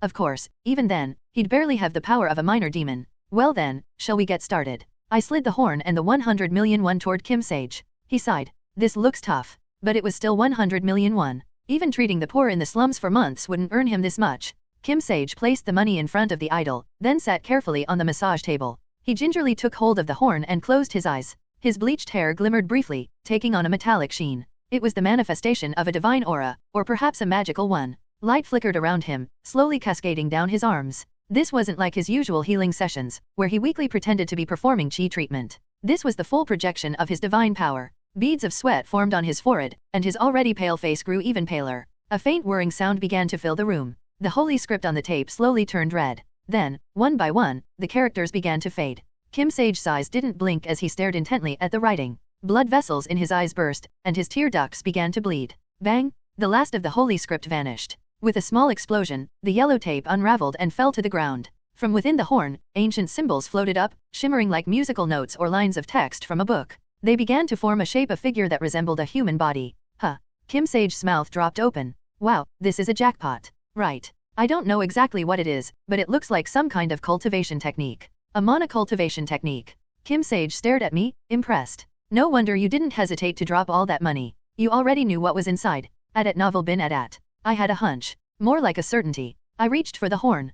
Kim Sage carefully handed it over, making sure not to drop it. The moment I grasped the horn, the magical symbols that had been swirling around it rushed toward me. They seemed to lick my skin like a whimpering animal, trying to enter my mana circuits, caressing my nerves, and yearning to nestle into the mana core deep within my heart. Kim Sage gulped nervously. So, are you going to absorb it? You're going to use it yourself, right? You know you can't hide something like that in a bag. The moment you step outside with it, people are going to notice. If you don't mind, I'll do it here. I don't mind. I'll even stand guard for you. Was he being naive because of his age? Or maybe this was just his personality. In the game, too, he had a trusting nature. Any other superhuman would have charged at least 10 million won just for the favor of standing guard. I lay down on the massage table and brought the horn to my lips. Sensing what was about to happen, the magical symbols danced with joy. I closed my eyes, swapped out my traits, and took a deep breath. Then I blew the horn. The monocultivation technique. Guayayaya, a majestic sound echoed through the air. It reverberated down to my very bones, through the foundation of the building, and even into the earth itself. The sound waves overlapped again and again, reaching frequencies beyond what any human ear could detect. Ruff, ruff, ruff. Growling, woof, woof. Bark, bark, bark. Dogs barked from every corner. Meow, squeak, squeak. Cats and rats joined the cacophony, shrieking as if in chorus. Chirp, chirp, chirp. Caw, caw. Even the birds were screeching frantically. Naturally, windows opened, and people began sticking their heads out to see what was going on. What's happening? Is this an earthquake? What's going on? What's causing this? But I was completely immersed in the euphoric sensation. The sound had already escaped the range of human hearing and evaporated into invisible, intangible glyphs. These magical symbols intertwined with the ancient script floating in the air. Together, they formed a compilation of knowledge, memories, experiences, wisdom. All of it etched itself into the folds of my brain. Concepts, insights, and aphorisms bombarded me from every direction. If I were to summarize all of it in one name, it would be this: Einherjar cultivation technique. A mana cultivation technique originating from Northern Europe. It was wild, violent, and as fierce as the eternal warriors who never stopped fighting, yet it carried a weighty, solemn power. This technique would last me well through the 3rd level, possibly even up to the 4th. Phew, I could already feel my mana stabilizing. Like the turbulent surface of the North Sea, crashing with violent waves on top but calm and steady in its depths. By coupling it with the mana stabilization trait, the flow of mana within me was naturally falling into place. At this rate, I'd fully absorb the mana within 2 weeks. Yes, in 2 weeks. By then, I would be a complete level 3 superhuman. Wow. Kim Sage's eyes sparkled with awe. This is my first time seeing a warrior-type superhuman absorb a mana cultivation technique. It's not something you see every day. Unless you're from a long-standing martial sect that's passed down secret techniques, this kind of sight is rare. I stretched lightly. My body felt a bit strange. Too light, too energized, and I was receiving an overwhelming flood of information through my heightened senses. Kim Sage looked at me knowingly. Would you like some tea? At my association, no. My church, we use this tea during sacrificial rites. It helps clear your mind and cleanse your mana. That sounds great. I'll have a cup. Kim Sage brewed the tea reverently and handed me a cup. I'm not someone who can tell the difference between tea and coffee, but I could definitely feel my mind clearing. Moreover, with the Einherjar cultivation technique and the mana stabilization trait working in tandem, my mana was stabilizing even faster. This is good. As I sipped my tea, I noticed Kim Sage moving around busily. It seemed like he was preparing for a ritual now that he'd brewed the tea. Is it okay if I stay? Yes, it's fine. You already know everything, and you paid me well. Rest as long as you'd like. Thank you. If I get injured again in the future, I'll come back for more treatment. Hehe. Paying customers are always welcome. Kim Sage placed a cup of tea in front of the idol and bowed reverently. He poured tea into the cup and held it up in prayer before placing it down before the idol. Then he picked up a bundle of Shinsamdang bills and placed it atop his hands. So that's how he does it. Kim Sage's god is a god of wealth. It makes sense that he offers money as a sacrifice. Wait a minute. Something's off. This wasn't how it was in the game. I cocked my head in confusion. At that moment, Kim Sage pulled out a small plastic container from one side of the room. When he opened the lid, the strong smell of gasoline hit me. Kim Sage looked at the bundle of bills longingly, as if lamenting their loss, before shaking his head and steeling himself. Then, without hesitation, he poured the gasoline all over the stack of cash. Wah! My brain froze. What is he doing? Is he really going to burn the money? That precious money? Money that's more important than life itself? Kim Sage pulled a cheap lighter from his pocket. Oh, forgotten god, accept my offering, and may you finally be reborn, reclaiming your power and glory for eternity. Whoosh! He flicked the lighter. A small flame sprang to life. And just as the fire was about to consume the bundle of money, I threw myself at him. Are you out of your mind? I tackled Kim Sage to the ground, rolling across the floor with him. Oof. We rolled several times before coming to a stop. Kim Sage let out a groan of pain. I was fine, but Kim Sage, being a priest-class superhuman, had a much weaker body and seemed to be in some discomfort. He looked at me in shock and protested. What are you doing? I have to offer the money as a sacrifice? My god only accepts cash? If I don't burn it, the divine power won't come down. You're wrong, idiot. I shouted at the top of my lungs. It's not money you need to burn. It's gold. Kim Sage, the Gold Hoarder Part 2. Gold. Kim Sage furrowed his brow. That's just inefficient. What the hell is he talking about? In the game, didn't he go crazy for gold anytime he saw it? I stared at him blankly, and he repeated his point with emphasis at novel bin at. A long time ago, there was a similar argument within our church. Since our god is the god of wealth, they suggested we should offer gold as a sacrifice instead of cash, just like in the old days. And then, it was found to be too inefficient. Sure, the god would grant divine power, but burning money was much more effective. If you compared the amount of divine power gained, burning cash yielded way better results. After that, all the priests who pushed for offering gold were declared heretics and excommunicated. This is strange. In the game, it was definitely gold. I wrinkled my brow, trying to recall more details. Arcane Seoul is a mobile game, and the finer points like this often weren't well explained. You'd only figure things out if you carefully read all the dialogue and character descriptions. Back then, I remembered Kim Sage's personal quest was about his reinstatement into the church. I vividly recalled the argument over heresy within the church, with accusations flying between factions. And Kim Sage had explicitly mentioned something. He said that gold had to be offered. It had to be burned, but there was something more after that. I finally remembered. You can't just burn it. What? Burning gold doesn't do anything. If you really want to do it right, you have to melt it and turn it into a gas. Melt it into a gas? But we've done that before. They vaporized it? Gold's boiling point is nearly 3000 degrees Celsius, isn't it? These fanatics, once they get obsessed with something, there's no stopping them. Now it all made sense. Of course they would think it's inefficient. Generating heat beyond 3000 degrees is no small feat. Even in modern times, you'd need something like a rocket engine to reach that kind of temperature. To do it on a smaller scale, it would take enormous magical energy and resources. A classic case of the cure being worse than the disease. But from what I knew, there was no need to vaporize gold. Burning it is the mistake. As you said, it's too inefficient. From what I've heard, you don't need to boil it, you need to melt it, mix it into tea, and drink it. That's ridiculous. I've never heard of that. I'm sure. I've seen it with my own eyes. Who did that? I can't tell you that. That sounds like something a heretic would say. Heretic? If that were true, would that person still have divine power? I was confident. In the game, this is how you resurrected your god? Kim Sage kept muttering about how it sounded like heresy. Heresy, my ass. You're practically a cult at this point. I almost said it aloud, but bit my tongue. Kim Sage was one of the few genuinely kind and straightforward characters in Arcane Seoul. There was no need to antagonize him. Helping him out wouldn't hurt me. Maybe your method is wrong. Don't talk nonsense. Our church has spent thousands of years refining this method. Do you know how much effort it took to develop it? You think it's wrong. Think about it. I respect the effort your church has put in. It's no small feat that your religion survived for over 3000 years even after your god's death. That's impressive. But don't you think there might be a reason why your god hasn't been resurrected yet? Why he hasn't even regained his name? A calm but direct strike of facts. Grr.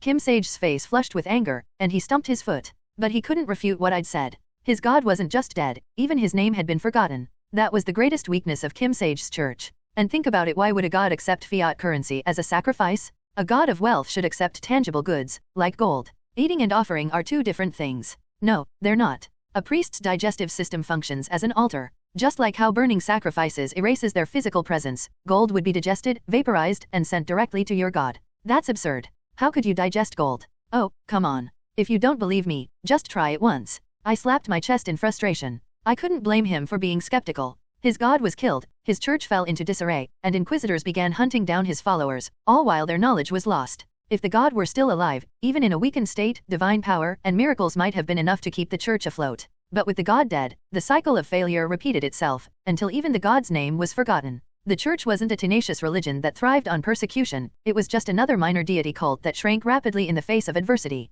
The fact that it survived this long was a miracle in itself. Kim Sage scratched his head furiously. I could tell he was trying to process the idea of consuming gold. It looked like he had connected it to something else he'd heard or read before. Just hearing it sounds blasphemous. Well, that's how your god died, isn't it? You really know a lot. If you keep doing things the same way, nothing will change. Do you even have any 4th-level superhumans in your church? Well, think about it. Your church has been around for over 3000 years. How can the highest-ranking member be stuck at level 3? You don't even have archbishops or patriarchs, do you? Ugh. Even the tiniest, most obscure sects, hell, even some cults have at least one 5th-level superhuman. Even dead gods and forgotten gods can produce that much power. What about your church? I can't argue with that. I'll tell you this with complete confidence. The reason your church hasn't produced any high-level superhumans is that the training method, the prayer method itself, is wrong. But before we started burning money, we didn't even have level 2 superhumans. I'll give you that. It's clear that vaporizing gold is highly inefficient. But if you found a more efficient method by switching to burning money, don't you think it's possible to find an even better method by consuming gold?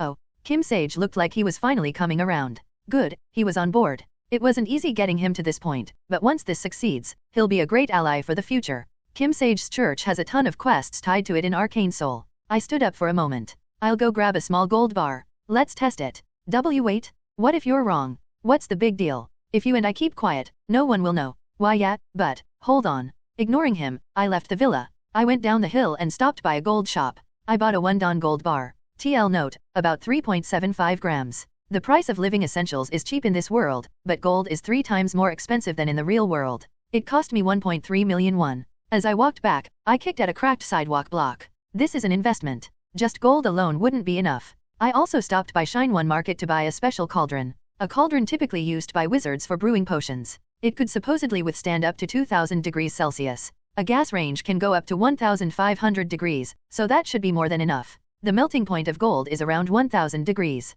Ideally, I would use a magical furnace with the cauldron, but magical furnaces were way too expensive. This would have to do. When I returned to the Chi clinic, Kim Sage was pacing around nervously like a puppy about to have an accident. Superhuman.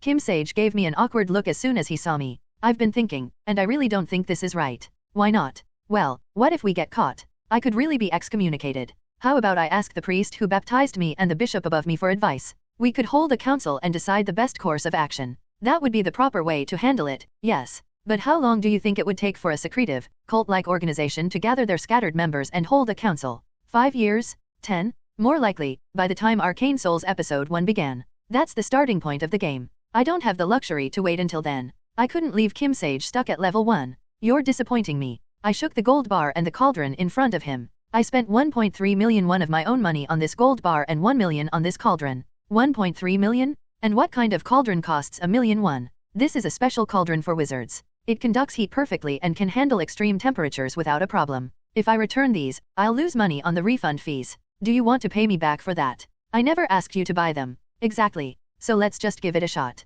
There's no harm in trying. If it works, great. If not, I'll take the loss. Kim Sage hesitated but finally nodded. Phew, alright. But you have to promise to keep this a secret. Of course. And if it works, don't forget the part I played in it. I still feel like this is a bad idea, but fine. Now, it was up to Kim Sage. After fidgeting for a bit, he finally started moving. First, he took the gold bar I handed him and placed it in the cauldron in front of the idol. He recited a prayer and blessed the gold with divine power before putting the cauldron on the gas stove. SSSSSS. The stove was cranked to its maximum output. It took a long time, but eventually, the cauldron heated up, and the gold began to melt. The 1 Don gold bar, just 3.75 grams, turned into a small pool of molten gold at the bottom of the cauldron. Once it cooled a bit, he scraped it into fine gold dust with a spoon. The final step was mixing the gold dust into the tea that had been prepared earlier. Kim Sage sighed as he watched the process. I still don't know about this. Just trust me. Will this really work? If I'm right, your divine power will surge the moment you drink it. Focus carefully to see if your god responds.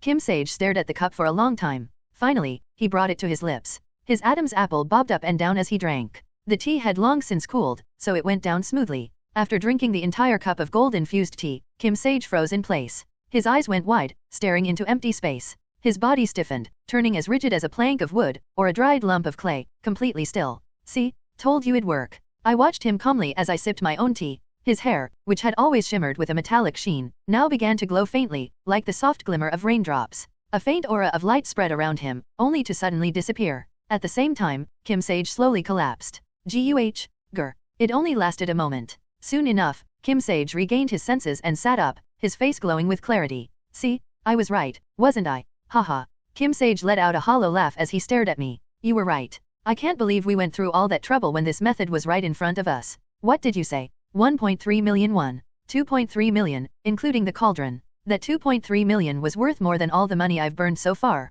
He looked completely dazed. He'd probably entered what you'd call post-enlightenment fatigue. I couldn't blame him. The amount of money they must have burned up until now was probably enormous. And across the entire church? It must have been staggering. Oh, and here. Kim Sage handed me the bundle of Shin-Same-Dang bills he doused in gasoline, along with the untouched 100 million won. What's this for? How could I take your money after you've shown me something this valuable? It's fine. It's already yours. No, really, I can't take it. If I do, my god will punish me. When a priest-class superhuman is this adamant, refusing isn't the right thing to do. Reluctantly, I stuffed the money back into my golf bag. Well, the gasoline-soaked bundle went into a separate pocket, of course. But that wasn't the end. Kim Sage started rummaging around his clothes and pulled out a small necklace. It was just an old medieval silver coin with a hole drilled through it, hung on a string of tough magical thread. Take this. Wait, this is a holy relic, isn't it? Yes. I think you deserve at least this much. No, that's too much. It's fine, really. I'd feel bad if I didn't give you something. He forced the necklace into my hand.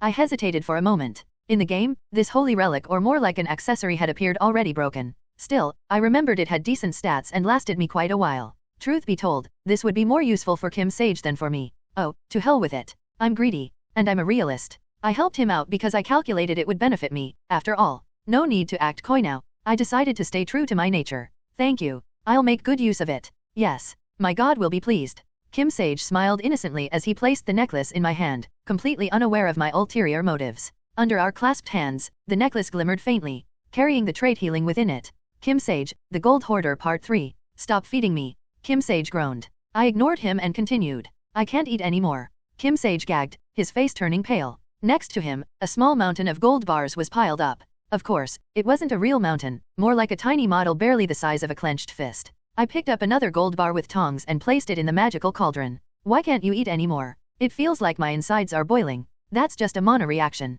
Don't worry about it and focus on your prayers. You need to boost your divine power, or should I say, your mana. I'm going to die. I'm getting mana poisoning. Who said that? You? Don't be ridiculous. There's no way that's going to happen. Just pray one more time. I really feel like I'm going to die. I'm telling you, you won't. Each of the 4 tutorial characters has their own unique trait. Warrior Kim is the most well-known, with his blank slate body. And Priest Kim? His defining trait is that he doesn't get mana poisoning. Most priest-type superhumans are immune, but Priest Kim's immunity is on a different level. His god refines the mana for him, purifying and processing it as it's absorbed. So the more gold he consumes, the more divine power he accumulates. In the game, this was a bit of a downside. That's because gold was hard to come by. How many game developers actually put gold stores in their games? You could either pick up gold dropped by monsters or buy gold ingots and coins that appeared randomly. So whenever Kim Sage was in a party, people would shout, "Gold time." But in reality, things are different at novel bin at. You can just walk into a gold shop and buy gold bars, coins, or gold jewelry.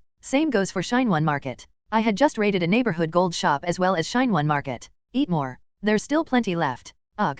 Kim Sage made a face like he was going to throw up. Next to the pile of miniature gold bars were several pieces of gold art. There was a small Buddha statue, a mysterious holy emblem, and a gold teacup engraved with sacred symbols. As I ground the molten gold into powder, I spoke. I'll say it again, when you're at a low level, you can just melt down the gold and drink it. But once your level increases, regular gold won't work. At that point, you'll have to choose one of 2 methods. I've heard this a million times. I memorized it already. Either vaporize the gold to drink it or melt down gold art pieces, right? Exactly. Now, which type of art pieces did I say you should consume? Religious ones. Correct. Mixing gold powder into tea is only a secondary method. The proper way is to vaporize the gold and inhale it, not just burning it as a sacrifice. That's how things work at level 3. At level 5, things change again. At level 5, you'll have to switch to relics. Religious relics from other faiths. And they have to be made of gold. Ugh, where would I even find those? Don't you have them in your church's vault? Your church is ancient, so there should be something, right? I've never been inside the vault.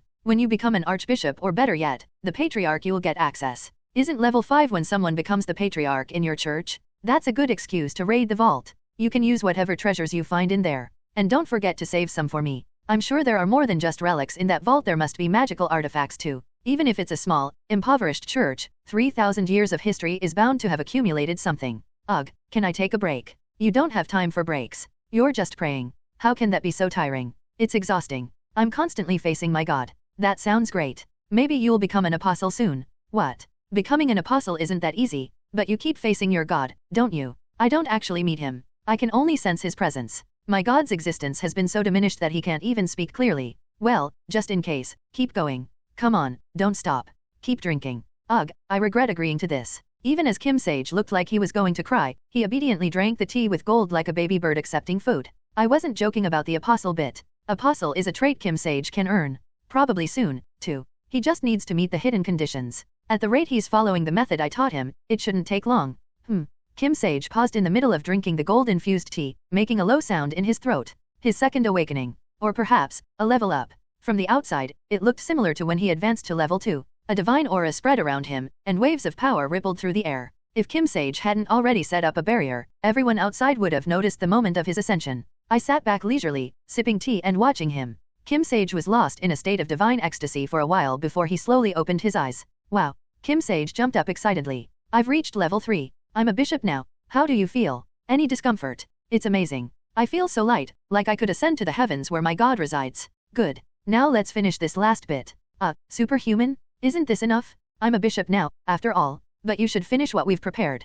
Don't you want to reach level 4? I do, but I'm okay with leveling up later. I can wait a few years. I can't wait. Come on, finish it. Ugh. I practically forced the rest of the gold on him. We went through all the gold bars and even the 3 art pieces. Still, level 4 wasn't achievable. To reach level 4, you'd need hundreds of billions worth of gold, or art pieces made from tens of billions worth of gold. My budget was just 100 million won, the amount I had originally intended to give Kim Sage as a payment for the unsealing. Considering that, reaching level 3 was already a huge achievement. Kim Sage and his church have definite potential. Phew. Kim Sage clenched and unclenched his fists a few times. I'm really strong now. My God has granted me a lot of power. Kim Sage's starting trait was healing hands. With each level, his traits would grow. Now that he was level 3, he should have gained purification, holy shield, and light's arrow. Kim Sage formed a ball of light in his hand and boasted proudly. Look, don't I look powerful? Late teens. In my previous world, he'd be a normal high school student. It's natural for him to want to show off his newfound strength, but he's not reading the room.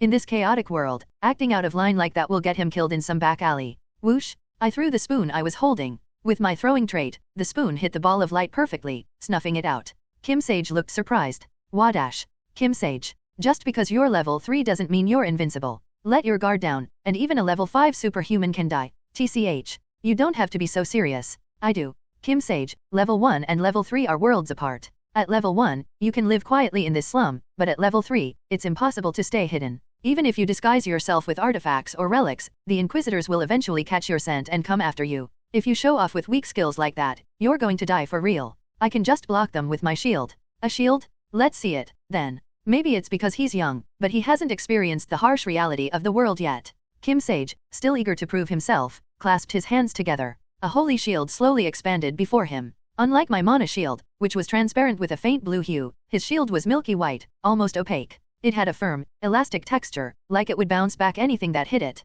In terms of raw defense, his holy shield was far superior to a mana shield. But I already knew the answer. I walked over to my golf bag and pulled out a rifle. My answer was the gun. Click. I made sure the sound of the safety switching off was loud enough for him to hear, and when I aimed at him, Kim Sage's face turned pale. That's cheating. Why is it cheating? Because. Kim Sage, haven't you seen the Iron Fist Gang and Dagger Gang fighting around here? They use rifles and shotguns all the time. Pistols are rare. They even throw grenades and fire rocket launchers. Didn't you see that? I did. That's your future. A rifle is nothing. Some people will come at you with machine guns, and others with anti-material sniper rifles. You think a holy shield will protect you from that? It'll stop a few rifle bullets, but that's it. And it won't last forever, either. Even a few hundred rifle rounds would break it. I lowered the rifle and gave him a word of advice. You need to be careful, always. At least until your god fully awakens. First, you should convene the local congregation and get officially recognized as a bishop. Then, hire mercenaries or appoint some of the church's guardians as holy knights to protect you.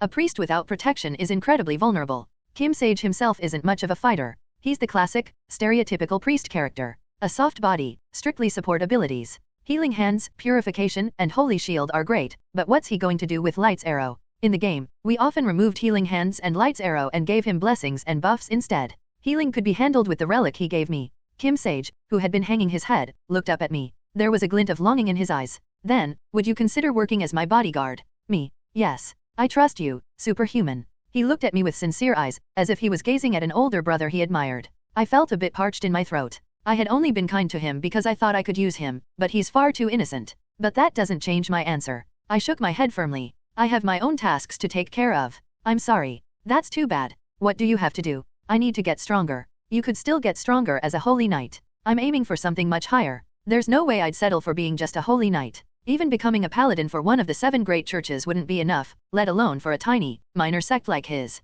Kim Sage clicked his tongue, but he didn't press the issue. Instead, he made a request. Then could you at least guard me for a little while? Like you said, I plan to convene a local meeting, but I don't want to go alone. The other bishops will be there. All right. I'll do that much for you. Thank you. I'll make sure to repay this favor. You'll get your commission, so don't worry about that. Haha. All right, I'll be looking forward to it. What is he going to give me? I don't expect much. Just one holy sword. Give me a single holy sword, and I'll be content. Kim Sage quickly scribbled out a letter. He rubbed his thumb in the ink pad and stamped the letter with his thumbprint. He pressed divine power into it with great concentration. I could feel a faint ripple of mana. Other superhumans might not notice it, but priests from his church would recognize it immediately. This was a summons from a level 3 superhuman, or as they would call him, a bishop. In short, it was a bishop's command to gather. Who would dare refuse? Once the letter was complete, Kim Sage placed it in the hand of the idol and burned it. The milky white smoke from the holy power was sucked into the statue's nostrils. The idol's eyes flashed briefly before falling silent again.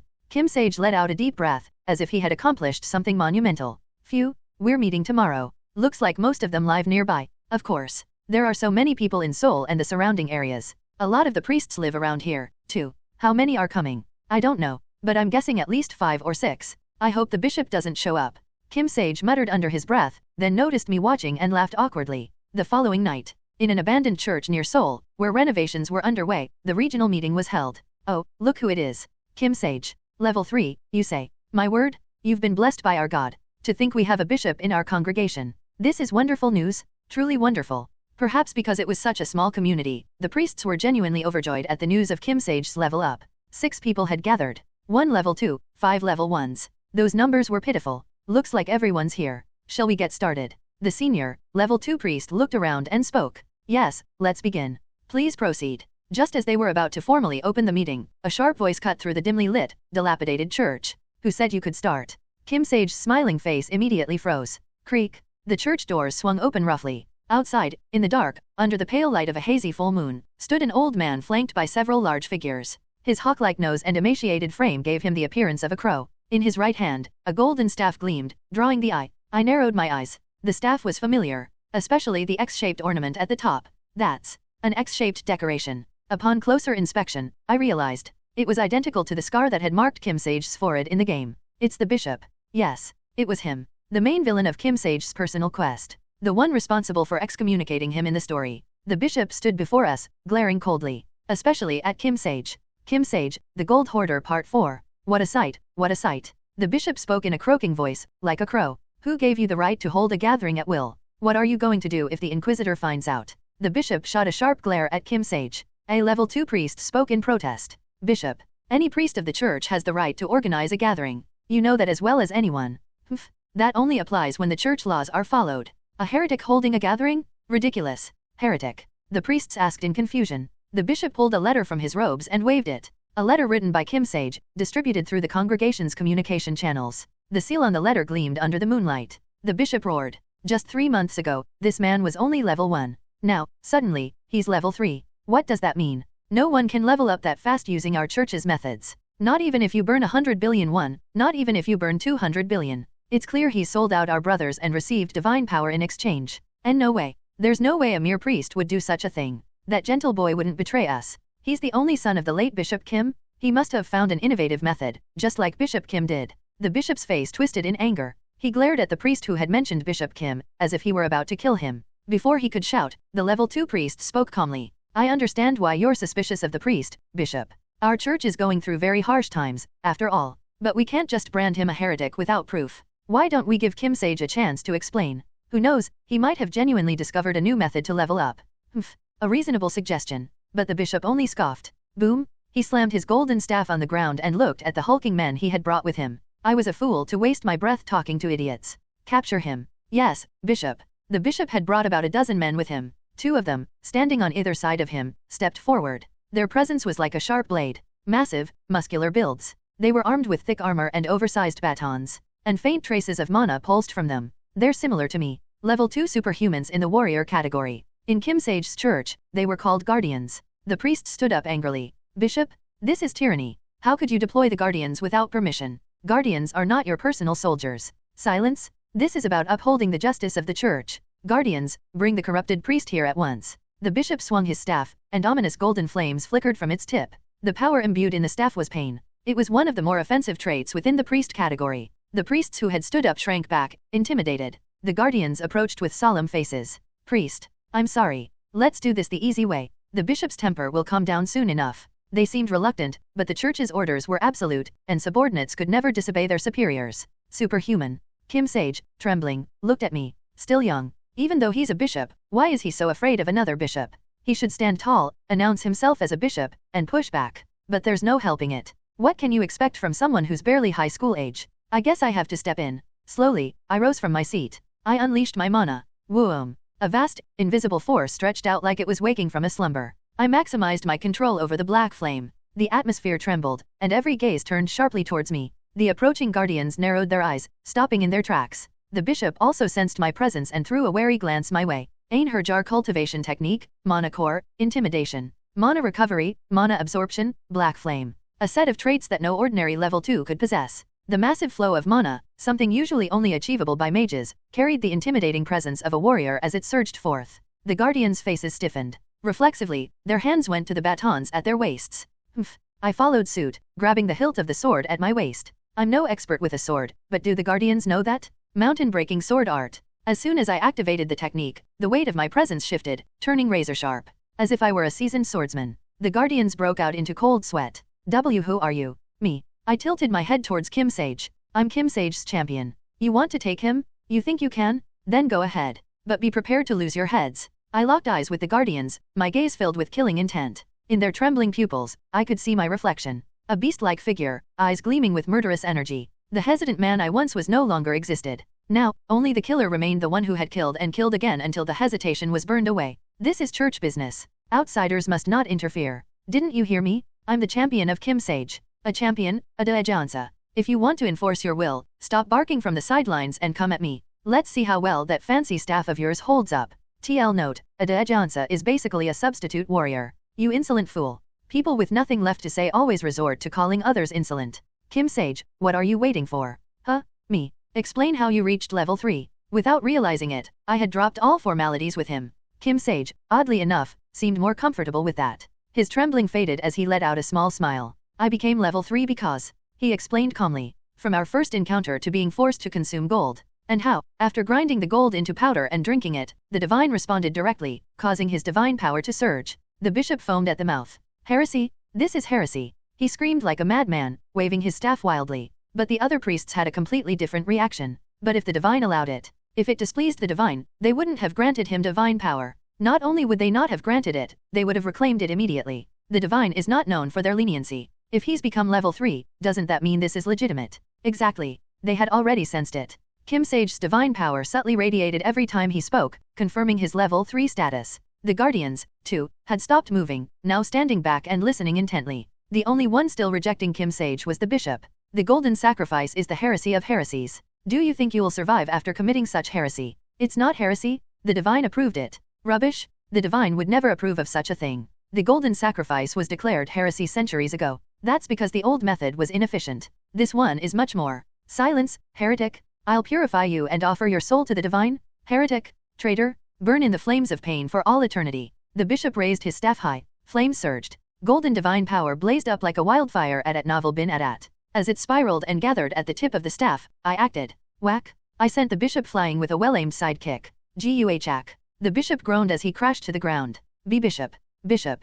No, no. Superhuman? What are you doing? Cries and shouts filled my ears from all directions. I ignored them all. Grabbing the bishop by the collar, I lifted him with one hand. Pow, bam, bam. I landed a few punches, and the bishop's face swelled up like a steamed bun. I knew it from the start. He has no real combat experience. A level 2 superhuman stepping out unguarded in front of a warrior? Just a few meters away? He was practically asking to be beaten. After I took his staff and dragged the bishop back, chaos erupted. Let go of the bishop. You heathen. What do you think you're doing? Superhuman, this is going too far. Even Kim Sage looked at me with reproachful eyes. Such a soft-hearted guy. At this point, he's just a pushover. A fool. How can you side with the very person who was trying to kill you? I tossed the bishop next to Kim Sage. Ugh. The bishop let out a pained groan. The priests buzzed around me, full of protests. Even as Kim Sage's champion, you can't assault the bishop. Do you take our church for a joke? Guardians, why aren't you protecting the bishop? So noisy. I grabbed the bishop by the hair and lifted him again. Let go of me. He thrashed, but a punch to the ribs shut him up. The guardians approached cautiously but didn't take action. They knew that if I moved even slightly, the bishop could die in an instant. Is it a crime to beat a fool who commits blasphemy? Blasphemy? What are you talking about? Now that he's lost his argument, he's spewing nonsense. This is, you insulted the candidate for apostle and called him a heretic. That's blasphemy. Huh. What? Apostle candidate. The sudden mention of that word sent everyone into mental overload. They blinked, dumbfounded, their mouths hanging open like baby birds. Apostle candidate. What do you mean by that? Confused eyes turned toward me. I turned to look at Kim Sage. His eyes trembled. After glancing around nervously, he looked at me, blinking, and pointed at himself with a shaking hand. Me. Yeah, you. You're the apostle candidate. That's impossible. Why? There are so many great people in our church. How could I be an apostle candidate over them? It just doesn't make sense. It didn't necessarily have to be Kim Sage. The conditions were simple, level 3 and consuming gold. Specifically, art made of gold related to a rival church. In the game story, Kim Sage happened to fit those conditions. I pulled out a small gold nugget I had prepared in advance. It was a miniaturized golden statue, melted down to the size of a lozenge, from the Old Father's cult. The Old Father's cult is the main enemy of Kim Sage's church. 3,000 years ago, the god of wealth was killed by an alliance of churches. Kim Sage's church can produce level 3 priests by burning 100 million won's worth of gold, but back then, the value was even greater. Of course, other churches found that irritating. And the core of that alliance was the Old Father's cult. So, the condition to become an apostle of the wealth god is to consume a golden artifact related to the Old Father's cult. That's why I made Kim Sage eat 3 golden artifacts yesterday. Eat this. What is it? You'll see once you eat it. Despite his anxiety, Kim Sage obediently accepted the gold nugget. And ate it. Bzzzzzzz. Golden light exploded around him. Resplendent, dazzling light, like a divine radiance blooming from within him. Quick, form a barrier. Barrier? Now. It's a miracle. Level up. No. To reach level 4, he'd need to amass a mountain of gold. This was the awakening of his apostle trait. An ancient god, long forgotten, was finally re-establishing a connection to the outside world. The priests struggled to form barriers, while the guardians and other bulky men dropped to their knees, praying. The bishop, meanwhile, was in a state of shock, muttering the same words over and over. No, this isn't right. I kept the bishop pinned down and watched Kim Sage's transformation unfold. Why didn't I help him ascend yesterday? Because of this guy. Despite being incompetent and stupid, he's the most envious and jealous of all the villains. If I had let him live, he would have continued to be a thorn in our side. That's why I stopped just short of completing the conditions for Kim Sage's apostle awakening, allowing him to gain recognition as a bishop instead. Golden explosion. That's the only way to describe the spectacle that followed. Finally, Kim Sage opened his eyes. His eyes glowed with divine light, and a halo spun behind his head. Halo. It's a halo. The priests marveled as they stared at the golden ring hovering behind Kim Sage's head. A metallic-looking ring that seemed solid enough to touch. It looked more like a planet's ring than the halos depicted in religious paintings.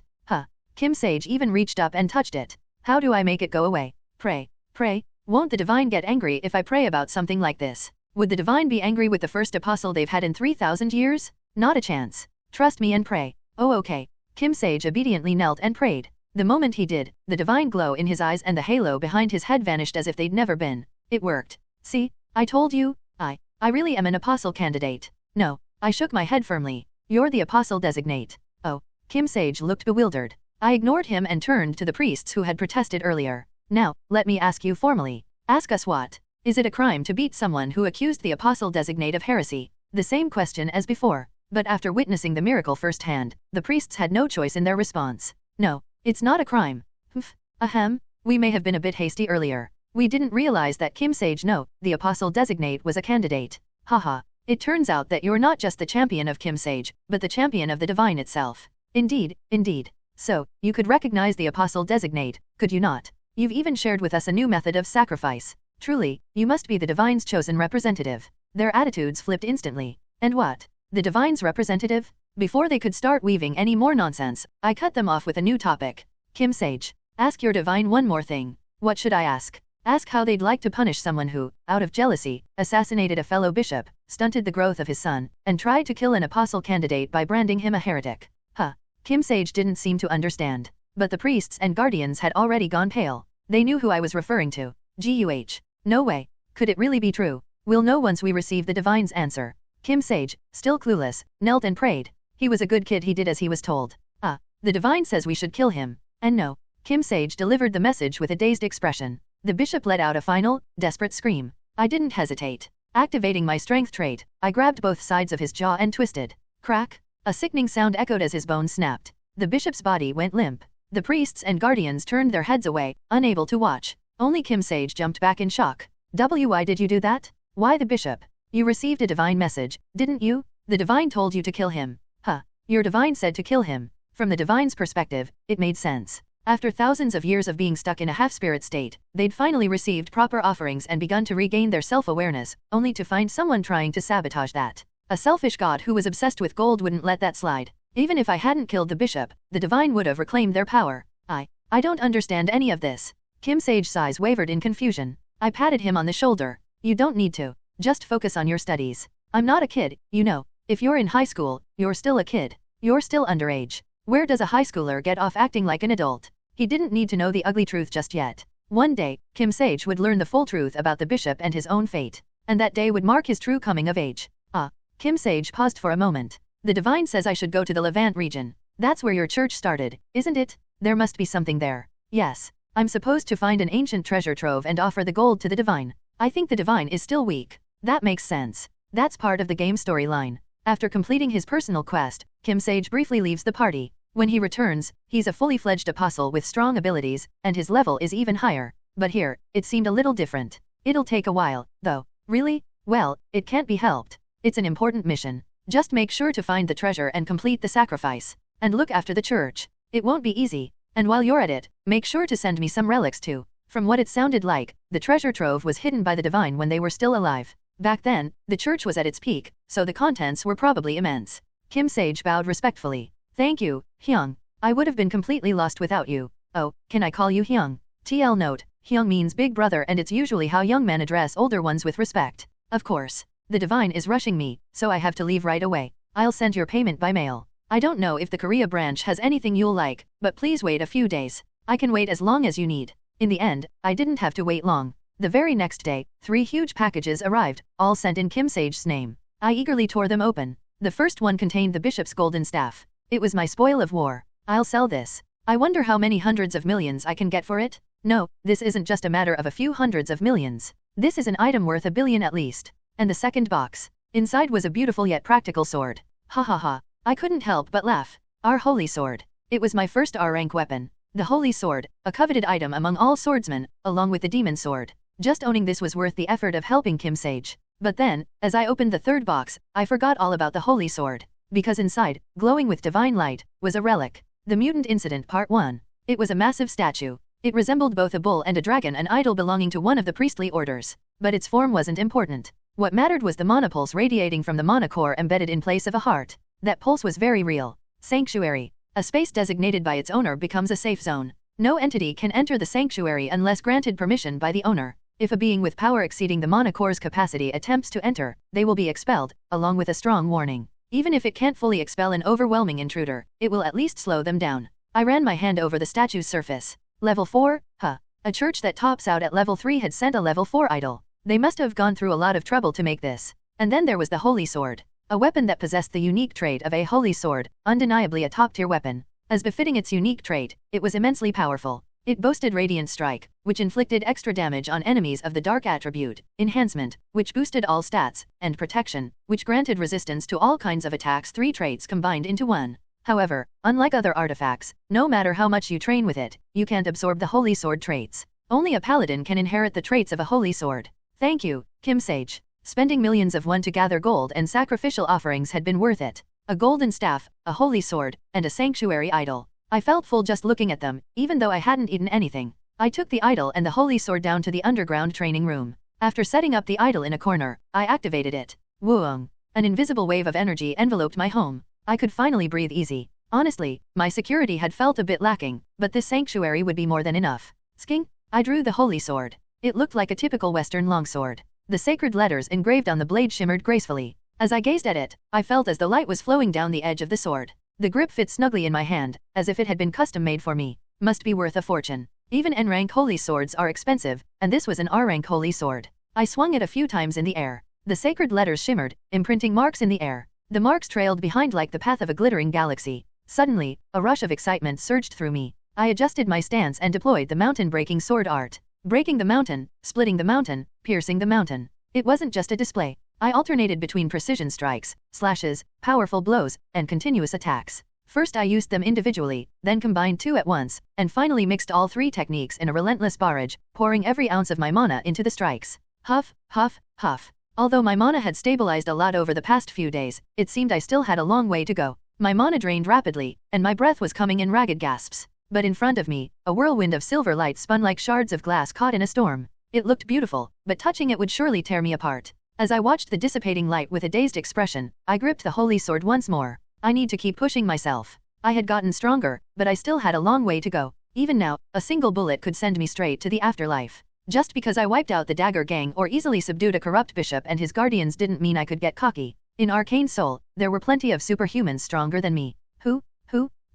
I immersed myself in training. I practiced the mountain-breaking sword art, circulated my mana through the Einherjar cultivation technique, and when I was exhausted, I soaked my body in the magical water of the mana spring bath. The effects were extraordinary. All my latent mana was drawn toward my mana core. At this rate, I'd be able to absorb all the mana from the nectar and then some. I didn't even go outside. Apart from eating and using the bathroom, I didn't even go up to the first floor. Sleep? I had no time for such luxuries. Circulating mana in the mana spring bath replaced the need for sleep. It was physically demanding, but I was growing stronger at a rapid pace. After a week, I had nearly exhausted my latent mana. Cough? Had I overdone it? The side effects hit me like a brick wall. I spat up blood, wiped my mouth. I pushed myself too hard. As the saying goes, haste makes waste. The side effects were from how rapidly my mana was growing. My body, especially my heart, needed time to adjust to the increased mana. I needed to either engage in intense physical training, battles, or even lie down and do nothing for a while to let my body adapt. I reconfigured my traits, focusing on those that would strengthen and protect my body.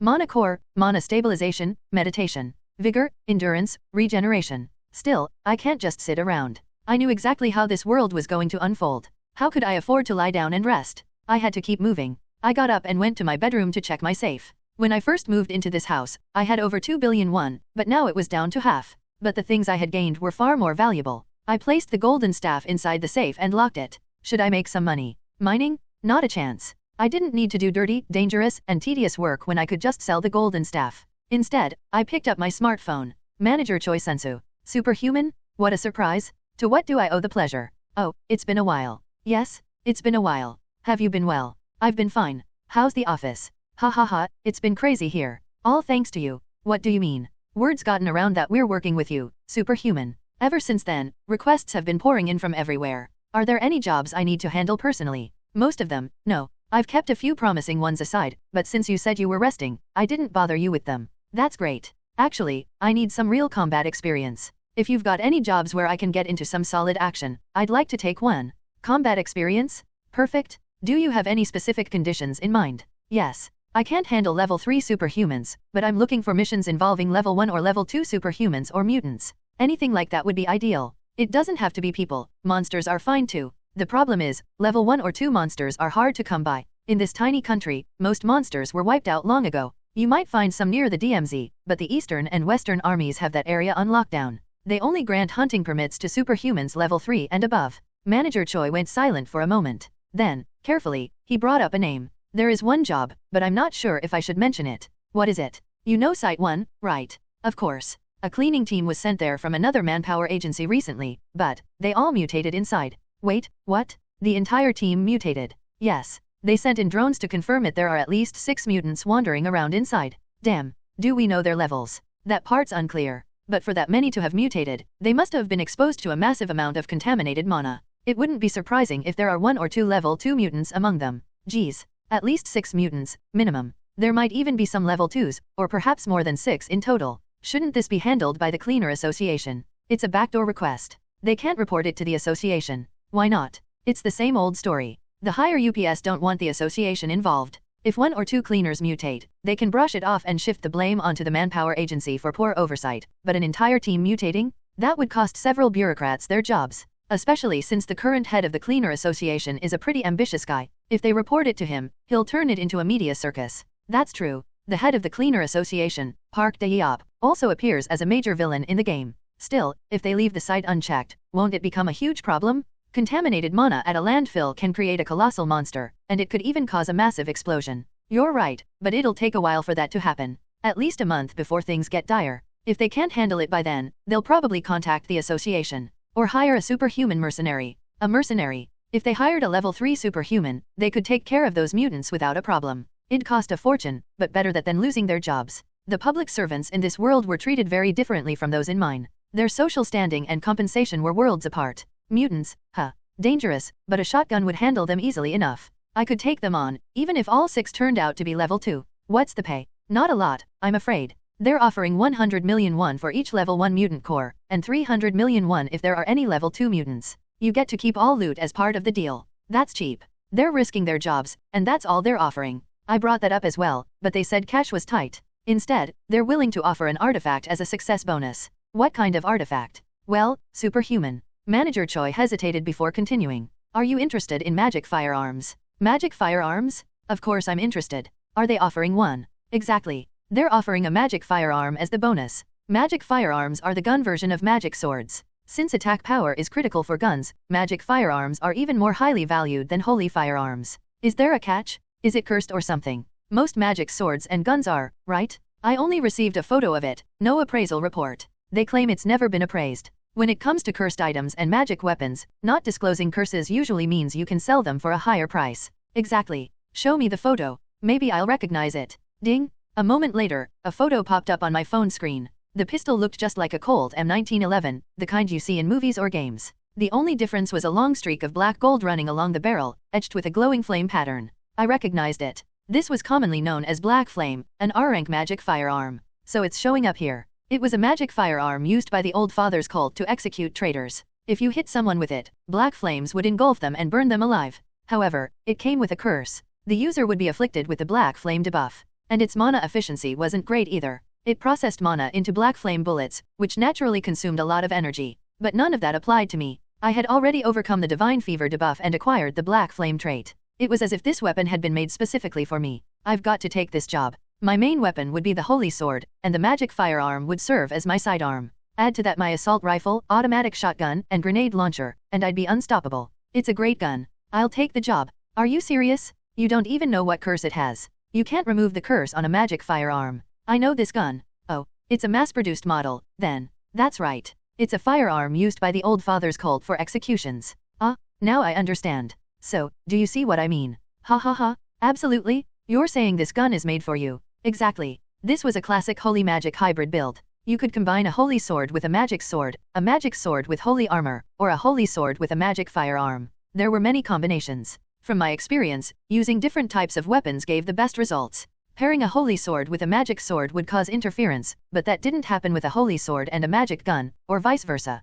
Manager Choi chuckled on the other end of the phone. Superhuman, partnering with you has been the best decision of my life. I'll report to the government that you've accepted the request. They're desperate for this to be resolved, so they'll probably ask you to start tomorrow. I'll be there ahead of time, then. No, absolutely not. I'll come to pick you up myself. How's 8 a.m. tomorrow? I'll pick you up at your house. You really don't have to. Nonsense. You saved my life. I wouldn't miss it for the world. See you tomorrow morning. All right. Sounds good. At Novel Bin at. The next day, I hitched a ride with Manager Choi and arrived at Site 1 landfill. Last time I was here, I was just a lowly temp cleaner. Back then, only one junior public servant had come to oversee things. But today, the entire chain of command had shown up, from the manager to the lowest ranked staff. Welcome. We've been expecting you. The silver-haired man extended his hand for a handshake. I waved it off and cut straight to the point. There are 6 mutants, right? Any confirmation on their levels? No. As you know, it's difficult to detect anything due to the contaminated mana. Fair enough. If they brought in a mage, it'd be easy, but of course, these guys wouldn't do that.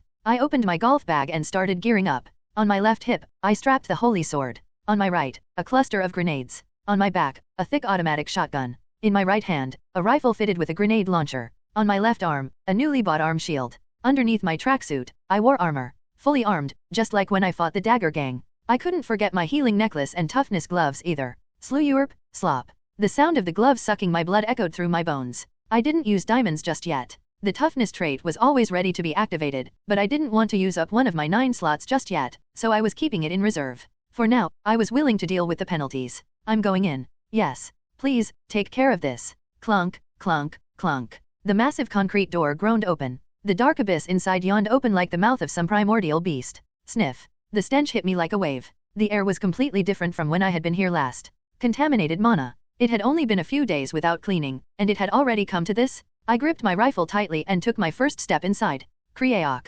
The door closed behind me, and darkness deeper than any abyss swallowed me whole. The Mutant Incident Part 2. Click. I put on my collapsible helmet. The goggles activated, illuminating the dark interior. The fluorescent lights should have been working just fine, but now, they were all dead silent. It wasn't just the lights, all the electrical systems had gone down. Earlier, the government workers had to open the door manually. What's going on? Contaminated mana spreading shouldn't affect the electricity. A possibility crossed my mind, and I frowned. Does that mean one of the mutants has an electricity-related trait? Not a good feeling. If a mutant had an electricity-related trait, there was no way it was just level 1. A level 2 mutant, and maybe not just one. I need to be careful. If I see them first, I win. To block my bullets, especially my shotgun rounds, would take a level 3 mutant. And not just any level 3, but one specialized in defense, with traits like mana shields or steel armor. What I had to watch out for was getting ambushed due to carelessness. I swapped out my traits. Shooting, firearm mastery, sensitivity. Mana core, contamination resistance, focus. I raised my rifle, ready for quick aiming, and moved forward.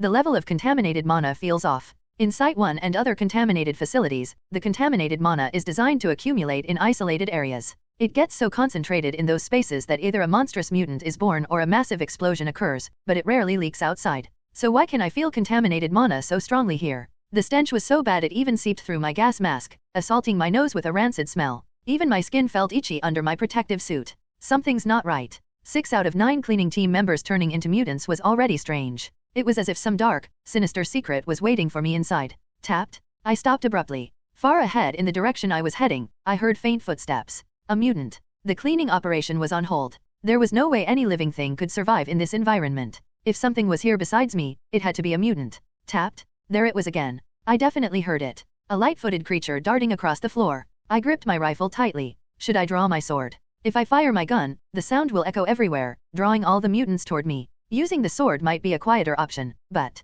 a sword still makes noise. Adat novel bin adat. I'm not an assassin, after all. It's better to eliminate as many enemies as I can when I have the chance. I sharpened my focus. I listened carefully with my ears while keeping my eyes fixed straight ahead. The sound from earlier had stopped, but the air was growing colder, the back of my neck stiffened, and goosebumps prickled across my skin. My mouth went dry. I could feel it. My heart was reacting, and my mana was pulsing with unease. Someone was there. Something was watching me, brimming with murderous intent. Sweat beaded on my forehead, sliding down in a slow drip. Rustle. That was when I heard the crawling noise. My hair stood on end. It wasn't coming from in front of me, it was from behind. Whip. I spun around instantly. Through the clarity of my goggles, I saw a grotesque creature. You bastard. Tata. I opened fire, unleashing the entire magazine in full auto mode. Sharp gunshots rang out in rapid succession, and flashes of orange fire lit up the darkness. The creature, hanging upside down from the ceiling, convulsed violently. Keek. It looked like a giant bat. Its flesh ripped apart, and its blood sprayed everywhere. Green blood splattered across the ceiling, walls, and floor. Wait, green blood? As alarm bells rang in my head, a warning appeared on my goggles display. Activating gas mask. Poison? The blood had started to bubble and boil the moment it made contact with the air, a clear sign that this was no ordinary poison. I quickly swapped out sensitivity for poison resistance. Key. The situation was growing dire. Even after emptying an entire magazine, the bat was still charging at me. Its membranous wings were huge, and its eyes, now blind, looked hideous. Its grotesque maw gaped open, revealing a double row of jagged, shark-like teeth. Damn it. A creature that could survive that much firepower had to be at least level 2. I flipped the rifle around, using it like a bat, and swung it. Wham! Crack! The stock struck the bat right on its jaw, causing it to stumble momentarily. But that was as far as it went. It didn't lose momentum and continued its attack. Eek! If I hadn't activated my evasion trait and dodged at the last second, it would have grabbed me. Kaaak. The bat screeched, frustrated but still charging. It was unlucky. Though it was bleeding heavily from several bullet wounds, none of them were fatal. I should have used slug rounds. My rifle fired 5.56mm rounds fine against humans but a bit lacking in stopping power for something like this. Click. Even in this chaotic situation, I moved like a machine. 3 seconds. During the 3 seconds the bat was howling in pain, I had already reloaded with precise, practiced motions. Kick. The bat, now wary after experiencing my bullets once, hesitated for a moment. Despite its lack of intelligence, it seemed to retain some memories from when it was human. As soon as I slapped in a fresh magazine, it flinched and sprang off the ground. Tapped. That same light footfall sound I had heard before. Its body, with a wingspan that looked to be at least 5 meters wide, cast a massive shadow as it pounced toward me. I calmly aimed my rifle. The focus trait kicked in. I could almost feel the creature's hot breath licking the back of my neck. Its hulking form blotted out my view of the world, and all I could see was black. But I waited. I maintained my stance, waiting for the creature to fall into the sights of my gun. Just 1 second. It felt like an eternity, but it was only 1 second. Just as its iron claws, shaped like hammers, were about to tear into my chest, the bat's head came into my sights. Bang! One shot. The gunshot tore through the air. Thwack! Guh! The creature's hammer-like claws slammed into my solar plexus, knocking the wind out of me and causing everything to go dark for a moment. But before the pain registered, I felt the rush of victory. I got it. The massive bat's body went limp. Between its shriveled, vestigial eyes, in the spot where its sensory organs were concentrated, a small hole had appeared. A tiny, tiny hole. But it was enough to turn its brain into mush. Ugh. I had won, but I couldn't breathe properly. I quickly channeled mana into my necklace. A soft, white light washed over me, focusing on my chest, and I could suddenly breathe again. I shoved the bat's corpse aside and crawled out from under it. I thought I was gonna die for real. It felt harder to deal with than a level 2 superhuman. Honestly, the issue had been with my tactics. I detached the underbarrel grenade launcher from my rifle, attaching it to my shotgun instead. I also swapped out the buckshot magazine for slugs. Finally, I extracted the mana core from the bat's corpse before standing up again. At least I got something. A level 2 mana core wasn't bad. I aligned my eyes with the shotgun's sights. As the sights came into focus, I felt my concentration heighten, and the world inside the reticle seemed to expand. Aim. A trait useful for fighting both humans and monsters. I kept my shotgun at the ready, slowly scanning my surroundings. They should be here by now. As expected. Thud, thud, thud. Heavy, deliberate footsteps echoed through the hall. Hee. Kaya haha. Ahihai. Creepy noises, like children laughing or the wail of a banshee, filled the air. The sense of danger caused me to bite down on my lower lip. This happened earlier too. The bat mutant had made noise in front of me earlier. Tapped, those light footsteps. Then it had circled around and crawled along the ceiling to approach me. This meant they had some level of intelligence. There was no reason to assume the other mutants wouldn't do the same. I can't underestimate them. I scanned my surroundings again. I was standing at a T-junction where 2 side corridors extended from the main hall. I crouched down and held my shotgun, taking cover in one of the side passages. A camo tarp would have been helpful, but I wasn't about to wish for the impossible. Instead, I activated my deception trait. Feign death. Combined with stealth, it made it nearly impossible to detect me. Thud, thud, thud. After a while, a hulking figure emerged from the shadows. It was massive, covered in boils and sores. It was so tall that its head brushed against the ceiling. As it walked, the dangling fluorescent lights shattered on impact, sending shards of glass scattering to the floor. It had 4 arms, and one of them, the right arm, was covered in jagged metal fragments. Had it been using a prosthetic arm before mutating? Growling. The hulking mutant gurgled as it lumbered around, its head turning to take in its surroundings. Then, it approached the bat's corpse, sniffing it. Rawr. With a guttural roar, it hurled the bat's body against the wall, splattering green ichor everywhere. The bat's body hit the wall with a thud, its remains bursting like an overripe fruit. Green fluid sprayed across the floor, but the hulking mutant didn't seem to care. Damn, it's strong. It was sluggish, but definitely a serious threat. My hand instinctively moved toward my grenade launcher, but I stopped myself. I could hear more approaching. Kaya hiya hiya, ahiahi. A grotesque figure with 5 mouths and 3 eyes stumbled into view, waving its shovel-like hands erratically, cackling like a madman. The hulking mutant didn't seem pleased, but the cackling creature didn't care. It spotted the bat's mangled corpse and began shaking its entire body, as if dancing in delight. Then there was another. This one approached from behind, slithering through the shadows. It was the most disturbing one yet. It looked vaguely human at first glance, but then again, it didn't. Its form constantly shifted, as if it couldn't decide what it was supposed to be, a distorted amalgam of human and sludge. On closer inspection, I could see the half-dissolved bones of a person floating inside its gelatinous body. It moved silently, leaving behind a trail of sticky residue. That's 3 of them. But where were the other 2? Even though I hadn't spotted them yet, this was too good an opportunity to pass up. The 3 mutants were clustered around the bat's corpse. All I needed to do was strike now. Click. I carefully pulled the pin from a grenade, not a fragmentation one, but a binding grenade. And then, using throw, I rolled the grenade across the floor. It was a slow, deliberate roll, aided by the trait, and the grenade skittered precisely between the feet of the mutants. Karke. Ki-hi-hi. The mutants only noticed it once it had reached their feet. It was already too late. They were mutants, after all. While they had some level of intelligence, they lacked reason and logic. The binding grenade exploded, releasing a dim light that engulfed the 3 mutants. Kaha.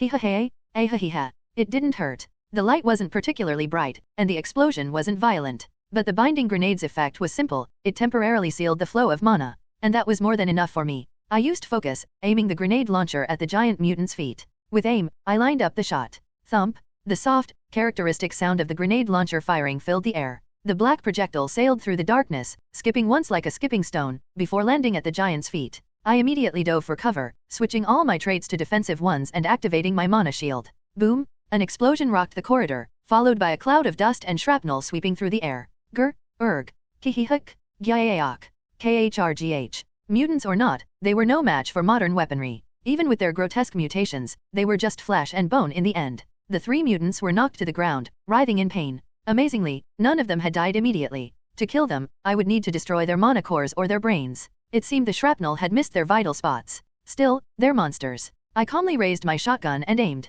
From my position in the side corridor, about 20 meters away, I slowly squeezed the trigger. Boom, boom, boom, 3 shots. I aimed for the heads of the fallen giant and the 5-mouthed creature, blowing their skulls clean off. Even after I destroyed the slime-like mutant's head, it still wriggled on the ground. Boom! I fired one more shot, obliterating it. Using my treasure hunter trait, I located the mana core embedded in its right foot. What a strange place for a core. Even for a mutant, it was rare for the body to transform so much that the nervous system would be entirely replaced by a mana circuit. Something was off. It didn't feel right. In the end, it's always humans that create these monsters. After extracting the mana cores, I crawled into a corner and waited. Almost 30 minutes passed, but there was no movement. Wasn't the gunfire supposed to attract them? Even after I detonated the grenade? Just when I was considering moving again, I heard it. Slither, slither. A long shadow slinked through the darkness. It looked vaguely human in shape, but something was off. I squinted through my goggles to get a better look. It was a rotting mass of flesh, as if someone had shaped it from decaying mud. A dim light shone from the mana chip embedded in its head.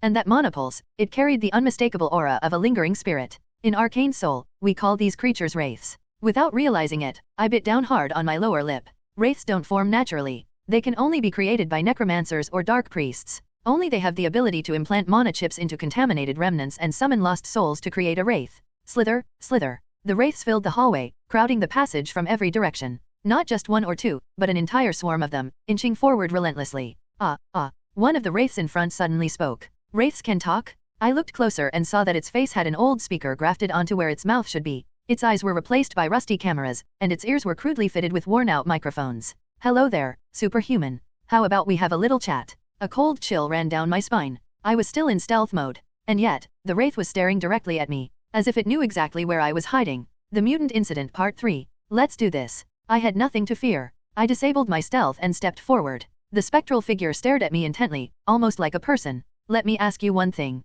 Go ahead. Why are you causing a mess in someone else's territory? Someone else's territory? In a contaminated facility. What do you mean, your territory or my territory? Something clicked. Are you with the Cleaner Association? What else did you think? The wraith responded as if I had said something absurd. I paused for a moment. Yeah, it was suspicious from the start. 6 members of the cleaning crew turning into mutants? Not a single survivor? Contaminated mana overflowing into the corridors, and all the internal electrical systems shutting down? There could only be one reason. Terrorism. And in a contaminated facility, the first suspect would be the Cleaner Association. I didn't expect you to admit it so openly. What? Are you confident you can kill me here? Were they planning on wiping me out? I reached for my grenade launcher while still holding my shotgun. Of all things, it had to be a spectral body. The rounds I had weren't the best match for it, but they were better than nothing. The wraith raised its hands. I've seen your work, superhuman. Honestly, I thought you'd struggle against 3 mutants, but you took them down way too easily. That's why I'd like to propose a deal. A deal? Yes. We're always short on people. Huh. This is a serious offer. With your combat prowess, superhuman, you'd be in the top ranks of our association. Maybe not as high as the chairman or vice chairman, but definitely at a director level. Have you ever considered joining us? And why would I? Otherwise. The wraith trailed off. In its place, the other spectral figures took a step forward. Gaeaok. A bizarre, eerie sound followed as they trembled, their whole bodies shaking. A scream without mouths or vocal cords. The cries of nearly hundreds of wraiths echoed off the concrete walls, forming a grotesque chorus. Because if you don't, you'll join us as a corpse knight. A chilling wind blew through the space. It carried a necromancer's signature energy, layered with the curses and resentments of vengeful spirits. I massaged the back of my neck, which was growing stiff. The wraith shouted through a speaker once again. Make your decision? Will you join us willingly, or will you join us in death? Serve as a slave or die? What a load of crap. Ha ha ha. Our association chairman doesn't treat valuable assets like slaves. If you join us, you'll receive a proper salary, a suitable position, and fair work conditions. You'll be satisfied once you start. This is my answer. Click. I loaded a grenade into the launcher. A red glow flickered across the wraith's camera. You'll regret this. No, you will. You messed with the wrong person. Boom. I fired the grenade. It flew in a long arc, bypassing the lead-modified wraith and hitting the center of the spectral horde. With a deafening explosion, thick black dust filled the air.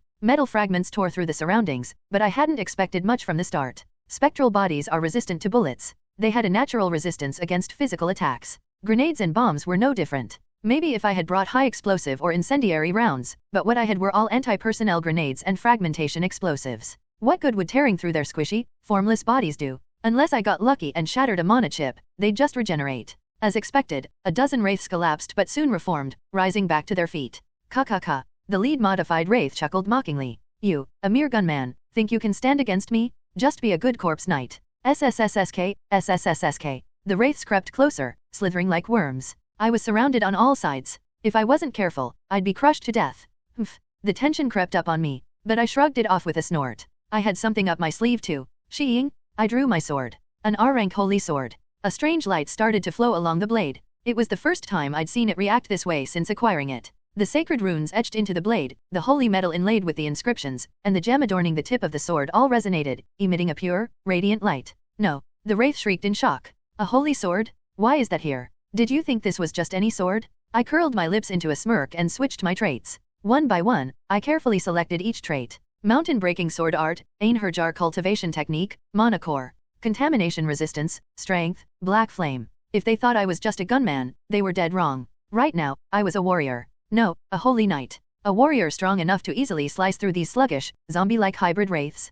Thud. I stumped the ground. Gripping the holy sword with both hands, I moved. The knowledge imprinted in my mind, the training I'd undergone in the past few days, came together to form a single trajectory. The path aligned with the wraith in front of me. Almost instinctively, I unleashed the move I'd been honing just like I had practiced at Novel Bin at. Mountain shattering slash? A clean strike. No need for brute force or follow-up slashes. The mountain breaking sword art was executed flawlessly. A clean, white line bisected the wraith's head. Splurt. At the end of my slash, I hit the mana chip. In that moment, a flash of white and black light surged. The sword's inherent radiant strike effect. The added flame damage from black flame. Both combined to not only shatter the mana chip but also overload the internal mana circuits, causing a catastrophic power surge. Boom. It was as if a bomb had been planted inside its head, which exploded outward. Gore and filth splattered everywhere. I was covered in it, but I didn't care. There were too many wraiths to bother complaining about the mess. So many, in fact, it felt like I was facing a tidal wave of wraiths. Crackle, hiss. Impossible. The speaker's voice fizzled and died out.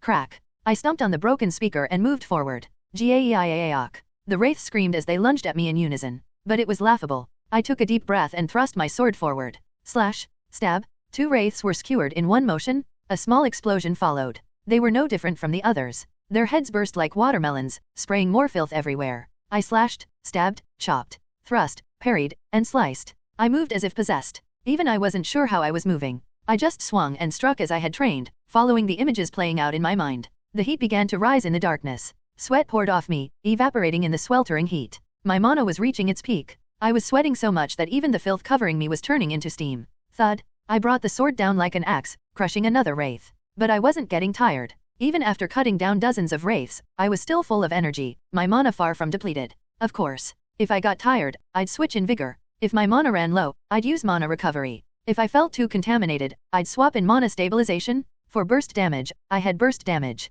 For stamina, I had stamina. In every way, I was at the top. My combat power was already well beyond a typical level 2 superhuman. In terms of sheer strength, I had likely surpassed even a level 3. I was probably overpowering the necromancer watching from afar. Gaeaak. But things still weren't looking good. Even after cutting down at least several dozen, the wraiths kept flooding in. A human wave tactic. I gripped the holy sword tightly. If they overwhelm me, it's over. Wraiths were heavier than humans. If dozens of them crushed me, it would be the end. Even with all my strength and durability, escaping would be hard. I'll break through. Time to switch traits. Strength, vigor, sprint. Defense, toughness, endurance. Purely traits for a muscle-bound warrior. I even removed contamination resistance. Gaeaak. The wraiths were now right in front of me. I clenched my fists. Skuak.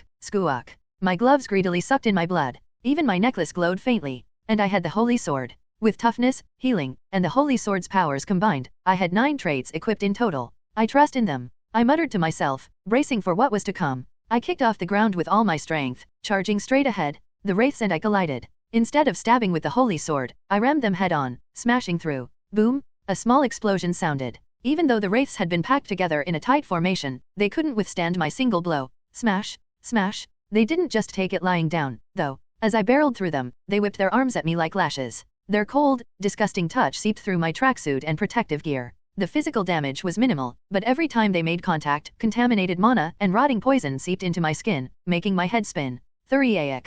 If I stopped now, I was dead. The overlapping contamination and poison would turn my insides to mush. I couldn't even use contamination resistance or poison resistance. If I switched out traits now, I'd lose my momentum and they'd grab me. Uraaaaa. I let out a roar. Gathering all the mana in my body, I unleashed a battle cry. Then, I squeezed every last drop of mana. From my heart, my veins, and my organs, I scraped together every ounce of mana and unleashed it in one go. My legs burned hot. From my waist down, it felt like everything was being scorched. It was like the fever had come back to haunt me. But then, all of a sudden, the pain faded away, and a wild surge of mana tore through my veins. It was like a new path had been opened. Like a superhighway had been etched into my mana circuits. Whoosh! My body soared into the air. I cleared the dense pack of wraiths in a single leap. No, I jumped right over their heads. I flew more than 10 meters forward. I barely avoided crashing into the ceiling, catching myself just in time. Huff, huff. My breath was ragged. My heart pounded like a drum, and my hands shook uncontrollably. Leap trait. It was the perfect skill for breaking out of an encirclement. But that wasn't all. As I aimed my sword from a distance, my mana naturally activated, propelling me forward. This was the dash trait. With dash and leap, there was no way these sluggish wraiths could catch me. Ha ha ha. Trait swapping was truly overpowered. Combined with Warrior Kim's versatile body, it was even more so. I could swap traits at will, adapt to any situation with ease. Die. I charged again. I split heads with my holy sword. Then I equipped chain attack, unleashing more than a dozen mountain-splitting slashes in quick succession. Shing, shing shing shing. The black and white trails of my sword painted the world in its colors. It was like watching rain fall in slanted lines. The mana chips of the wraiths were sliced in two, and their bodies collapsed into piles of sludge. Kia, kia. Maybe because I had killed so many wraiths, the spirits trapped within them began to break free. The released souls wailed in the air, their cries echoing around me. Pale ghostly forms floated in circles. Save me. I miss them. So cold. I'm so hungry. But none dared approach me, because of the holy sword. The holy sword continued to emit a pure light, shielding me from their touch. Plop, squish. I moved relentlessly through the wet, grimy corridors. I dashed forward, then leaped back. I slashed through the wraiths and retreated to recover when my mana got low. In the face of my unpredictable, ghost-like movements, the wraiths stood no chance. They were nothing more than training dummies at this point. Every time I swung my sword, they burst and exploded just like that, nothing more than target practice. Huff, huff, huff. But even I wasn't unscathed. I had slain over 100 wraiths, nearly 200 at this point. Even just swinging a sword 200 times is exhausting. But swinging, dashing, and concentrating my mana for precise strikes on each mana chip, it was almost overwhelming. I felt like I could collapse at any moment. Not yet. I opened my eyes wide. I hadn't come this far, struggling tooth and nail, just to collapse now. If I was going to give up, I should have hung myself the moment I fell into this hellish world. Uraaa. With another roar, I cleaved through the final wraith's neck. Splat! Its muddy, decayed body slumped to the ground. The stench of contaminated mana and rotting poison filled the air, making my head spin. Clap, clap, clap. Someone started clapping. Well, that's impressive. I thought you were a gunman, but you're a holy knight? You don't seem to be part of the 7 orders, so which church are you with?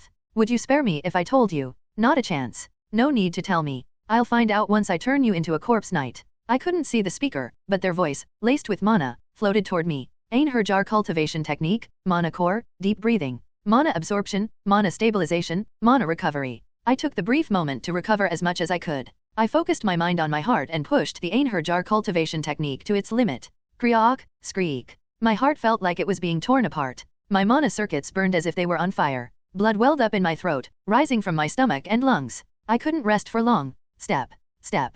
Footsteps echoed from the direction the voice had come. Ha! I let out a short sigh, almost like a laugh. If you're so confident, why don't you fight me yourself? What kind of idiot necromancer shows up in front of a warrior? Only a fool would do that. 2 figures emerged from the darkness. A zombie shield bearer and a skeletal gunman. Undead creatures created by modifying mutants. The necromancer's minions. Based on their modifications, I guessed they were level 2. Even those 2 would be tough to handle, but considering the necromancer hiding somewhere, the situation was looking grim. Then die. Whoosh! Without warning, a black mass of mana flew toward me. A shadowy arrow. At the same time, the zombie shield bearer charged at me. The Mutant Incident Part 4. His body was twice the size of a normal person, with arms as thick as a gorilla's, grotesquely developed muscles bulging. A massive concrete shield attached to his left arm. In his right hand, he gripped a rusty iron shovel. Boom, boom, boom. Despite his size, he moved fast. The ground shook as he charged, crushing my rifle and shotgun underfoot, the ones I had left on the ground earlier. Tisk. I barely avoided being smashed by his shield, throwing myself to the side just in time.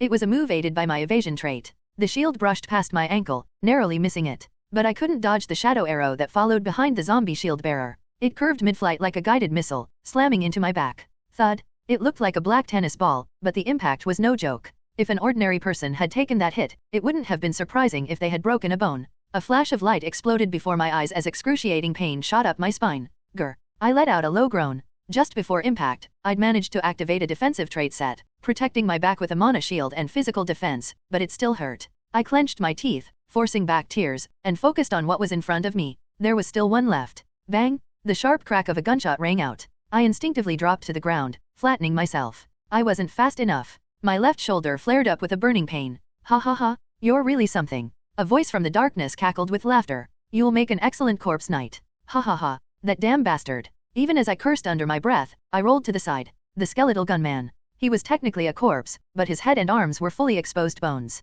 His skull and arm bones had mana circuits etched into them like tattoos. In his hands, he held cheap handguns. Lucky for me, if he'd been packing something like a desert eagle, my shoulder would have been done for. Bang bang bang, the skeletal gunman fired wildly, tracking my every move. Boom, boom, boom. Meanwhile, the zombie shield bearer continued to chase me, slamming his massive concrete shield down with every step. Are you a maggot? Rolling around on the ground like that. The necromancer remained hidden in the shadows, casting spells. Invisible curses and shadow arrows silently flew toward me, smacking me hard. Ugh. I could resist the curses thanks to my curse resistance trait, but I had no answer for the shadow arrows. After being hit a few more times, I coughed up blood. It was fortunate that the zombie shield bearer and skeletal gunman were hastily made minions from whatever was scavenged from this first landfill site. If the necromancer had brought a carefully crafted minion or a level 3 mutant, I would have been finished here. There's got to be a way. I kept thinking, even as I spat out blood. There was one cardinal rule when dealing with a mage, especially a necromancer-type superhuman. Never fight the minions. You have to kill the mage directly. The voice had been coming from the same direction for a while now. I was getting a sense of the distance. Even the shadow arrows were flying from there. If I used a combination of leap and dash, I could reach him. But I couldn't just charge blindly. The necromancer must have set up plenty of trap spells around himself. He was probably waiting for me to jump in. He must have seen me leap and dash while fighting the specters earlier, right? There's a way. Yes, there is. I twisted my lips into a grin. Immediately after, I activated leap and shot into the air. Where do you think you're going? Whoosh whoosh whoosh. Just as expected, a volley of shadow arrows came flying at me. I reflexively activated my mana shield. The arrows hammered into it, rattling my entire body. GUH. Once I was airborne, there was no way to dodge them. I didn't hear the impacts so much as feel them in my bones. The pain was so intense that my mind went blank for a moment, but I gritted my teeth and held on. Eyes wide open, I descended toward my target. The skeletal gunman who had been firing at me from a distance. Keek. The skeletal gunman let out a screech, but didn't retreat. He gripped his handgun in reverse, ready to strike back at me. Mana circuits on his skull and arm bones flared up like glowing tattoos. I swung my sword down at him midair. This wasn't some grand leap attack. After all, my real goal wasn't to take down the skeletal gunman. Crash! The gun in his hand shattered. But my holy sword was blocked, and I was knocked to the ground. I landed on my feet, right in front of the skeletal gunman. He skillfully pulled out a fresh handgun and started firing wildly again. Bang bang bang bang. I ducked to avoid the shots, but time was slipping away. Boom boom boom boom. The zombie shield bearer was already right behind me, closing the distance with each heavy stomp. Creak. At the same time, my shadow sprang to life and tightly bound me in place. So this was the trap. It was the infamous Shadow Hand, a crowd control spell known for being one of the most notorious dark magic techniques. Heh, die. The necromancer sneered as he launched a dark spear in my direction. The skeletal gunman finished reloading and aimed his gun at me. Behind me, the zombie shield bearer raised his massive concrete shield high above his head, ready to smash it down. To anyone watching, it looked like a hopeless situation. But I was smirking. Click. In my hand was a grenade. I had barely used any grenades while fighting the specters earlier. And now I had already pulled the pin. Die yourself, you idiot. Thud. The grenade dropped to the ground. Swoosh. A strange noise filled the air as a gray flash spread out like rippling bubbles of mana energy. For a moment, there was silence. The skeletal gunman, the zombie shield bearer, they all froze. Even the mana circuits etched into their bones and skin flickered, unstable. I spat out blood. The once steady flow of mana through my body had been forcibly cut off. You. The necromancer's panicked shout echoed in the distance. I had timed it perfectly. Even the dark spear flying toward me had been caught in the mana wave and dissolved. This was a sealing grenade, the natural enemy of all mages and artificial magical life forms. If the necromancer had taken precautions against it, I might have fallen into my own trap. But there was no way he had equipped his hastily made minions with anti-sealing measures. Click. I pulled the pin on another grenade. This time, I aimed forward. As I threw it, the necromancer roared in frustration. You think I'd fall for such a toy? He was trying to do something, the ominous ripple of his mana spreading through the air. But he was wrong. This one wasn't a sealing grenade. Flash. A brilliant light exploded. The world shook, and a piercing ringing filled my head. But I was far enough away to endure it. It was a flashbang. A satisfying scream followed. Ugh, you bastard. Unfortunately, he wasn't fully incapacitated. No surprise there. In the sudden burst of light, I caught a glimpse of the necromancer. He was wearing a helmet, goggles, and a gas mask. But other than that, I didn't see any special equipment. The only unusual thing was the bulky wrist guard on his right wrist. It was probably doubling as his magic staff. Click, click, click. This was my last chance. I grabbed every grenade I had left and tossed them all. I was practically a human bomber at this point. Or a walking grenade launcher. Fragmentation grenades, flashbangs, sealing grenades. I threw them all without hesitation. Boom, boom, crash, flash, swoosh, arg, arg. The necromancer flailed, trying to ward off the barrage. The magic traps he'd set around himself went off one by one, turning back into raw mana. His defensive spells layered over one another in real time. A wall of debris rose, bone walls multiplied, a swirling red mana barrier formed, and layers of dark shields overlapped to protect him. Creak, creak. The sealing grenades' effects were starting to wear off. The zombie shield bearer and the skeletal gunman were beginning to regain their movement. This was my only chance. I sprinted forward.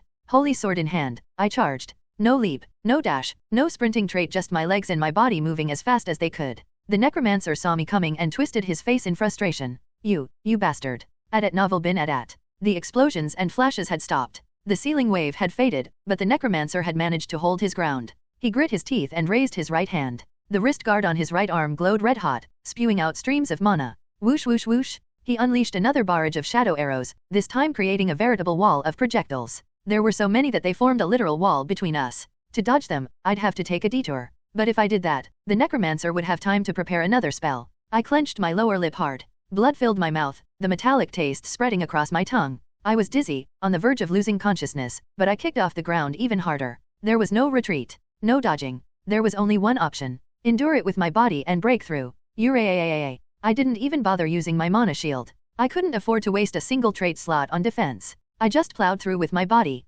Thwack, thwack, thwack. The sound of arrows slamming into my flesh echoed as my body jerked and twisted from the impact, but I ignored it. I swallowed the pain, forced it down into my stomach. I turned the agony, the suffering, into fuel, and pushed forward. Fueled by nothing but hatred and rage, all I wanted was to rip that necromancer apart with my bare hands. Ugh. The necromancer grunted. His posture shifted, becoming more serious. Gone was the smug, playful attitude. He was finally treating me like a real threat. He stood up straight. His arms crossed over his chest. From the wrist guard on his right hand and the ring on his left index finger, dark mana began to coil, swirling together. Then, like a storm, waves of dark magic rushed at me. A wall of darkness rose to block my path. Tentacles of shadow reached out to bind me. Shadow arrows rained down like machine gun fire. Dark lightning zigzagged across the air, tearing through space. A shadow whip lashed out with brutal force. Grah. This time, even I couldn't hold back a scream. Arrows struck me, lightning seared my flesh, the whip left long, burning scars. The pain was unbearable, but it was the tentacles and the wall that finally stopped me in my tracks. I was trapped. The necromancer let out a sinister laugh. Ka. After all that, this is how it ends. He lifted his hands as if in prayer, the dark mana coalescing into a massive orb. A vortex of black energy swirled, with crimson flames flickering within. At that moment, I realized the necromancer's true identity. Arcane, one of the 3 directors of the Cleaner Association. He was preparing his ultimate technique, Dark Fire. A spell that, once cast, would engulf everything in front of him in pure, devastating dark mana. For a brief moment, I was tempted. The berserker glasses in my pocket. The mutant trait buried deep within my subconscious. Maybe it was time to use them. Not yet. I had to stay rational. Karen's appearance meant that the Cleaner Association's linked quest had been triggered. And when I thought about the entity I would face at the end of it, I had to save berserker and mutant for later. Besides, I wasn't in the final corner just yet. Things were dangerous and precarious, sure, but there was still a way out. Uraaa! I roared and lifted my arm. I gathered every last drop of my mana and strength. I pushed my mana core to the limit. With my left hand, I summoned every ounce of power from the toughness trait. I activated every warrior trait I could: endurance, strength, everything. Creak. The shadow tentacles snapped. My holy sword dug into the wall of darkness, and as the black flame flared up, it melted away the mana that formed the wall. Karen clicked his tongue. TCH, you managed to break through. He paused his spellcasting for a moment and waved his hand. Another barrage of dark magic 5 spells, all at once. Greya. I dodged them more easily this time. Thanks to the dark resistance trait I had picked up without realizing it from enduring all those dark magic attacks earlier. Huff, huff. I had only closed about half the distance. But I was too late. Karen let out a triumphant laugh. It's over? Holy Knight, why don't you get on your knees and pray to your god? Who knows? Maybe they'll come down and save you. Karen raised both hands. Flames flared up, blazing wildly. The intense heat spread in all directions, but at the center, it compressed into a dark, flame-like sphere. It was one of the most destructive level 3 dark magic spells, but it required an absurd amount of mana and a long casting time, which made it rare to see. Karen thrust his hands forward. The flames were unleashed. Waves of darkness, like a wall of black fire, surged toward me. This was the moment I'd been waiting for. I raised my holy sword. My mind had never been clearer. All the pain, all the agony, disappeared. All I could see was fire, all I could feel was heat, but strangely, I was calm. As if I had lived my entire life for this very moment. I swapped my traits. Mountain breaking sword art, 1 point. Einherjar cultivation technique, mana core. Dash, strength. I knew exactly what was coming. When the final attack of a boss level enemy is bearing down on you. When a warrior class superhuman has all the right traits: sword, mana, and body perfectly in sync. What happens? What result do you achieve? I knew the answer well. Too well. I dashed forward. The holy sword gleamed with sharp energy, and my gloves, hungry for blood, let out a satisfied hum. My necklace had been flickering with light since a while ago. The dark fire struck me. It scorched me, burned me, tried to reduce me to ash. But it didn't matter. My tracksuit caught fire, my protective suit started to melt, my skin burned so badly that my nerves screamed in agony, but I didn't register any of it. All I felt was the overwhelming euphoria, the lava-hot thrill, as I surged forward, my body and mind fully surrendered to it. At the end of my gaze, there was only my sword. Only my mana. And the light formed by the union of sword and mana. Flash. When did it happen? The moment when the light burst forth. When the brilliant light of mana cut through the world. A sword chi. In trait terms, flash. A finishing blow, a true ultimate move that pierced through Karen. Cleaner Association Part 1. This is. Karen's lips trembled from behind his gas mask. His eyes, though obscured by his goggles, were clearly visible wide with shock, his face twisted in disbelief. He tried to say something, but no words followed. Thud. Finally, his head dropped. Huuaa. It was as if his soul had left his body. The strength drained from my legs, and I collapsed to the ground as well. Thump. My knees slammed into something hard, sending sharp pain shooting through them. Ugh. Cough. I hacked up blood, violently. It was thick, black, and reeked of rot. Not good. I quickly switched my traits. Einherjar cultivation technique, regeneration, vigor, mana recovery, contamination resistance, poison resistance. Taking a deep breath, I tried to regain my composure. Hey. The scent of blood filled my nose like a swarm of ants crawling inside. Gripping my holy sword tightly, I took several long, deep breaths until I felt my mind start to clear. Grrrrrrrr. Two groans echoed in the silence. Of course, they were still here. I stood up shakily, pulling my sword out of the corpse. My head spun, and my vision blurred for a moment. My internal injuries, poisoning, and contamination were all severe. Using my holy sword as a crutch, I limped toward them. The zombie shield bearer and the skeletal gunman were still staring at me with their dim, flickering eyes. I'm so damn tired of this. Their master was dead, leaving them little more than mindless puppets. I raised my sword and slashed down. Thud. I must have been more exhausted than I thought. Though I struck the mana chip embedded in the zombie shield bearer's head, my sword barely penetrated halfway and got stuck. Ugh. Focus. Huff, huff. I took a deep breath, gathered more mana, and tried again. This time, the holy sword sliced clean through the skull and the mana chip. Thud. The zombie shield bearer's body collapsed sideways in slow motion. I took care of the skeletal gunman in the same way. With 3 corpses sprawled out on the ground, I finally felt like it was over. Ugh. The tension drained from my body. My legs gave out, and I slumped back down, leaning against the wall. I spent a long time catching my breath. Then, using my cultivation technique, I gathered the poison in my body into my hands. Just like I had done back in Xinyuan Market, I made a small cut in my skin and expelled the poison onto the ground. Instantly, I felt a wave of relief, a cool sensation spreading through my mana circuits. Purification trait acquired. Despite my foggy mind, I let out a faint chuckle. I'm no holy knight, really. If I had gained holy light instead of black flame, I'd be fully built like a paladin by now. I cast purification on myself repeatedly. The subtle mutations in my body began to revert to normal. Then I poured the rest of my recovered mana into my necklace to activate healing. It took a few hours before my body had healed enough to move properly. What a grind. I wasn't fully recovered. The internal injuries still hurt like hell. What I really needed was a mana spring. Resting in one for at least 24 hours would fully restore me. Heh. I chuckled, leaning back against the filthy wall. Karen. That Karen. A fully fledged level 3 superhuman, and the boss of this dungeon? Normally, it would take a full party of well-equipped level 2 superhumans to bring him down, and even at level 3, soloing him without the right traits and gear would be near impossible. But I took him down by myself. How could I not laugh? Clink. I sheathed my holy sword at my waist and stood up. First, I collected the mana cores from the zombie shield bearer and skeletal gunman. After a moment of thought, I also chopped off their heads and stuffed them into my golf bag. I'd need evidence, after all. Click, click. I took pictures and gathered the mana chips. Then, I scoured the area, collecting the mana chips from the wraiths as well. They were broken in half and unusable, but they'd serve as evidence for the government officials, who would probably compensate me for them. Finally, I approached Karen's corpse. He had that wrist guard and a ring, didn't he? They were likely artifacts. My heart raced with anticipation, like when opening a treasure chest. It was unsettling how excited I was, standing in front of a blood-soaked corpse. I must have become quite the psychopath over time. Feeling a bit bitter about it, I removed the wrist guard and the ring. The wrist guard. As expected, it was a lightweight version of a magic staff. It was made of thick fabric infused with mana circuits and layered with special crystal bracelets sewn into the lining. It could fetch a decent price, but that was it. Losing interest, I tossed it into my golf bag. Then I examined the ring, rolling it around in my fingers as if I were about to put it on. Huh? What's this? I felt nothing from it. The ring was a plain gold band with no markings, and it didn't give off any magical aura. If it had any magic or traits, I should have felt something by now, something connected to its previous owner. I frowned, fiddling with it for a bit. Suddenly, the ring vibrated and started absorbing my mana. Ah, I see. It's a mana storage ring. An artifact that stores mana, like a battery, for later use. Nowadays, people usually embed mana storage in their smartphones, helmets, belts, glasses, and protective gear. Karen must have had a thing for more old-fashioned gear. No, wait. This thing has a huge capacity. As I funneled mana into it, I realized it could hold a lot more than I expected. For a warrior-type superhuman like me, I have a fairly large mana pool, but even after pouring all my mana into the ring, it still wasn't full. If I were a full-fledged level 3 superhuman, it could store as much as 1.5 times what I could hold. For a tiny ring, it was a massive reservoir.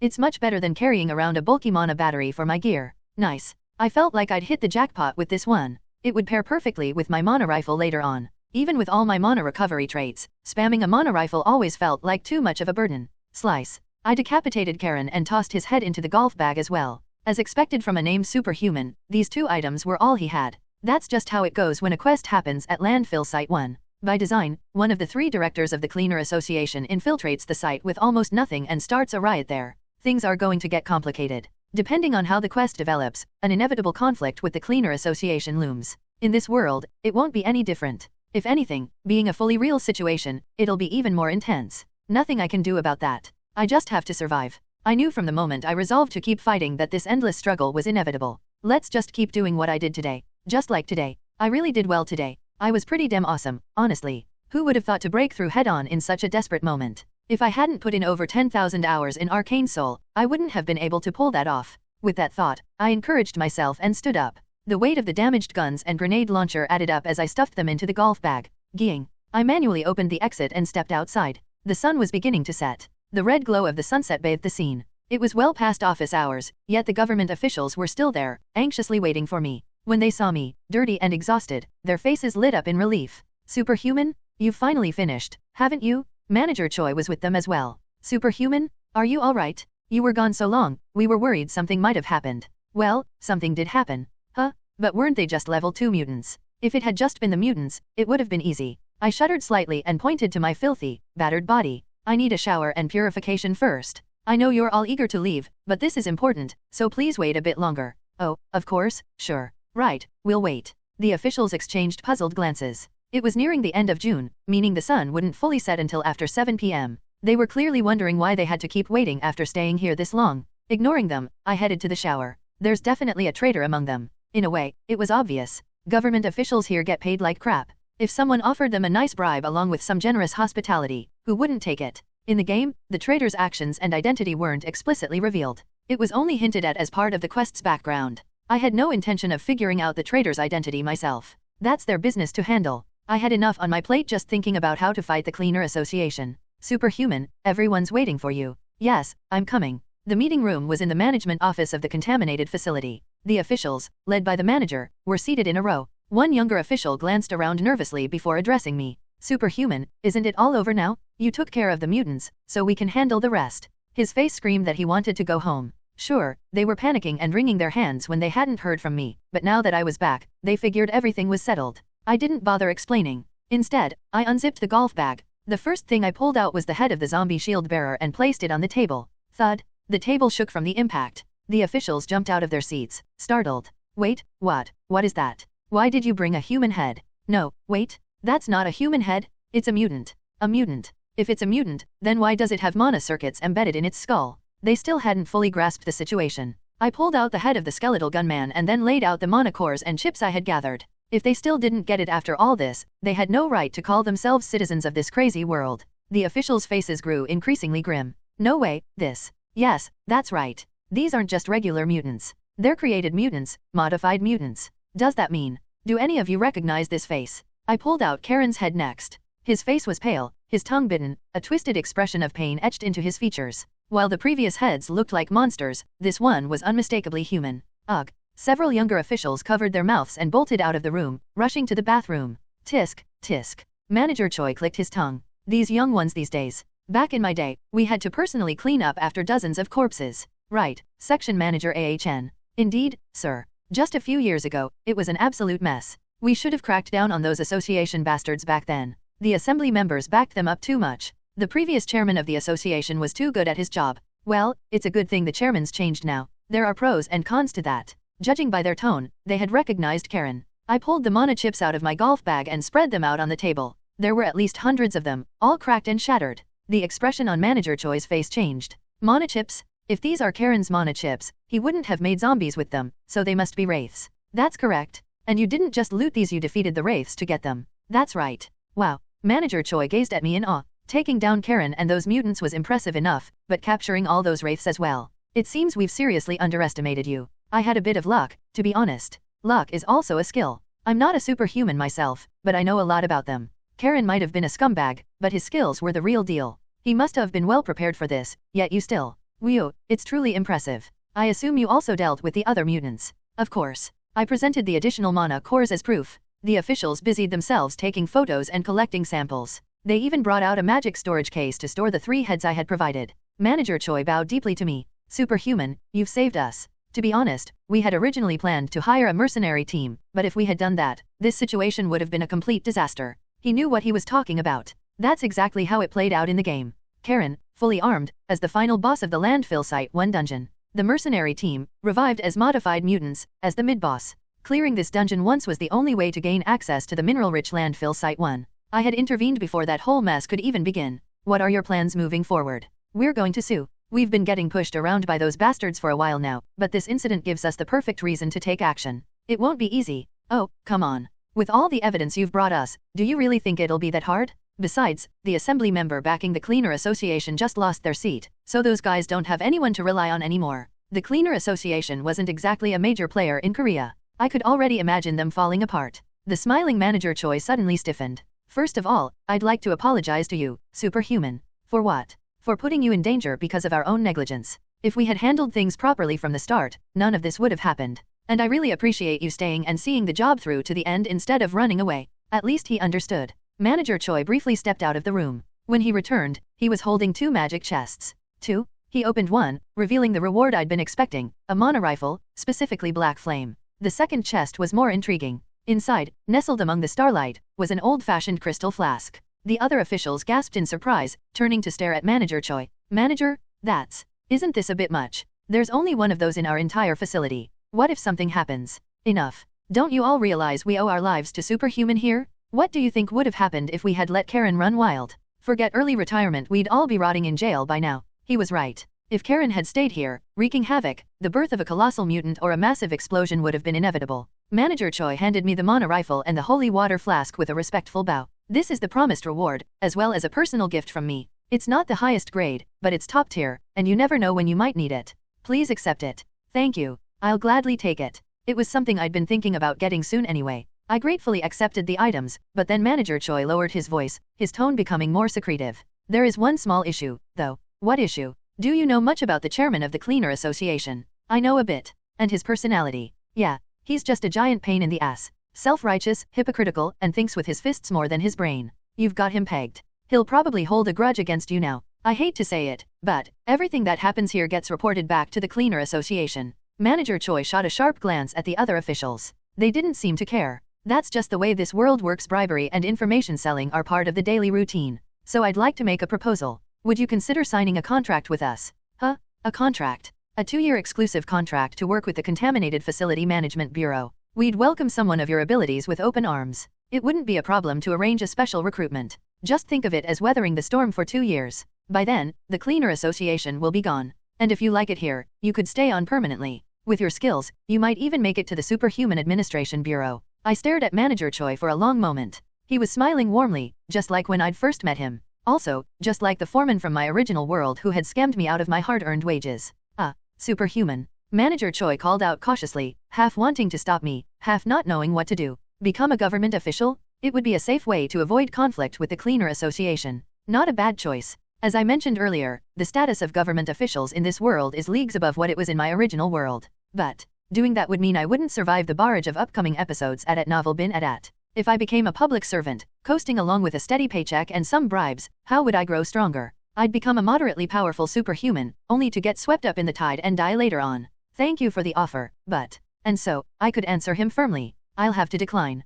Cleaner Association Part 2. On the drive back, Manager Choi turned to me and asked, "Are you sure about this?" "I'm sure. Don't worry. Of course, I trust you, superhuman, but the Cleaner Association is on a completely different level from the Dagger Gang. Obviously, it would be an insult to even compare the two. Just looking at the Cleaner Association's chairman says it all. He's a level 4 superhuman. In this world, people start recognizing you as a real superhuman from level 3, and if you reach level 5, you get treated like a National Assembly member in my original world. So, he's no pushover. And the other executives? They're no weaklings either. The vice chairman and the 3 directors are all level 3 superhumans. The association has dozens of level 1 and 2 superhumans. Going against them head-on would be like smashing an egg against a rock. But avoiding it isn't an option either. Superhuman. As long as I win, it'll be fine. The stronger side doesn't always win. I mean, I'd much rather you continue working with me than enter public service, but honestly, I'm worried. I have a plan. I pulled out my smartphone and opened the map app. It displayed the area around Gimpo.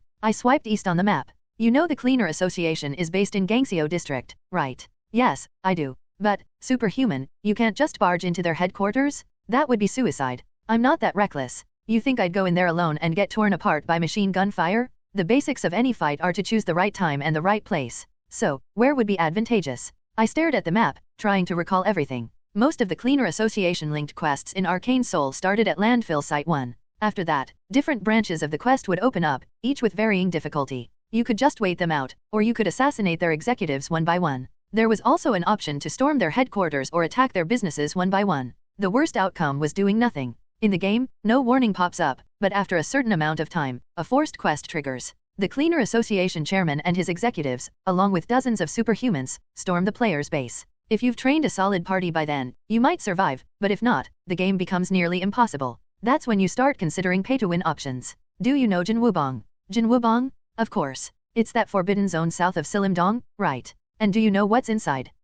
Manager Choi made a grim face. Anyone from Silimdong knows. There's a massive drug farm there. And it's common knowledge that many other illegal activities are conducted there as well. The group occupying Jinwubong, well, technically the Jinwubong forbidden zone is so fearsome that no one dares speak openly about them. I know enough. Then you probably also know that the Cleaner Association owns it, right? What? The Cleaner Association? Why would they be making drugs? It's a side business. Their real moneymakers are body modification and human trafficking. Excuse me, you heard right. The politician who backed the Cleaner Association you mentioned, he recently lost his seat. Yeah, that's right. Do you think someone as powerful as a National Assembly member would move just for a little bribe money? Of course not. From what I know, that politician regularly received tribute from the Cleaner Association. Modified child sex slaves. Manager Choi grimaced. I heard on the news that a bunch of sex slaves were found in his mansion. Were they kids? Yes. I'm no saint, but that bastard deserves to die. Messing with kids? And going so far as to modify their bodies? I bet he's still living large after getting off with just a suspended sentence. Huh?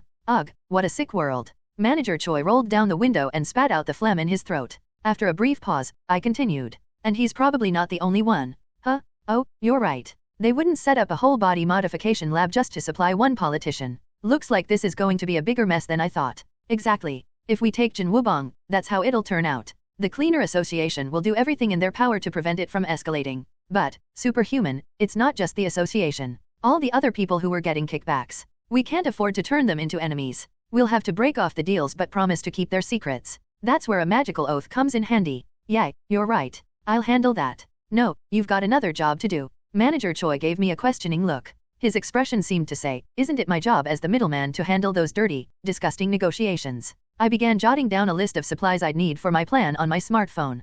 Claymore mines, anti-materiel sniper rifle, mounted machine guns, autocannon, rapid-fire grenade launchers, rocket launcher, anti-personnel mines, remote detonators, remote-triggered bombs, tripwires, high-explosive rounds, flashbangs, ceiling grenades, smoke bombs, incendiary bombs, EMP bombs, CCTV, backup generators, wiretaps, infrared sensors, laser tripwires. Manager Choi glanced at the message I sent him and clicked his tongue. Are you planning to start a war? Of course. I'm fighting the Cleaner Association.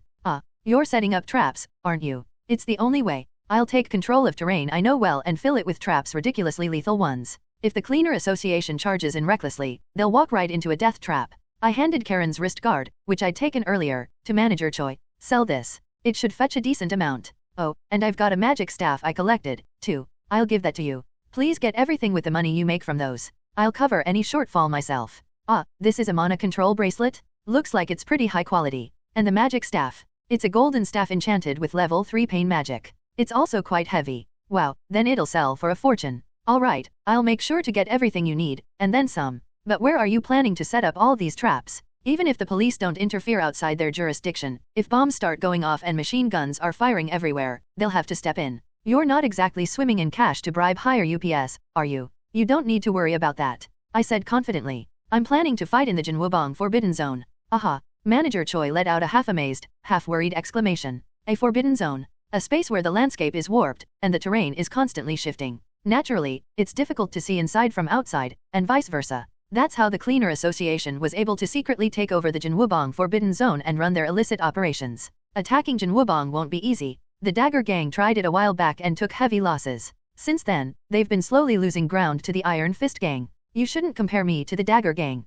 Well, yes, but still. And I'm not going to charge in like a fool by myself. To be honest, I could handle it alone. Even if there are a bunch of level 1 and level 2 superhumans, I could easily wipe them out at this point. I may only be a level 2 superhuman, but my combat power is already beyond that of most level 3s. Taking down Karen alone had proven that. The real problem is the Cleaner Association. Communication doesn't work inside the Forbidden Zone, so someone would have to physically run out and call for help. I'm not some clone using Sun Wukong who can stop that by myself. I need backup. At the very least, I need people strong enough to keep the Jinwubong Forbidden Zone staff from calling for outside help. I made a phone call. Kim Chul-kwan. I'd gotten his number last time. Huh? Superhuman. Kim Chul-kwan sounded a bit surprised to hear from me. It's been a while. How have you been? I heard about what happened at Shinwon Market. Thanks again for helping my men out back there. I really appreciate it. Don't mention it. We're all just helping each other out. Haha, that's true. But what brings you to me today? I took a moment to collect my thoughts. The Iron Fist Gang was going to be a crucial piece in this plan.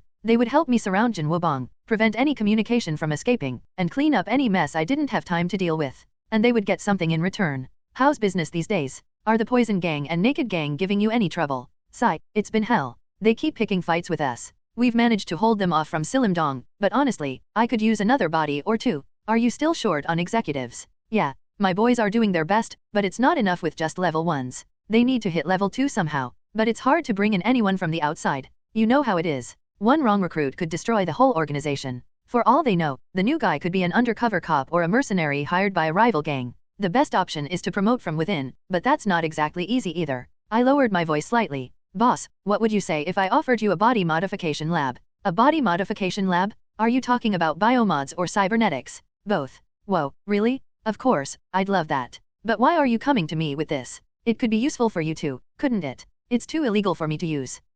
I laid out the situation for him, explaining everything. From the Cleaner Association's involvement to my plan to attack Jinwubong and use it to lure the Cleaner Association into a fight. Kim Chul-kwan responded in a cautious tone. So, you want me to help you fight the Cleaner Association? Yes. But all you have to do is surround Jinwubong. After that, feel free to strip the place down and use the equipment however you like. I'll take care of the association myself. Is that even possible? If it weren't, I wouldn't be suggesting it. But, Superhuman, the Cleaner Association. You know their chairman is a level 4, right? I know. Haha, this is crazy. You don't have to tell anyone the real plan. You can just say you're raiding a gang, taking their drugs and equipment. The Cleaner Association's grip has been slipping for a while now. They won't have the resources to retaliate. True, with the Facility Management Bureau's lawsuit, they'll be too busy to deal with us anyway.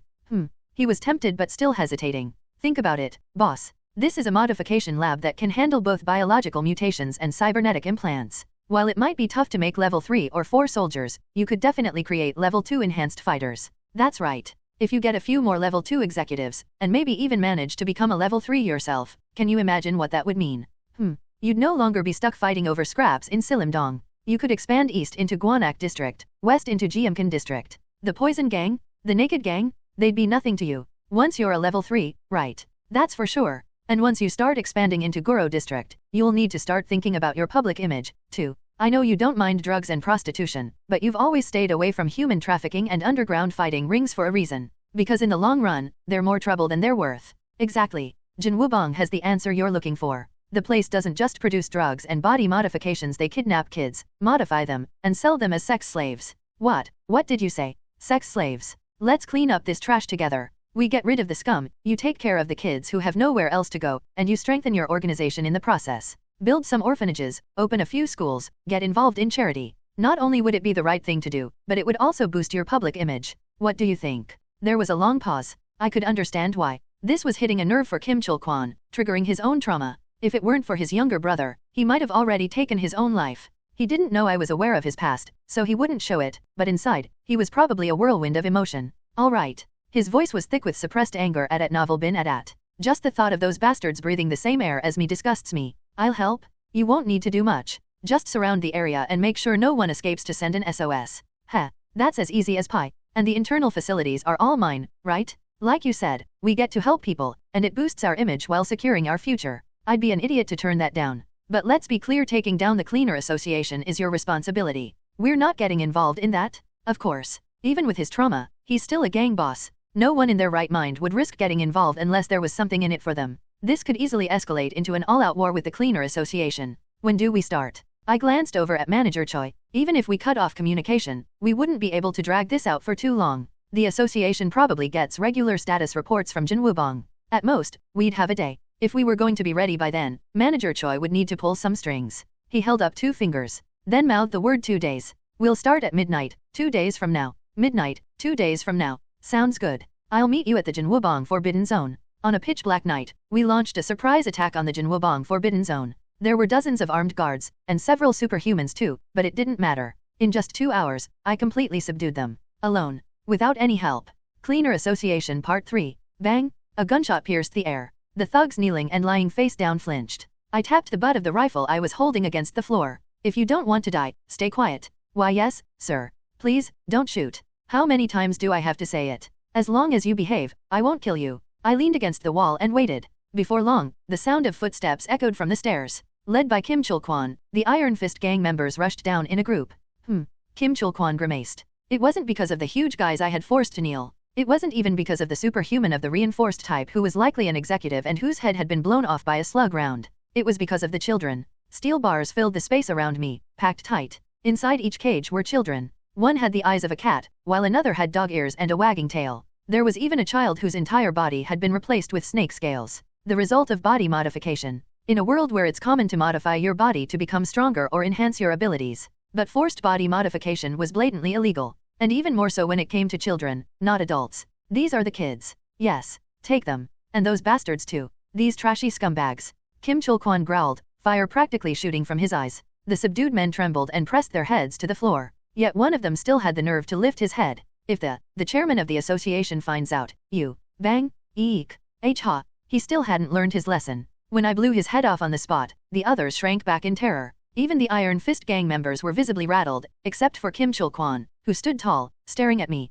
Those without any value, just kill them if they start spewing nonsense. Only keep the ones who cooperate alive. It won't matter after tomorrow anyway. That's true. Kim Chul-kwon glared at the guards with a look of utter disgust. What are you standing around for? Tie those bastards up? Free the kids. Why yes, sir. The Iron Fist members quickly got to work. They cuffed the subdued men and opened the cages. As the children hesitated, they coaxed and comforted them, leading them outside. I quietly called out to Kim Chul-kwon. Boss, follow me. All right. The core facility of the Jinwubong Forbidden Zone. The body modification workshop was located in the deepest part. I swiped the electronic key I'd taken from the dead executive, and the door beeped and opened. Pop. The lights automatically turned on, revealing the interior. Wow. Kim Chul-kwon murmured in admiration. It was understandable. In the center was a massive glass cylinder. To the right, an artificial biological growth facility. To the left, a mechanical prosthetic assembly system. And tying it all together was a giant magic array. Pillars of light, which were monosupply devices, lined the walls. Whoom, whoom, whoom.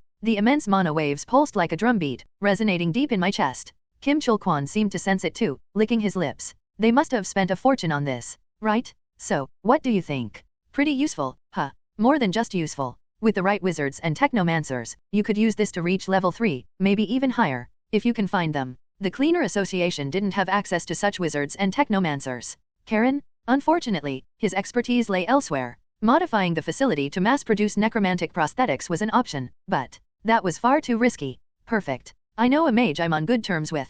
I should contact him. Are you planning to dismantle the facility and take it with you, or will you use it here? I feel like you're tempting me to go with the first option. But no, we'll use it here. There's no way we can dismantle all this in just one day. It would be tough. But my gang can't directly get involved in any fighting. If we clash with the Cleaner Association, we're finished. I know. Just handle the cleanup.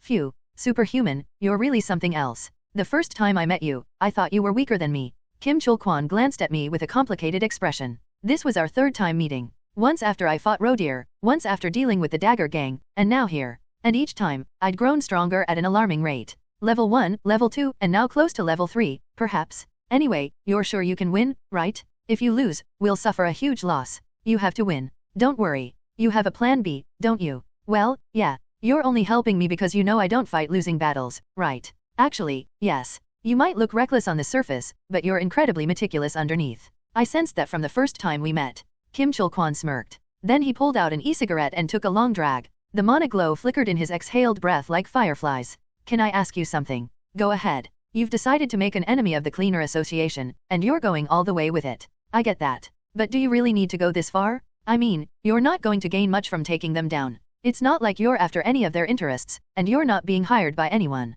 So why go through with this fight? His eyes were sharp and probing, seasoned with experience. It made sense for Kim Chul-kwon to question my motives. Honestly, I could just run away. The Cleaner Association's influence only extended across the Seoul metropolitan area. If I fled overseas, or even to Jeolla or Gyeongsang province, they wouldn't be able to do much. At best, they'd send assassins after me. I shrugged my shoulders. Boss, your main priority is growing your organization, right? Of course. The Iron Fist gang is like an extension of myself. I'm the same. Except, for me, it's my personal power that takes priority. just like other warriors.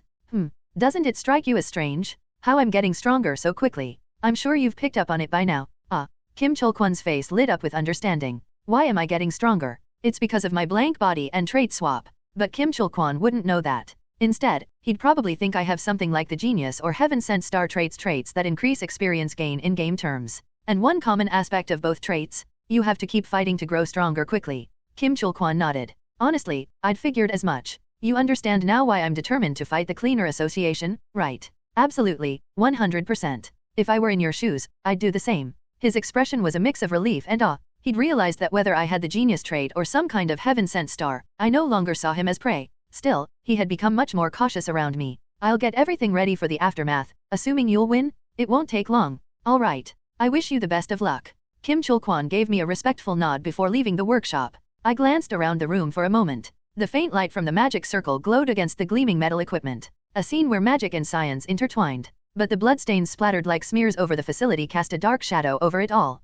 I shook my head once and stepped outside. Work was already well underway outside. Yeah, stack everything over there. Boss, we've finished replacing the broken CCTV units. They're all connected. They can be controlled from the central control room now. That's not enough? I told you to install twice as many? How many times do I have to repeat myself? We don't have enough power for that. That's why I told you to bring the backup generators. Boss, if we connect those two, the wiring's going to overload. I'm telling you, we'll have a fire in less than a month. A month? Who cares? We just need it to last a week. Now shut up and connect them. Manager Choi was scrambling around, trying to install all the supplies I had ordered. I'd drawn up the plans for him in advance, but it wasn't something he could handle alone. I stepped in to help direct the final steps. Move that crate to point A9. A9. A9, got it. Superhuman? What about this one?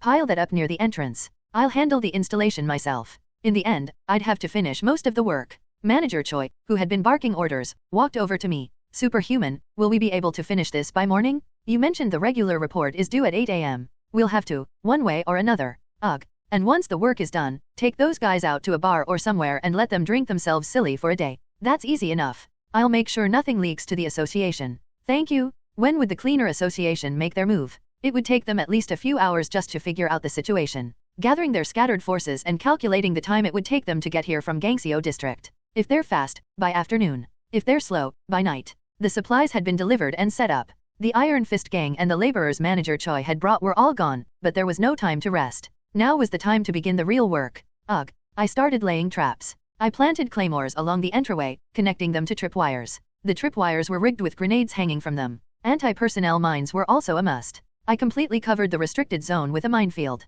In key areas, I set up machine guns and cannons, all connected to remote triggers. The same went for rocket launchers and rapid-fire grenade launchers. At the same time, I hid bugs and various sensors in spots ideal for cover and concealment. Phew. I wiped the sweat from my brow. The crafting, modification, and repair traits I had gained while digging through the magic spring had helped quite a bit. I'd even enhanced the explosives a little to increase firepower. Some of the gear I'd gotten through the back channels was faulty, too. Once I finished covering the restricted area in Jinwubong Mountain with traps, I gained a new trait. Trap. With this trait, setting traps felt even easier. They were more hidden, more precise. It was a nice bonus. I even went over all the traps I had already set, tweaking and improving them. It took a lot of time and I was drenched in sweat, but seeing the completed work gave me peace of mind. Even from the outside, nothing looked suspicious. Even to me, and I was the one who set everything up. Oh, right. Finally, I took the magic bath out of its packaging. The same one I'd set up in my home. I poured 10 20-liter jugs of water into it, a total of 200 liters. The magic bath activated, heating the water.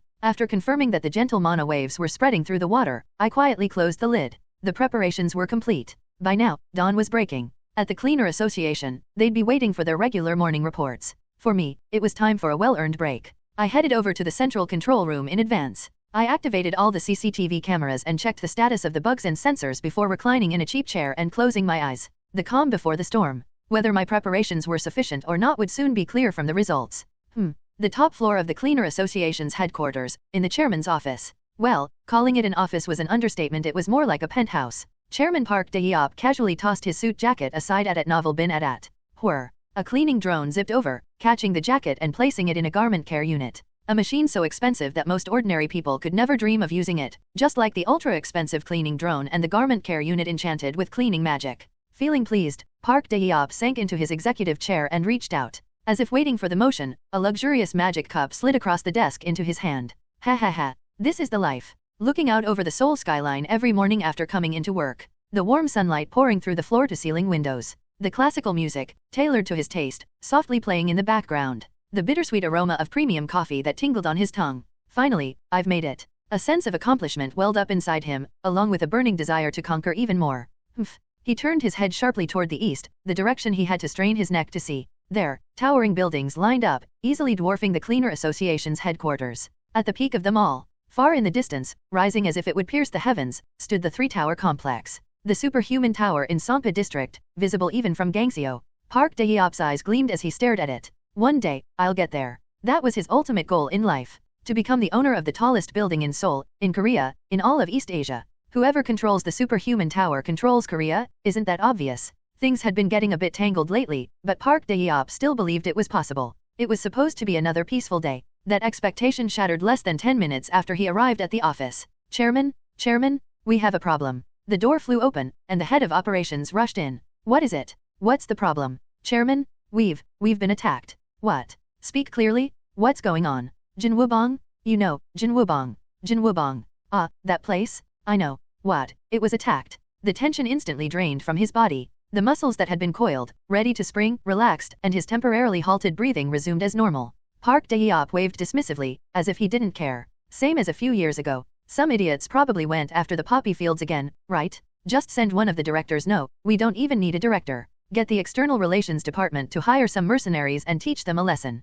Well, about that, Chairman. The head of operations swallowed nervously. We confirmed it through the local monitoring staff. It's that guy who attacked. That guy. The one who killed Director Karen at landfill site 1. Boom. Park Dae-yeop slammed his fist onto the desk. The high-end executive desk, made of expensive hardwood and enchanted with various household spells, split cleanly in two. Why are you only telling me this now? That's what you should have started with.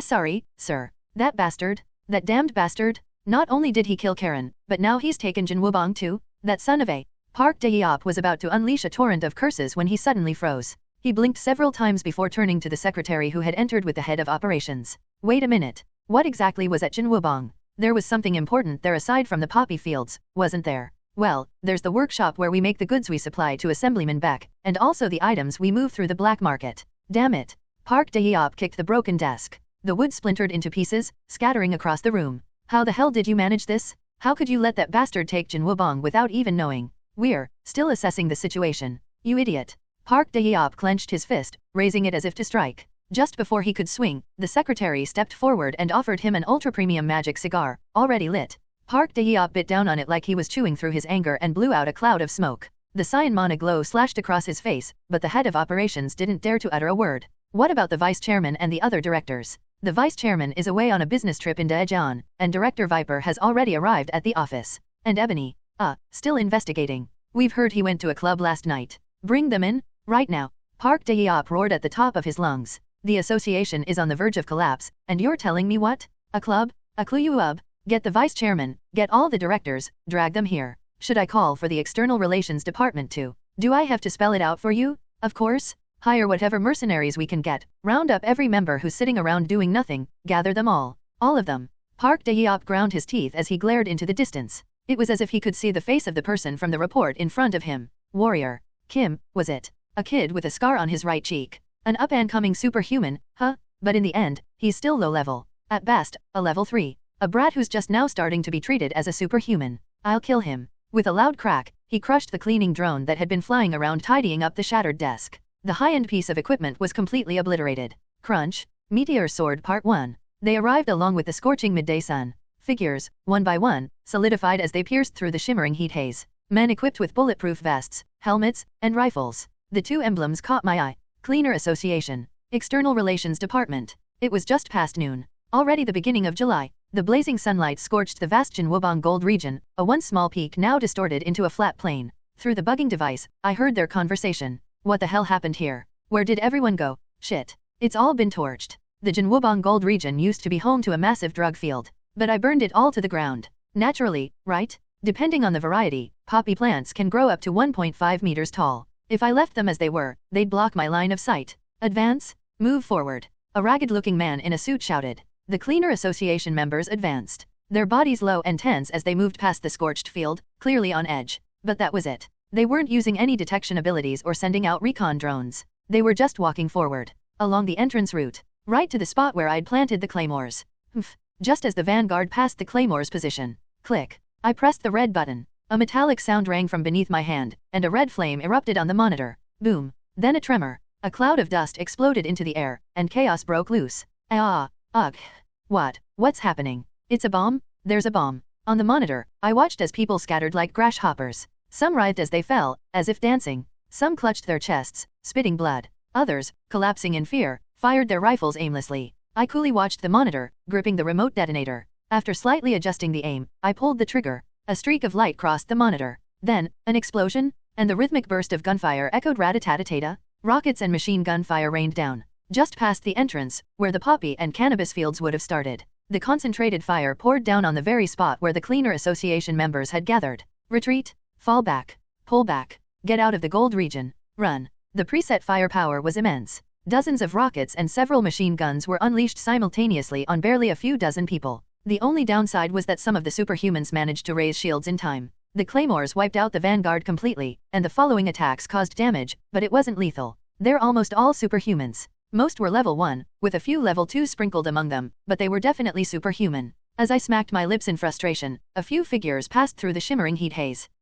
Swoosh! The woman at the front fired a portable missile. Though it looked like a random shot, the missile twisted midair and plunged straight toward the machine guns I had set up. Did they already get the coordinates? Or was it a psychic ability? On closer inspection, it seemed to be both. A reinforced superhuman with a prosthetic arm had embedded their arm into the missile, inputting the coordinates, while the woman used her mechanical eye to adjust the missile's trajectory before launching it. In an instant, the machine guns and rocket launchers I had used earlier were neutralized. Only then did the Cleaner Association begin moving forward again. They were hauling sandbags. They even set up fortifications, installed shield generators, and established a blue force field before taking up position. Wow, damn. They came this prepared? I knew the chairman of the association was like a bore, but this was no joke. The ragged man in the suit from earlier picked up a loudspeaker and stepped forward. Warrior Kim, hear me. Seems like they figured out I was here. If you surrender now, our gracious chairman has promised leniency. Surrender immediately. If you do not surrender, I assure you, we will kill you in the most agonizing way possible, and resurrect you as an undead to burn for eternity.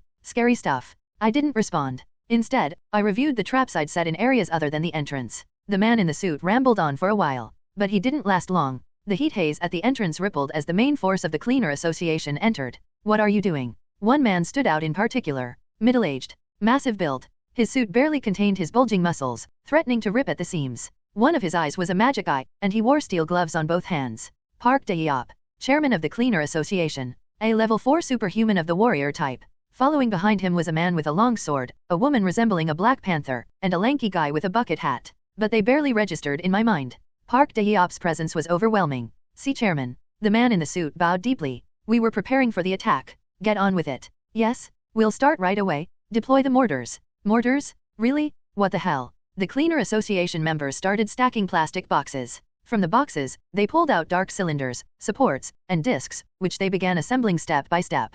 You've got to be kidding me. Mortars? The curses slipped out of my mouth. Though their movements weren't exactly skilled, and they kept consulting the instruction manual, I couldn't ignore them. I grabbed the joystick-type remote detonator and then released it. This won't work. Even if I fire rockets, they'll be blocked by the shield. If I had armor-piercing rounds, I could penetrate the shield and hit the interior, but all I had prepared were high-explosive rounds. There was only one option. I picked up a sniper rifle, frowning. This anti-materiel rifle should be able to pierce the shield. At least, I could take one of them down for sure. But the Cleaner Association wouldn't just sit there and take it. They'd dig trenches and stack more shields, or do something similar. Once they had triple shields, a sniper shot would be pointless. What should I do? What can I do? While I hesitated, the Cleaner Association steadily progressed. Mortar positions are set. Begin the bombardment, focus on the entrance, and if there are shells left, hit the fields and buildings too. Yes, sir. Rocket launchers? Anyone who knows how to use them, fire at every visible window? There are probably traps inside too. Yes, understood.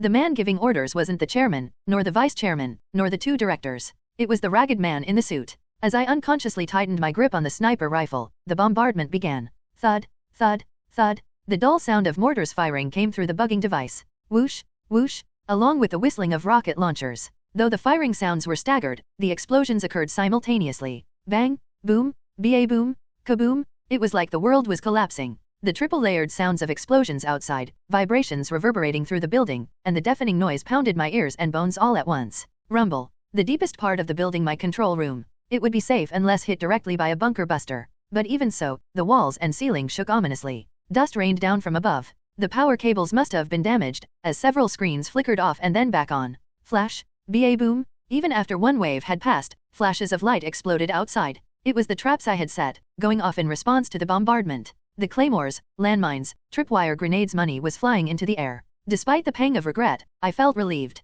The bombardment isn't precise. The standard tactic is to neutralize the defensive line with bombardment and then charge. However, if you looked closely, the shell impacts were scattered all over the place. Instead of methodically disabling each area, they were just firing randomly. This proved that while the man in the suit might be a capable commander, the artillerymen had a poor understanding of tactics. That settled it. I grabbed the sniper rifle and left the control room. Explosions and rocket fire continued outside as I made my way to the rooftop. The rooftop was still clean. I mounted the sniper rifle on the railing and pulled the bolt. Beep! A sharp alarm blared from the red pillar set up behind the defensive line. Oh, they even brought a danger detector? Chairman. It's dangerous. Protect the chairman. Through my earpiece, I could hear the voices picked up by the bugging device. The massive Park Dae-yeop was surrounded by other large figures. But it was just for show. Park Dae-yeop was a head taller than his bodyguards. Was it a coincidence? Our eyes met. Tiger-like, or perhaps lion-like, his eyes were piercing. From behind the crosshairs of my scope, Park Dae-yeop lifted his head arrogantly. His gaze locked onto mine, his lips twisted into a mocking smile, as if daring me to take the shot.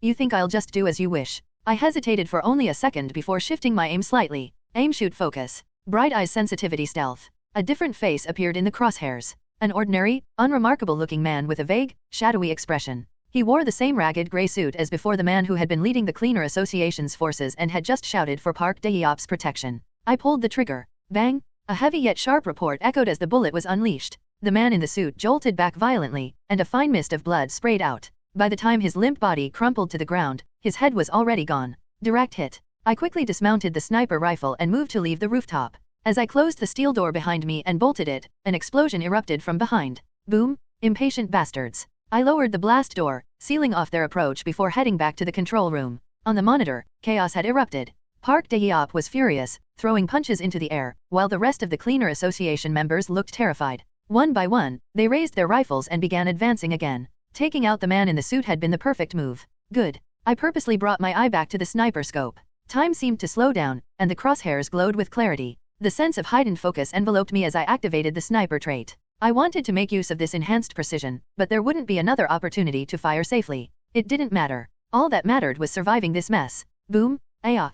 Ugh! It's a mine. They'd triggered one of the landmines I had set in the fields. It wasn't a typical ankle-biter either, it was a bounding mine, designed to launch into the air and spray shrapnel over a large radius. At least 10 of them were caught in its deadly arc. No detection equipment? No sweeping for mines? Of course, they'd get shredded at novel bin at. Damn it! That sneaky rat. Chairman, we need to regroup. You idiots! Just throw grenades and blast through the path? You saw how Lee cleared the traps with mortar fire earlier, didn't you? Yes, Chairman. The Cleaner Association members started tossing grenades indiscriminately. They threw them towards any spot that seemed suspicious, one after another. As a result, 2 of my hidden claymores exploded, and a stash of tripwire grenades I'd set up was obliterated, but that was just fine. I had something even better waiting for them. I activated the remote detonator for the heavy weapon I had prepared at the front gate. Drurrata-tata-tata. A hidden 20mm autocannon roared to life, its muzzle flashing as it spewed hot lead towards the Cleaner Association members advancing in single file toward the entrance. Though the autocannon was considered small in its class, it was still an autocannon. The Cleaner Association members, advancing like a train, were torn apart with brutal efficiency. Aik. Help. Please, spare me. The carnage was unspeakable, their bodies shredded beyond recognition by the relentless barrage. For a brief moment, a cold silence fell over the battlefield as fear gripped the survivors. And then, damn it. Park Dae-yeop, standing far back, picked up a rocket-propelled grenade with his bare hands and hurled it toward the autocannon. Something impossible happened. The rocket flew in a perfect straight line, hitting the autocannon dead on, its fuse detonating with pinpoint accuracy. The weapon was destroyed in an instant. As expected of the chairman. Chairman Park is our hope. Only the chairman can lead us. The survivors cheered, rejuvenated by Park Dae-yeop's superhuman feat. Park Dae-yeop grimaced, his eyes scanning the battlefield. His gaze landed on the exact spot where the man in the suit had been earlier, where his brains had been blown out just minutes ago. The man in the suit had been the real brain behind their operation, it seemed. In his absence, Park Dae-yeop glanced at his vice-chairman, the man with the long sword who had entered the Junwubong Gold region with him earlier. The vice-chairman stepped forward, as if he had been waiting for this moment. Let's send everyone in now, Chairman. Won't the casualties be too high? There are fewer traps inside the building. We can just toss grenades and flashbangs into every room as we enter. Mr. Lee prepared plenty of those. That smart kid from Seoul University. TCH? Fine, do it. The Cleaner Association members gathered, their numbers now halved. Even so, there were still more than 100 left. I holstered my sniper rifle and picked up an automatic shotgun. Clack. I checked the chamber, preparing for the next phase. On the monitor, I saw the Cleaner Association members busy with their preparations.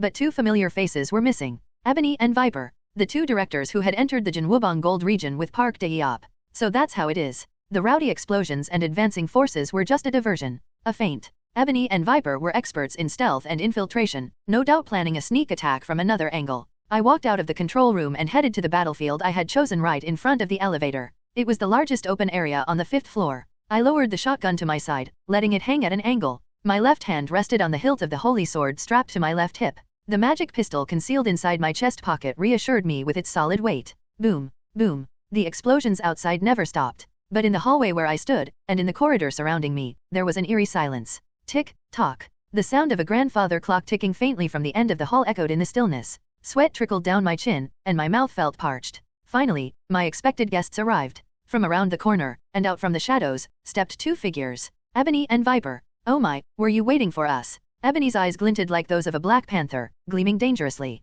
Click. Meanwhile, Viper silently loaded a poisonous bolt into the crossbow mounted on his forearm. There was no need for words. I opened fire with the shotgun. TL notes. Meteor Sword Part 2. Thud, thud, thud, thud. I emptied an entire magazine. The muzzle flash cut through the world like a blade. 2 ND level, and you're still standing. It was a lightning-fast barrage, but Ebony simply snorted in contempt. With the flexibility of a cat, she leaned back, her body sliding gracefully out of my line of fire. Thanks to that, the bullets only sliced through the air. At the same time, she elegantly raised the twin pistols holstered at her waist. Tat tat tat tat. Flames erupted from the barrels, surging toward me. I could have dodged them. After all, I had the evasion trait. But instead of making a big fuss, I chose a completely different approach. Mana Shield Mana Core Defense. Endurance Toughness Focus. I deployed a Mana Shield around my head and abdomen where Ebony had aimed her shots and reinforced it with defensive traits. What the? Ebony's face twisted in surprise. Boom! The bullets exploded as they hit the Mana Shield. Each one was a magic bullet, painstakingly engraved with explosion spells. If it had the firepower of a grenade, it might have been dangerous. But since they were just from a pistol, they couldn't break through both my shield and defense. All it did was send a whirlwind of flame swirling around me, far from enough to penetrate. Schwip! That's when I felt a sharp sting in my left side. Ebony flashed a wicked grin. How about that? Viper had fired a poisoned bolt from the blind spot, just as expected from someone who preferred a crossbow over a gun. It was a deadly strike. The bolt was coated in a potent mix of poison and narcotics, a lethal cocktail. Click. But I ignored it. I crushed the drug surging toward my brain through my veins and calmly reloaded my shotgun. Acting as if that had been my plan all along, I raised the shotgun toward Ebony, and she recoiled in fear. What? Why isn't it working? Why? Because I have the purification trait. It didn't neutralize all the toxins, but purification curbed most of the effects, and I swapped toughness with drug resistance to handle the rest. As for the poison, I can detoxify that later. Boom, boom, boom, boom. This time, I didn't spray wildly. I fired each shot with care. Meanwhile, more bolts flew toward my side and back, but the mana shield deflected them. Humph. Viper seemed frustrated. He grit his teeth, preparing for another strike. Meanwhile, Ebony was moving, trying to dodge, retreating, and circling just as I had planned, being led exactly where I wanted her to go. You damn bastard. Ebony pulled a grenade from her belt and threw it. Planning to go down together? Not her style. I didn't even blink as I fired another shot from the shotgun. Bang! The grenade exploded right in front of me. But it wasn't a grenade. It was a flashbang disguised as one. A blinding light, as intense as a descending sun, flooded the space. At the same time, a piercing, high-pitched noise like the scream of a siege weapon pierced through my eardrums. The sudden daze almost overwhelmed me, but I endured. That's when I activated the resolve trait. My goggles helped block out most of the light, too. I won't let her escape. The world had gone completely white from the flashbang, but I could still see. A distinct shadow, sleek and elegant like a black panther, was flipping through the air, retreating. I had been leading her from the very start, right to the spot where the grandfather clock stood, its ticking echoing softly. Click. I reached into my pocket and pressed a detonator. For a brief moment, silence reigned. Then a fiery explosion erupted, brighter than a supernova. Scarlet flames engulfed the black shadow in an instant, swallowing Ebony whole. A scream of agony followed, filling the air as I ducked to the ground. It was the special incendiary bomb I'd hidden in the grandfather clock. Not just any incendiary bomb either, it was magical white phosphorus. It had been worth spending over 1 billion won on this one bomb. TL note, prices are really going out of hand. That was close to $800,000 for a bomb. Ebony. Viper was in a state of panic, his expression grim. He swung the cloak he always wore, and a glowing magic circle flickered, trying to ward off the flames. But it wasn't easy. Even so, his panic was nothing compared to Ebony's. She thrashed wildly, slamming into the walls over and over. It's hot.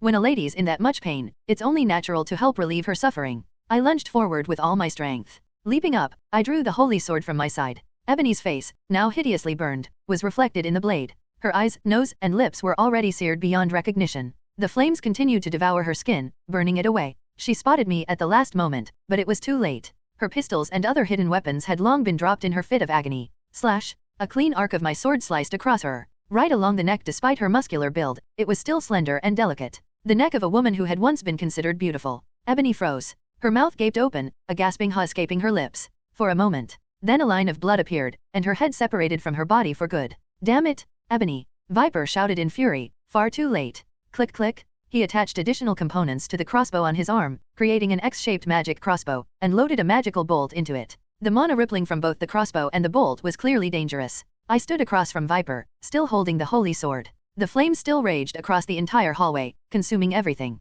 Viper's face twisted in frustration, and his hands trembled uncontrollably. Meanwhile, I was calm. Why? Because of my fire resistance trait. And also, because of endurance. Step. I took a big step forward. Viper's pupils contracted, then widened in fear. Swoosh! The air cracked as Viper fired his bolt. If it had hit me, it would have pierced both my mana shield and my armor, embedding itself in my flesh. But it didn't hit. Just before he pulled the trigger, I dodged, narrowly avoiding the bolt. It grazed my mana shield, but nothing more. Take this. Right after dodging, I rolled a grenade toward him at novel bin at. Using my throw trait to enhance the toss, of course. The pin was pulled, the safety lever already released. I counted down 1.5 seconds in my head. Just as Viper lifted his foot, trying to kick it away, the grenade exploded. Boom! Superhuman or not, no one's immune to modern weaponry. Sure, they say real superhumans start at level 3, but even then, it's tough to block a grenade that goes off right between your legs. I had already hit the ground, protected by mana recovery traits and activating my mana shield to shield my head. Tap tap tap. Even so, fragments pierced through the shield and pounded against my helmet. If I hadn't been wearing it, my skull would have been full of holes. But I'd won. Viper lay dead, reduced to a mangled piece of meat. Both of them had been formidable superhumans, not much worse than Karen, but I'd beaten them easily. After all, I was fighting in a battlefield I had spent billions of won to prepare. This was the opposite of how things had gone with Karen. Besides, the two of them had underestimated me, despite the difference in level. Whew. Ha. It was too soon to relax. I had only crossed the halfway point. The real challenge was yet to come, the vice chairman and, ultimately, Chairman Park Dae-yeop. Ain Herjar cultivation technique, mana core, mana recovery, wound recovery, regeneration, vigor. I switched all my traits to focus on recovery. I took deep, controlled breaths as I restored my mana and healed my wounds. The magical white phosphorus bomb had finally burned out, its flames dying with a weak sizzle. I brushed off the remaining sparks clinging to my protective suit and leaned against the wall for a moment. This is exhausting. The tracksuit I'd worn over my body armor had burned away completely. I was left with just the hardened armor and my collapsible helmet. Even the magic pistol I had tucked into my tracksuit was barely hanging on. I shoved it roughly into my waistband.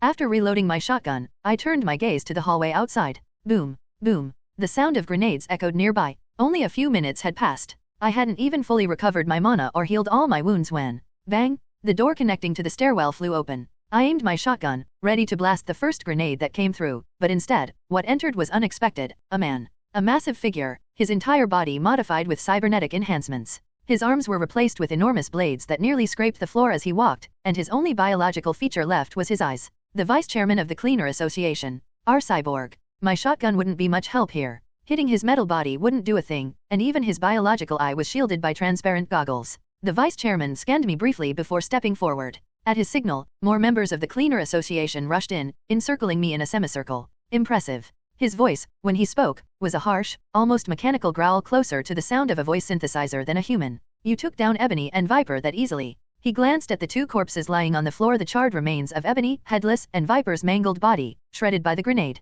The vice chairman knew their abilities well. If I hadn't been able to win here, that would have been the real surprise. Click clack. I racked the shotgun slide with a metallic sound, the shells loading with a satisfying clunk. You're next. Ha. You think you can do to me what you did to them? Then go ahead. Shoot me. The vice chairman took a relaxed stance, his left hand raised skyward and his right hand angled downward, like a mantis spreading its blade limbs wide. As if on cue, the Cleaner Association members all raised their guns. I kept my shotgun aimed at the vice chairman but subtly flexed my left hand, which wasn't holding the weapon. It was grasping a small detonator, not the foregrip of the shotgun. The foregrip merely served as support. I asked a question, throwing him off balance. Let me ask you something. What is it? Why didn't you throw grenades when you stormed in? The vice chairman's mechanical gaze locked onto mine, confusion flashing across his face. So did the faces of the other members. It was obvious to them that throwing grenades would have been a terrible idea, knowing I was here. They assumed I couldn't use any explosive traps without blowing myself up too. They thought I was working with normal explosives. You guys really are idiots.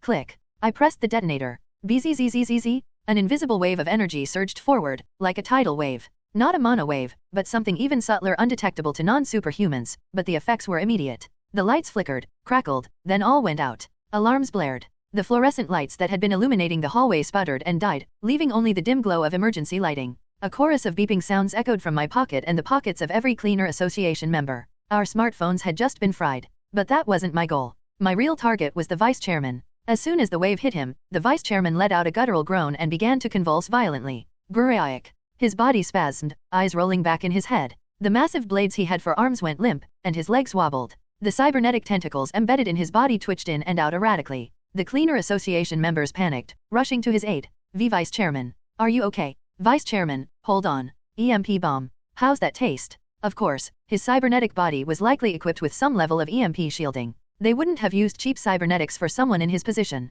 But even the best shields had their limits. High-output EMP waves like this? They couldn't block it all. Earlier, I mentioned that the magic white phosphorus bomb cost over 1 billion won. This EMP bomb? It cost just as much 1 billion won. I gave him a smug look as I raised my shotgun. And that's why I asked. I squeezed the trigger. Why didn't you throw grenades? Thud. I let loose a barrage of shotgun rounds, emptying my magazine. The Cleaner Association members, all standing directly beneath the EMP bomb hidden in the doorframe, dropped like flies. They fell in heaps, like autumn leaves swirling down from a tree. They hadn't even had time to react. Their focus had been on the vice chairman, and they hadn't anticipated my attack. Each shot tore through them. Every pull of the trigger spilled more blood. Ugh. Please, spare me. Arg.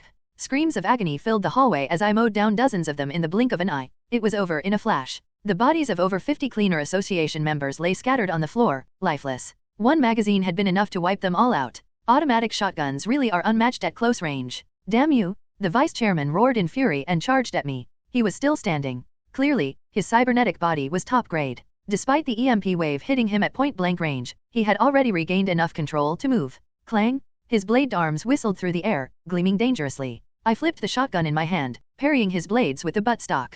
Clang! Ugh! The impact made him stumble backward for a moment. I took the opportunity to draw my holy sword and thrust it toward him. 1 point? But the vice chairman wasn't done yet. He tilted his body just enough to deflect the sword with his metallic torso, causing the blade to scrape across his armor, leaving a deep scratch. But it wasn't a fatal blow. He regained his balance quickly, yelling in defiance. You think you can beat me with those weak sword strikes? The vice chairman had mostly recovered from the EMP shock. He was undeniably powerful. His entire body was a cybernetic weapon, and trying to defeat him with conventional swordplay was an uphill battle, especially with his machine augmentations. It would take more than brute force to beat him. But there was a weakness to cybernetic augmentations. They make you strong, yes. But they also give you a target. With my left hand, I pulled out my magic pistol, the Black Flame. Sliding my left hand's index finger into the trigger, I felt the monostoring ring on my finger make contact with the pistol. Buzz! The Black Flame emitted a low hum, eagerly awaiting action. The magic circle etched along its barrel shimmered ominously, casting a dark glow. The Black Flame swirled at the muzzle, spinning like a galaxy. The vice chairman's biological eye wavered in fear, his pupil dilating as he sensed the imminent danger. Goodbye. Boom! A beam of black fire shot forth in a straight line. The vice chairman couldn't dodge, not in his current state. The Black Flame engulfed him, the dark fire swallowing his entire body. Grrraic. Magitech cyborgs run on magic. The Black Flame is pure mana fire. Naturally, it devoured the magic powering his cybernetic systems, burning them away. The vice chairman screamed, thrashing wildly in agony as the black flames consumed him. Just like Ebony had. I approached him slowly. He reached out to me, trying to extend one of his massive blades. Was it his final act of desperation? Or was he begging for mercy? I didn't care. Stab. I reversed my grip on the holy sword and plunged it straight into his eye, driving it deep with the full weight of my body. The vice chairman's mouth fell open. Oily magic fluid dripped down, and his once proud head slumped forward. Ugh, finally. I shoved the body aside and started making my way toward the rooftop. The last challenge was still waiting. Slinging the high-velocity grenade launcher over my shoulder, I stepped outside. Thum, thum, thum, thum. I launched a volley of grenades into the crowd of Cleaner Association members gathered at the front of the building. Gah, ugh. I rained down dozens of grenades on them. Explosions rippled through the area, sending dark clouds of dust into the air. It was impossible to tell what was going on down there, but something heavy was approaching. Boom, boom, boom. I could feel it, the weight of each impact as someone or something leapt up the building. Of course, it wouldn't end that easily. Not with him. This man wasn't like the others. He was a true monster. TCH. The figure finally emerged from the dust cloud below. A man appeared, breaking through the swirling clouds of debris, his presence almost tangible. Chairman Park Dae-yeop. His suit was torn in places, and his face was streaked with dust, but that didn't matter. Despite the rain of grenades, he didn't have a single scratch on him. I had fired dozens of grenades, yet none of them had harmed him. You know. Park Dae-yeop ground his teeth as he glared at me. I've been through all kinds of crap in my life, but there's never been a moment as humiliating as this. VRRRRM, click. His steel gauntlets shifted, transforming to encase his hands and forearms. That was the signal. Park Dae-yeop charged at me like a man-eating tiger. Meteor Sword Part 3. Rumble? Just extending his fist made the air tremble. It felt like a full-blown typhoon was approaching. I can't block this. Gritting my teeth, I threw my body to the side. To the right, in the direction that took me even a little farther from Park Dae-yeop.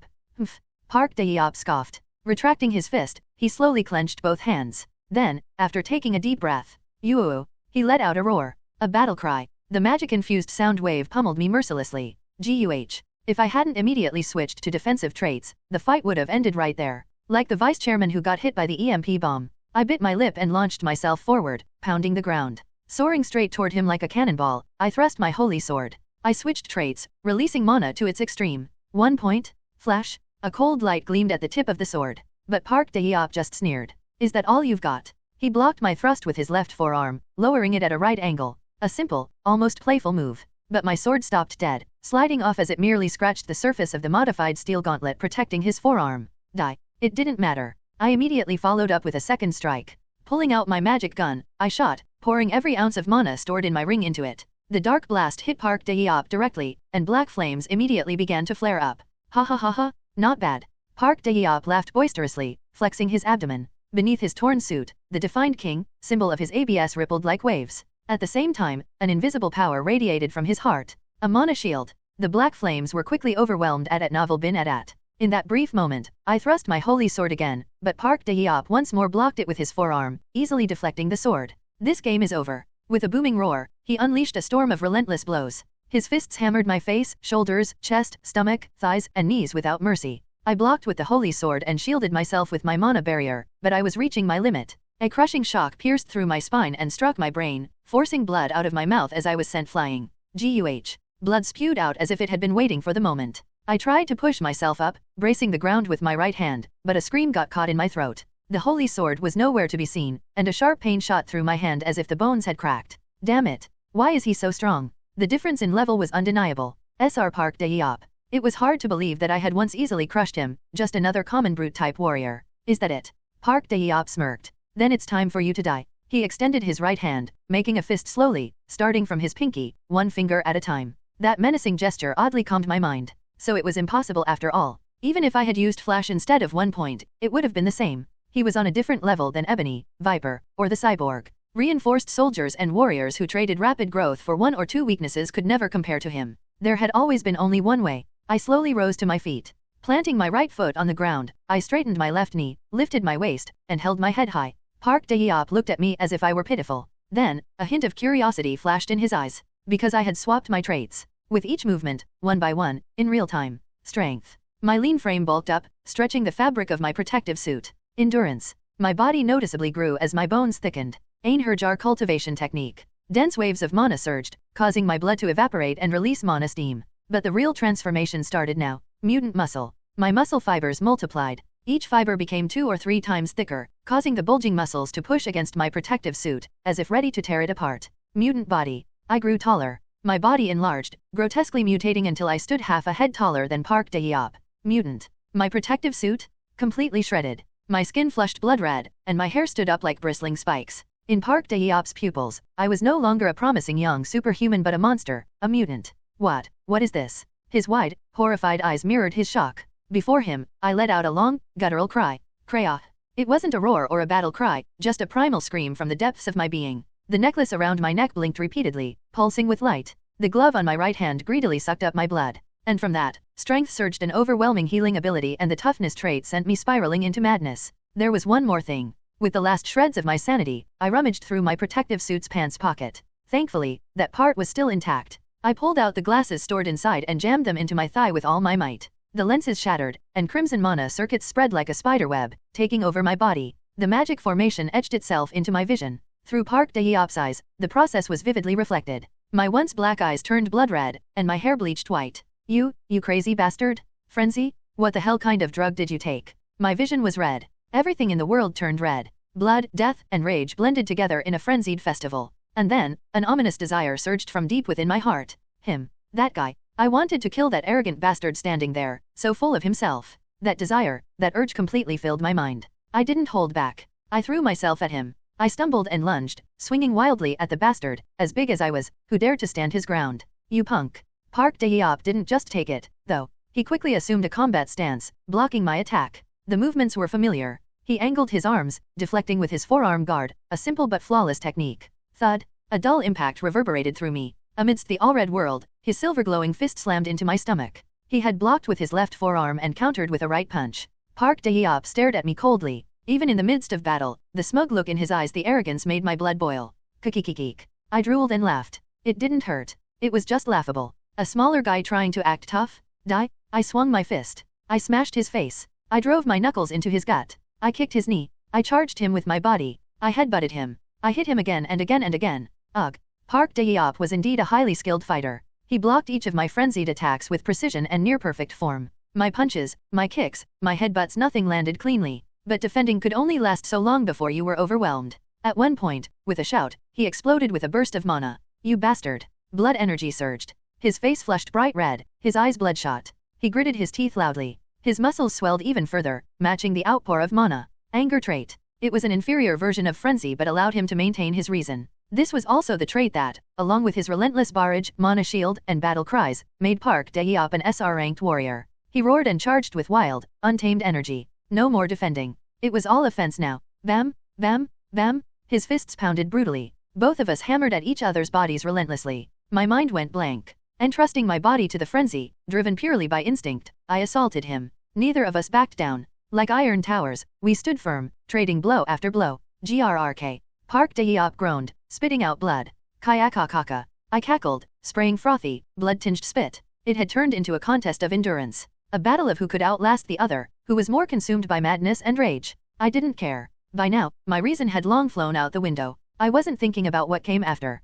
I was lost in the sheer thrill of it all, throwing my entire being into this ecstasy, into this frenzy, focused only on destroying the loathsome figure before me. Thud. I smashed his face. In return, I took a hit to my jaw but grinned. If I were human, the force of the blow would have sent me tumbling, my balance shattered. But as a mutant, I laughed it off and swung again. Thud. This time, my fist slammed into his lower abdomen. A perfectly executed uppercut. Though he blocked it with his mana shield and hardened physique, Park Dae-yeop couldn't stop the curse that slipped from his lips. You monster. Of course, I couldn't hear it. I only saw his lips twitching. It didn't matter what he said. I just grinned. I swung my fist again. Another hit. And another. He counterattacked, but I brushed it off like it was nothing. Ignoring the accumulated blows on my body, I kept piling on more and more attacks. My whole body felt like it was burning. My mind, long since scorched to ashes. Every muscle fiber, every thread of my being, felt like it was on fire, blazing with an intense, scorching heat. And it all converged in my arms. It felt as if molten lava ran through my muscles instead of fibers. Whoosh, bam, what the? With a thunderous boom, Park Dae-yeop was pushed back, sliding across the ground. His face was painted with shock as he stared at me. I didn't know why this was happening. I didn't even bother thinking about it. I was just thrilled to see that bastard, the one I wanted to crush so badly, finally pushed back. That was enough for me. I lunged forward again, fists flying. Boom, boom. The impact of each punch felt like explosions. Park Dae-yeop grit his teeth, pushing his mana shield to its maximum as he charged at me. His blows rained down, but my punch missed, and he slipped inside my guard. Before I could react, his fists were hammering into my chest. How's that? A perfectly executed combo. I coughed up blood, my ribs cracking audibly. But I endured. Even as my ribs punctured my lungs, I stood tall. Ignoring the pain of my healing flesh and regenerating bones, I thrust my chest out and swung my fist. You son of a, you. Park Dae-yeop screamed, unleashing another roar. His second battle cry. But it was meaningless. The magical resistance of my mutated body easily nullified the battle cry of a mere warrior. Instead, it was Park Dae-yeop whose eyes began to bleed. He had pushed himself beyond his limit. His anger trait had evolved into a near-frenzied state as he charged at me. Bam, bam, bam. Unceasing strikes. My punches were wild, clumsy at best, while Park Dae-yeop's hits were sharp, precise. But the sheer gap in our stats, the difference between a human and a mutant, kept us on even footing. The balance finally tipped when his barrage of strikes shattered my ribs and sternum once again. Keek keek. Suddenly, a new transformation began. My body, my skin, underwent a second mutation. Hard scales started to sprout from my skin, merging with the remains of my protective suit. The suit, which had been torn to shreds, was now fusing with my body, evolving into something new. Not scales, no, it was more like the shell of a turtle, or maybe the scales of a snake. It was an armor, no, it was iron skin. Together with mighty strength, which I had just acquired, this was the clear evolution of my strength and endurance traits. You bastard!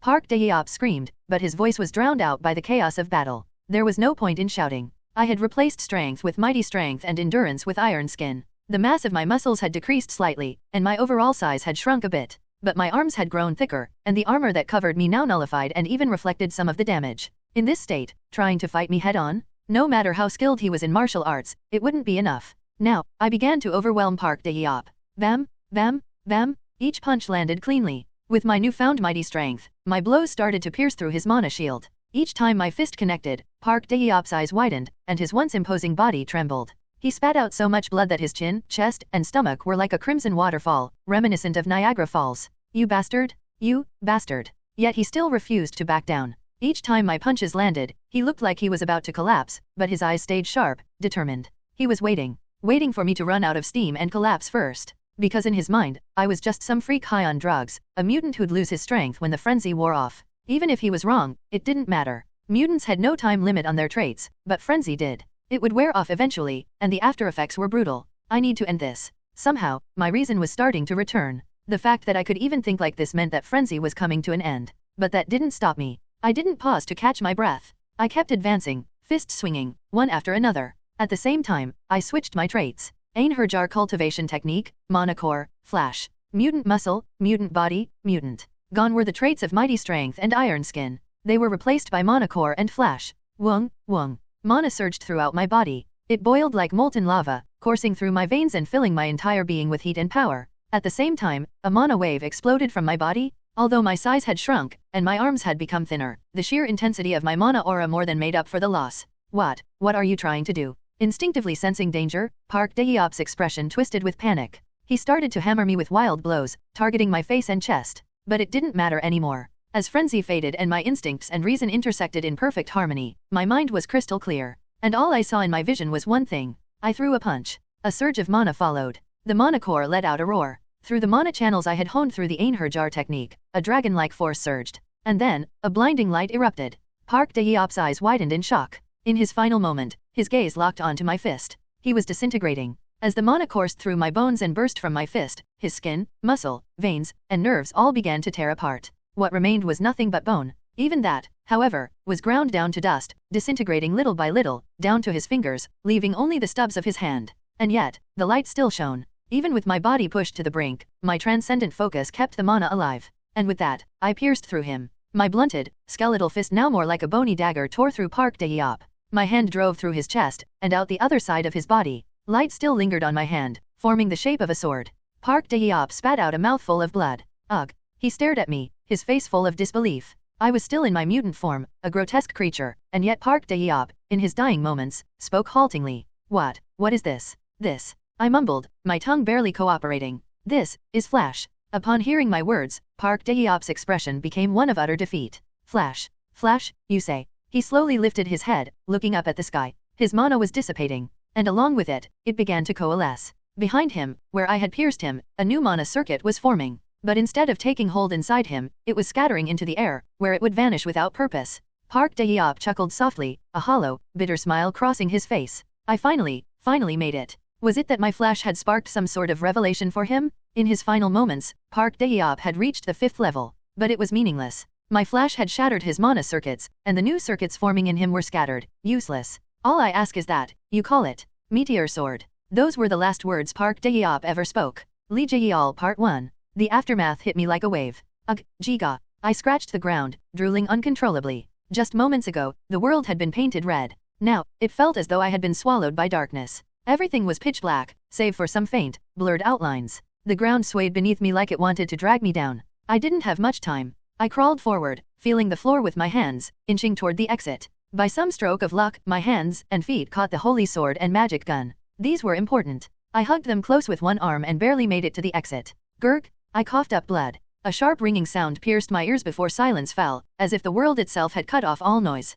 The quiet engulfed me like a predator swallowing its prey. My whole body felt like it was burning. It was like I'd been hit by the fever debuff again. I took a breath and threw myself down the stairs. Crash, crash. I tumbled down dozens of steps, but felt nothing. Even my sense of touch was slipping away. The after-effects of the frenzy. The only reason I hadn't collapsed completely was because I was still holding on to my mutant traits, but it wouldn't last long. If the aftermath hit me at full force, if even the last fragment of my sanity was consumed, that would be the end. Even if my body survived, my mind would be lost. I'd become a complete monster, a perfect mutant. I bit my tongue. Instinctively, I pressed the holy sword to my chest and slashed at myself wildly. An icy pain shot through me, as if my heart had been cleaved in two.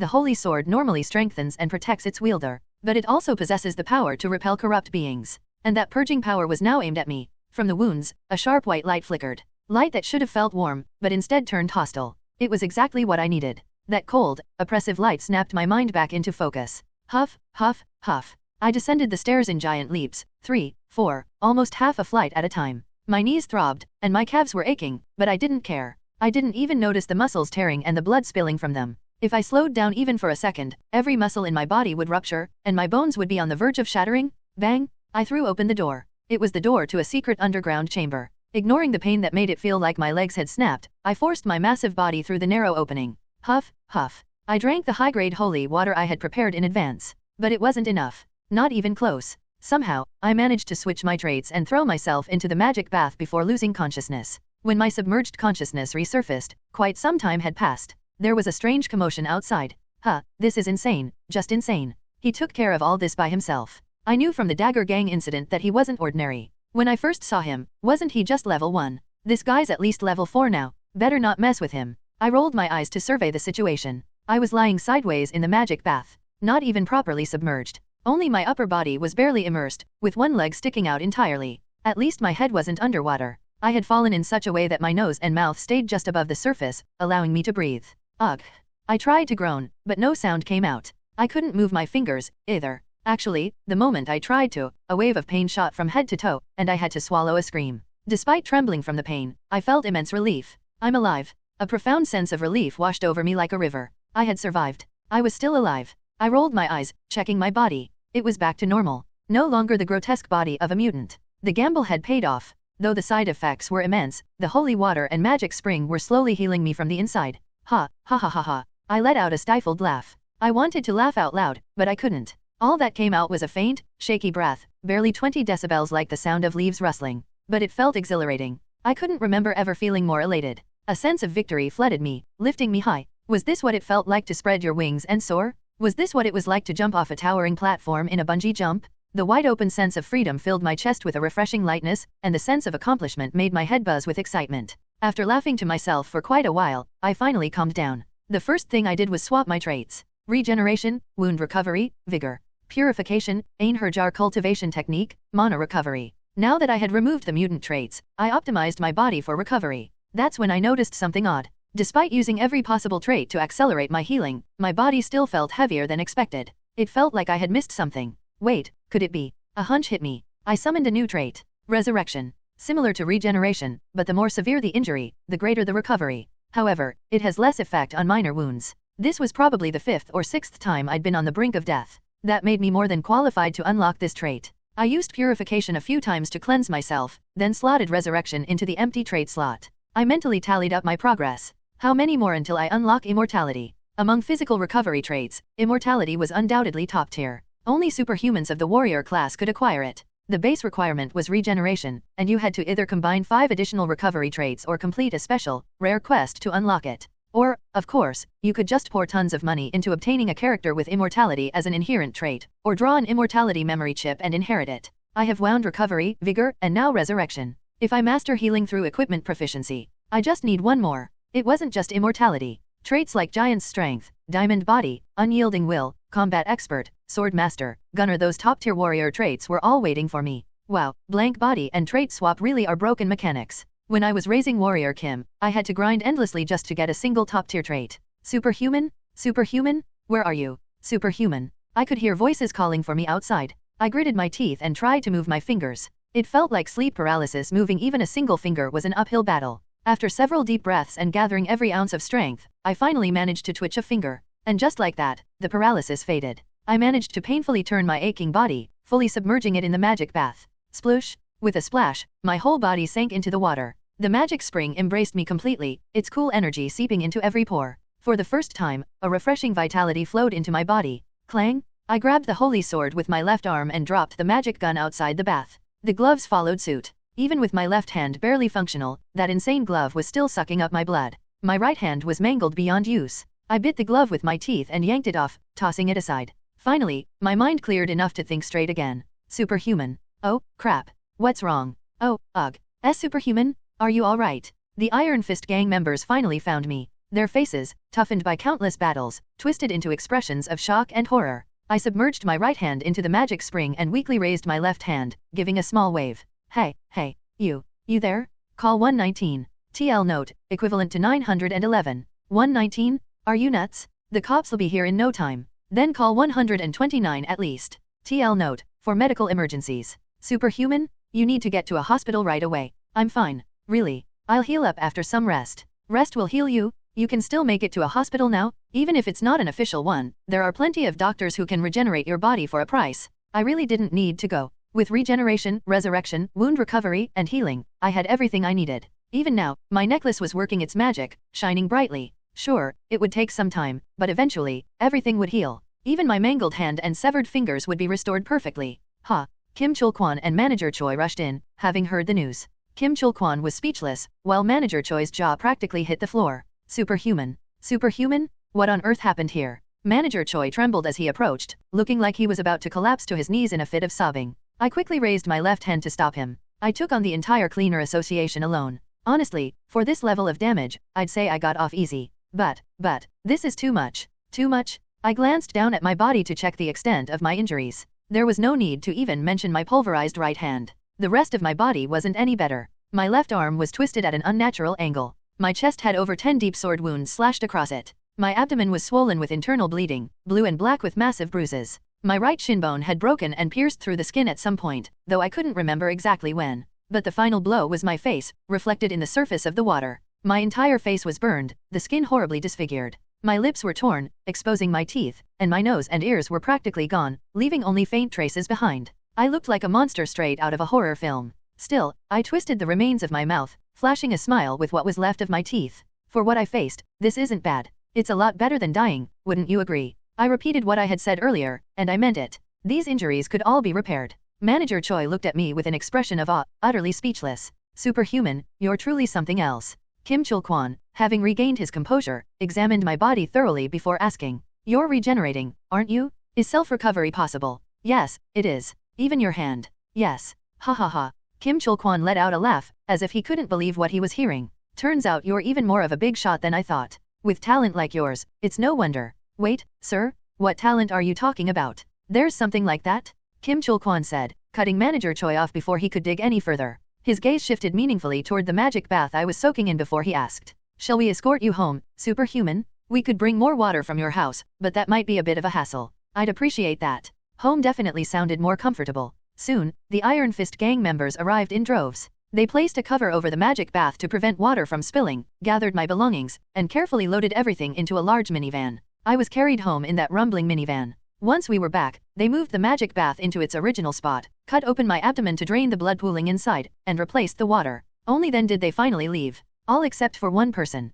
Manager Choi stayed behind. Superhuman, are you sure you're alright? It seemed like he couldn't bring himself to leave. He paced nervously around the magic bath, casting anxious glances in my direction. I told you, I'm fine. Should I at least call a maid? You need someone to care for you. I'm really fine. But if it makes you feel better, just leave some meat and vegetables nearby. Look, haven't I already recovered quite a bit? I waved my hand at him. Not my left hand, but my right hand. The same hand that, back at Jinwubong, had been reduced to shattered bones, with all my fingers ripped off, leaving it looking like a blunt bone dagger. Now, veins, nerves, and muscle tissue had started to regrow. Though I hadn't regrown any fingers yet, I figured I'd be fully healed in about 2 weeks. Manager Choi swallowed dryly as he stared at the grotesque sight. It's definitely much better than it was before. See? Just leave me alone, and that's all the help I need. Well, if you need anything, don't hesitate to let me know. You've already been a big help.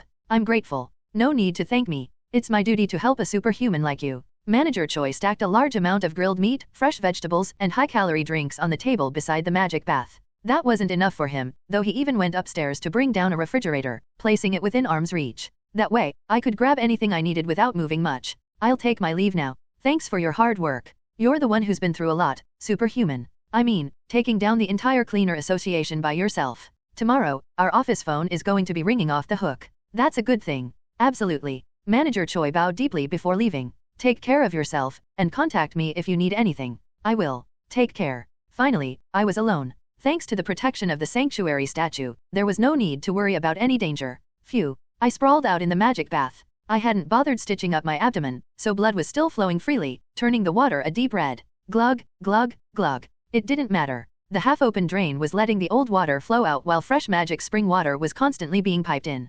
Combined with my stacked recovery traits, the magic necklace around my neck, and the holy sword clutched in my arms, my body was healing rapidly. At the same time, this was burning through my energy reserves. Suddenly famished, I devoured the meat, vegetables, and drinks beside me. Then I slept. When I woke, I ate again. Aside from the occasional trip to the bathroom, I spent nearly 24 hours a day in the magic bath. The results were remarkable. My body was healing at an incredible rate. My skin had fully regenerated, and my fingers were starting to grow back. The internal bleeding had stopped, and my internal injuries were healing, making the pain in my gut much more manageable. I lost track of time and dates. In what felt like a coma, I drifted through the days, the calendar flipping forward unnoticed. In a game, these injuries would have healed in just one day, but reality was different. According to my smartphone, it had taken exactly 15 days for me to finally return to normal. It felt strange. When I lifted my head, my body felt so light. It was as if I had been reborn. The dimly lit basement seemed oddly bright, and the mana flowing through the air felt incredibly clear to me. Especially, the new mana circuits that had etched themselves into my body. The few strands of mana that I'd had at level 1 and level 2 were now part of a complex, spiderweb-like circuit centered around my mana core. I instinctively infused my mana into the circuit. I hadn't even thought about it consciously, but the impact was immense. Boom! The water exploded. The magic water reacted to my mana and shot up in all directions. The table fell over, and even the refrigerator took a few hits, making a thud-thud sound. Meanwhile, steam billowed up, writhing like clouds. It was like detonating a bomb underwater at Novel Bin Adat. It wasn't until I saw this scene that I fully grasped what had happened. I had become a level 3 superhuman. Li Jiyeol Part 2. Sinchendong, Songpa District. The 3 towering skyscrapers still stood imposingly. I got out of the taxi and gazed at the superhuman tower for a long moment. I should head in. Suddenly, the golf bag I was carrying felt cumbersome. Instead of tossing it aside, I opened the bag and pulled out my holy sword. After running my hand over it a few times, I strapped it to my waist. I hadn't brought any firearms, so the golf bag was mostly empty, sagging a bit. With the bag slung over my shoulder and the sword hanging down, I instantly became the center of attention. Mom, look at that man. SHH, don't point. Why's that man carrying a sword? I said be quiet. Eyes were glued to me, and I could feel their stares practically piercing through my face. I took the magic gun from my right pocket and slid it into my belt. That was the extent of my weapons. As always, I wore the blood-sucking gloves. Park Daeyeop's modified steel gloves had been too big for me, even though they had the same toughness-enhancing abilities. They were gloves for a brawler, and I couldn't even properly hold a sword or gun with them. So, I sold them through Manager Choi. Selling the bodies of Ebony, Viper, and the vice-chairman had more than made up for the money I'd spent during the war. Now, I was worth several billions of won. People murmured more and started distancing themselves from me. Now, only 2 sets of eyes remained on me, those of the guards standing like statues in front of the superhuman tower. One of the guards exclaimed in recognition. Wait, aren't you the guy who came here last month? That's right. Hold on. If I remember correctly, you were a level 1 back then. And now you're level 3. Publicly carrying weapons was a privilege reserved for superhumans level 3 and above. The guard's jaw dropped for a moment before he nodded in understanding. Wow, the Old Father's cult is truly something. They took a newly awakened level 1 superhuman and turned him into a level 3 in just a month. To be precise, it had taken a little more than a month, but let's not split hairs. I slowly shook my head. No, I didn't become a holy knight. What? But your weapons. If I'd been officially baptized, I'd be carrying a sacred symbol at the very least. And I wouldn't be dressed like this. Aha. The guard finally seemed to understand as he glanced at my outfit. I was wearing a protective suit and a tracksuit. If Manager Choi hadn't thoughtfully stocked my wardrobe, I would have shown up in a worn-out shirt and jeans. Had I become a holy knight of the Old Father's cult, I would have been clad in full plate armor or, at the very least, chainmail that had been consecrated. After all, divine power reacts especially well with metal. Have a good day. I entered the superhuman tower. The revolving door opened, revealing the vast interior that greeted me. Even though it was my second time here, the sight still amazed me. There wasn't a single pillar in sight. Magic alone held the structure up. What lay before me was a giant square that could easily be mistaken for a football field. Incredible. Maybe it was because I had reached level 3, but this time, I could see something I hadn't noticed before. The flow of mana, gracefully interwoven like a mosaic painting. The elegant, intricate, and beautiful rhythm of it. It looked as though someone had drawn magic circles in the air, as if casually scribbling them there. On top of that, the invisible magic circles resonated with my own mana circuits, producing an odd hum in response. My mana naturally settled down, and I felt my body and mind relax. What was even more remarkable was that the concentration of magic circles seemed to increase as you went higher up. The second floor, the third floor. I couldn't help but wonder what it would feel like at the very top. I had no doubt that just sitting up there would bring a near-ecstatic sense of bliss. Wahaha. Congrats? Congratulations. You're the first among our group. It was noisy inside. A crowd of men in armor had gathered around a mana circuit measurement device. They all wore the same outfit. Black chainmail armor. Their capes were also black, with gold lines running down the back. These were the robes of the Black Gold Sect Crusaders. No weapons were visible. They were probably still level 2, which meant they weren't authorized to carry arms. Only 2 people stood out. One was a crusader dressed in plate armor, being patted on the back and head by his companions as they congratulated him. The armed crusader smiled brightly. Thank you, everyone. Today, drinks are on me. The holy knight standing nearby frowned in disapproval. Mr. Lee, didn't you say you wanted to become a holy knight? To become a holy knight, you must forsake all worldly pleasures and devote your soul, mind, and body entirely to the Old Father. I understand you're happy to reach level 3, but you need to focus more. Captain, can't we at least celebrate today? I've been waiting for this day since middle school. Becoming a certified level 3 is a big deal.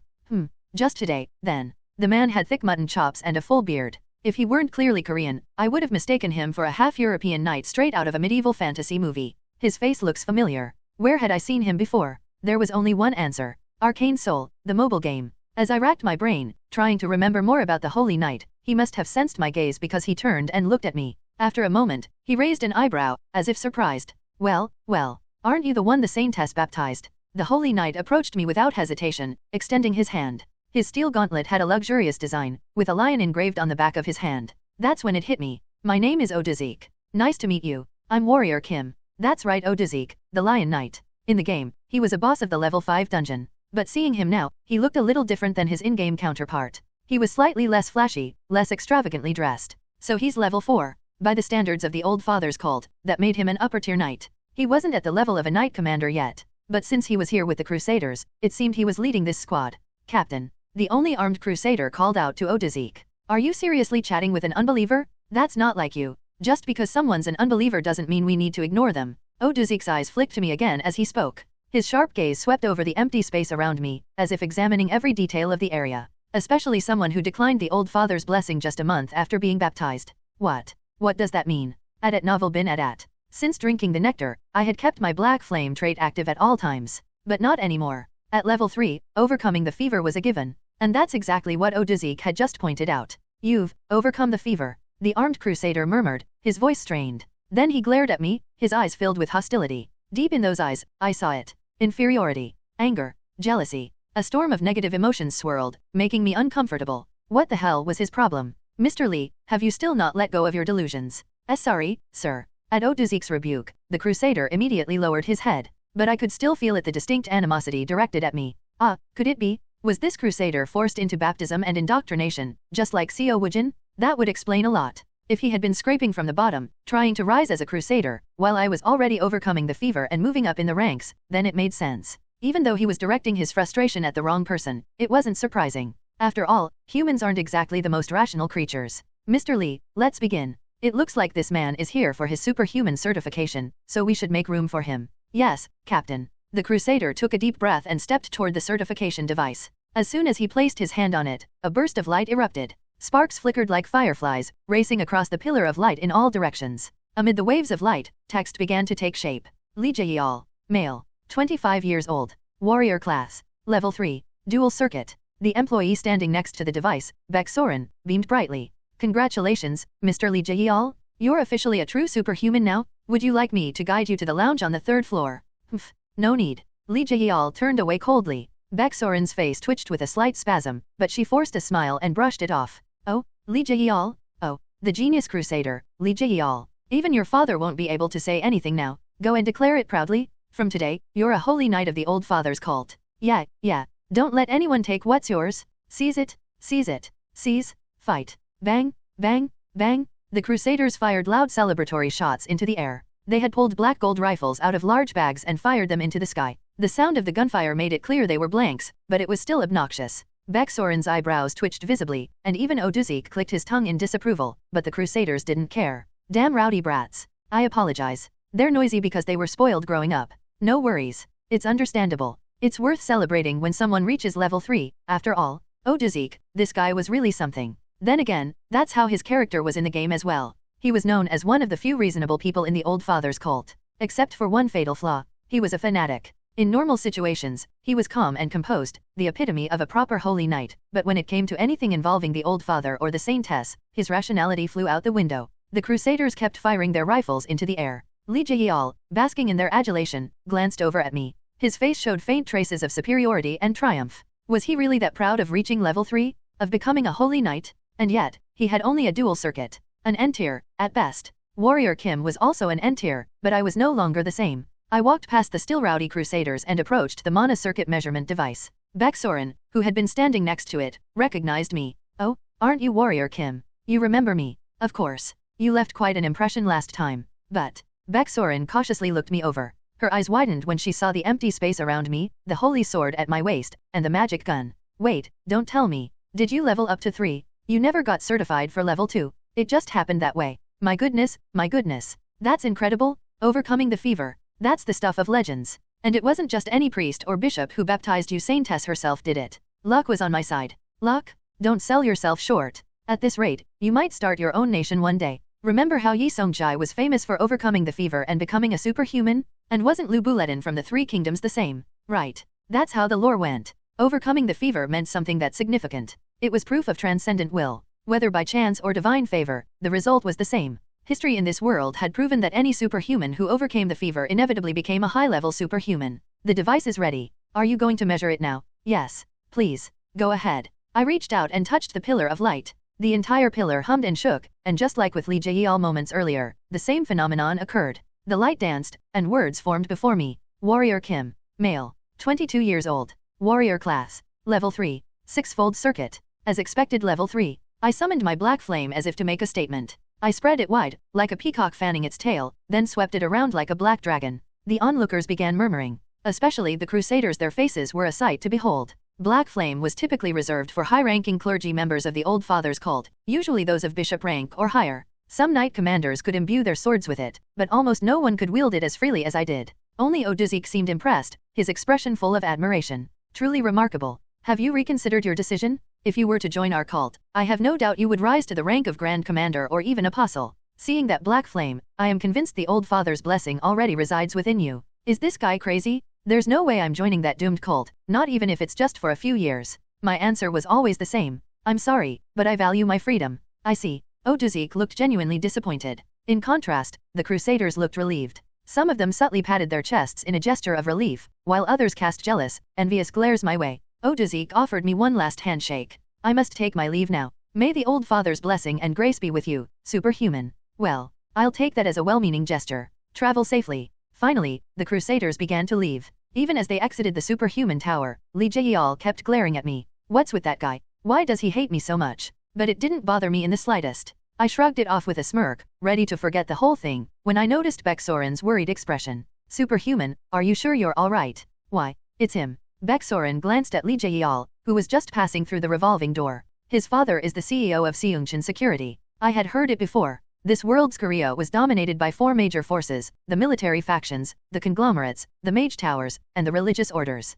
Within these factions, 5 conglomerates held power: Xinyu, GMO, Yuil, Myeongzong, and Seungchan. Seungchan Group might be the smallest of the 5, but they were still not to be taken lightly. In this world, where wealth and power were so heavily concentrated, their influence was undeniable. Wow, so, he's a golden spoon. Yeah, as you know, superhuman, it's never good to get on the bad side of a conglomerate. I'll be fine. But, superhuman. He's just the son of a subsidiary CEO, not a true chaebol. I'm not weak enough to be afraid of some executive's son. The CEO of Seungchan Security? So what? Judging from the Crusaders' earlier conversation, there seemed to be some internal conflict within their ranks. They had mentioned something about not letting a sibling take what was his. Considering what happened with Co Wuin, I could guess what was going on. There was probably some sort of inheritance battle. If I were the CEO of Seungchin Security, I wouldn't hand the business over to Lee Jae-yeol either. Why risk losing the family business? Besides, Seungchin Group's headquarters might be able to pull some strings if it came to that. Ha! Baek Sorin sighed softly. Superhuman, I'm envious of you.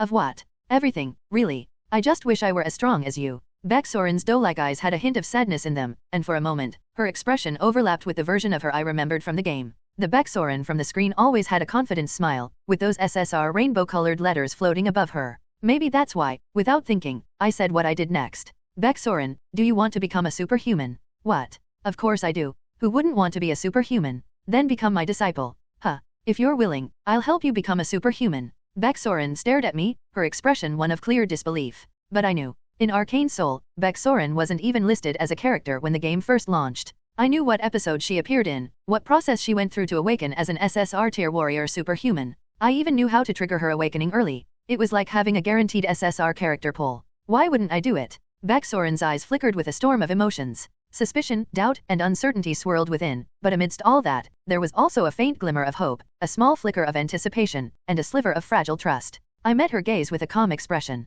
There was no need for a long-winded explanation. I just conveyed my sincerity through my eyes. After a long silence, Baek Sorin exhaled softly. All right, I'll do it. And that was the moment Baek Sorin, one of the top 3 warriors, the celestial killer, came into my fold.